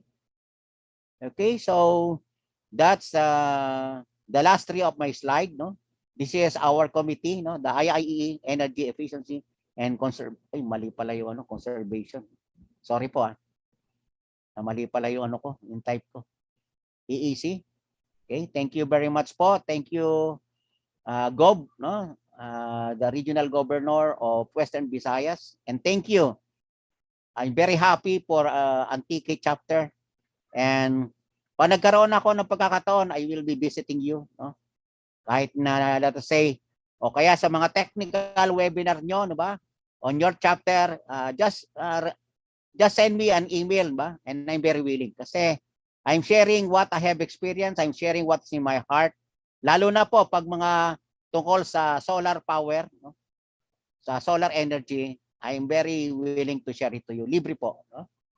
Now, if there is a chance that I can go there face to face, I will do that, no? On my own. Okay. Thank you po. And this is your Vice Chairman of the IIEEC. Green Energy with Engineer Hill. Maraming salamat po. Congratulations to everybody.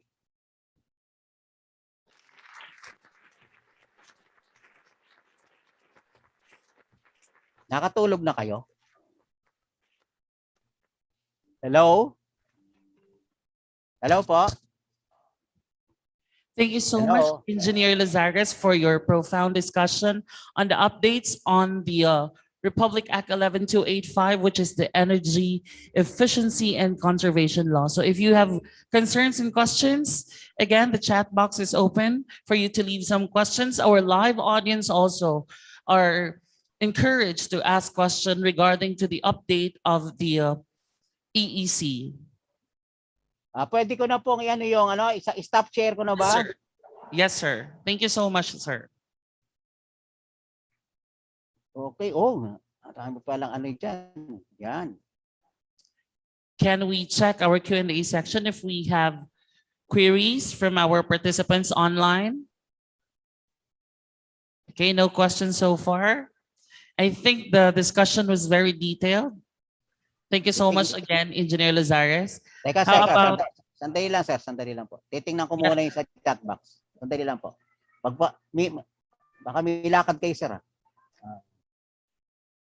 Sandali lang po, ha? Yes, sir. Panay nakikita ko, panay thank you, eh. Mabuhay. Mabuhay, Gob. Thank you, sir. Thank you, sir. Okay. Unless, di ba? Kasi ano naman ito, eh. No problem on this. Kasi what I share to you, pag gusto niyo ng toro pati yung mga memorandum na yan, nasa DOE website. Ang isa ko lang na diyan, yung sa solar, no, yung sa net metering guide, no? Guidebook, no? Guidebook in the net metering in the Philippines, March 2022. I-release na namin very very soon. Okay? I have already an e-copy. Nandun makikita mo, then nagpapa-imprenta na ngayon para pag-release, magkaroon tayo ng guidebook. That is very very kasi isa sa tulong natin dito sa energy efficiency is this collection of carbon credits from net metering, yung export. Meron tayong renewable energy certificate meter, no, yung REC. Diba? Pag nag-apply ka, papalitan yung metro mo. Diba? Pag qualified end user ka, papalitan yung metro mo ng bidirectional. Tapos meron pang isang metro from ERC, yun yung REC meter. Renewable energy certificate, yun yung collection of carbon credits. And that is one way, on your own way, no, on your own installation of solar power plant as a producer, no, as a power generator, you are helping the world, no, to address this climate change, no. Kaya nga sabi kanina ni Loren Legarda, di ba, luntiang hapon sa inyong lahat, no? Magandang kabihasnan, di ba? Kaya with respect to this, mas maganda kung meron pa tayong at least 5 minutes, di ba, for the question and answer. Kung gusto nyo, ayaw nyo rito, kahit doon sa solar, kung ano papasok dito sa energy efficiency, then I'm very willing to entertain. And share to you what I have experienced, no, in this particular field.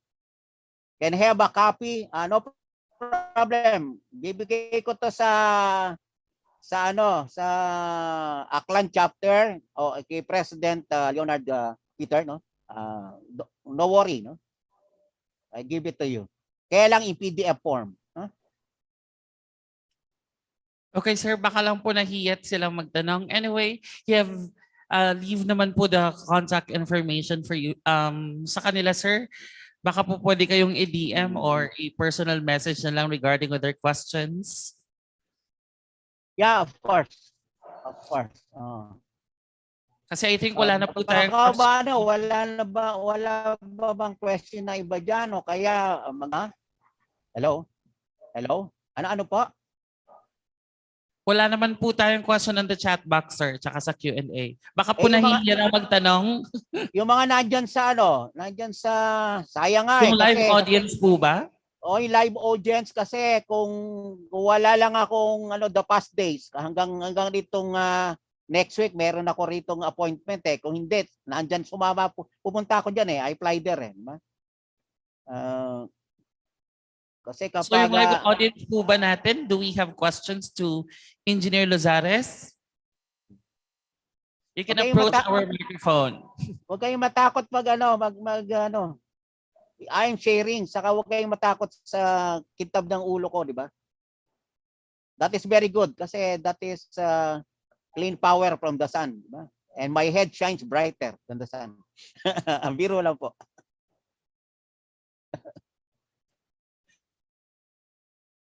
I think, sir, we're on time naman. It's already 5:30, I think. Not yet. It is we still have 1 minute to do.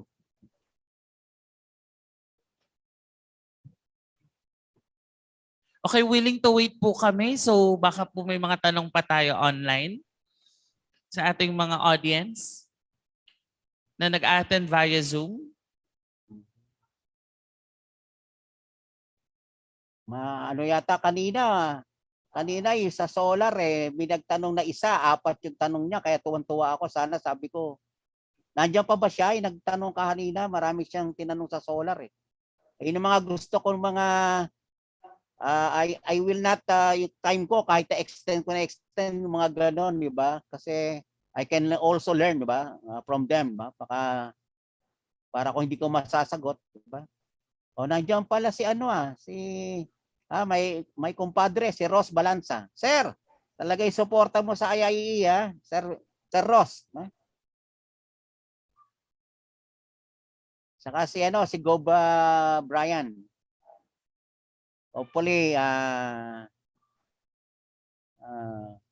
Go Brian, saan gagawin Gagawin ang regional conference mo?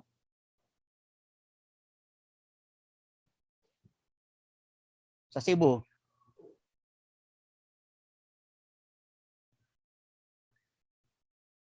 Then again, thank you Gob Niel de Guzman. Thank you for this and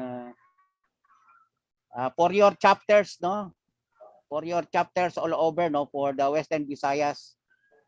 Just send me an email, sabihin mo sa kanila, then I'm very willing to share or be a technical speaker, in all their technical in their general membership meeting and technical webinar or kalimutan virtual muna, di ba? Para wala ring masyadong gastos, di ba? I'm very willing on that. Okay, so it's 5:30. Okay, thank you very much po. Maraming salamat po sa inyo. Luntiang hapon sa lahat at magandang kabiyasan. Let's give another round of applause to Engineer Lazares. It's a pleasure to have you this afternoon, sir. And as a form of our appreciation, ladies and gentlemen, we would like to present a certificate of appreciation to our resource speaker on the topic of the updated RA 11285 on the energy efficiency and conservation. Certificate of appreciation is presented to Engineer Virgilio Sanchez Lazares in grateful acknowledgement and sincere appreciation for serving as technical speaker on the Republic Act 11285 during the 21st Western Visayas Regional Convention hosted by Antique Chapter held here at Binarayan Sports Complex, San Jose de Buena Vista, Antique on April 8 to 9, 2022. Signed Antique Chapter President, Engineer Leonard Peter P. Samiliano, and the Western Visayas Governor, Engineer Neil P. de Guzman. Another round of applause, please. And of course, now to the last technical product presentation.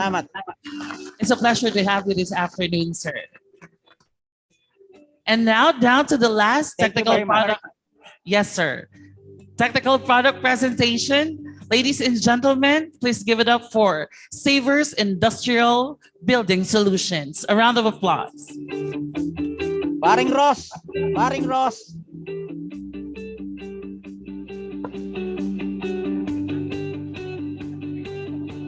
Hello.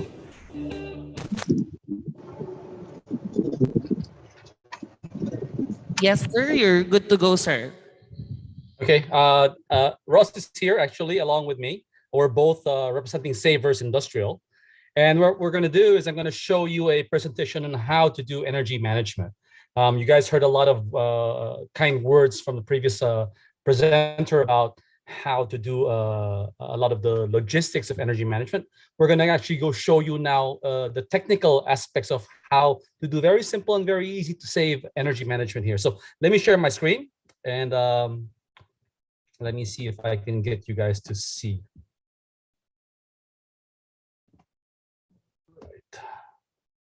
All right, so can everybody see the screen? Hello? Yes, sir. You're good to go, okay, sir. So let me start. I'll do it very quickly, and then if anybody has questions, please ask them. Say at Savers, actually what we do is we do a lot of building installations and building solutions. So whether it be HVAC, elevators and lifts, audio video systems, as well as automation, you'll be able to get back to us and I will be able to help you out. Sir, excuse me for a while, sir. Can Yes. you please, can we request you for the presentation mode, sir, of your Okay, hold on. discussion this afternoon? Thank you. Okay, let me just. Is this okay?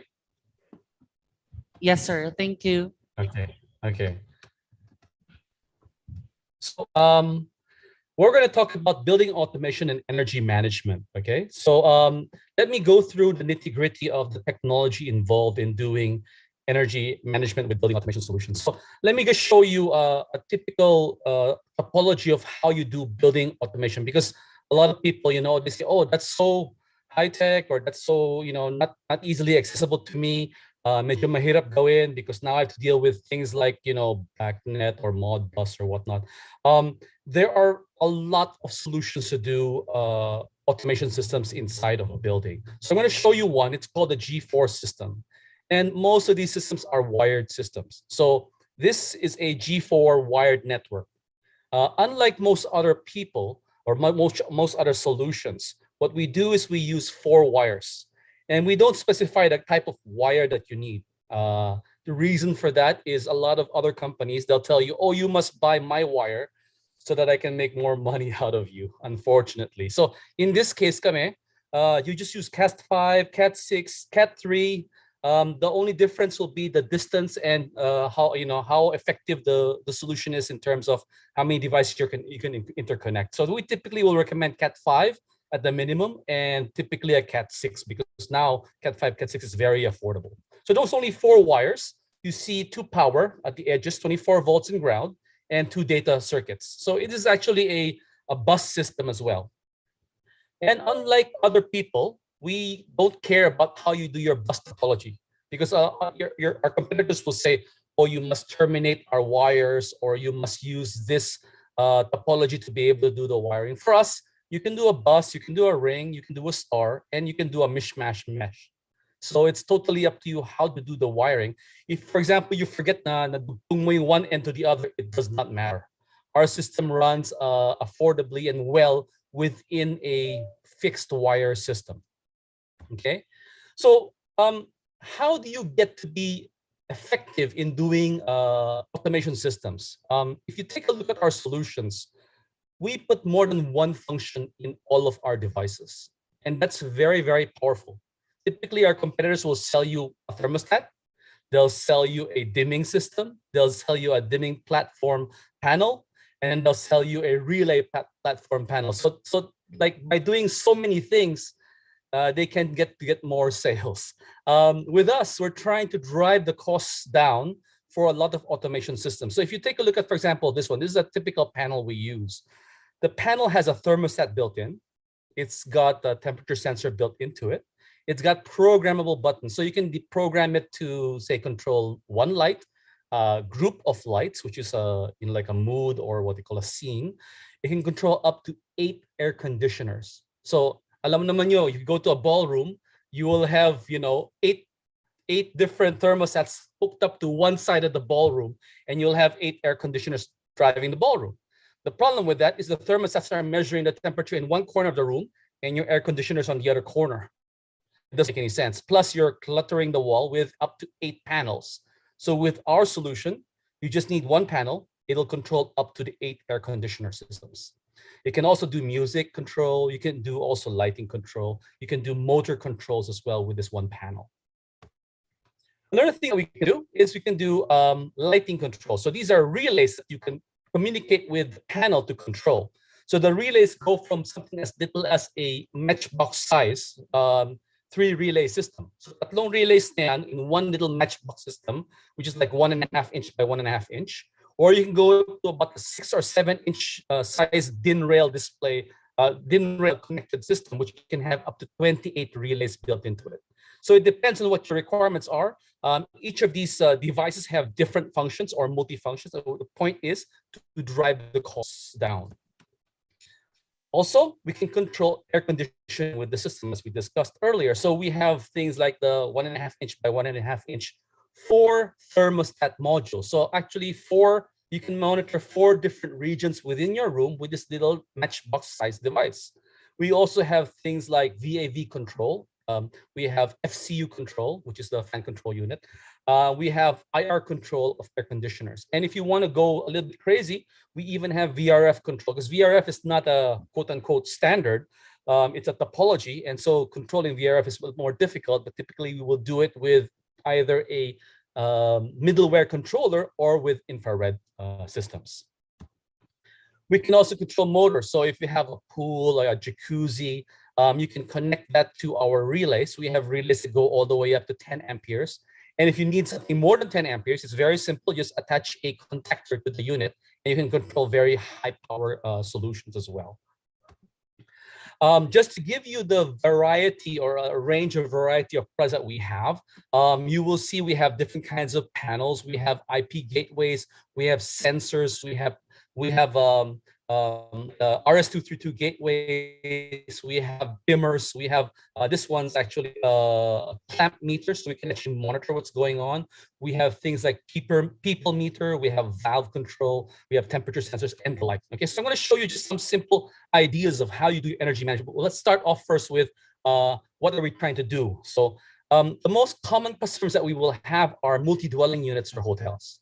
Kasi with a multi-dwelling unit or hotel, ulit-ulit yung rooms, no? So what you do is you design the solution once and you repeat it across the different rooms in the facility, so you have a lot of ease of deployment. So what we're targeting here is not only automation inside of hotels, we're also looking at energy savings, okay? And we have two kinds of energy savings, and we'll cover that in a little bit, okay? At the same time, we can also tell you what your asset is doing. We can monitor, for example, how many hours your light has been on, what the temperature in the room every single moment of the day, and how many people are crossing within the facility within this motion sensor solution, and record all this for you so that you can actually do data mining, make decisions based on that for energy savings.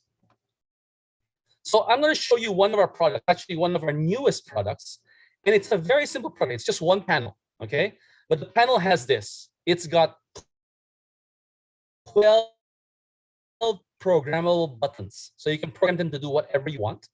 It has a motion sensor built into it. It's got a light sensor built into it. It's got two temperature sensors built into it. One is the built-in temperature sensor, and you can have an extended wire to drive a secondary temperature sensor. It also has IR input, which means that you can use one of our remotes to control it. And it has an IR output, so it can control projectors, televisions, air conditioners, audio hi-fi systems, and the like. So just this one single panel, we shoved as much as we can into one panel to give a very cost-effective solution to our clientele. And this is not one of those Mickey Mouse, I'm sorry, not a Mickey Mouse solution where, you install it and then 6 months later you have a big headache. We do a lot of engineering and technology with this device. For example, this device, although it does only cut the hot, so if you have a neutral system, right, like a Y system, you have a hot and a neutral, or if you have a delta system, you have two phases of a hot. We will only cut one of the wires, which is typically the hot, or one of the hot of the delta. The neutral, typically you don't need to cut, but this panel has a neutral connection. Why? Well, we go and engineer it so that only during zero crossings, when your sine wave is crossing zero, we do our relay switching only during that time. Now, for you electrical engineers, you know why, right? The reason is there is no current happening during the zero crossing. So what does that do? It extends the lifetime of your relay and your automation solution. So if you have, let's say, a 10 amp load and you only have a 5 amp relay, which you should not do that way, it will still survive it because we do the zero crossing during the switchover. So that gives you some engineering experience of how to make your products last longer. Okay, so this is a typical hotel installation. So look at the only a few devices that are out there. Actually, to tell you the truth, you don't even need a card holder nowadays. So it's just basically 3 panels, each of them with 3 relays. So the relays can control 3 different zones of lighting. It can control even a wall outlet. It can control a television screen. It has IR out to control the air conditioning if you have a VRF system or a split type system. And it has a contactor to see if you have even as simple as a window type air conditioner. Because in the window type air conditioner, we can actually just connect a contactor to it, kill the contactor, and turn off the air conditioner. Okay, so the simple solution is just 3 panels, a doorbell, and this little tiny device with the green patch on it, and we call that the energy aux. Now, with those few pieces of equipment, how do you get energy savings? It doesn't make any sense, right? Well, that little green device is actually an energy saver. And what we do is we call that an energy aux system. Now, typically, when you go into a hotel, you will get a key card holder and a key card, right? So they'll give you how many key cards? 2. Now, what you do is you leave 1 key in the key card holder, you go out the room, energy is being wasted during that time. Sayang, right? And that's, the person's out for 6 hours, 8 hours in the day, aircon's on. When they come back, it's still cold. The room is still cold. And why do people do that? Especially since now we're very sensitive about being green. Well, people feel entitled. Nagbayad naman ako eh. I paid for this room, ba't ako magtitipid ng kuryente? The problem is we are still being selfish. We are wasting energy. Not only that, we're adding costs to the operator of the building. So more costs to the operator of the building, the higher your effective room rates will be, because they have to justify paying back the electricity that you've wasted. So what do? We don't look at these card holders, which don't really work. What we do is this. We have a door sensor. So the door sensor is a magnetic sensor attached to the door with 2 wires. And we have a motion sensor. When the door opens, we spend a specific amount of time, let's say 1 minute or 2 minutes, to determine if there is motion inside the room. If there is motion inside the room, we know someone's inside. When a door opens and within 2 minutes there is no motion in the room, what does that mean? There's nobody inside that room. So now we have true occupancy. Now, let's say we forget and our partner is sleeping in the bed and there's no motion while their partner is sleeping. When that partner is moving, when they move, automatically any motion inside the room will set off energy to be supplied back into the room. So this is a low-cost, micro-managed level energy savings device. And this device is a very smart solution way of being able to say, okay, I know someone's inside this room. So by doing that, I can cut off power and save energy inside this room. Now, let's say I have a 100-room hotel. What can I do with 100-room hotels knowing occupancy in the room? Well, one of the things we can do is put in equipment. So this equipment is called Media Home. Now, Media Home allows you to record all transactions inside of your automation system. This is a product made by us, local in the Philippines. And what it does is it acts as a proxy to reduce the amount of traffic going between an IP network, let's say doing a lot of calculations and communications with the automation system and congesting it, and the actual 9.6 kbps automation bandwidth bus.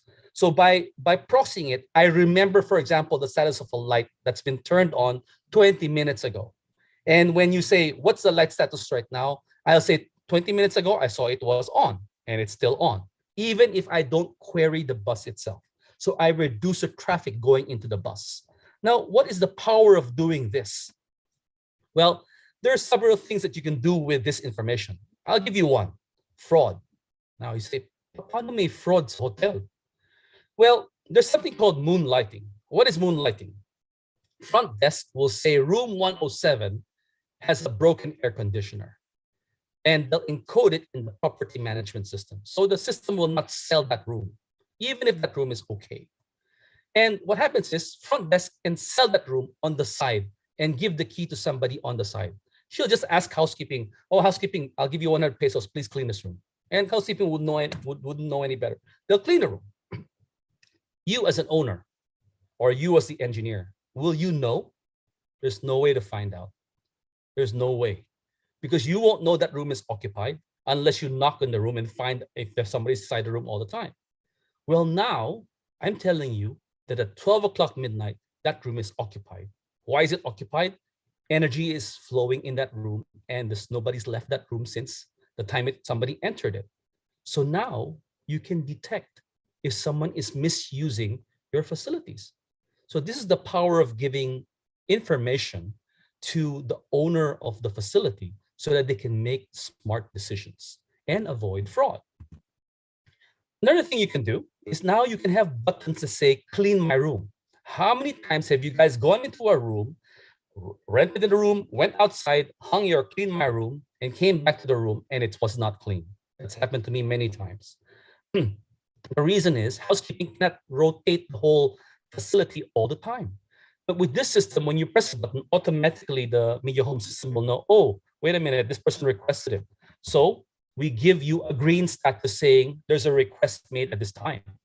If you do not respond to that request in 2 hours, we will convert that signal to red and we will report that to the general manager, giving the system much more control over what you are doing inside your hotel so that you get the best client service you can give to your customer base. Things like scheduling outdoor lights, scheduling fountains, scheduling air conditioning systems so that it's cooler at night.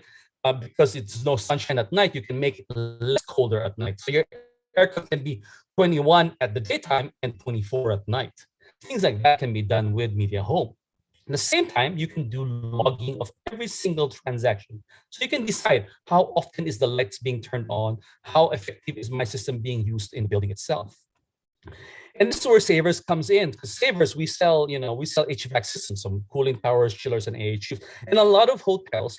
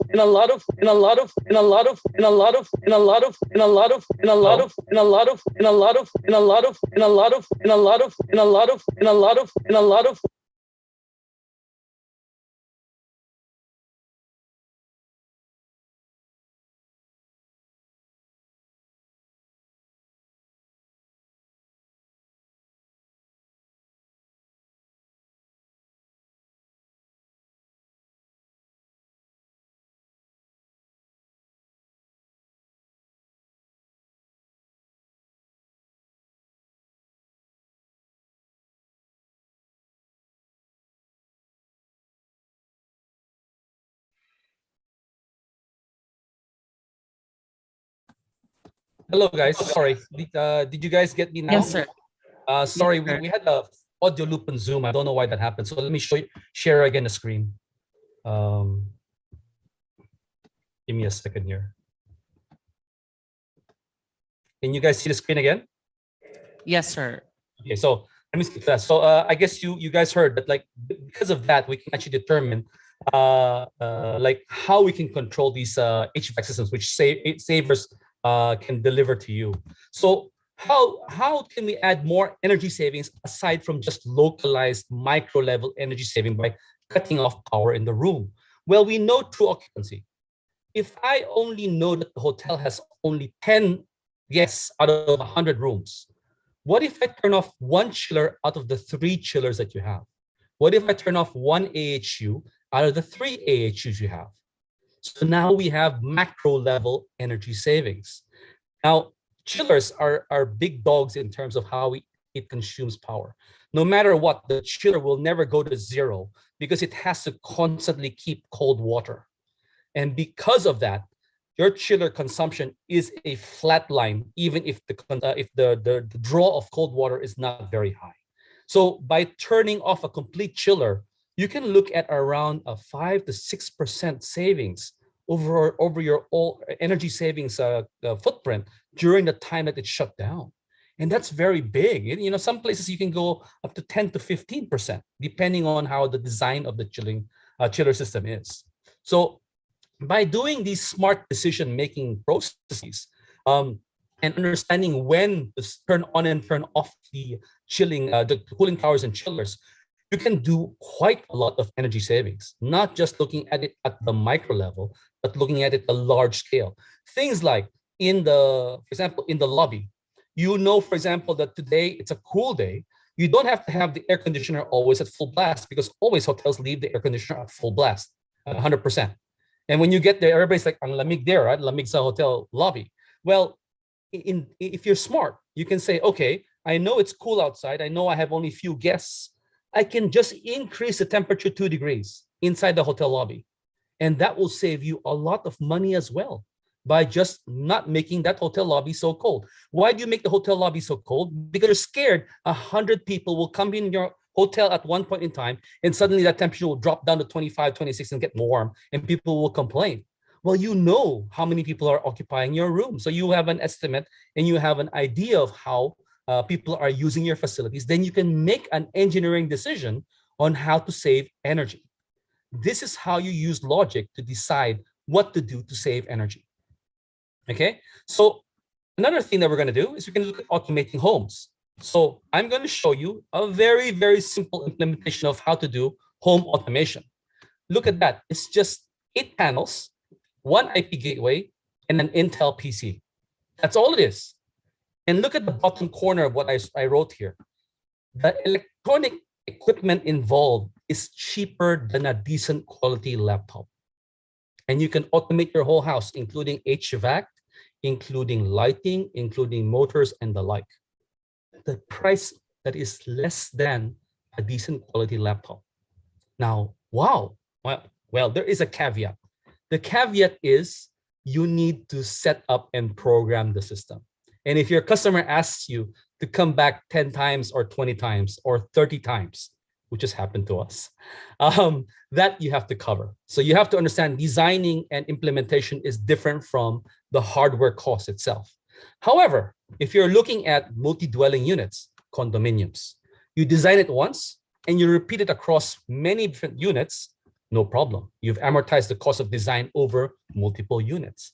Now here, you can do things like controlling of air conditioner systems, and based on time of day, you can actually save energy. Now, this is a little bit more centralized or localized energy savings. For example, you can set up a sequence where at nighttime, at say 2 a.m. in the morning, you just increase the temperature of your air conditioner by 2 degrees.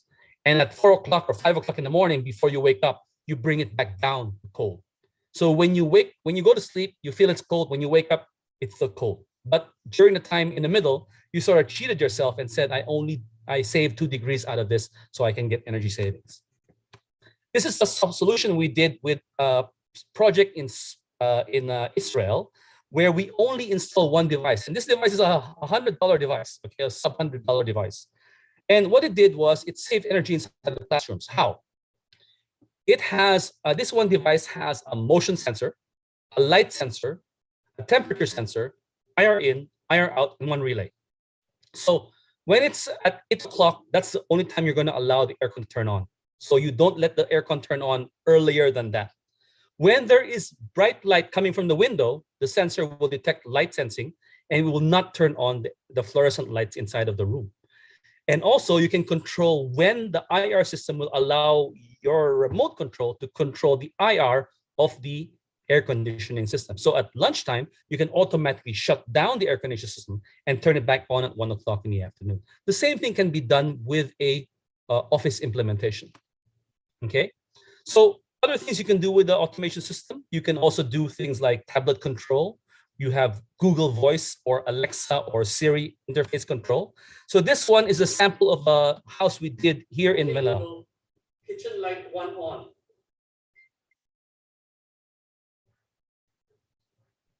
Okay, Google, kitchen light 2 on.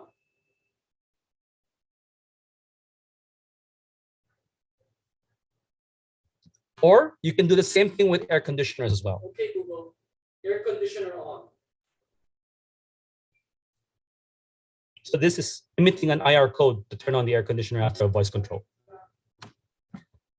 Okay, so a lot of people are saying, nakakatakot yan, you know, it's expensive, it's very complicated to do, it's a lot of expense. You'll see that it's not anymore like that. And it's designed with a carrier grade or high quality grade a product line. You can actually give a good product solution for your end users to save on energy as well as provide them convenience with automation. So if you guys have any questions, Mr. Ross, he's here actually in Zoom, and here are his numbers, and he's working with Savers to be able to help you guys come up with different solutions. So if you have any questions, please feel free to ask me right now. Thank you. Thank you again to our last technical product presentation from Savers Industrial Breathing Solutions. A round of applause, please.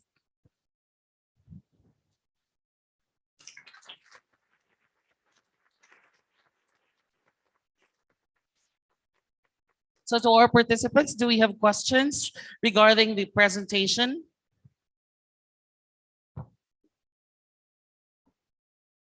Can I ask our technical team if we have questions from the chat box and the Q&A section, please? I saw a question about for old buildings, right? So for old buildings, it's still possible to automate old buildings. So if you look at the panel that we have, the only difference between that and a regular switch that you install, a national Panasonic switch, is that this unit requires a Cat5 or Cat6 to go back to the DB, the distribution box.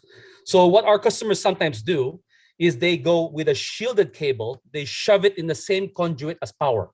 Now, typically you're not allowed to do that with network, right? Pero ito kasi 9.6, no? And so if you shove a shielded cable, Cat5 cable through the same wire as the conduit you do for power going into the fuse box, you can get away with it if you tie one end, not both ends, one end of it to ground, earth ground.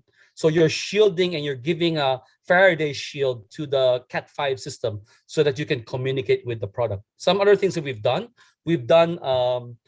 chipping from the panel down to the ground, and we ran the cable through the floorboards.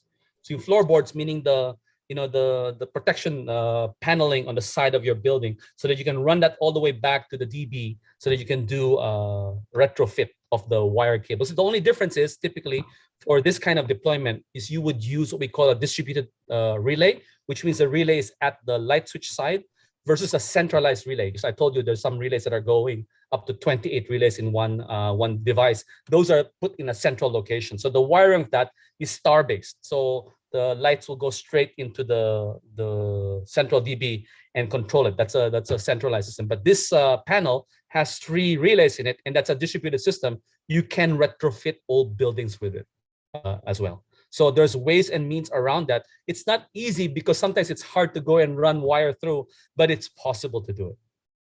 Any more questions? I think there are 3 participants online who are raising their hand. Okay. Please ask your questions. They want to ask question live. Can we check those accounts who are raising a hand?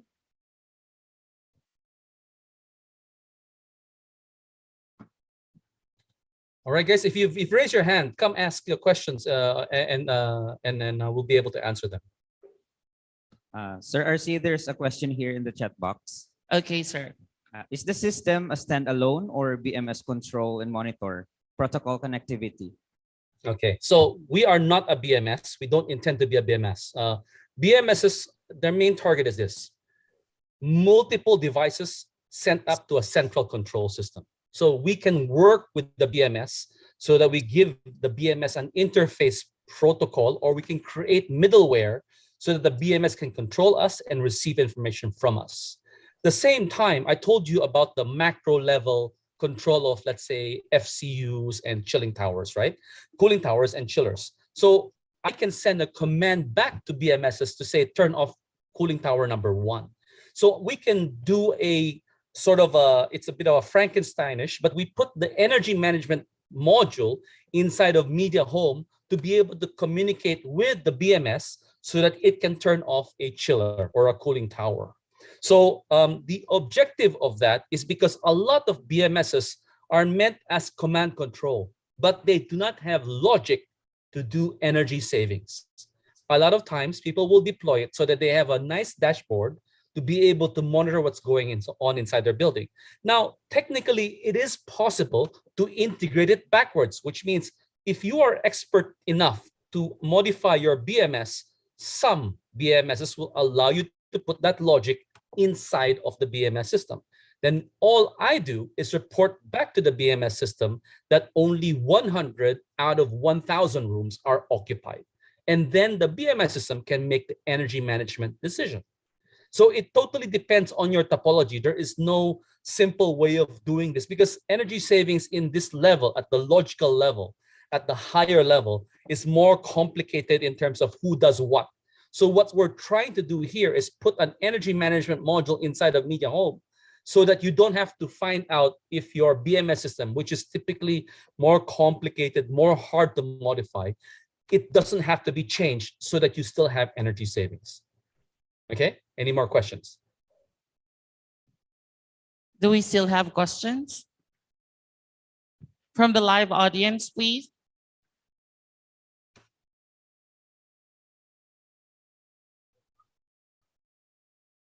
I think, sir, there's no more question from the live audience. And I So think what we've shown you is this. Number one, it's not anymore difficult to do. And it's not that expensive anymore to do.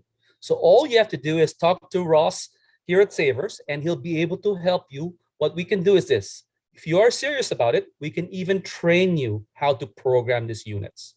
So that means you buy the equipment from Savers and you do the deployment. And it's not that bad. It's not a programming language. It's a interface that says, oh, if it's this, do this.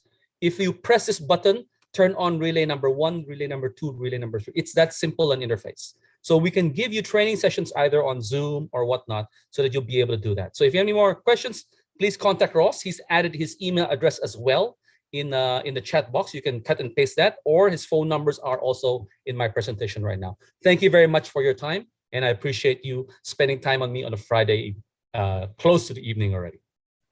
thank you so much, sir. So again, if you have some concern and some specific question to Sir Balanza, you can contact him or just DM and email him. Thank you so much again, sir, for your presence this afternoon. It's a pleasure to have you. Thank you. And now, as a form of our appreciation, ladies and gentlemen, may I present to you the Certificate of Appreciation. So let's give another round of applause to Mr. Ross Balanza, Marketing Consultant of Savers Industrial and Building Solutions.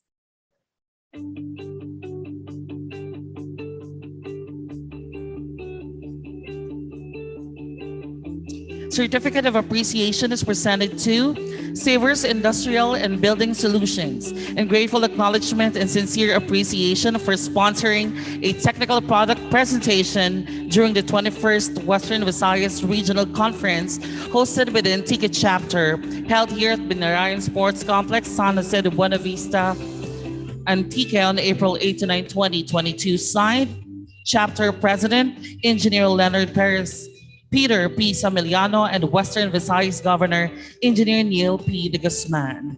And that's a wrap for our intellectual discourse this afternoon.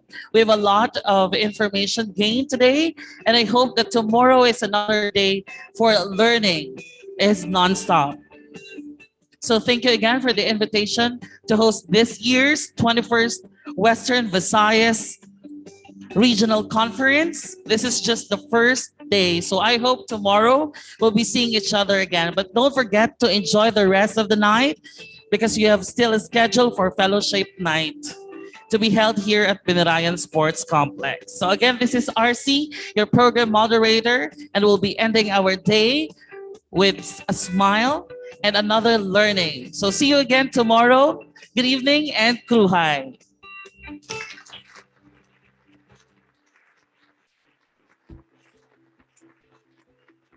But before I leave the stage, I would like to remind everyone for our call time tomorrow. It's 8 a.m. We have series of technical product presentation and technical sessions. And also in the afternoon, we still have another 3 technical sessions and with a simultaneous activity of the chapter officers meeting at the Eagles Hotel function room, and then to be followed by our closing program. To all the speakers, to all the national officers and members of the Institute of Integrated Electrical Engineers of the Philippines Incorporated, and to our participants, thank you so much, everyone. See you again tomorrow.